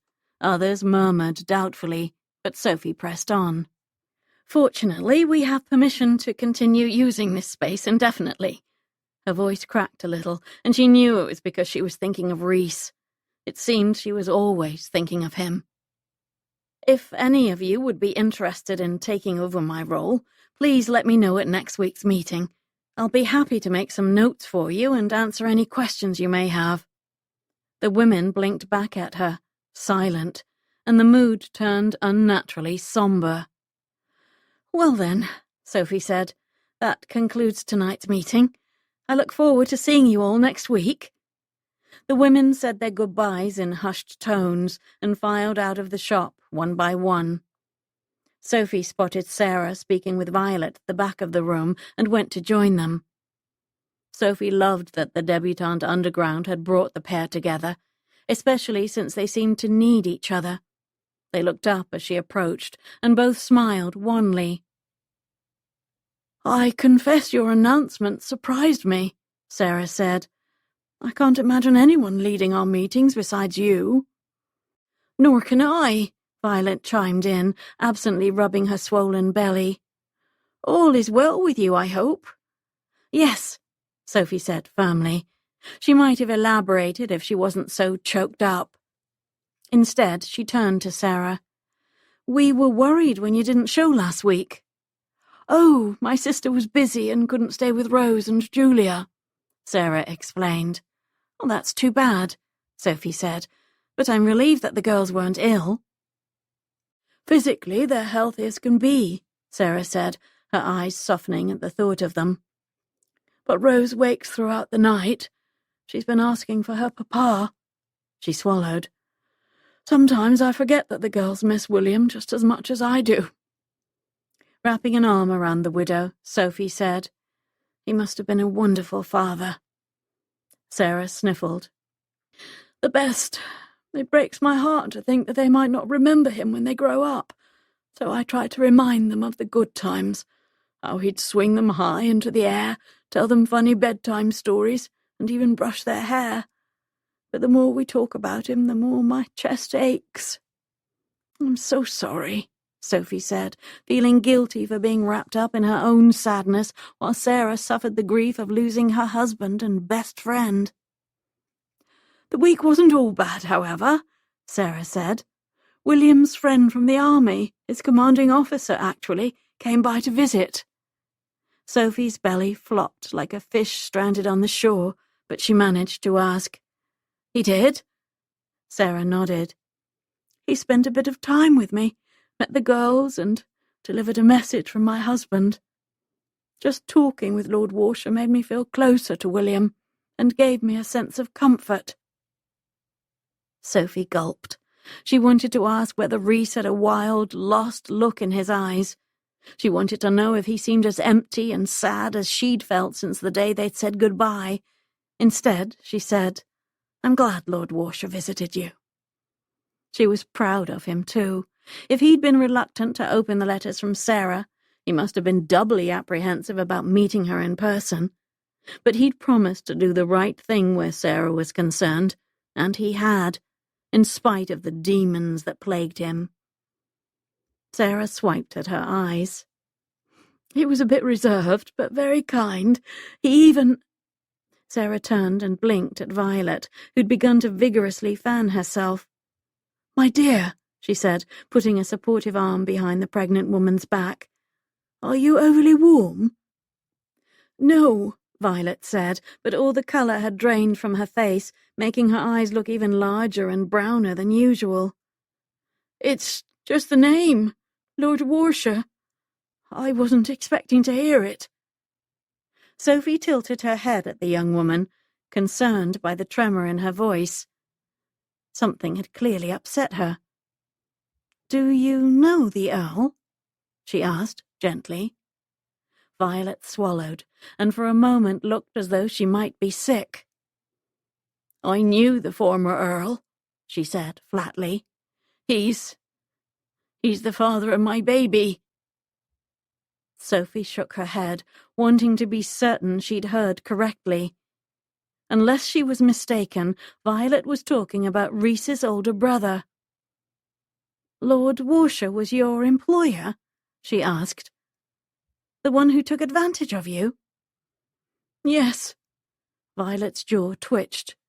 "And when he discovered I was with child, he refused to believe it, much less acknowledge he was the father." "What a cruel, insufferable scoundrel!"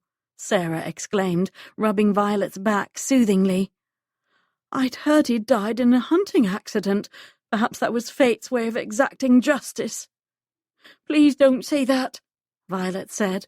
"As angry as I was, and still am, I never wished for him to die.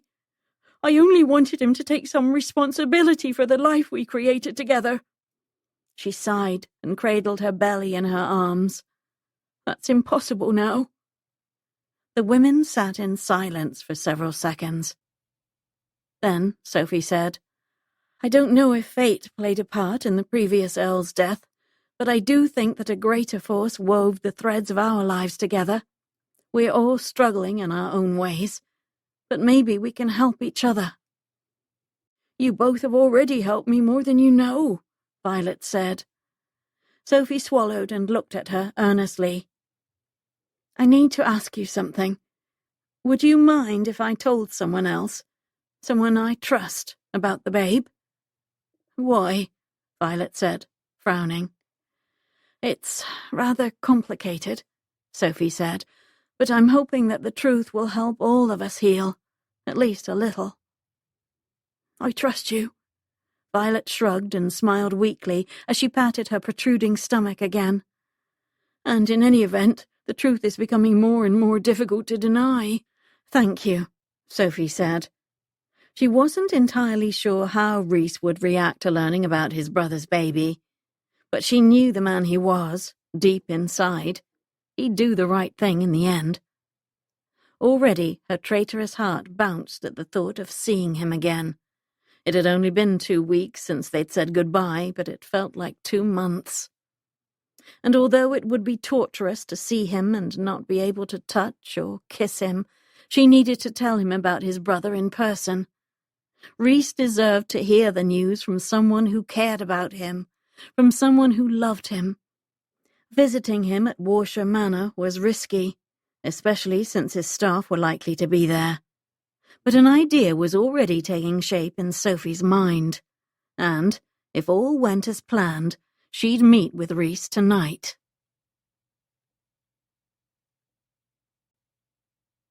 Chapter 27. The rushing waterfall behind Reese spilled into a shallow pool surrounded by colourful flowers that bowed over their rippled reflections. Usually the splashing soothed him, but tonight his emotions churned like the water beneath the 7-foot drop. Sophie's note, delivered by his footman, had simply said, "Meet me at midnight by the waterfall." She referred to the most remote section of the garden, tucked away behind the field of grey asphodels and the grove of black poplars like a hidden treasure. He'd left the house half an hour before midnight, placing a few lanterns along the path to light the way for Sophie. He brought a few more lamps to the patch of grass near the waterfall, and they illuminated the whole area with a soft, hazy glow.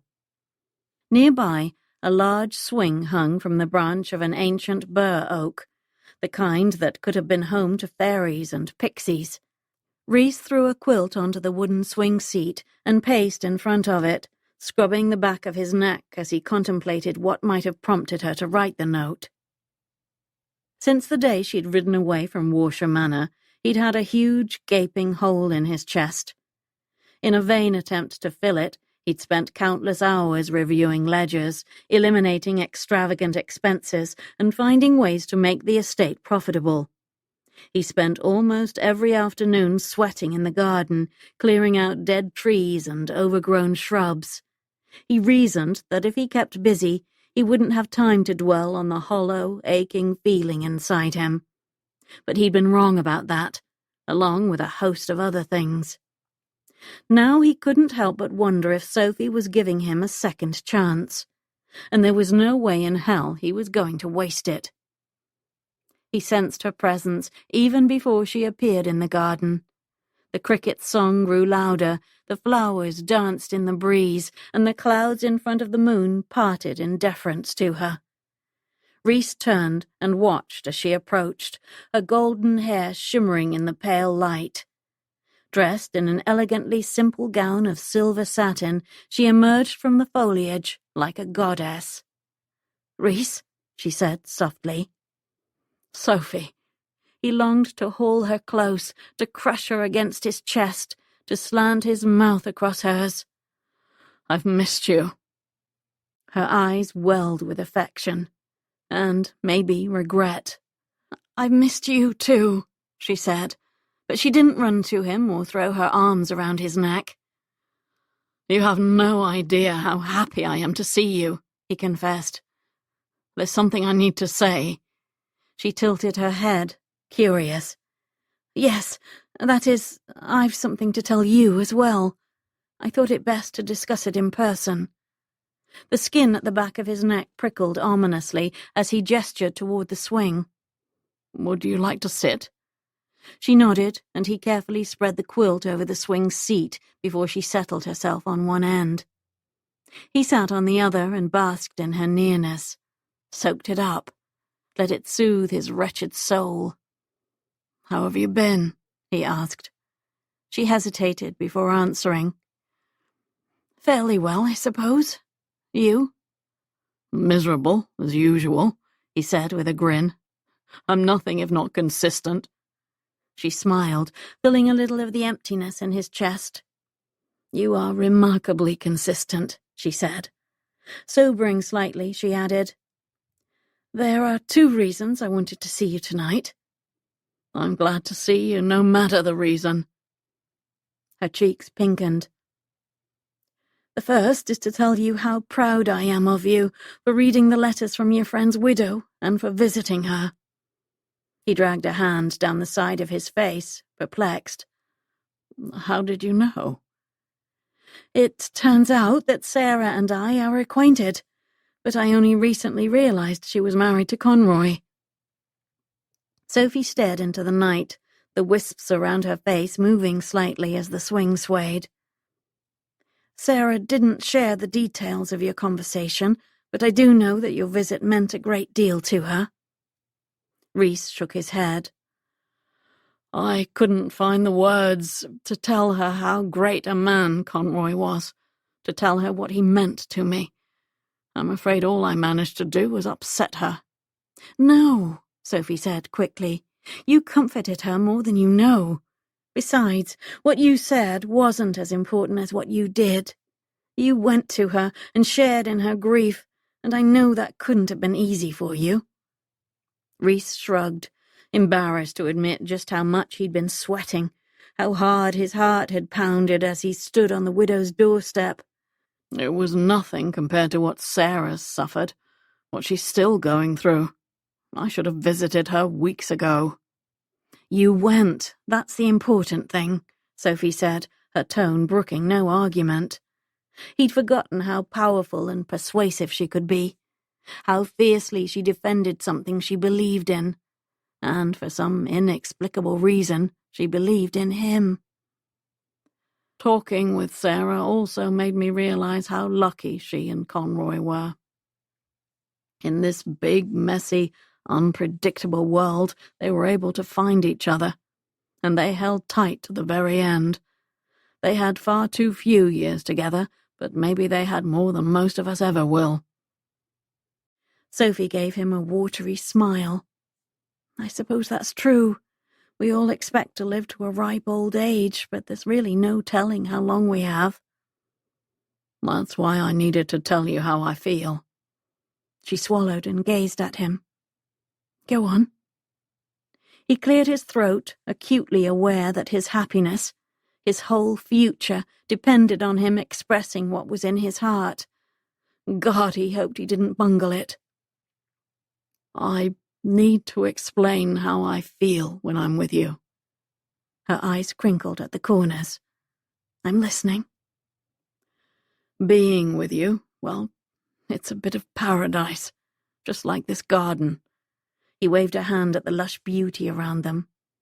It's the rush of a waterfall and the sturdiness of an oak. It's wonder and breathlessness and a sense of peace. It's the comfort of being rooted in the earth, but also the thrill of gliding above it. He raked a hand through his hair and muffled a curse. Damn it all, I'm not making sense. He glanced up and saw her blue eyes shining with understanding, and maybe something else. She reached across the swing bench and took his hand, lacing her fingers with his. The simple contact of her palm against his made his heart pound like he was racing on horseback at breakneck speed. You're making perfect sense to me, she said, her voice tinged with sadness. He gazed into her eyes, determined to show her everything inside him, his flaws and fears, his scars and his love. I know you have your future planned out, and I respect that. But I also need to explain what you've meant to me, what you'll always mean to me. I love you, Sophie. You stole a piece of my heart on the day you first walked into the tailor's shop, and you've owned it ever since. Oh, Reese, she breathed. I should have told you before. I wanted to, but I was afraid of dragging you down and dimming your happiness. Now I know you're too strong for that. She shook her head. I don't feel very strong right now, but I do know that your love could never bring me down. It couldn't bring me anything but joy. Then marry me. He lifted her hand and pressed a long, tender kiss to the back. Let me spend the rest of my life taking care of you.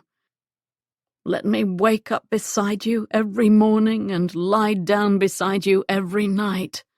Just let me love you. Sophie felt as though she were drifting through a lovely dream. She and Reese were rocking on a swing in the middle of an exquisite, exotic garden, and he was holding her hand, telling her he loved her, asking her to marry him. It was a fantasy turned real, a dream come to life, perfect in every way but one. Because the man she loved had given her the proposal she'd longed for, and she couldn't accept it. Reese, she said softly, even as her own heart was breaking. If I could wish for one thing in this entire world, I would wish that I was free to say yes. He blinked slowly, then looked at her, his eyes imploring. You are free. Say yes to me. Say yes to us. I cannot, she said, her voice cracking with regret. I've already accepted Lord Singleton's proposal. Our engagement ball is next weekend. But you don't love him, Reese said. You could break it off. People might gossip for a while, but they'd move on to a new scandal before long. She shook her head sadly. If the only obstacle to marrying you was a little gossip, I'd wed you tomorrow. I know about your family's financial woes, he countered. I don't have a vast fortune to offer you, but everything I have is yours.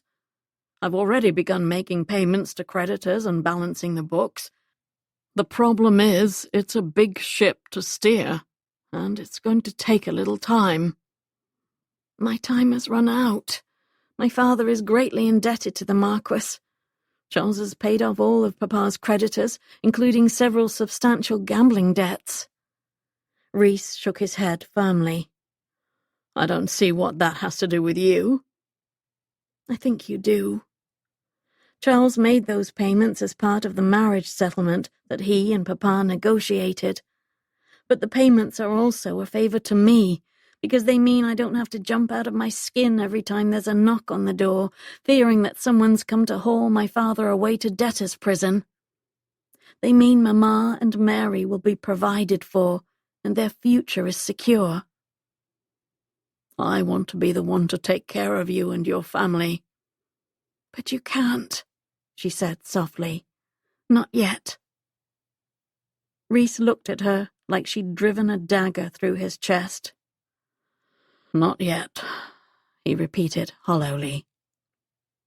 As much as she hated to see the hurt on his face, she wouldn't apologize for surviving, or for choosing the path that would save her family. Raising her chin a notch, she said, I've been truthful from the beginning.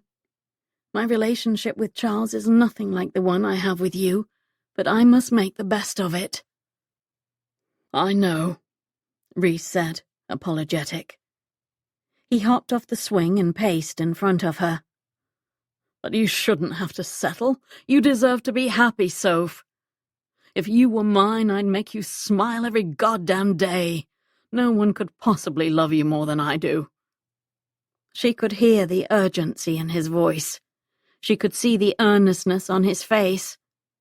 His declaration filled her heart with bliss, and still it couldn't change anything. That is the most lovely thing anyone has ever said to me, she whispered, and I appreciate the sentiment more than you know. He dropped to his knees and reached for her hands, clasping them between his. It's not a sentiment, Soph, it's the truth. You've changed me in ways I never expected. You've made me see there's more to life than nightmares and guilt and pain. You showed me that behind the shadows there are also light and hope and love. A tear trickled down her cheek and plopped onto their joined hands. Of course there are. No matter what happens, there are always light and hope and love. She needed him to believe that now more than ever. He rested his forehead on her thigh, sending shimmers of desire through her body. There's something so right about the two of us together, he murmured. You can't tell me you don't feel it. Of course I do. She slid off the swing and knelt beside him on the soft, thick grass, cupping his face in her palms. I love you, Reese, but I cannot break off my engagement. So you're saying we can't be together, he said, incredulous, as though he still couldn't bring himself to accept it. You'll always be in my heart, she said, letting her fingertips trail along his jaw and down his neck. I'll never see a rose without remembering the night we met in Lady Rufflebum's garden.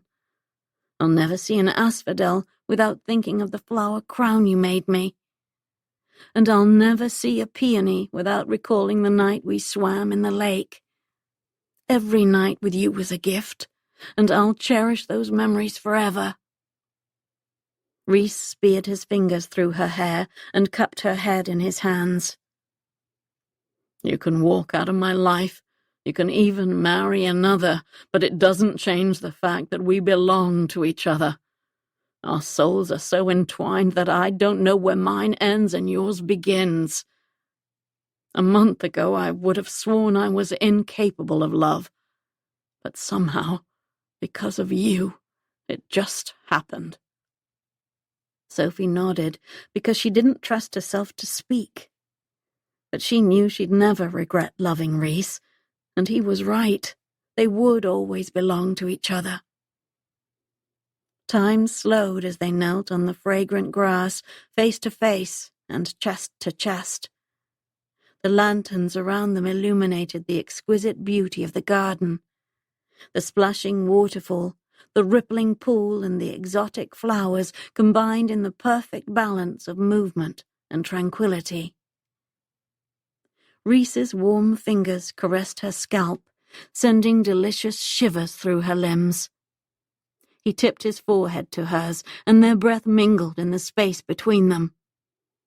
She could feel the potent heat from his body, and the desire that always simmered low in her belly when he was near. "I want you, Soph," he said with a growl. "Say you want me, too." "I do." There was no use denying it. "But all I can give you is tonight."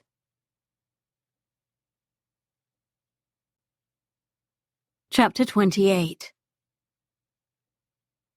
Reese had known the odds weren't in his favor. He'd professed his love for Sophie and made his heartfelt proposal. He'd laid everything on the line, and it still hadn't been enough. Maybe if he'd come to his senses sooner, perhaps if he'd bared his soul to her a fortnight ago, her answer would have been different. But maybe not.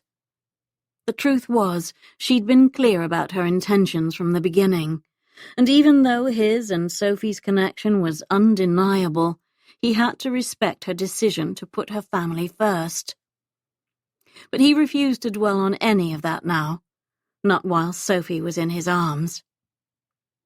She was giving him the gift of one night, and if that was all she could give him, by God, he'd take it. He crushed his mouth to hers and hauled her body against his. He'd tried his best to tell her how he felt with words. Now he'd show her. And he couldn't help but hold out hope, however foolish and naive, that Sophie would realize how good they were together and change her mind. One taste of her lips was all it took to send him reeling. He ran his hands over her body, savoring the fullness of her breasts and the flare of her hips beneath his palms. She clutched the lapels of his jacket in her fists as she kissed him back with equal fervor. Breathless, she shoved his jacket off his shoulders and pulled at the buttons of his waistcoat. He tugged at the laces of her gown, and they wrestled with each other's clothes until they were both naked, surrounded by a heap of silk and wool, slippers and boots. When she would have pulled him down onto the soft, cool grass, he stopped her.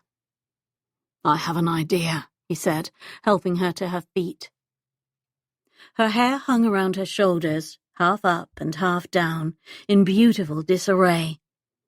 Her lips were swollen from his kisses, and her blue eyes were dark with desire. "Do you?" she asked, shooting him a smile so soft and sensuous that it melted him from the inside out. He slid his palms down her arms, caressing her from shoulders to elbows. "Are you nervous?" She pursed her lips and smirked. "Just intrigued, my lord." "Good." In one smooth motion, he gently grasped her waist, lifted her, and placed her on the swing behind them. When she arched a questioning brow at him, he leaned forward, kissed her neck, and whispered gruffly in her ear, "Part your legs for me." Sophie drew in a raspy breath, but did as Reese asked, settling herself against the soft quilt he draped over the swing. Slowly, he sank to the ground in front of her and kissed the sensitive spots on the insides of her knees. She gripped the back of the bench as he nuzzled her thighs, loving the way his light beard grazed her skin. Each time he moved against her body, the swing retreated slightly, until his hands, strong on her hips, brought her back to him. The subtle push and pull, the hypnotic swaying, aroused her till she was pulsing with need. "Reese," she breathed, threading her fingers through his thick hair. I feel like I'm floating, like this is just a dream." "It's real," he murmured, the deep timbre of his voice sending sweet tremors through her core. When he looked up at her, his expression was heartbreakingly sober. "You're mine, Soph. No matter who you marry or where you go, you'll remember this night, and you'll know I loved you enough for a lifetime." One hand still firmly on her hip, he lowered his head again. She gave herself up to the night breeze drifting over her skin, the beauty of the garden and the wondrous pressure of his mouth at the very center of her pleasure. With the teasing strokes of his fingers and the wicked flicks of his tongue, he wove a spell, entrancing her. Desire coiled deep inside. Her breath came in gasps. The rush of the waterfall began to crescendo in her head, the sound impossible to separate from the pounding of the blood in her veins. And then she was hurtling toward release. She cried out as powerful currents swept her over the edge and sent her tumbling through the air, unfettered and free. For those interminable seconds there was nothing to hold her back. No duties, no responsibilities. Only the love she felt for Reese and all the joy and heartache that was wrapped up in it. When the last tremors of pleasure subsided, her body went limp and soft. Reese sat on the bench beside her and pulled her against him, soothing her with warm, sure strokes down her spine. Utterly sated, Sophie leaned her cheek against the hard muscles of his chest and let her hands roam, down the side of his neck, across his broad shoulders, and over his perfectly defined biceps. She skimmed her palms over the ridges of his abdomen and down his muscled thighs, then wrapped her fingers around his hard, thick length, loving the way he moaned when she began to stroke him. "Soph, I need you," he said, his breath coming in ragged gasps. "In every possible way, to brighten my days and calm my nights. But right now, I need to be inside you." She slid her tongue into his mouth and kissed him with her whole heart. "I need you too," she whispered, "to hold me tight and free my soul. But right now, I just want you inside me." "That," he said with a rakish grin, "can definitely be arranged." He reached for her thigh and gently pulled her leg across his lap till she straddled him, and his eyes were level with her breasts. "I knew this would be a good idea," he said, just before he captured a one taut, rosy tip in his mouth, suckling her and making her whole body shimmer with warmth. His hands cruised over her waist and her bottom, alternately caressing and squeezing. He gazed at her face as he positioned himself at her entrance, teasing her with gentle nudges, hot pressure, and the promise of what was to come. Impatient, she lowered herself slowly, taking him deep inside. He groaned and buried his head in the crook of her neck, kissing and sucking the spot just below her ear. She tried rocking her hips a little, and Reese moaned as though he liked it. She did too. He kept his feet anchored on the ground so that the swing didn't sway wildly. Rather, it moved just enough, like they were making love on a boat on the calmest of lakes. Reese showed her how she could lift herself and find the angle that made her dizzy with longing. She held tight to the bench back behind him and moved faster and faster, setting up a rhythm that had them both reaching and soaring and— "Oh, Reese!" she cried, stars exploding all around her. He wrapped his arms around her as she climaxed, held her as she spiraled downward like a maple seed pod. Filled with wonder, she blinked at him. His body was still tightly coiled, his jaw clenched with restraint. "Reese," she began tentatively, "were you not pleased?" She'd thought he'd felt what she had, but perhaps she'd misread the signs. This intimacy was all so new and lovely to her. He closed his eyes and chuckled softly, as though she'd asked the most foolish question imaginable. Everything about you and this pleases me, more than you'll ever know. I don't want it to end too soon." She wriggled a bit, surprised to feel an echo of the pleasure she'd felt before returning already. "Perhaps we'll have time to do it again," she said, hopeful. "I like the way that beautiful mind of yours works," he said, but his smile was dim, almost forlorn. He stood, picking her up as he did, and carefully laid her down in the grass. "I wish we could stay here forever like this, in our own perfect paradise." She wrapped her legs around his hips and pulled him closer, deeper. A fine sheen covered his sinewy muscles, and the moonlight illuminated every exquisitely masculine contour. His hair hung low over one brow. His eyes glowed with a passion so fierce it left her breathless. He held her bottom as he thrust faster and harder until she couldn't speak or think or feel anything but him. "Yes, Sophie," he growled. "Let go." The words were barely out of his mouth before pleasure whirled and pounded through her body with all the raw, wondrous power of a tempest. He stayed with her through the initial onslaught, but then abruptly withdrew, turned away, and moaned as he spent himself on the grass. A sense of loneliness squeezed her heart, like wild vines choking the life out of a fledgling tree.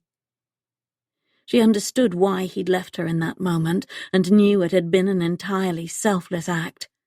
But it still made her sad, still made her long for something that could never be.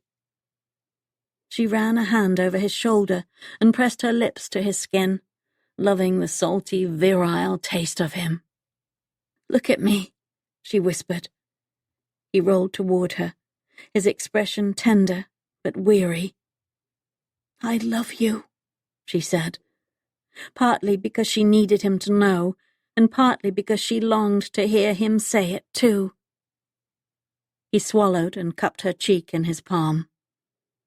"I love you with all my heart, Sophie Kendall, and I'm sorry that it's not enough." When she would have protested, he stood, grabbed the quilt from the swing and draped it over her body. Then he reached for his trousers and slipped them on. She sat up, holding the blanket to her chest.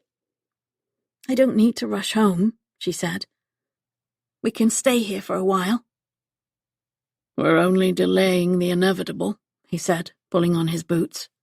"Prolonging the misery." Her stomach dropped. "So you want me to go?" "Of course not." He scooped up his shirt and stuffed an arm in one sleeve. "But I already know that you will, and that I can't change your mind." Sophie's eyes stung and she blinked back tears. "I've been brushing up on my mythology recently," he said, his voice chillingly hollow. "Did you know that the wretched souls who were condemned to an eternity of torture were able to see into the beautiful land of Elysium? While they endured their excruciating punishments, they were taunted with the beauty of a paradise that they'd never enjoy." "Reese," she breathed, a single drop rolling down her cheek. "Don't do this." "That's how it is for me. I've seen the life I want, a future with you, and it will never be mine." He sank to the ground beside her and dropped his head in his hands. "I don't want that heaven dangled in front of me like some precious fruit that will always be just beyond my reach." She shivered, despite the warmth of the night. "I think I understand. It's the same for me, but I have no wish to inflict pain on you. That is more than I already have." She reached for her corset and gown, trying to ignore the hurt blossoming in her chest. "I will go." "I'm sorry, Soph, but I do think it's for the best." He helped her to her feet, and she tried to dress herself, in spite of her shaky legs and her bruised heart. He gathered up her stockings and slippers and handed them to her, regret plain in his eyes. I can drive you home in my coracle if you'd like, but if you'd prefer that my driver take you in the coach, I can guarantee his discretion." "The coach is fine." She was beyond caring about her reputation. All she wanted now was the privacy of her guest bedchamber at Fiona's house so that she could release the sobs that threatened to bubble up in her throat. She turned her back to him, and he slowly, gently laced up her gown, as though, in spite of his apparent determination to say goodbye, he was truly reluctant to let go. When she spun around to face him, lines marred his brow. "You said there were 2 things you wanted to tell me," he said, "but you only told me one." Oh, God, she'd forgotten about Violet and Reese's brother and the baby. "The second thing might be difficult to hear," she said. "But if I were in your shoes, I'd want to know." He gave a curt nod. "Please." "It concerns a maid that worked here at Warshire Manor, up until a few months ago. Her name is Miss Violet Darby, and she's with child. She should deliver the baby in another month or so." "I don't recall meeting her. She must have left before I returned." Reese frowned. "Is she ill?" "No, she's doing quite well, physically. But I thought you should know that the father—" Sophie hesitated, unable to make her mouth form the words. Reese searched her face, confused. "Is he one of my staff? If he's harmed her in any way, or if he's refusing to do right by her or the child, I swear he'll answer to me." "It's not one of the staff," she said soberly. "The babe's father is Edmund."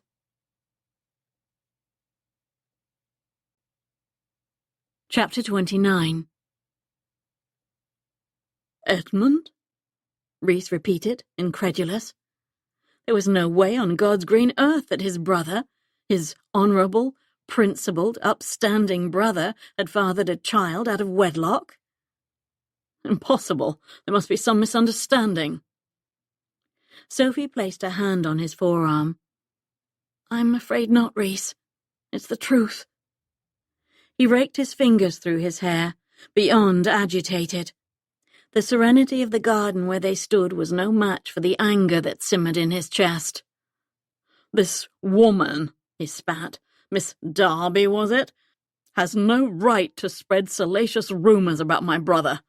She's sullying his name, knowing full well he's unable to defend himself." Sophie swallowed.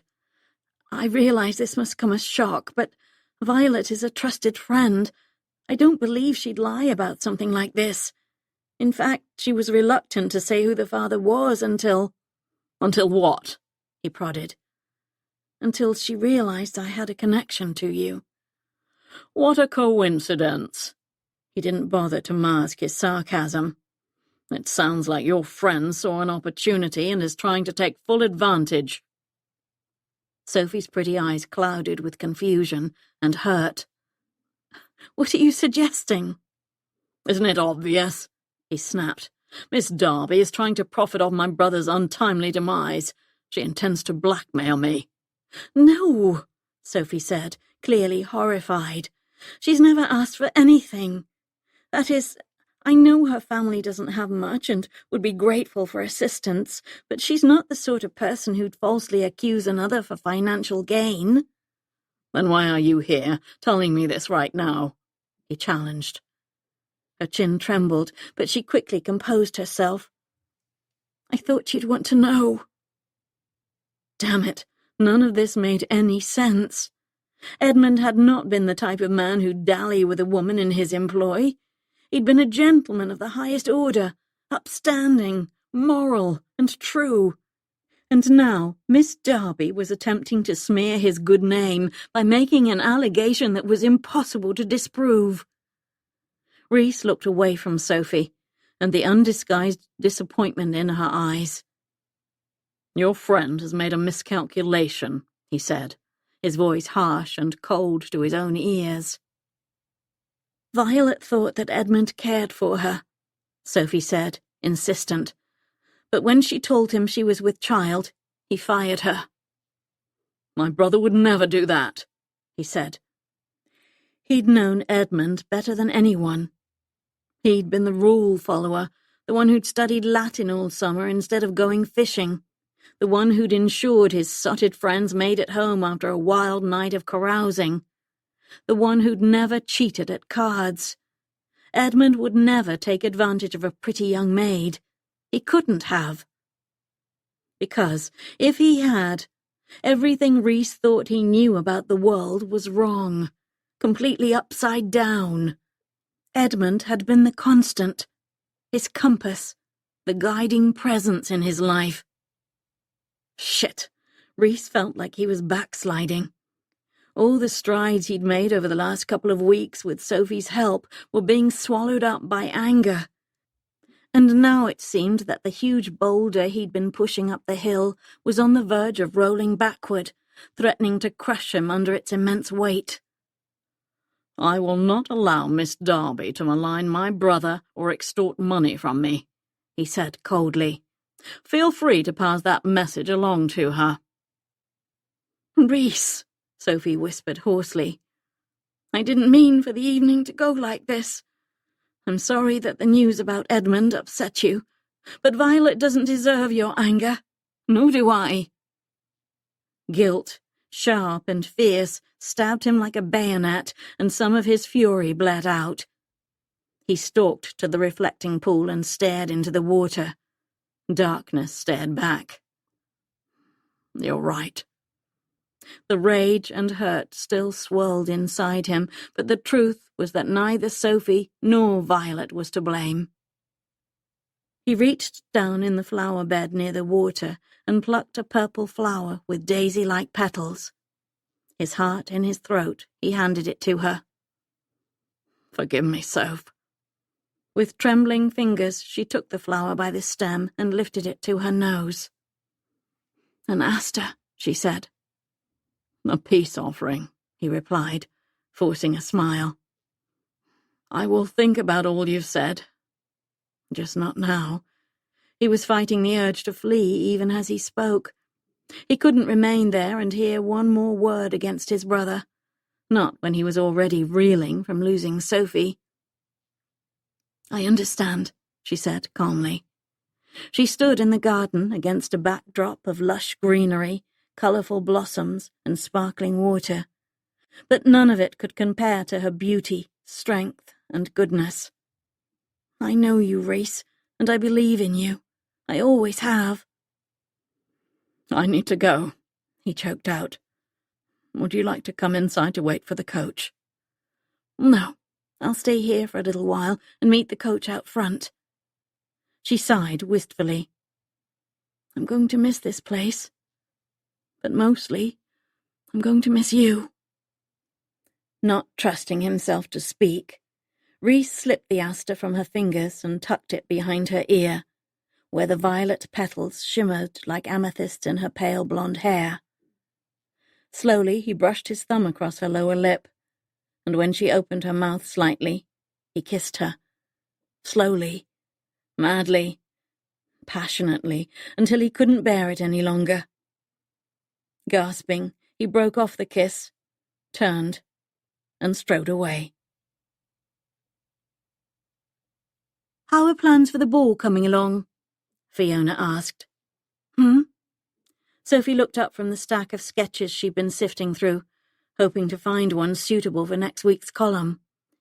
Lily set down her pen and glided across her sister's studio, her green eyes narrowed shrewdly.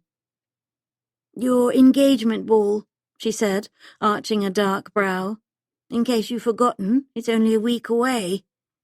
Sophie pretended to study a lovely drawing of a couple picnicking in the countryside in order to avoid looking directly at either Lily or Fiona, who were both far too perceptive. "I haven't forgotten. Lord Singleton, Charles, is attending to the details. I think he wishes to surprise me." "How romantic," Fiona said kindly, clearly trying to summon enthusiasm for the event, and, moreover, Sophie's impending betrothal. "It's very thoughtful of him," she agreed. Turning to Lily, she said, "Tell me again, what do you plan to write about this week?" Lily wrinkled her nose as if Sophie's blatant attempt to change the subject carried a distinctly foul odour. "We don't have to discuss the ball if you'd rather not," she said smoothly, "but I hope you've at least given some thought as to what you'll wear." "I'll find something in my armoire, I'm sure," Sophie said, nonchalant. Her emotions were scraped raw after her meeting with Reese last night, and despite her friend's attempts to cheer her, she couldn't forget the haunted look in his eyes just before he'd kissed her, and walked away. "I don't think my gown will change the course of the evening in any event," Sophie mused. Lily gasped, as if the offhand comment had been blasphemy of the first order. "A pretty gown can work small miracles, Soph. Perhaps that should be the subject of this week's column," she said, smirking. "We could have a bit of fun with that." "We certainly could," Fiona said, "but I think perhaps we should use this week's column to respond to some of the column's detractors." "Oh no," said Sophie. "Has there been another letter to the editor?" There had been 2 rather incendiary letters printed in the past week, both written by gentlemen who objected to the content of the Debutante's Revenge. Fiona placed a folded newspaper on the desk in front of Sophie. "I'm afraid so. In this one, a gentleman asserts that since his wife began reading the column, she has become considerably less docile and submissive." "Heaven forfend," Lily said dryly. Fiona winced. "He also blames the column for her tendency to whisper with her lady friends and make jokes at his expense." Lily clucked her tongue blithely. "Goodness, he sounds as delicate as a flower." Sophie quickly scanned the letter, raising her brows at the final jab. "He concludes by calling the Debutante's Revenge the work of a devious and deranged witch who wishes to cast her wicked spell over London's most impressionable and fragile population." "What? That's absurd and insulting." Lily crossed her arms, clearly incensed. "If you ask me, the author of that letter, I shan't call him a gentleman, doesn't deserve to be acknowledged with a response." "Normally I would agree with you," Sophie said, "but there has been a rising tide of malice directed at the column lately. Several members of the Debutante Underground have mentioned that their fathers, brothers, or husbands have recently forbid them to read it. Maybe it's time we directly address the hatred." For several seconds Lily paced, clearly fuming. Then she stopped abruptly, turning to her sister and Sophie. "Yes," she said, with a sudden chilling calm. "We will respond forcefully and unapologetically. This week's column will produce one of 2 outcomes. It will either silence the opposition to our column, or—" "Or?" Sophie asked, as gooseflesh rose on her arms. Lily rubbed her palms together. "Or it will whip them into such a frenzy that they'll expose themselves as the small, hypocritical, unenlightened heathens they are." Sophie and Fiona glanced at each other and shrugged. Sophie almost felt sorry for the poor saps who were about to face the wrath of Lily's pen. Almost. "What sort of drawing would be appropriate to accompany the column you intend to write?" Fiona asked. Lily pressed a finger to her lips, thoughtful. "I have an idea," Sophie ventured, rising to her feet. When her friends looked at her expectantly, she said, "What if we were to embrace the label of witch? Why not claim it and make it our own?" Fiona's blue eyes turned distant and dreamy, as though she were picturing the sketch in her mind's eye. "Yes," she said softly, "I believe I can work with that." Lily joined Sophie and Fiona and took one of their hands in each of hers, forming an intimate circle. "I think it's very fitting that we're doing something special for our last column with Sophie." "As do I," said Fiona. "Do you remember the day we first toasted to the Debutante Diaries? We joined hands just like this and vowed we'd write down our most intimate thoughts about our first seasons. It wasn't that long ago, but look at how our lives have changed since then." Sophie remembered that day, the headiness of setting out on a bold new adventure, the naive confidence that love would prevail in the end. For Fiona and Lily, love had prevailed. 2 out of 3 wasn't bad, she supposed. As though privy to her thoughts, Lily gazed at Sophie, her gorgeous green eyes flashing like she was, well, a witch. "Never underestimate the power of the diaries," she said solemnly. "There may be a little magic left in them yet."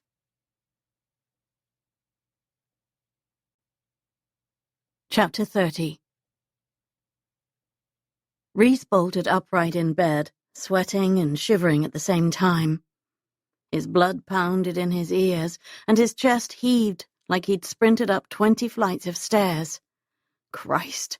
He dragged his hands down his face, scrubbing his eyes as if that could erase the remnants of his nightmare. One that had been different from the usual terrifying visions, but equally as haunting. He'd seen Sophie's beautiful face reflected in the pool at the base of the waterfall, her eyes so full of sadness that his throat ached. But then the water rippled, she vanished into the depths, and Edmund's face appeared in her place. Memories of his brother flashed on the pool's surface, holding the reins as he drove his curricle, laughing each time he hit a bump on the rutted road, making a toast at the head of the dinner table, charming everyone in the room with his wit, embracing Reese and slapping his shoulders on the morning he'd left for the army, keeping a stiff upper lip as they said goodbye. But then the water darkened. Edmund was riding his horse toward the woods, a hunting rifle strapped to his hip. Reese tried to call out to him, but the words wouldn't come.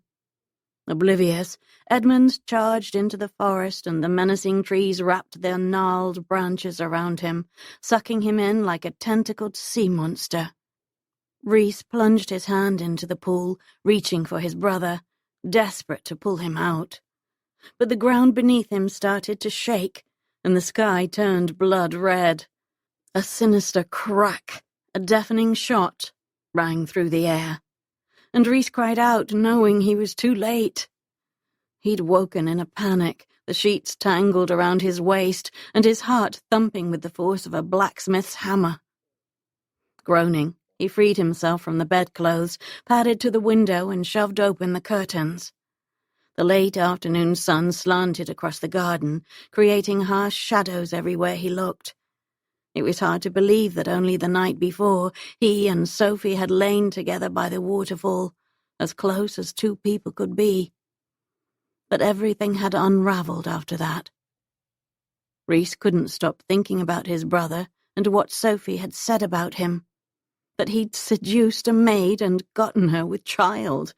The idea that his honorable, upstanding brother would have done such a thing was inconceivable.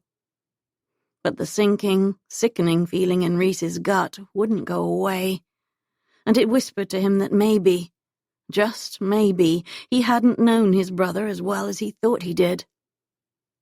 He hastily pulled on trousers and a shirt, then went to the wash basin and splashed cool water on his face. Though he was tempted to ring for Gordon and request a glass of whiskey, he resisted. Instead, he walked to his dresser and picked up the brass key. The one he'd found on his pillow on the night he'd returned home from Portugal. His valet hadn't been able to say who had left the key on Reese's bed, or what it might unlock. Neither had any of the staff. But Reese did have an inkling, and he couldn't ignore it any longer. Taking a deep breath, he strode out of his bedchamber and down the hall to the master suite that still held Edmund's things. He slowly swung the door open, bracing himself for an onslaught of memories, emotion, and pain. He swallowed and entered, half expecting his brother to strut out of the adjoining dressing room, shoot him a sardonic grin, and ask Reese how his cravat looked.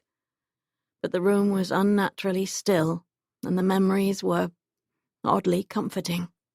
Reese stood in the center of the room for a minute or so, giving himself time to breathe and appreciate the mementos strewn about the room.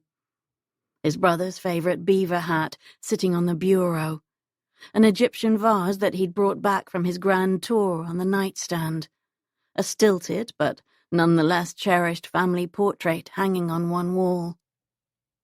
Reese turned the key over and over till it was warm in his palm, and then he went to the large trunk at the foot of Edmund's bed. He lifted the lid, which was unlocked, and pushed aside a folded velvet quilt, a heavy wool greatcoat, and 2 gleaming pairs of Hessian boots. There, at the bottom, he spotted what he'd been looking for, a small mahogany chest with a brass lock. He pulled it out, closed the trunk, and sat on top of it, placing the wooden box on his lap. Edmund had used it to store his most prized possessions, not the most valuable things, which were secured in the safe downstairs, but the most precious. He'd once opened the chest and shown Reese a few of the items inside, a handkerchief their mother had embroidered, a single cuff-link that had belonged to their father, and an old snuff-box he'd won in a wager at Eton. Before Reese could lose his nerve, he tried the key in the lock. A chill skittered up his spine as the lock clicked, then turned. His heart racing, he pushed back the hinged lid and peered inside. As expected, the chest contained an odd assortment of keepsakes, but Reese's eyes went directly to a folded note sitting on top, with his name written on the outside in his brother's hand. Panic clawed at Reese's spine and raised the hairs on the back of his neck.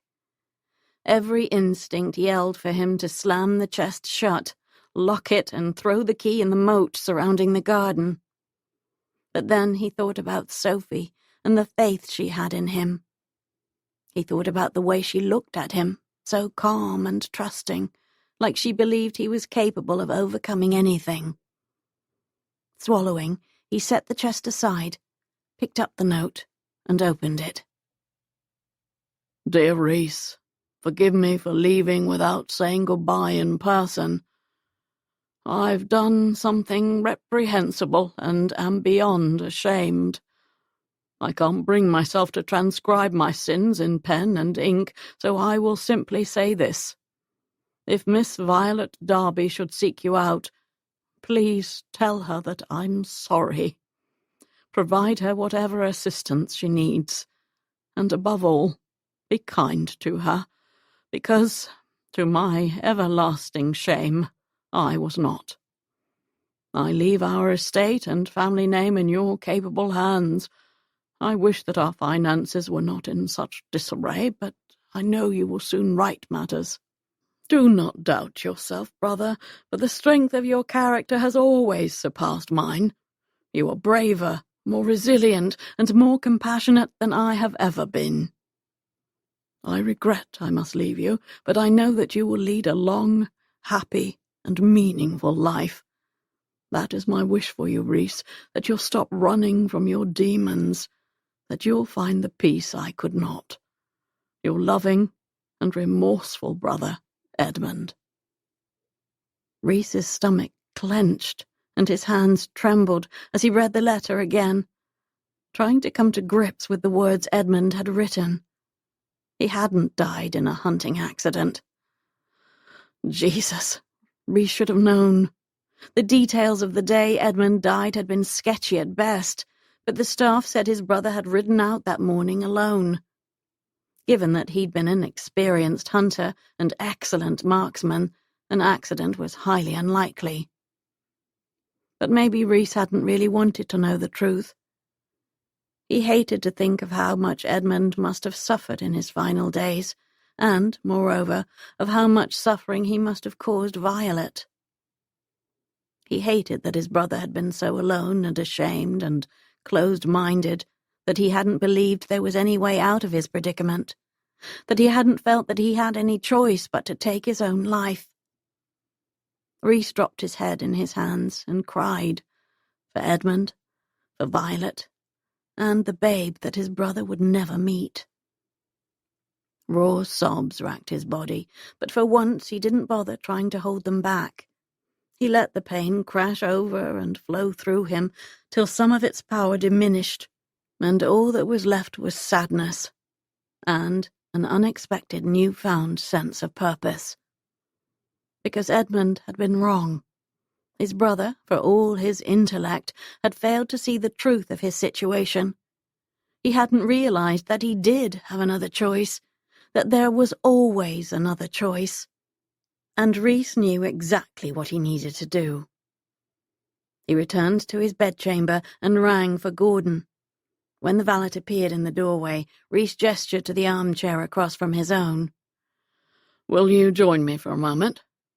Gordon frowned, but sat. "Is everything all right, my lord?"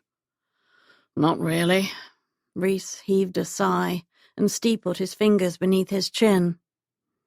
"I'd like you to tell me everything you know about Miss Violet Darby, who, I understand, once worked here." "Violet?" The valet's spine snapped straight, as though he was instantly on guard. "Why would you want to know about her?" "I've recently learned that she's with child and might be in need of assistance. I'm hoping you can give me her address, because I want to help." Next Friday morning at breakfast, Mary casually opened the London Hearsay, and Sophie's heart began to trip. She hadn't seen the final version of the column Lily wrote and delivered to the paper, nor had she seen Fiona's sketch. But she did know that both women had intended to make a statement in this week's edition. She resisted the urge to snatch the paper from her sister's hands and, instead, asked, "What's the topic of today's debutante revenge?" Mary raised a fair brow. "Oh, I'd quite forgotten that a new column appears in the paper today. I was looking for the fashion pages." Sophie refrained from rolling her eyes. Barely. She knew that Mary enjoyed the column as much as anyone. Her sister simply refused to admit it. "Give the column to Sophie, then, so she can read it to us," Mamma instructed, briskly stirring cream into her tea. "Her engagement ball tomorrow night is a particularly momentous event. Perhaps this week's edition will have some pertinent advice." Sophie cast Mamma a sceptical glance as Mary sullenly handed over the paper. She opened it to the column, expecting one of Fiona's gorgeously romantic drawings. But the image was strikingly different. The sketch, much larger than usual, took up half of the newspaper page. In it, 3 barefoot women wearing half masks and long flowing gowns danced around a bubbling cauldron. The first woman held an artist's palette in one hand and paintbrush in the other, pointing it like a rapier. The second wielded a large feather quill near her shoulder as though it were a dueling pistol and she was about to pace off. The third outstretched her palm to reveal a seed that had sprouted into a lovely flowering vine. Dear Lord, Fiona had skillfully hidden their identities, and yet Sophie had never felt so exposed. Goodness! She looked up at her mother's and sister's expectant faces. "Today's sketch is quite different from the usual fare," she said, hoping she sounded nonchalant. "Just read the column," Mary said, slightly annoyed. "Mamma and I shall look at the illustration later." "Very well." Sophie cleared her throat and began. "Dear debutantes, when a gentleman accuses you of being a witch, he is unwittingly acknowledging the considerable power that you possess. Sadly, some men will feel threatened by that power and attempt to undermine you with dubious claims about your character. Some may try to sabotage your efforts to gain knowledge. Some may forbid you to discuss and share your ideas. Do not be intimidated. A man who disparages you does so because of his own insecurities and because— oh, how shall I put this delicately, dear readers? Because he may not measure up in other regards. It gives me no pleasure to say this. Indeed, I think it's safe to say that it gives no one pleasure. However, you should know that a gentleman's derogatory comments have much less to do with your faults than they do with his own— pray forgive me again, dear readers— rather sensitive shortcomings. But all hope is not lost. There are plenty of confident, strong, and capable men who will encourage you in your pursuits and celebrate your triumphs. Seek a partner who will not be threatened by your power, but instead be in awe of it, and of you. In the meantime, embrace your power, cast your spells, follow your dreams, and never, ever apologize for who you are. Sophie's cheeks were burning by the time she read the last sentence. She looked up from the paper to see Mamma's eyes had grown wide as saucers. Mary stared blankly. "Nothing very instructive in there," she said, biting into her toast. "Why on earth are you blushing, Sophie?" "I'm not certain," she lied. "Perhaps it's best if you don't show us the accompanying drawing," Mamma said, before taking a fortifying sip of tea. "Now then, I'm sure I don't need to remind you girls how important tomorrow night's ball shall be. Come Sunday morning, everyone will be talking about Lord Singleton's ball and his betrothal to Sophie. We must not give the gossips any reason to ridicule us." Sophie reached over and patted her mother's thin, pale hand. "Forgive me for saying so, Mamma, but the gossips are likely to find fault in something we do. Even if our manners are flawless, they will misconstrue a word or gesture and invent a faux pas in their imaginations."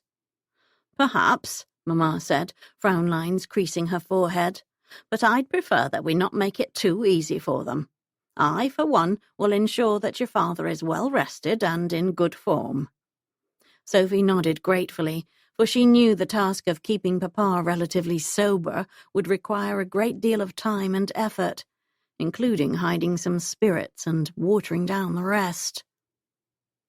"Mary," Mamma continued, her tone uncharacteristically stern, "you shall wear your prettiest gown, pretend to enjoy yourself, and dance at least 3 sets."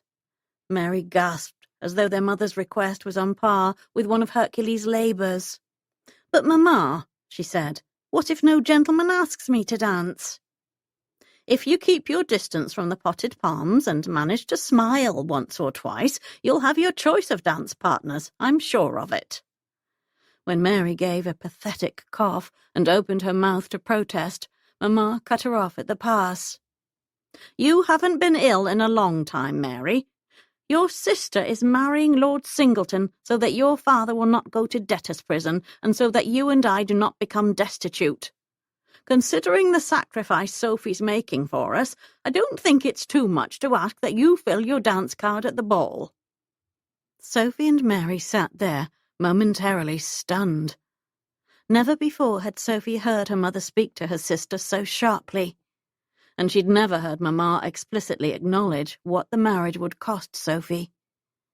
She supposed that hearing her sister finally being held to account should have been satisfying, but instead the conversation left Sophie feeling unbearably sad and bereft. She couldn't help thinking about Reese and the life that might have been theirs, couldn't help remembering how safe and happy she'd felt in his arms.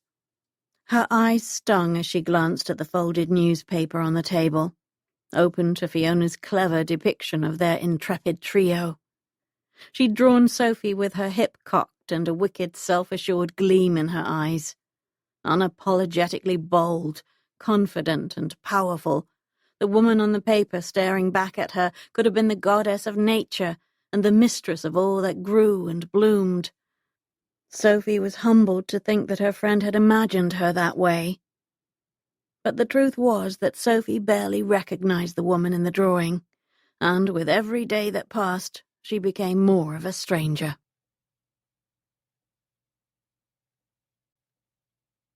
Chapter 31. Later that evening, Sophie maintained a cheerful facade as she welcomed the women to what would be her last meeting as chair of the Debutante Underground.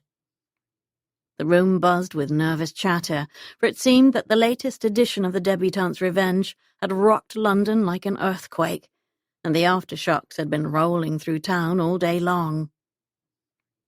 "My older brother was incensed," one young woman confessed. "He said the authoress of such vile advice should be placed in stocks in the middle of St. James's Square." "My father intends to take up the matter with the authorities," another chimed in. "He said today's column is proof that the authoress has poisoned impressionable female minds." The members rolled their eyes and erupted in a collective disgusted groan. "Both your male relatives seem to have missed the underlying message of today's column," commented Adelaide, a razor-witted grandmother. "In expressing their disdain for the authoress, they expose themselves as both intolerant and ignorant, making them look very small indeed." The women chuckled with mirth, but tension in the room still stretched as tight as strained corset laces. Sophie stood at the front of the circle and, for her very last time, called the meeting to order. She'd promised herself she wouldn't allow her emotions to bubble up, but there was a catch in her voice as she recited the rules, and a heaviness in her chest as she handed a copy of the newspaper to Sarah so she could read the column. When Sarah finished, a lively discussion ensued. Many women expressed anger and concern that harm might come to the authoress. Others worried that the Debutante Underground would be exposed and that they'd all be publicly humiliated, bringing shame, however unjust it might be, upon their families. Still others argued that they must not cower from the attacks, and that it was more important than ever to stand strong. Sophie stood next to the shop's counter, listening intently. Shortly before it was time for the meeting to conclude, she walked to the front and addressed the group again. "There's no denying that the debutante's revenge has been on everyone's lips this week, and that it's facing a rising tide of opposition, but perhaps this is because it's influencing more women than ever." The group murmured in agreement. "Whatever the reason," Sophie continued, "there are many who wish to silence the authoress and her followers. I would urge all of you to listen to your instincts and act accordingly. If you sense that a family member or acquaintance is becoming suspicious, take the precautions you must in order to protect yourself and all of the women here." "Hear, hear," the women responded. Sophie smiled at the faces she'd come to know so well. These women were more than friends. They were her family, and the time had come to say goodbye. "It's been my honor to serve as chair of this amazing group. But, as you know, this is my last night in the role. I'm very pleased to announce that Sarah has graciously volunteered to take over my duties, and I leave you in her capable hands." With that, she gestured toward the auburn-haired widow and invited her to the front. Sarah slipped an arm around Sophie's shoulders and presented her with a journal. "This is from all of us. We each took turns writing down what the Debutante Underground means to us, and some of the ways it's made a difference in our lives." Sophie ran her hands over the buttery smooth leather cover, briefly flipped through the pages filled with heartfelt notes, and squeezed the journal to her chest. "Thank you. I'll treasure this." Sarah pulled her into a warm embrace, then waved over Violet, who gave Sophie a lovely bouquet of tulips. "We'll miss having you at the helm," the younger woman said with a sniffle. "But even more than that, we'll miss your calm, kind, generous presence. Thank you for bringing us all together." Sophie swiped at her eyes and addressed the assembly again. "I've loved being a part of this group, and I'm so proud of the knowledge you've shared, and of the relationships we forged. If any of you is ever in a bind, I won't be far away. Sarah knows how to reach me, and I promise I will help if I can. Once a member of the Debutante Underground, forever a member." Since she was on the verge of dissolving into a puddle of tears, she concluded with a curtsy. "Farewell, my friends, and thank you for all you've taught me about courting, desire, intimacy, and most of all, love." The room erupted in heartfelt applause and appreciative cheers, and when the din died down, the women approached Sophie one at a time, showering her with effusive hugs before reluctantly bidding her goodbye. When the tailor's shop had mostly emptied and only Sarah and Violet remained, Sophie invited them to sit in the pair of old leather armchairs and perched on an ottoman opposite them. To Sarah, she said, "Thank you for volunteering to chair the meetings, especially since I know you already have so many responsibilities, not the least of which are your two precious girls.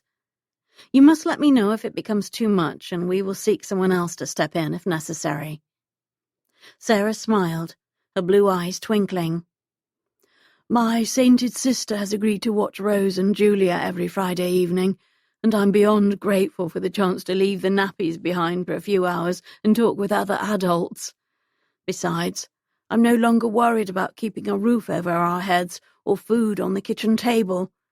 Now that Lord Warshire is paying our rent and providing a generous allowance, I can focus on the important things, like ensuring the girls never forget their father, and trying to fill the hole he left in their hearts." "You must look after your own heart as well," Sophie said softly. Ironically, the mention of Reese had left hers aching too. God, she missed him. "Has Lord Warshire visited you again?" she asked, trying not to reveal how desperate she was for any scrap of information about him. "No." Sarah smoothed an auburn strand behind her ear, thoughtful. "Rose keeps asking me when the man with the sad eyes will return, but I'm not certain that he will. He must be frightfully busy," she said diplomatically. Violet cleared her throat. "I have some news concerning Lord Warshire." Sophie and Sarah both turned to the young pregnant woman, expectant.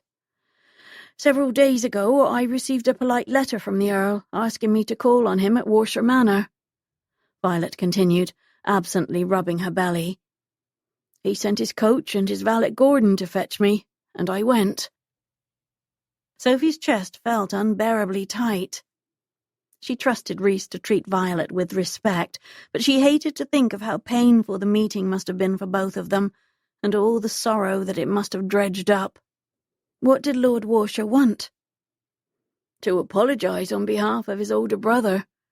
Edmund knew the babe was his and asked that the new Earl provide for both of us, if I wished. Violet sniffed. It was such a relief to hear him acknowledge the babe as Edmund's. I know that the two of you believed me, but I didn't realize how much I also needed someone from his family to know and accept that this little one is a part of them, too. Sarah dabbed a handkerchief at the corners of her eyes. That's wonderful. The young woman nodded, saying, But there's more. The Earl asked if he might be permitted to meet the babe and visit occasionally, as any uncle would. Lord Warshire is a good man, Sophie breathed, wondering why he'd tried to hide that side of himself for so long, why he hadn't even believed it existed. Violet smiled. When he asked what assistance he could provide, I told him that all I really wanted was my old job back after the baby's born. Warshire Manor is a strange old house, with an even odder garden, but I have friends there, and it's where I belong. What did the Earl say? Sophie asked, stunned. He readily agreed, but he insisted on giving me an allowance in addition to my salary. Who will care for your baby while you're working? Sarah asked, frowning. Where will you live? Lord Warshire said he should be able to provide suitable quarters for us, and that he might know someone to help with the child. Violet shrugged. He's going to contact me again soon. Sophie blinked back tears. She'd known in her heart that Reese would do the right thing, and he hadn't let her down. She was ridiculously proud of him, not only because of what he was doing for Violet, but because of what he was doing for himself. He was slaying his demons, dragging them out into the light. It wasn't going to be easy, fighting all the guilt and grief and pain he felt about losing his brother and Conroy. He'd have to manage those emotions for the rest of his life, but he'd taken the first steps. He wasn't the same man she'd met a couple of months ago in that very spot in the tailor's shop. He was climbing out of his dark, gloomy underworld, doing his best to leave the shadows behind. For the first time since she'd said goodbye to him, Sophie breathed a little easier. She still longed to see his warm brown eyes, to hear his deep, gruff voice, and to lay her head against his hard, muscled chest. But at least she knew he was going to be all right. And she took some comfort from knowing she might have played a small part in initiating his healing. "You must let me know when the babe arrives," Sophie said to Violet. "I can hardly wait to find out if you shall have a boy or a girl." "Will you visit us?" Violet asked, her dark eyes pleading. "I'll try," Sophie said, but she knew it would be difficult, especially if Violet was living at Warshire Manor. "In the meantime, I've gathered a few things I thought might come in handy." She stood, retrieved a basket from behind the counter, and handed it to the young pregnant woman.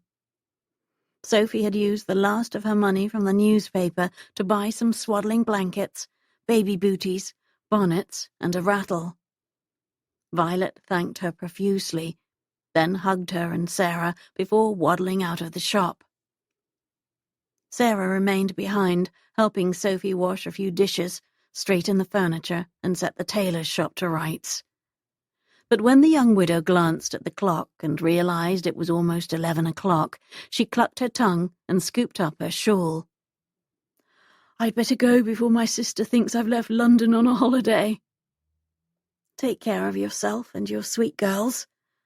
Sophie handed her a few wrapped packages that contained dolls for the girls and a pretty hair comb that she'd known would look lovely in Sarah's auburn curls.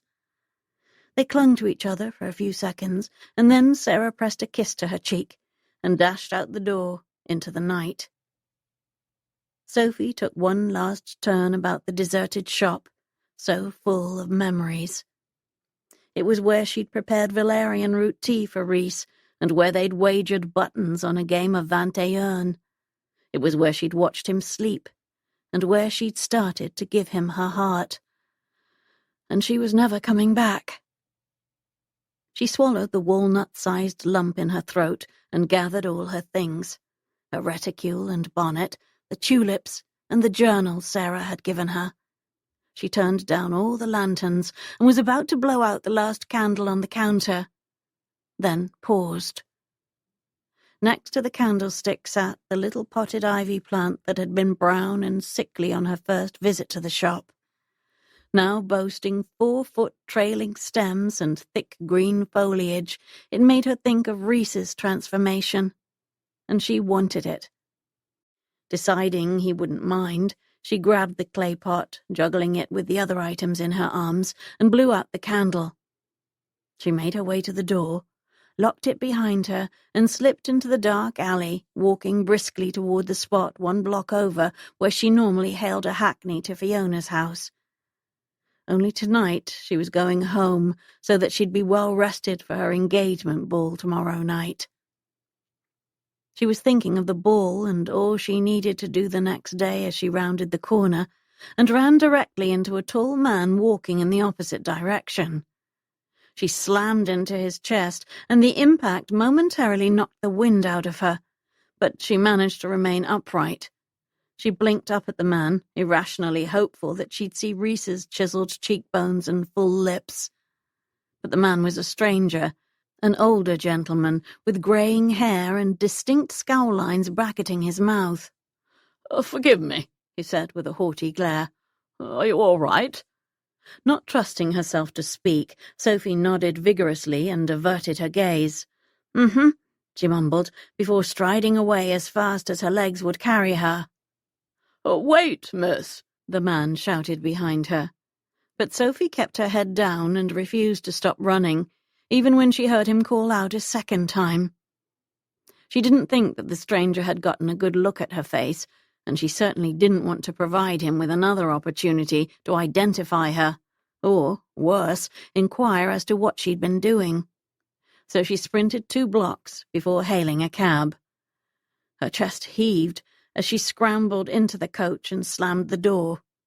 She told herself she was safe, but all the way home her heart pounded as though Cerberus was chasing her, his huge canines gnashing at her heels. She didn't breathe easy again until she reached her bedchamber and closed the door behind her. She washed her face, dressed in her nightgown, and climbed into her bed, thinking back on the evening. Despite the frightening encounter in the alley, all had gone well. Closing her eyes and nestling her cheek against her pillow, she tried to soothe herself with thoughts of the waterfall and the swing and the feel of Reese's lips on hers. She'd almost drifted off when an icy cold finger traced a terrifyingly chilling path down her spine. Sweet Jesus, the journal! She bolted upright and leaped out of her bed, praying her suspicion was wrong. She grasped at each of the items she'd left on top of her bureau. Her reticule, bonnet, the potted ivy plant, and the tulips that she'd popped into a vase were all there. But the journal that Sarah had given her was not. Oh, no, no, no, no! Her gut sank and she started yanking open drawers, rifling through gloves and petticoats and stockings. Maybe she'd stowed the book among her clothes earlier, worried that her mother or sister might discover it. But the journal wasn't in her bureau. Panic rising in her chest, she dashed to her desk and then to her armoire, searching every corner of her bedchamber. God help her.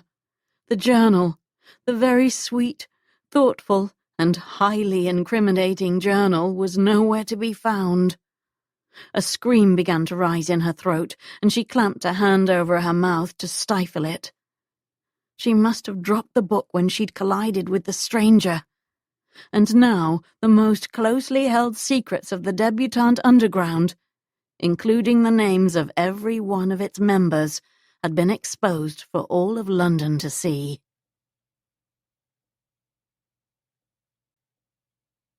Chapter 32. Reese swiped a sleeve across his brow as he walked up his drive. He'd spent the morning inspecting a large cottage on the edge of his property.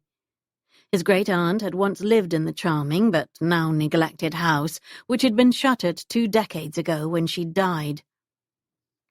In his pocket, he had a list of improvements needed to make the cottage habitable, including repairs to the thatched roof, a fresh coat of paint inside and out, and a thorough top-to-bottom scrubbing.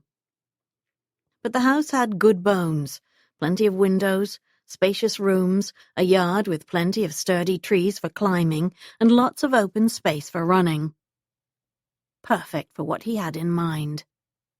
Besides, he needed another project. Now that the garden had been restored to its former glory, he required something to occupy him. Something all-consuming, so that he wouldn't think about Sophie and the gaping hole she'd left in his heart. He trudged along the gravel drive, squinting at the manor house as it came into view. It almost looked as though there were a coach and 4 parked in front of the entrance. He held a hand to his brow, shielding his eyes from the sun's glare, and, sure enough, it appeared he had a visitor. He immediately thought of Sophie. Maybe she'd decided to call off the engagement and cancel tonight's ball.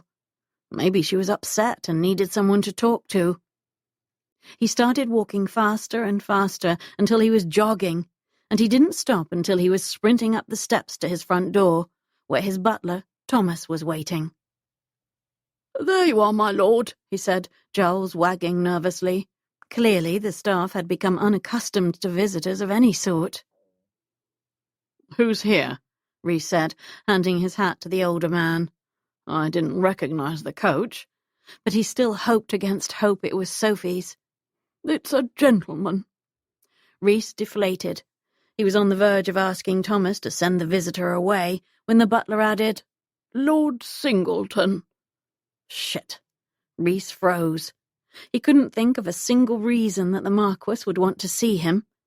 They'd never even been formally introduced, and, as far as Reese knew, the only thing that they had in common was, well, Sophie. "Where is he?" Reese asked. "In the drawing room," Thomas intoned. "I informed him that you were out and asked if he'd like to leave his card, but he insisted on waiting." The butler shuffled his feet nervously. "He seemed rather agitated." "Did he?" Reese said, his jaw twitching. If Singleton had somehow found out about him and Sophie, he might have come to Warshire Manor to challenge Reese to a duel. If so, Reese was more than happy to meet him at dawn. As long as Sophie was not the object of the Marquis's anger, as long as she was safe. "Shall I send for tea?" Thomas asked. "Thank you, but that's not necessary," Reese said. "The Marquis and I don't have much to say to each other. He won't be staying long." Reese strode up the stairs and into the drawing-room, where he found his guest sitting on a long sofa, tapping his knee and scowling at nothing in particular.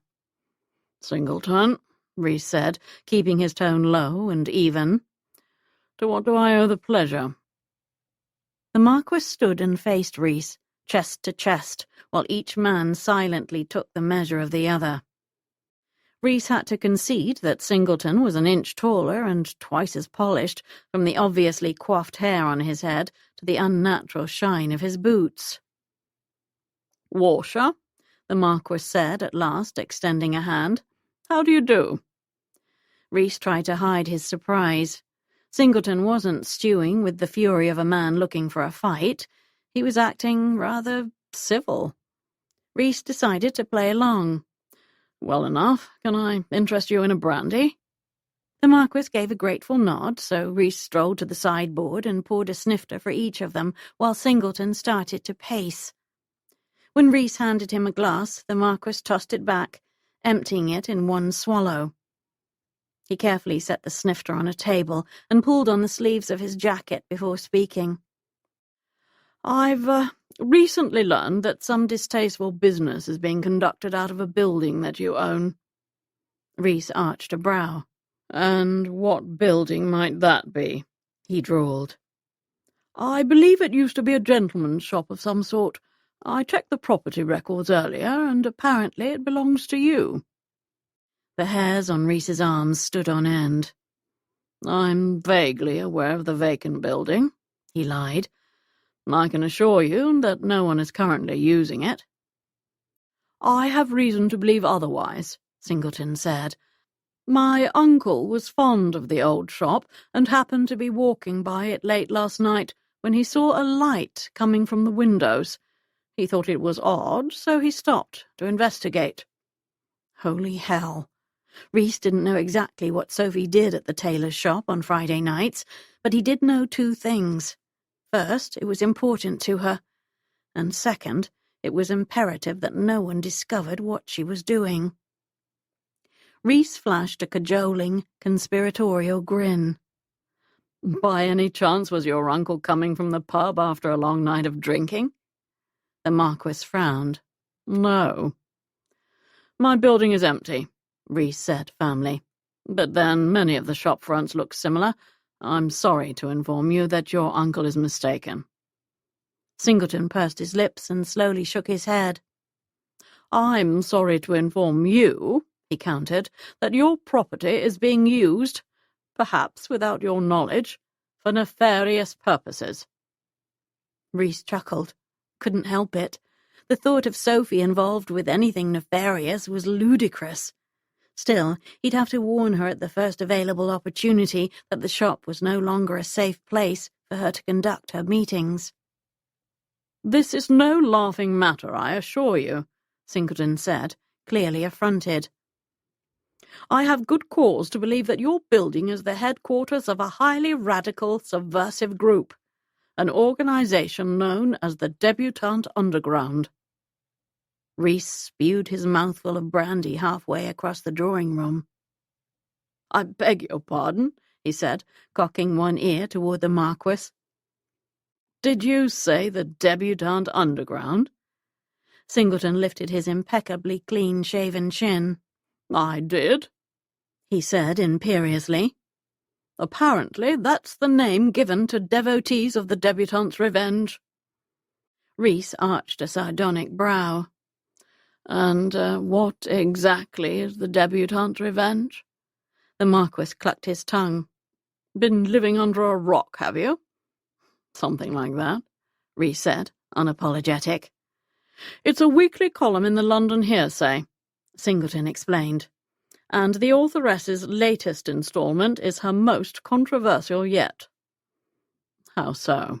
Reese asked, not bothering to hide his skepticism.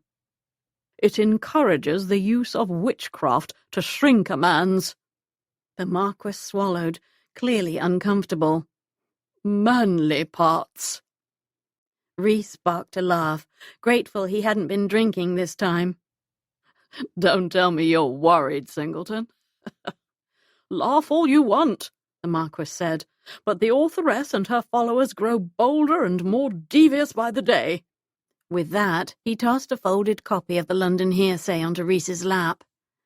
Deciding he'd humour Singleton, Reese picked up the newspaper and glanced at the large sketch accompanying the column. His eyes were immediately drawn to the mask-wearing woman who held the flowering vine in her palm. Though most of her face was hidden, he knew deep in his bones that the woman was Sophie. Somehow, the artist had managed to capture her natural grace, innate kindness, and quiet confidence. All the things he loved about her.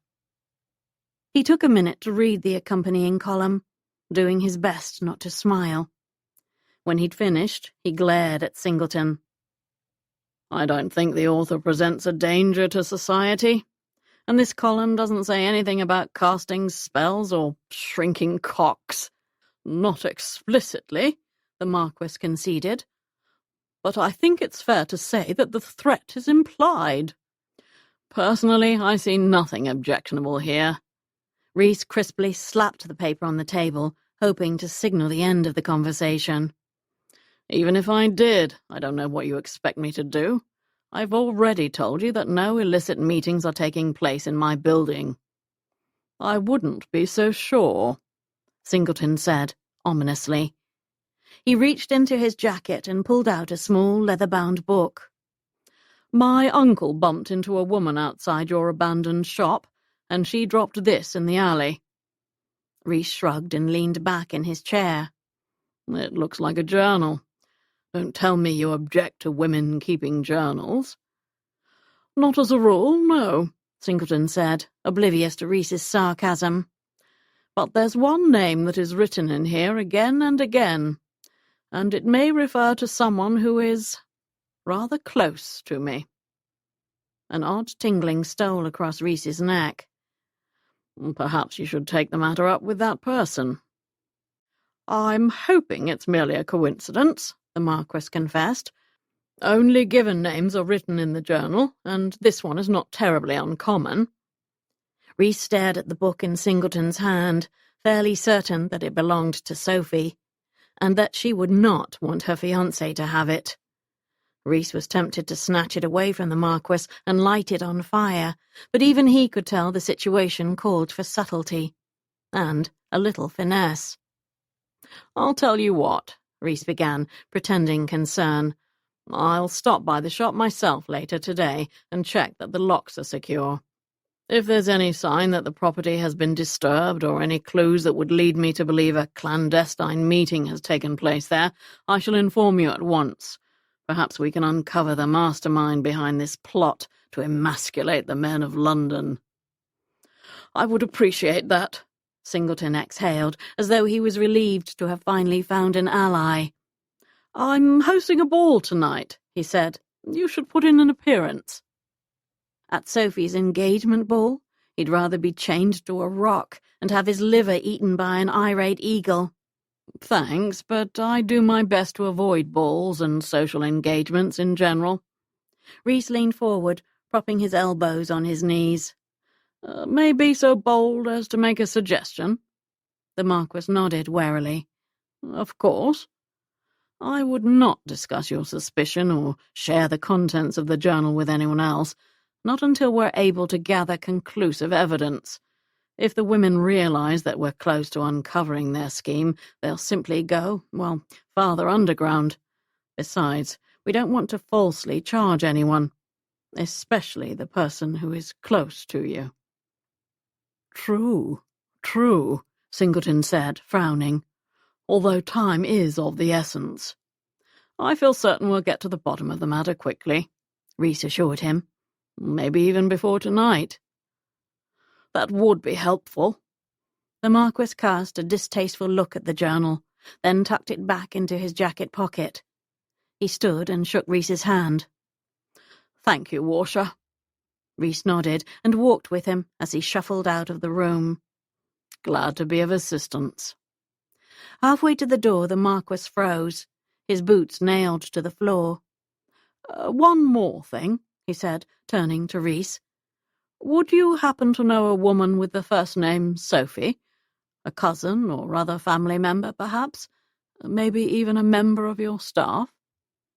Reese kept his face impassive, paused for several seconds, then shook his head.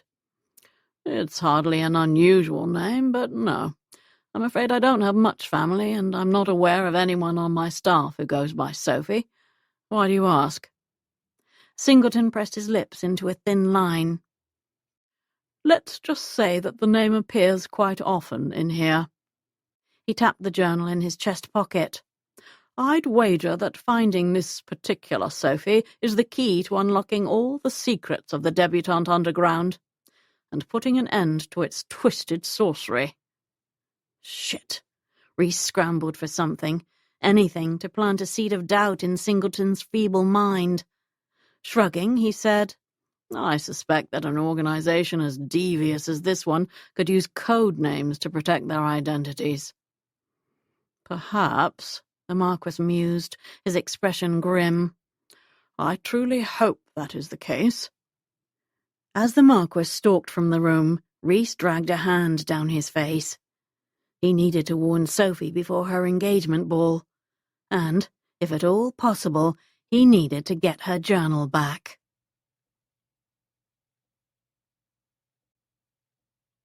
Chapter 33. We're going to your engagement ball, not a funeral.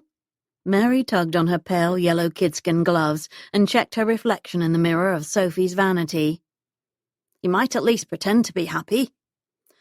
I know, Sophie said, tamping down an unseemly but potent wave of resentment.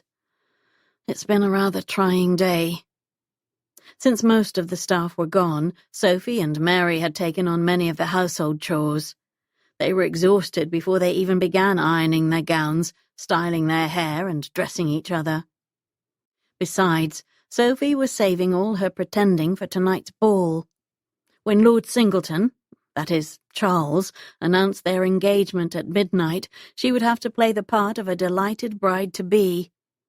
And that was going to be exceedingly difficult, considering she was still grieving over losing Reese, and desperately worried that her journal would fall into the wrong hands. Or any hands. Blast. Sophie was fastening the clasp of her aquamarine necklace when Mrs. Pettigrew, their sweet and loyal housekeeper, appeared in the doorway. Upon seeing Sophie and Mary, she pressed a thin hand to her chest and gasped. "Goodness me," she said. "You two look like a pair of princesses." It was true. They had turned out rather well. Mary's thick blonde hair was piled on top of her head with loose ringlets framing her face. Dressed in white silk shot through with gold thread, she looked as though she should have been the belle of the ball. Sophie had pulled her hair to one side, letting the long curls spill over her shoulder. She'd settled on a pale green silk gown embroidered with dark green vines, because Fiona and Lily had once said it made her resemble the goddess of spring, and if ever she'd needed the courage and confidence of a goddess, tonight was the time. But her favourite accessory was the crown of white silk flowers she'd woven into her hair. They weren't asphodels, but they made her feel as though Reese was with her, and they reminded her of the night when he'd pronounced her the queen of all she surveyed. Sophie cast the housekeeper a grateful smile. "Thank you, Mrs. Pettigrew, and thank you for all your help today." "It's my pleasure, Miss Sophie," the housekeeper beamed. "To think you'll soon be a marchioness." "Yes," Sophie replied, feeling herself wilt.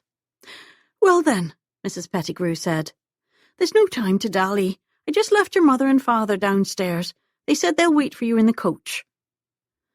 "We should go," Mary said forlornly, as though she were the lamb that had been sacrificed on the family altar, when in truth the only thing she'd lost was a night at home reading her beloved books.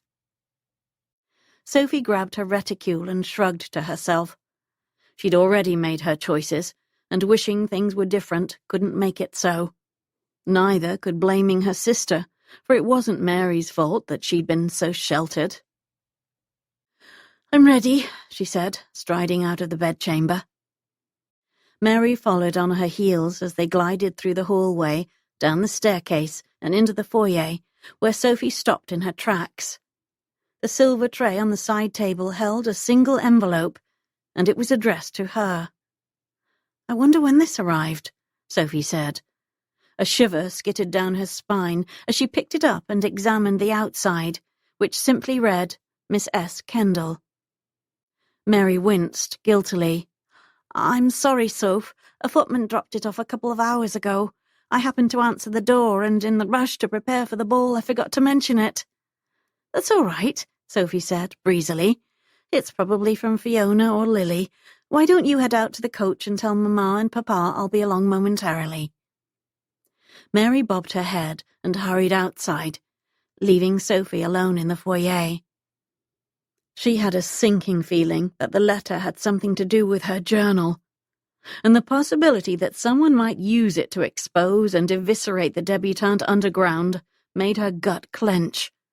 Hands trembling, she opened the letter. "Dear Sophie, I must talk with you. I'll be at the shop between 4 and 7 o'clock. Meet me there if you can. Make certain no one follows you. R." Oh no. Reese needed her, had waited for her.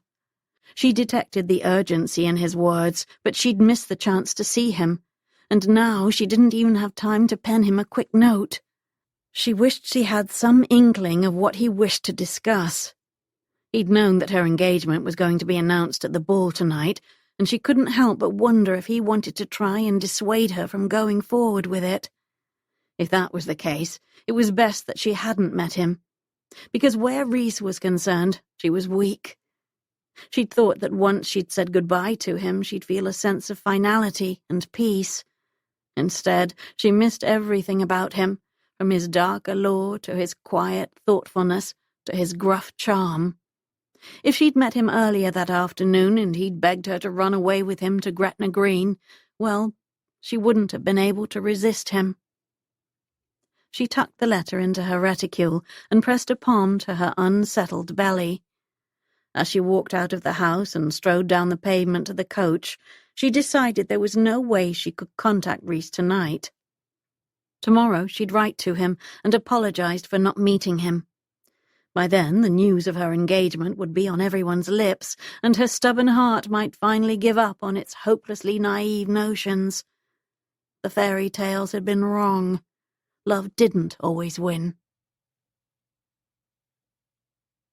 Sophie, Mary, Mamma, and Papa glided into Lord Singleton's ballroom, carried along with a stream of animated guests who exclaimed over the ballroom's shimmering silk wall hangings, the abundant, fragrant white roses, and the brilliantly lit crystal chandeliers.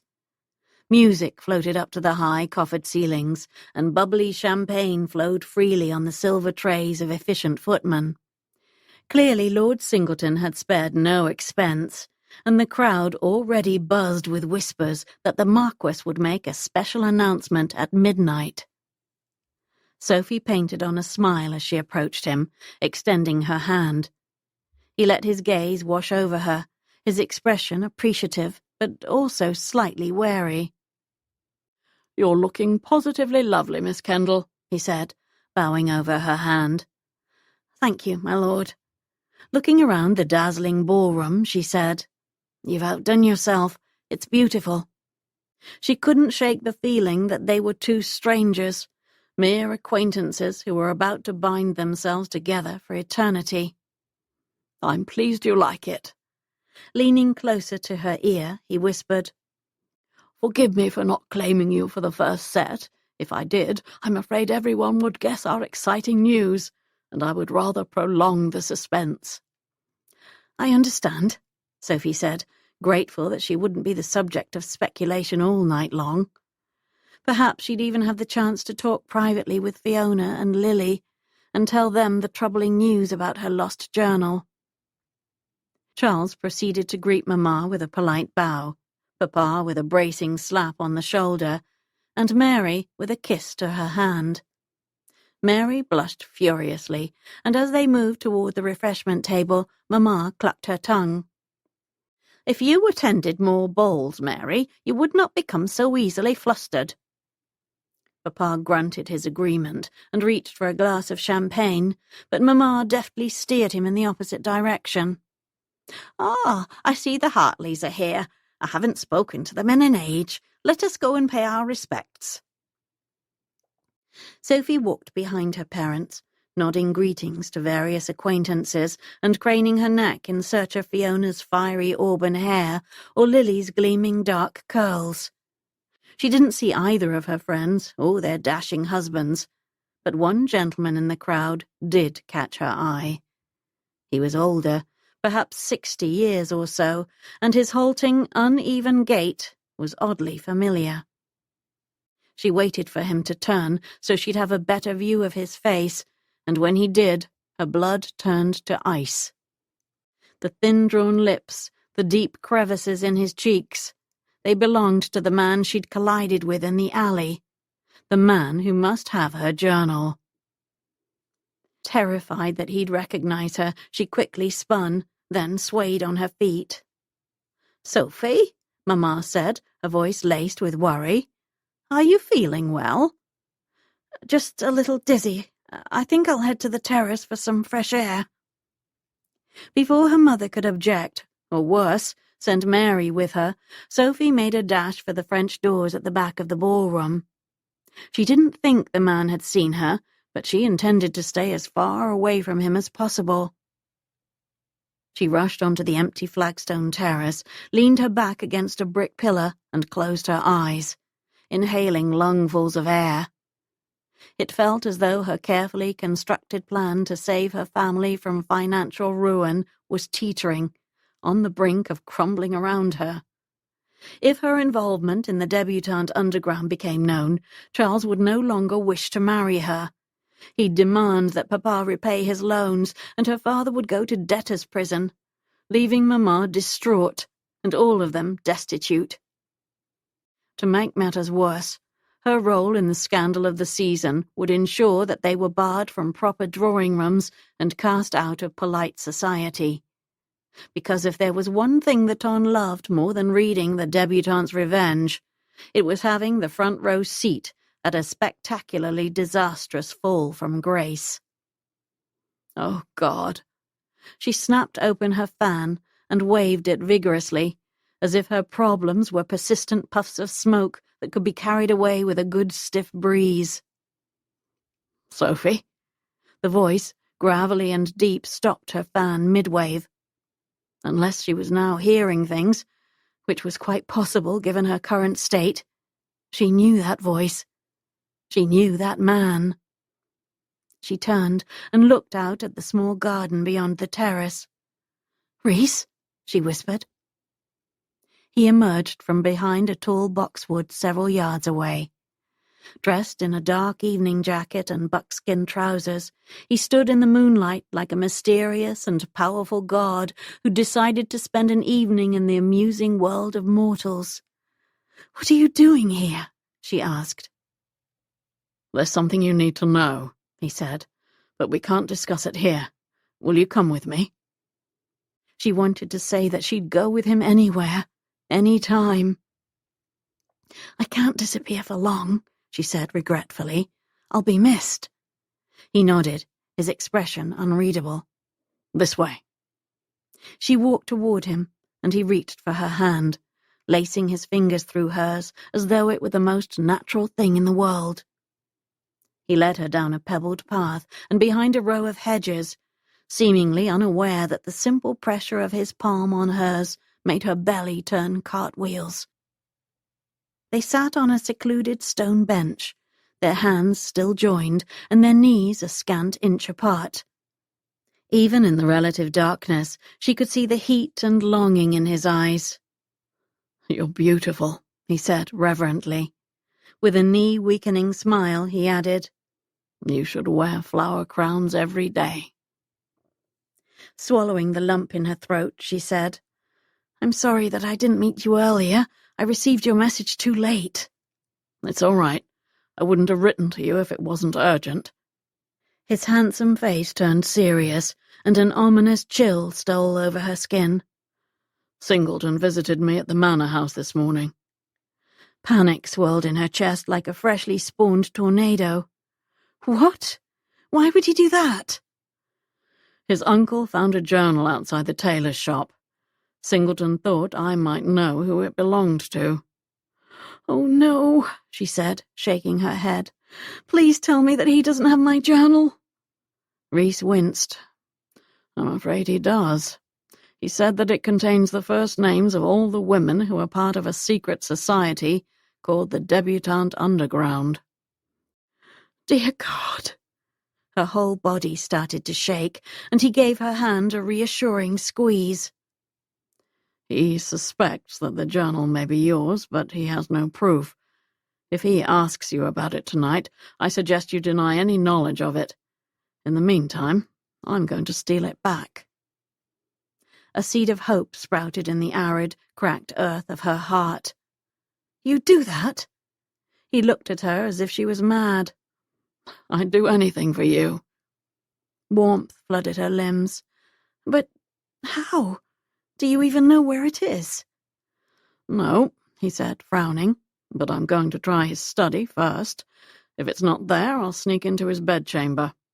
If necessary, I'll search the house room by room until I find it.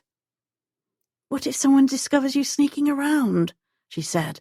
It would look very bad. I don't plan to get caught, he said with a shrug. Even if I did, I would never implicate you. Oh, Reese, she said, touched by his desire to protect her. I got myself into this dilemma. It's not fair that you should risk everything to get me out of it. This isn't about blame or fairness. He flashed a grin that melted her insides. I love you. If you're in trouble, then I'm always going to want to help. Even if I'm engaged or married to someone else?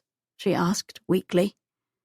He flinched at that, then looked earnestly into her eyes. Always means always. I know I can't have you, and that after tonight I might never see you again. But that won't change the way I feel about you, Soph. She wanted to blurt out everything in her heart, to tell him that she loved him too, and that she'd forever treasure the nights they'd spent together. But Reese was already gutted, and revealing her feelings at this point would only be twisting the knife. I don't deserve such kindness. I disagree. He lifted her hand and pressed a tender, lingering kiss to the back. You deserve the world. Before she could properly catch her breath, he released her hand and stood. I should go. Remember, you don't need to admit anything to Singleton. He paused for a moment, then added, He thinks that the Debutante Underground is a radical, subversive organization that threatens the fabric of society. He said that? Her blood heated with a mix of rage and fear. Something like that. He shoved his hands in his pockets and took a step toward the house, his dark eyes full of regret. Good luck tonight. You too, she breathed. And thank you. He nodded, turned, and started up the path, but she called out, Reese, wait. When he spun to face her, she hesitated, then voiced the question she couldn't resist asking. What do you think of the Debutante Underground? He tilted his head, thoughtful, then said, I don't know much about it, obviously, but if priggish, narrow-minded people take offense, I'd say that's a sure sign you're doing something important and worthwhile. With that, he strode off, leaving her alone and more certain than ever that she'd given up the one man who could have been her true partner and true love.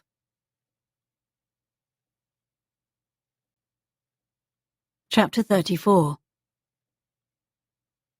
At the sound of the doorknob jiggling, Reese dove behind the sofa in Singleton's drawing room and held his breath. The door creaked as it swung on its hinges, and footsteps shuffled across the hardwood floor. If he had to guess, the utilitarian, brown shoes belonged to a maid, and she hummed softly to herself as she moved about the room.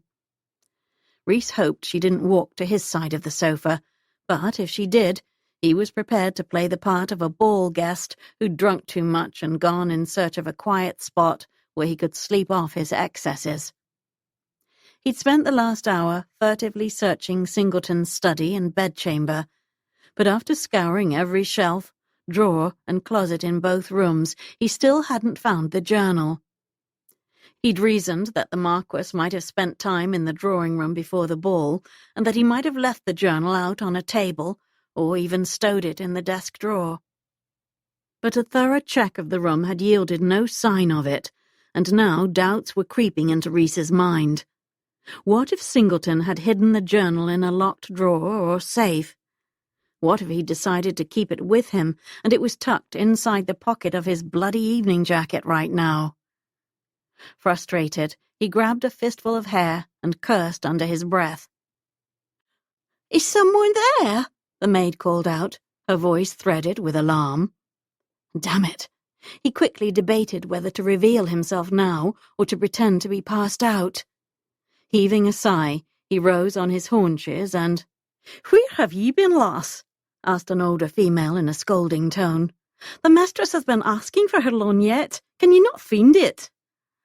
"Oh, here it is," the young maid replied, "hiding beneath a cushion." Reese went still as a statue as she leaned over the sofa. "Hurry along, then." The older woman clucked her tongue. "Lady S. isn't a patient sort." He waited until he heard the door click shut behind them, then sprang to his feet. The diary wasn't there in the drawing-room, and he was running out of time. To make good on his promise to Sophie, he needed to find out exactly where Singleton had hidden her journal. And soon. Which meant Reese would have to put in an appearance at the ball. His first in approximately 3 years. Even worse, he'd have to dance. For several minutes after Reese left Sophie in the garden, she remained sitting on the bench, perilously close to tears. She'd thought she could set aside her own feelings and desires to help her family. Moreover, she'd thought that she should, that it was the noble and selfless thing to do. But now she knew differently. Binding herself to Lord Singleton wouldn't save her family. Only love could do that. Papa needed to find the strength and support necessary to curb his drinking. Mamma needed to find the backbone to hold Papa accountable for his behaviour. And Mary, well, Mary needed to find a reason to occasionally leave her bedchamber. Sophie loved her family dearly, but she was not going to fix all their problems by marrying Lord Singleton. They might be granted a temporary reprieve, but eventually Papa would accrue more debt, Mamma would continue to make excuses for him, and Mary would remain cloistered in her safe, sheltered world. Meanwhile, Sophie would find herself chained to a man who thought that the wonderful sisterhood she'd created was dangerous and subversive. She'd wake up every morning feeling miserable, knowing she'd thrown away the rare and precious gift that Reese had given her, his unwavering love. She stood and paced the wide pebbled garden path, trying to imagine that she was in the tailor's shop, with all the familiar faces of her friends circled around her. If she could explain her dilemma to the members of the Debutante Underground and seek their advice, what would they say? She pictured Sarah and Ivy, Violet and Abigail, and all the others, and she knew precisely what they'd tell her, to be fearless and to follow her heart. She knew, because it was the same advice she'd offer anyone else who asked, and now she had to find the fortitude to act upon it. She had to walk back into that ballroom and tell Lord Singleton that she couldn't marry him. Feeling more sure of herself than she had in days, she picked up her skirts and ran toward the house. It would be difficult to tell Charles that she'd changed her mind, but she'd be doing both of them a favour in the end. And once she'd officially called off their betrothal, she couldn't wait to seek out Reese. She dashed across the terrace, through the French doors and into the ballroom, breathlessly searching the room for the Marquess, and almost immediately he appeared at her side. "There you are, Miss Kendall," he said slyly. "Would you care to dance?" "Actually, I hoped we could talk," she said. Lord Singleton chuckled and glanced nervously at the small group of people gathered around them. "I'm sure we can converse on the dance floor," he said. Sophie hesitated. Now that she'd made her decision, it felt rather hypocritical to waltz with him. But she didn't wish to humiliate him either. "Very well," she said, accepting the arm he'd offered. "But I'd like to talk with you afterward." He gave her hand a patronizing pat and escorted her to the dance floor, where he swept her into a line of couples twirling in time to the music. "What was it you wished to talk about, my dear?" he asked smoothly. Sophie raised her chin so that she could meet his eyes. "I think it best to broach the subject after this set, in private." "That could be rather difficult. I am the host of this ball, after all," he said, deftly spinning her underneath his raised arm. "And it's less than an hour till midnight, when we shall toast our engagement. Perhaps I could call on you tomorrow morning, and we could have a proper conversation then." Her heart kicked into a gallop. "This cannot wait," she said firmly. He narrowed his eyes as, hands raised above their heads, they moved toward each other, then apart. "I do hope you're not having second thoughts." Blast! She hadn't wanted to tell him like this, but there was no help for it. "I'm afraid I am. I cannot marry you, Charles." For several beats of the music he said nothing. Then he shrugged. "I suspect it's perfectly normal to feel anxious prior to announcing one's engagement. I'll fetch you a glass of champagne after this set. It will calm your nerves." "I am not suffering from a case of nerves," she whispered. "And I'm truly sorry I didn't tell you how I felt before now.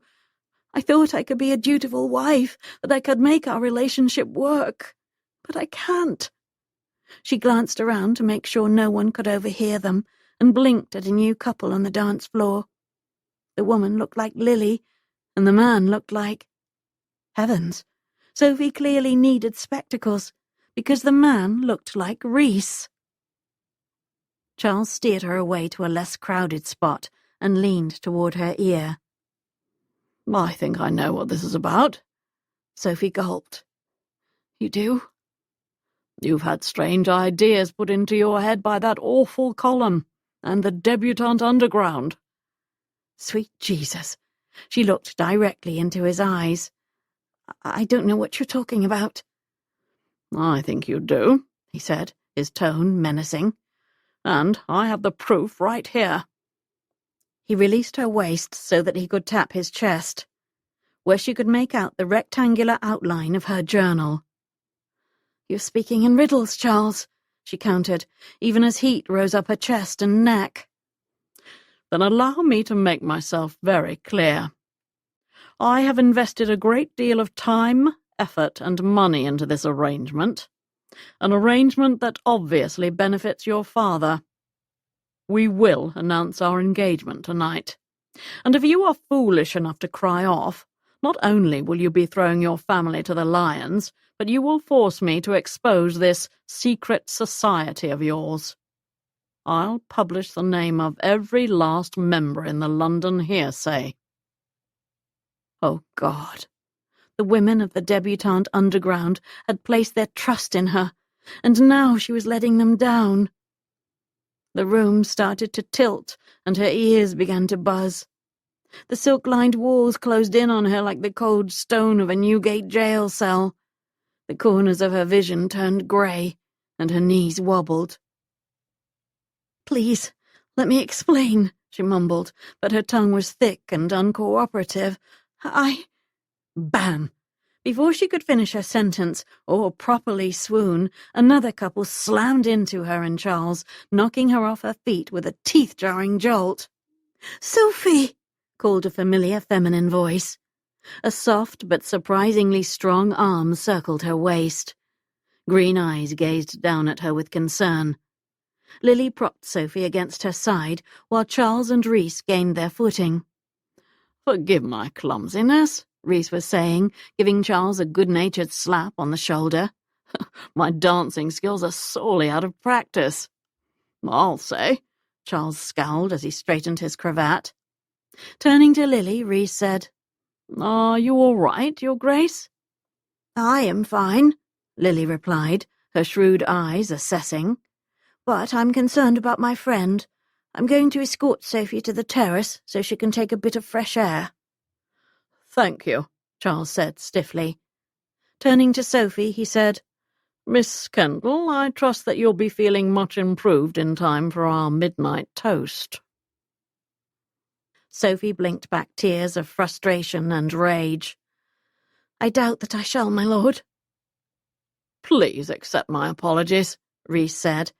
He placed a hand over his heart as the women left the dance floor and cast Sophie a furtive, reassuring smile.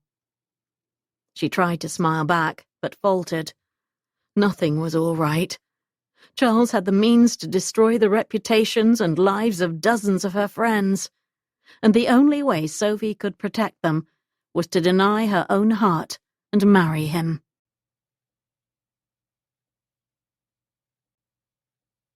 Chapter 35. Lily whisked Sophie outside and ordered her to sit on the half wall that surrounded the terrace. Are you hurt, Soph? No, she assured her friend.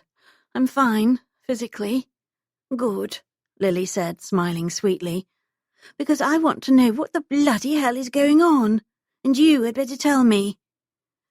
It's awful, Sophie said, hardly knowing where to begin. Lord Warshire is in love with you, isn't he? Sophie nodded. How did you know? From the moment he entered the ballroom, he couldn't take his eyes off you. It's clear he's smitten, Soph. She felt herself blush. I love him too. I tried to call off the engagement, but Charles found out about the Debutante Underground and is threatening to publish a list of all its members, unless we are married. Lily gasped and clenched her fists. What a cold-hearted, self-righteous, narrow-minded little... There you are!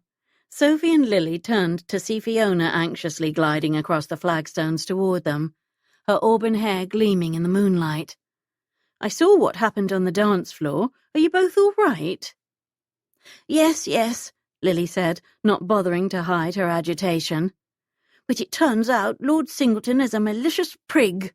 Oh, no, Fiona said. I must admit I much prefer Lord Warshire, even if he is a bit rough around the edges. Sophie sniffled. He's all edges, but he's also the most honourable, selfless, decent man I know. Speaking of Lord Warshire, Fiona drawled, he asked me to give you a message. Sophie leaped off the wall and clasped Fiona's hand. What did he say? Fiona gave her a knowing smile. He asked you to meet him in the library. When? Her heart squeezed. As soon as you can slip away, I imagine. Sophie frowned. If my parents or sister ask where I've gone, we'll cover for you, Lily said, making shooing motions with her hands. Go on now. Sophie pressed a kiss to Lily's cheek and gave Fiona a quick, fierce hug.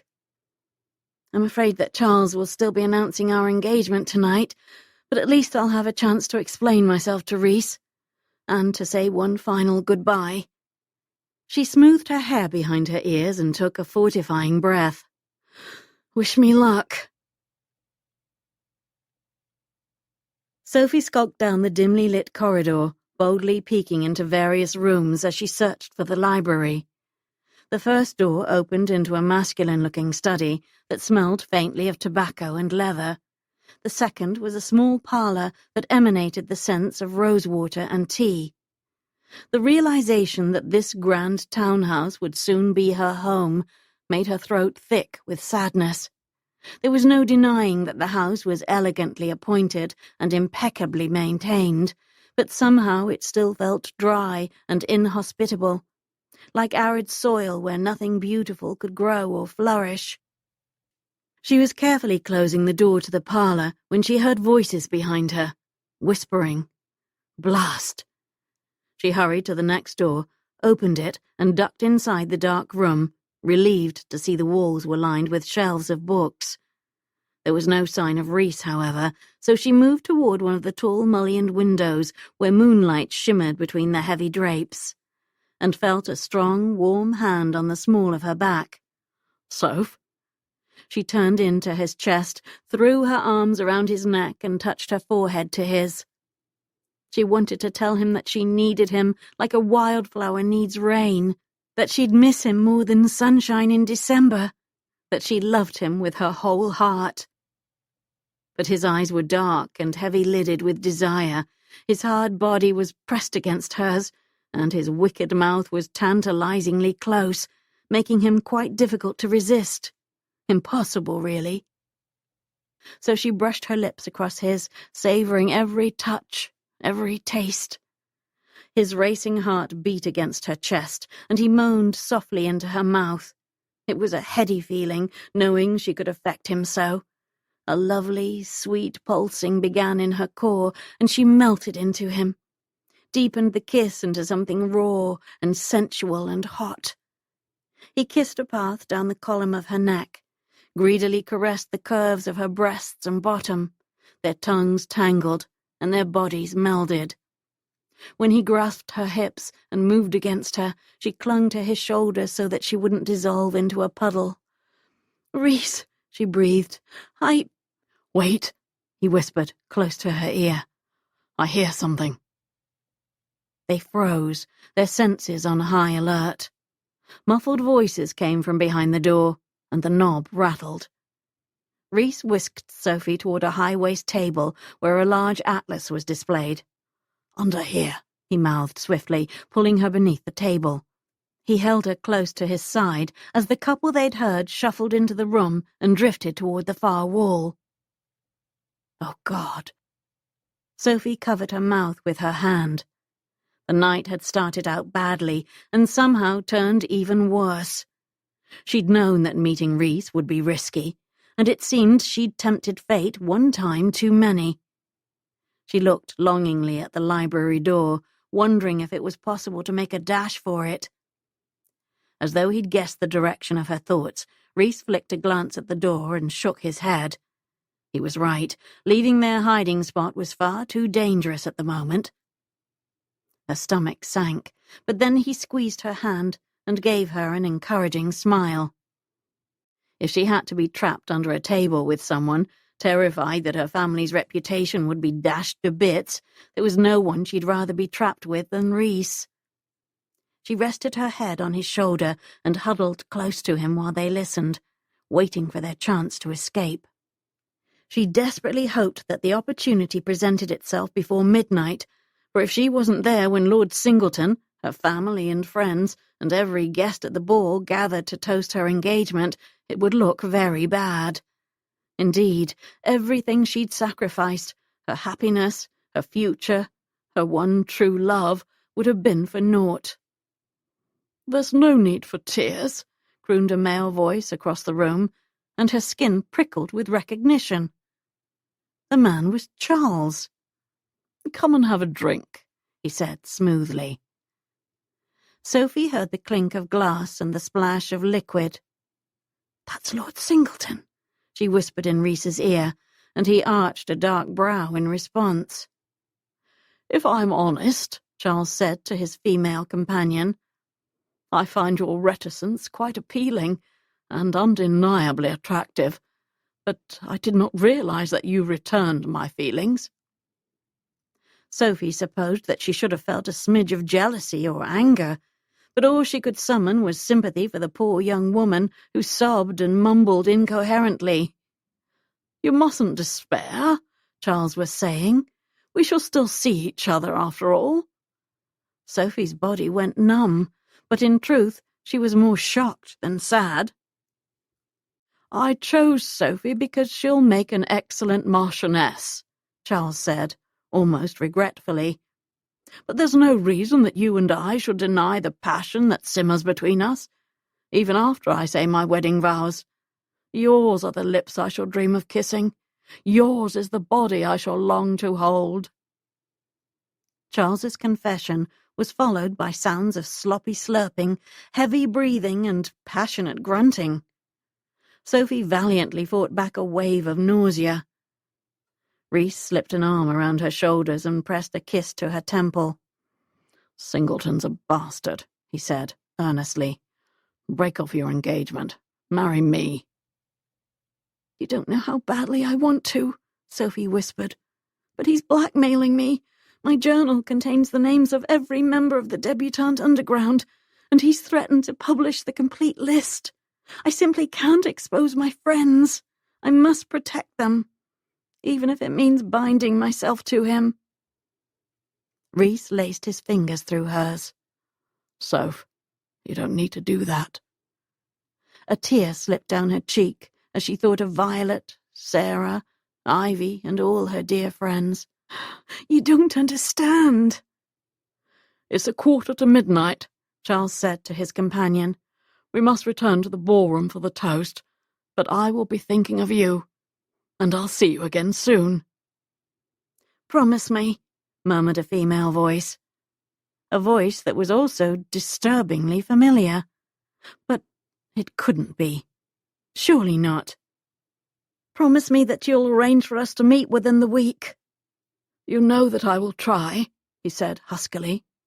"Yes," the familiar voice replied, "and I suspect it is because I am willing to give you the affection that my sister does not." What the devil? Sophie scrambled out from under the table, needing to witness the scene with her own eyes. There, across the room from her, her sister sat on a desk while Lord Singleton stood between her legs, which were hitched around his hips. Mary's fingers clutched the lapels of his jacket, and his hands were around her waist. Sophie blinked to make sure that her eyes and the room's shadows hadn't conspired to play tricks on her mind. But no. Finding her voice at last, she choked out, "Mary?"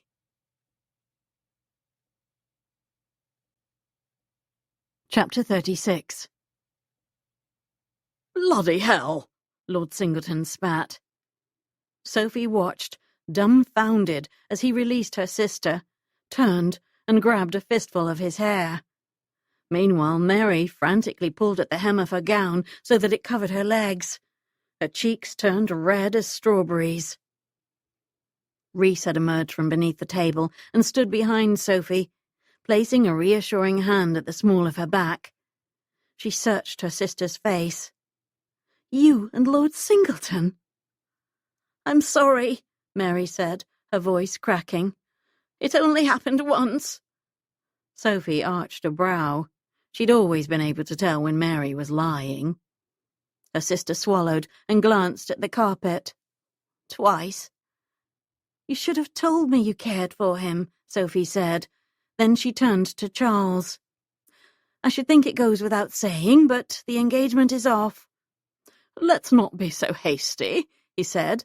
"Your sister and I had a dalliance. By the looks of it, you had one with Warshire as well." Sophie raised her chin, refusing to apologize. "Your affections are engaged elsewhere, as are mine. That's no way to begin a marriage." Lord Singleton began to pace, rubbing his chin in agitation. "You forget, Sophie, that this was never about sentimentality or love. Besides, I've already invested quite a bit in this bargain." "I'll find a way to repay Papa's debts," she said. Lord Singleton snorted. "I don't see how you possibly could. He owes me a small fortune." Reese took a step forward and folded his arms across his chest. "Send me a detailed accounting of his debts. I'll figure out a way to pay them, even if it means selling all my personal possessions." Singleton's brows shot up. "Ah, you fancy yourself Miss Kendall's knight in shining armour," he said dryly. "How noble. But I'm afraid this arrangement is about more than money.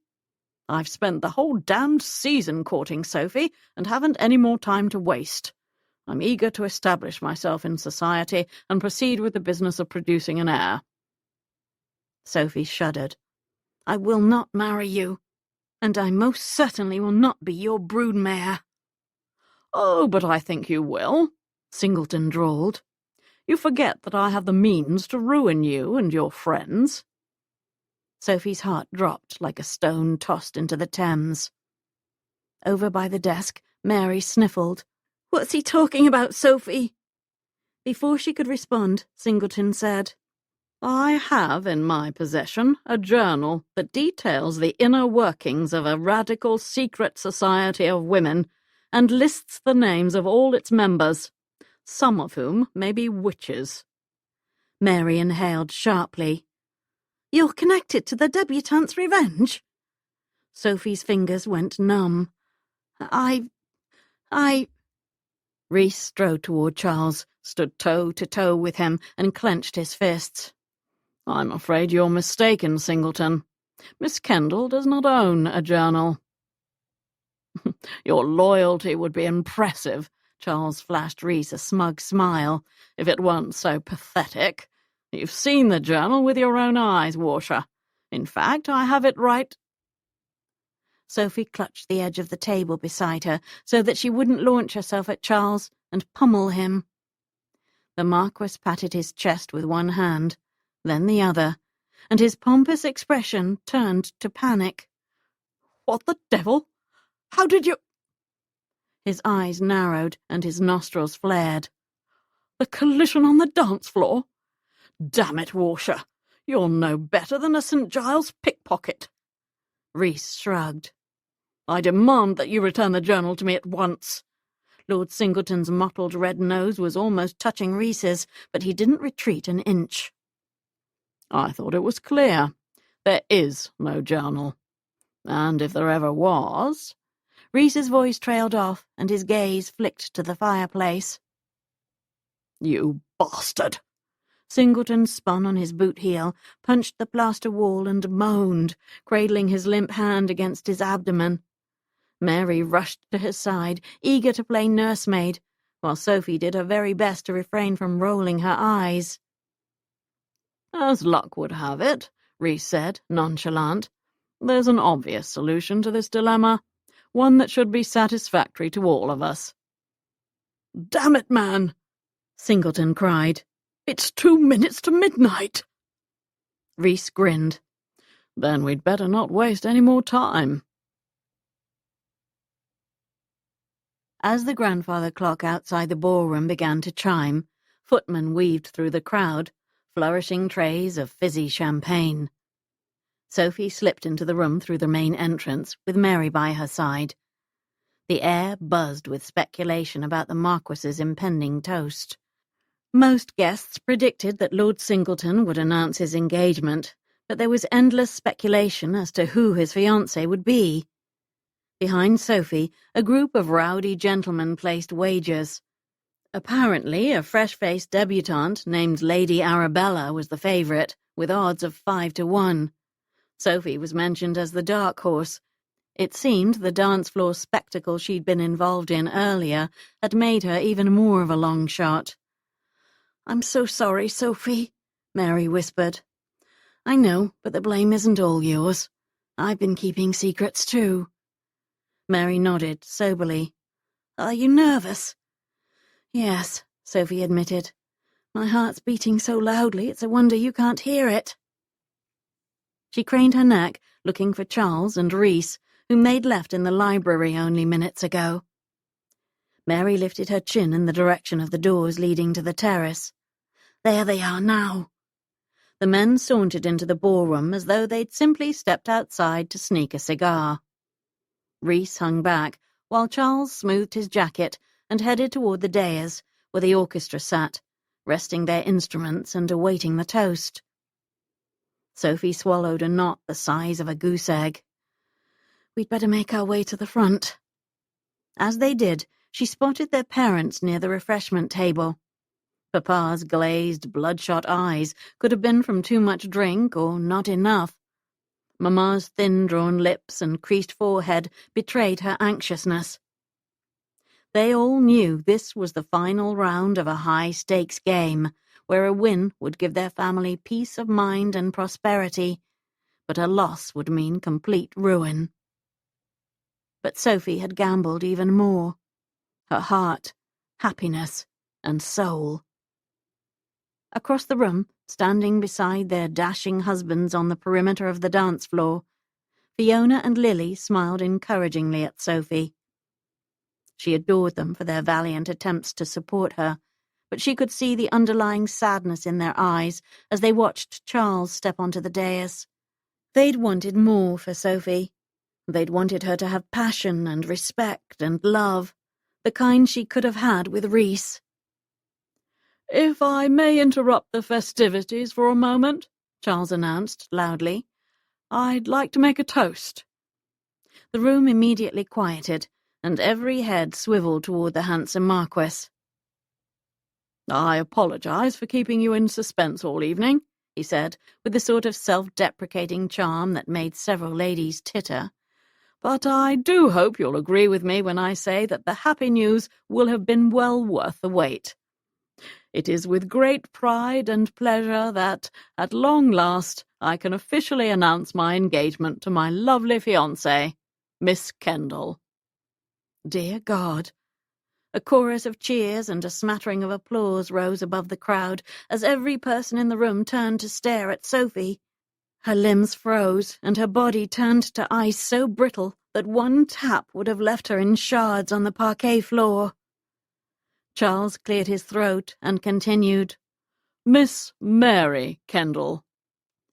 The ballroom erupted in a mix of disbelieving gasps and shocked exclamations. Sophie thawed and gave her sister's clammy hand a reassuring squeeze. "Go to him," she whispered. "All will be well." Mary sheepishly joined Charles and accepted the arm he offered. Her demure smile and timid behaviour created a stark contrast to the passionate scene in the library, but Sophie was delighted to know that her normally reserved sister had a wild side. Who knew? Perhaps she'd even join the Debutante Underground one day. All around Sophie, the ballroom exploded in a cacophony of clinking glasses, effusive cheers, and excited murmurs.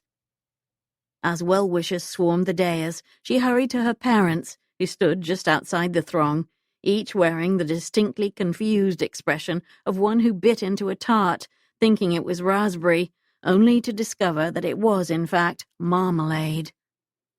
Mamma reached for Sophie's hand, patting it consolingly. "I don't understand what's happened, my dear, but I'm certain your father will set it to rights." Papa grunted. "I'll not let Singleton toss you aside like this," he said firmly, "even if it is for my other daughter. It isn't right." Sophie hugged each of her parents in turn, warmed by their devotion. "Everything is exactly as it should be," she assured them. "Mary cares for Lord Singleton and is delighted by the arrangement. He's warmed to the idea as well. I think they're going to be very happy together." "But what about you?" Mamma asked. "This must have come as quite a shock. I do hope you're not heartbroken." "Not at all," Sophie said. She glanced about the room, hoping to catch a glimpse of Reese, but he seemed to have disappeared. Indeed, my heart is more hopeful than it's been in a very long time. Mary and I will explain more tomorrow. For now, I suggest you celebrate the engagement as though you'd expected this pairing all along." Mamma cast an assessing gaze at Mary and Charles as they stood on the dais, graciously accepting congratulations from well-wishers. "I didn't think our Mary had it in her," Mamma mused, tilting her head. "But now that I see them together, I must admit they make a rather striking couple." "They do," Sophie agreed. "Ah, Fiona and Lily are coming this way," Mamma said. "They'll know just how to cheer you up." Sophie opened her mouth to say that she wasn't sad in the least, but thought better of it and simply nodded. "Will you both excuse me?" she asked her parents, heading toward her friends. Lily and Fiona each grabbed one of her elbows and whisked her to a quiet corner of the ballroom. "Would you like to tell us what's going on?" Lily asked in a stage whisper, her green eyes flashing with curiosity.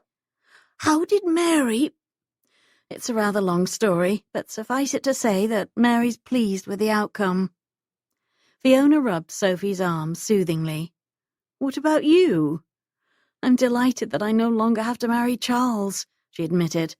In fact, I'd turn cartwheels across the room right now if it wouldn't make me look quite mad. Lily chuckled, then bit her lower lip. What about the journal? Is Charles still threatening to expose the Debutante Underground? Sophie shook her head.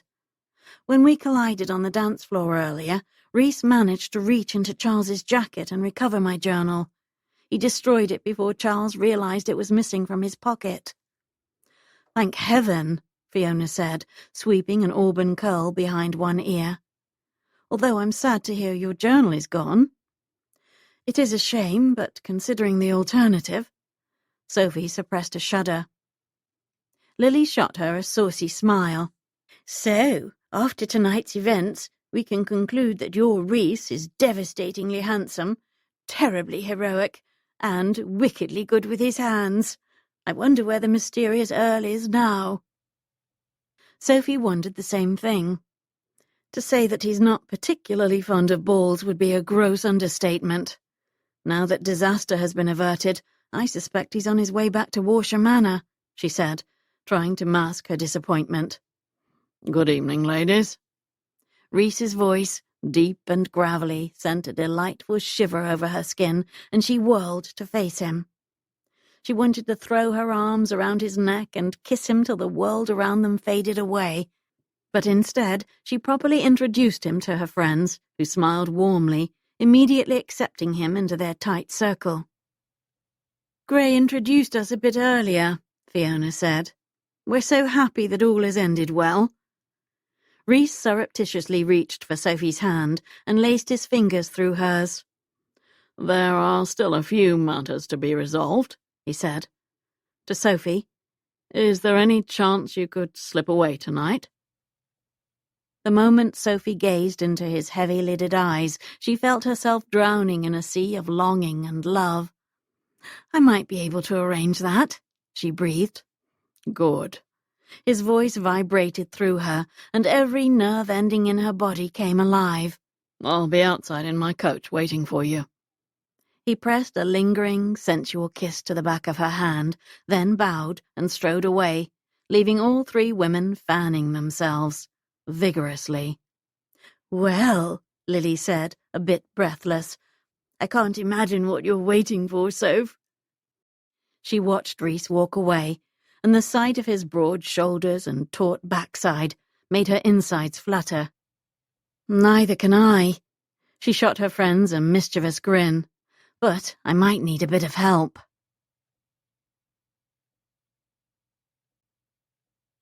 Chapter 37.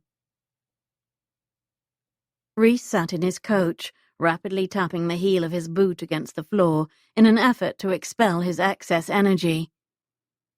While he waited for Sophie, he mentally rehearsed all the things he wanted to say to her. Wondered if she'd ever realized just how much his chest ached every time he looked at her. She emerged from Singleton's house a few minutes later, the starlight gilding her blonde hair and illuminating her delicate features. His heart pounded with anticipation as he hopped out of the cab, met her on the pavement, and quickly helped her step into the coach. He closed the door and turned to drink in the sight of her face. Thank God you're here, he breathed, and before the words were even out of his mouth, she'd climbed onto his lap, her knees straddling him. As the coach began rolling over the cobblestone streets, their mouths collided in a raw, ravenous kiss. His teeth tugged at her bottom lip, her nails dug into his shoulders. He speared his fingers into her hair and grabbed a fistful of silken strands. She ground her hips against his cock, and he thrust back. "Reese," she murmured against his neck. "I need you. I need this." Sweet Jesus, he'd never made love in a moving coach before, or a stationary one for that matter. But he was definitely up for the challenge, as soon as they resolved one small matter. Cupping her cheeks in his hands, he looked deep into her eyes. I need you too, he said raggedly. I was trapped in a prison of grief and guilt, sentenced to reliving the torture over and over again. But you walked into my godforsaken life, lighting it up like fireworks. challenging everything I thought I knew, reminding me of how it feels to be happy. She licked her plump, kiss-swollen lips. You've changed me, too. I've been living so much of my life in secret. The Debutante Underground, all the nights I spent with you, and I don't want to hide those parts of myself anymore. I don't want to apologize for what I believe in or who I love. I'm glad to hear that. He tipped his forehead to hers and ran his hands over the curves of her hips, pulling her closer. Because I love you, Sophie Kendall. I love your tender heart and your bold spirit. I love the way you nurture and heal everything you touch. And I love that one smile from you can make the darkest night feel like Christmas morning. Oh, Reese, she breathed. I love you too. Good, he said, brushing his lips over hers. Because I have something to ask you, and I'm desperately hoping that the third time will be the charm. What do you mean? She leisurely raked a hand through his hair, making him want to purr like a cat. I asked you once when we were sitting on the swing in my garden, and another time when we were hiding beneath a table. He traced the low neckline of her gown with a fingertip. Both times I was refused. Let me guess, she teased. You'd like me to make a list of improvements to your garden? He tugged one sleeve off her shoulder. No. She mused. You'd like me to brew you a pot of tea? He slid off the other sleeve. Nope. She lightly caressed the back of his neck, driving him wild. Then what do you wish to ask me? I want to know if you'll marry me, he said earnestly. If you'll let me spend the rest of my days loving you and caring for you, doing my damnedest to make you smile. Yes, her eyes welled as she nodded. Yes, I'll marry you. Nothing in the world would make me happier, Reese. Nothing? He grinned and tugged on the laces at the back of her ball gown. Her gaze turned soft and sultry. Well, maybe something. He loosened her gown and corset and freed her breasts, staring shamelessly as they bounced each time the coach hit a bump in the road. He teased the rosy tips with his tongue, alternately nibbling and suckling her till she arched her back and moaned with pleasure. He slid a hand beneath her gown and up the back of her thighs, squeezed her luscious bottom, caressed the slick heat between her legs. The temperature rose and the coach windows fogged over. Only the two of them existed, and they were both panting, dizzy with desire. With nimble fingers she unbuttoned his trousers and stroked the long, hard length of him. I have missed you, she said. I have dreamed of this, of you, every night. He gasped as she positioned his cock at her entrance and writhed against him. You're amazing, Soph. I can't believe you're here, with me like this. I'm here, she repeated, taking him inside her tight, hot body, and I'm not going anywhere. He eased in slowly, letting her adjust to the size of him. Her knees on either side of his hips, she placed her palms on the ceiling of the cab and began moving up and down, slow and fast, measured and frenzied. The swaying of the coach and the vibration of the seat felt wickedly erotic. Every time she lowered herself, sheathing him completely, he went a little mad, in the best bloody way. He grasped her hips and nibbled the taut peak of one breast until she whimpered, clenched her muscles around him, cried out in ecstasy. Oh, God, Reese! Her eyes fluttered shut, her back arched, and her body pulsed as release shimmered through her, carrying him right along. Head buzzing, muscles coiling, he came with the raw force and power of a hurricane. Pleasure, pure and potent, roared through his body, mind and soul, obliterating the grief and guilt inside of him, washing it out to sea. He and Sophie floated above the storm, clinging to each other and savoring every surge, until, at last, she collapsed on top of him. Resting her head on his shoulder, she murmured, I love you. He trailed his fingertips over her bare back, soothing her heated skin. I love you. But as she slid her hand from the side of his neck down his chest, she sat up, frowning. What's this?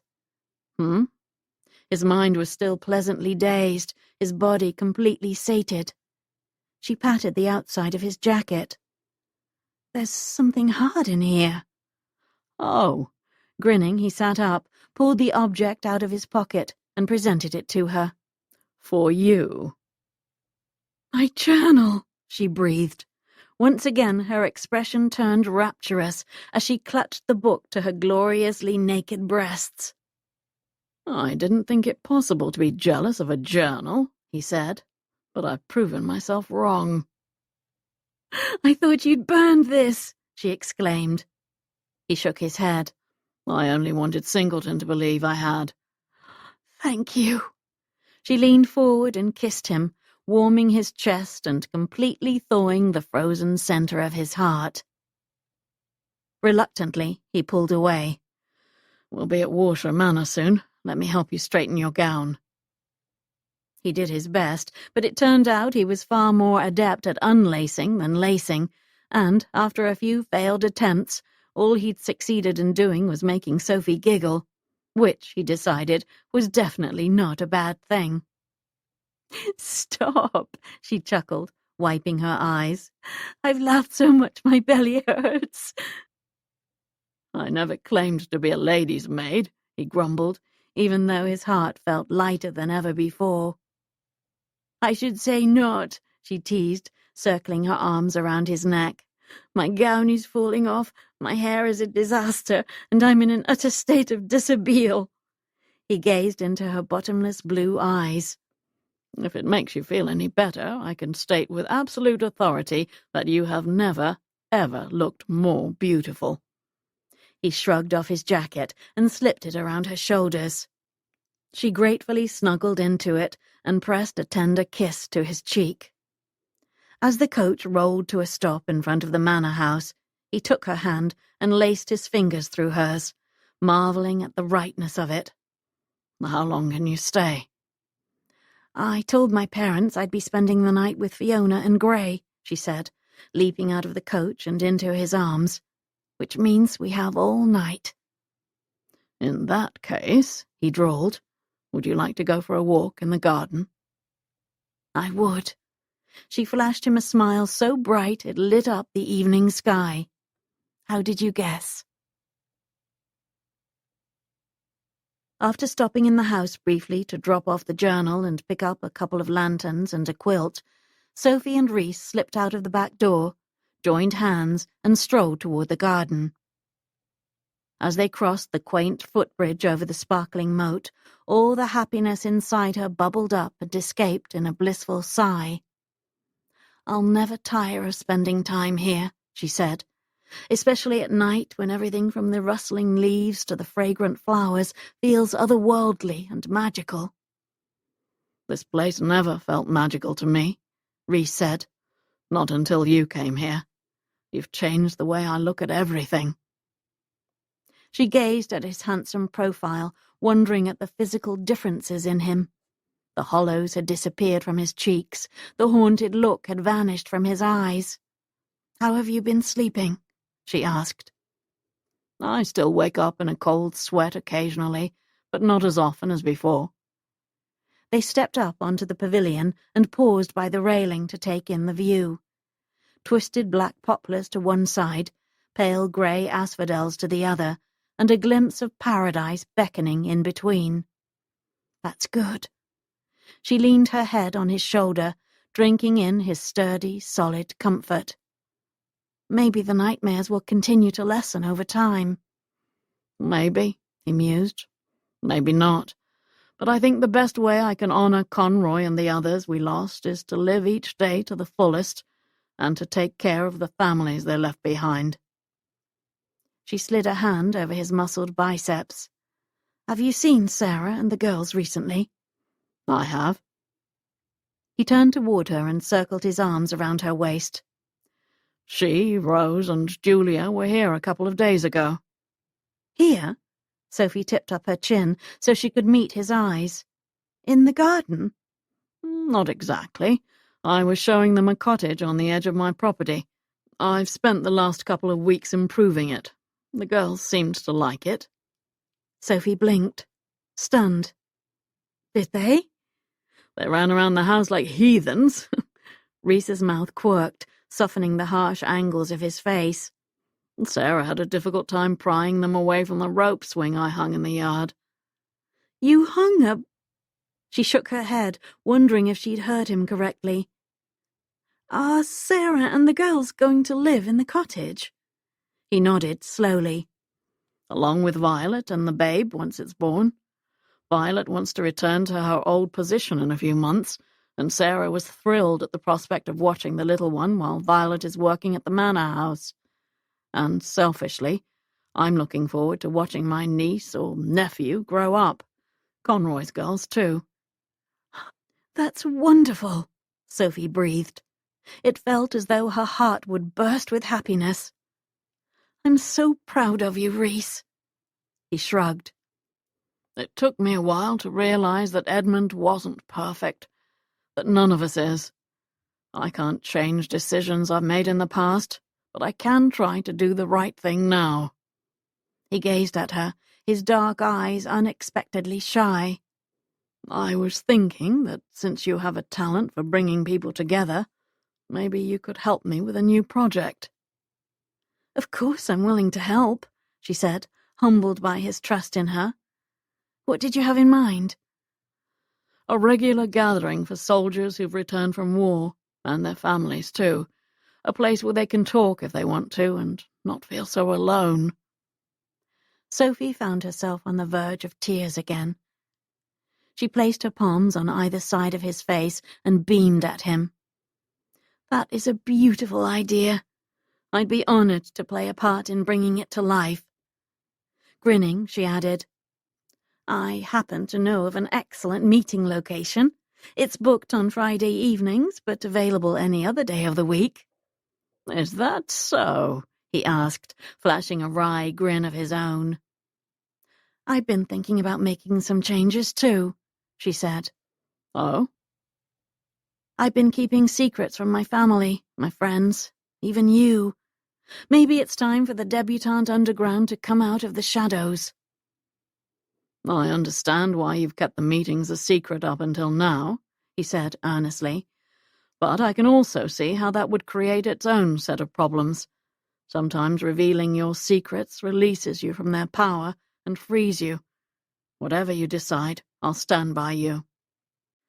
I'll have to ponder it for a bit and speak with all the other members, Sophie said, but she was already warming to the idea. In the meantime, I think we should head to the garden. He picked up the quilt and one of the lanterns, then handed the other to her. Let's go. They strolled down a winding walkway, past lushly blooming flower beds populated with charming stone statues of woodland animals, sprites, and nymphs. They heard the cheerful splash of the waterfall before they saw it, and when they reached the clearing, Reese set their lanterns near the reflecting pool and spread the quilt on the grass. It's so warm, Sophie said, frowning at the skirt of her gown, which stuck to her legs like a gauzy cobweb. I know how we can cool off, Reese said. He was already shrugging out of his jacket and pulling off his boots. Sophie gleefully attacked the laces of her gown, and before long they had both stripped off every stitch of their clothing. His eyes turned dark with desire, and something like a growl escaped his throat. You're gorgeous, Soph. So are you. To be precise, he looked like a god, her very own Prince of Darkness, and she never, ever wanted to leave him again. He moved behind her and slowly removed the handful of pins left in her hair, running his fingers through the honey-coloured strands as he kissed the column of her neck.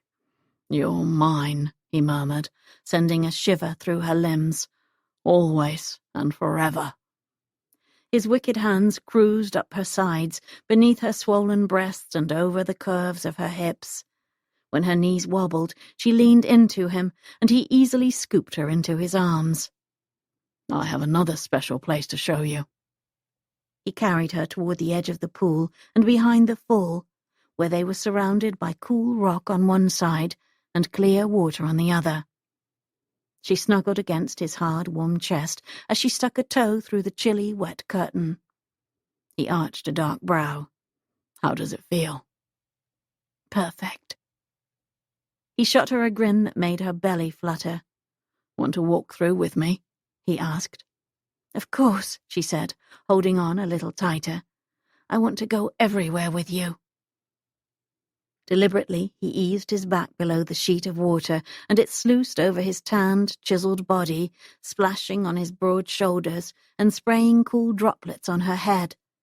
She held her breath as he carried her under the smooth, rushing water, savored the way it slid over her breasts, down her belly, and between her legs, sighed when he set her on her feet and pulled her against him. They moved in and out of the falling water, kissing, laughing, and clinging to each other.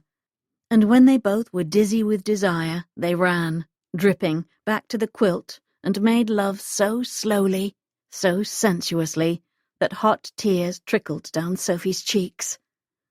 Afterward, as they lay on their backs, gazing contentedly at the starlit sky above, Reese plucked a daisy, placed it on her belly, and kissed her forehead. When she giggled, he propped himself on an elbow and looked down at her, love shining in his eyes. Miss Kendall, he said, his voice husky and low, why are you laughing? She picked up the daisy, twirled the stem between her fingers, and playfully brushed the petals beneath his chin. I was just thinking of all the flowers you've given me, and now I have one more for the collection in my diary. Your diary? He shot her a rakish grin and lazily trailed a fingertip between her breasts. You're going to write about this? I've written about all our nights together, she admitted. And I've dried and pressed the flowers from each encounter. I have the yellow rose from Lady Rufflebum's garden and the crown of asphodels. I have the peony bouquet from our night at the lake and the violet aster you tucked behind my ear. They're all precious to me because they remind me of the way you made me feel. I never want to forget those feelings. I won't let you forget, he said, earnestly, brushing a kiss across her lips. I hope your diary has a lot more pages, because we have a lifetime together. A lifetime of feelings, and more flowers than you'll know what to do with.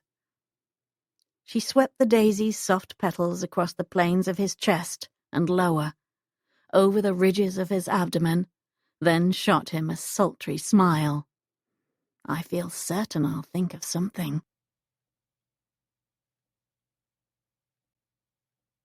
The end.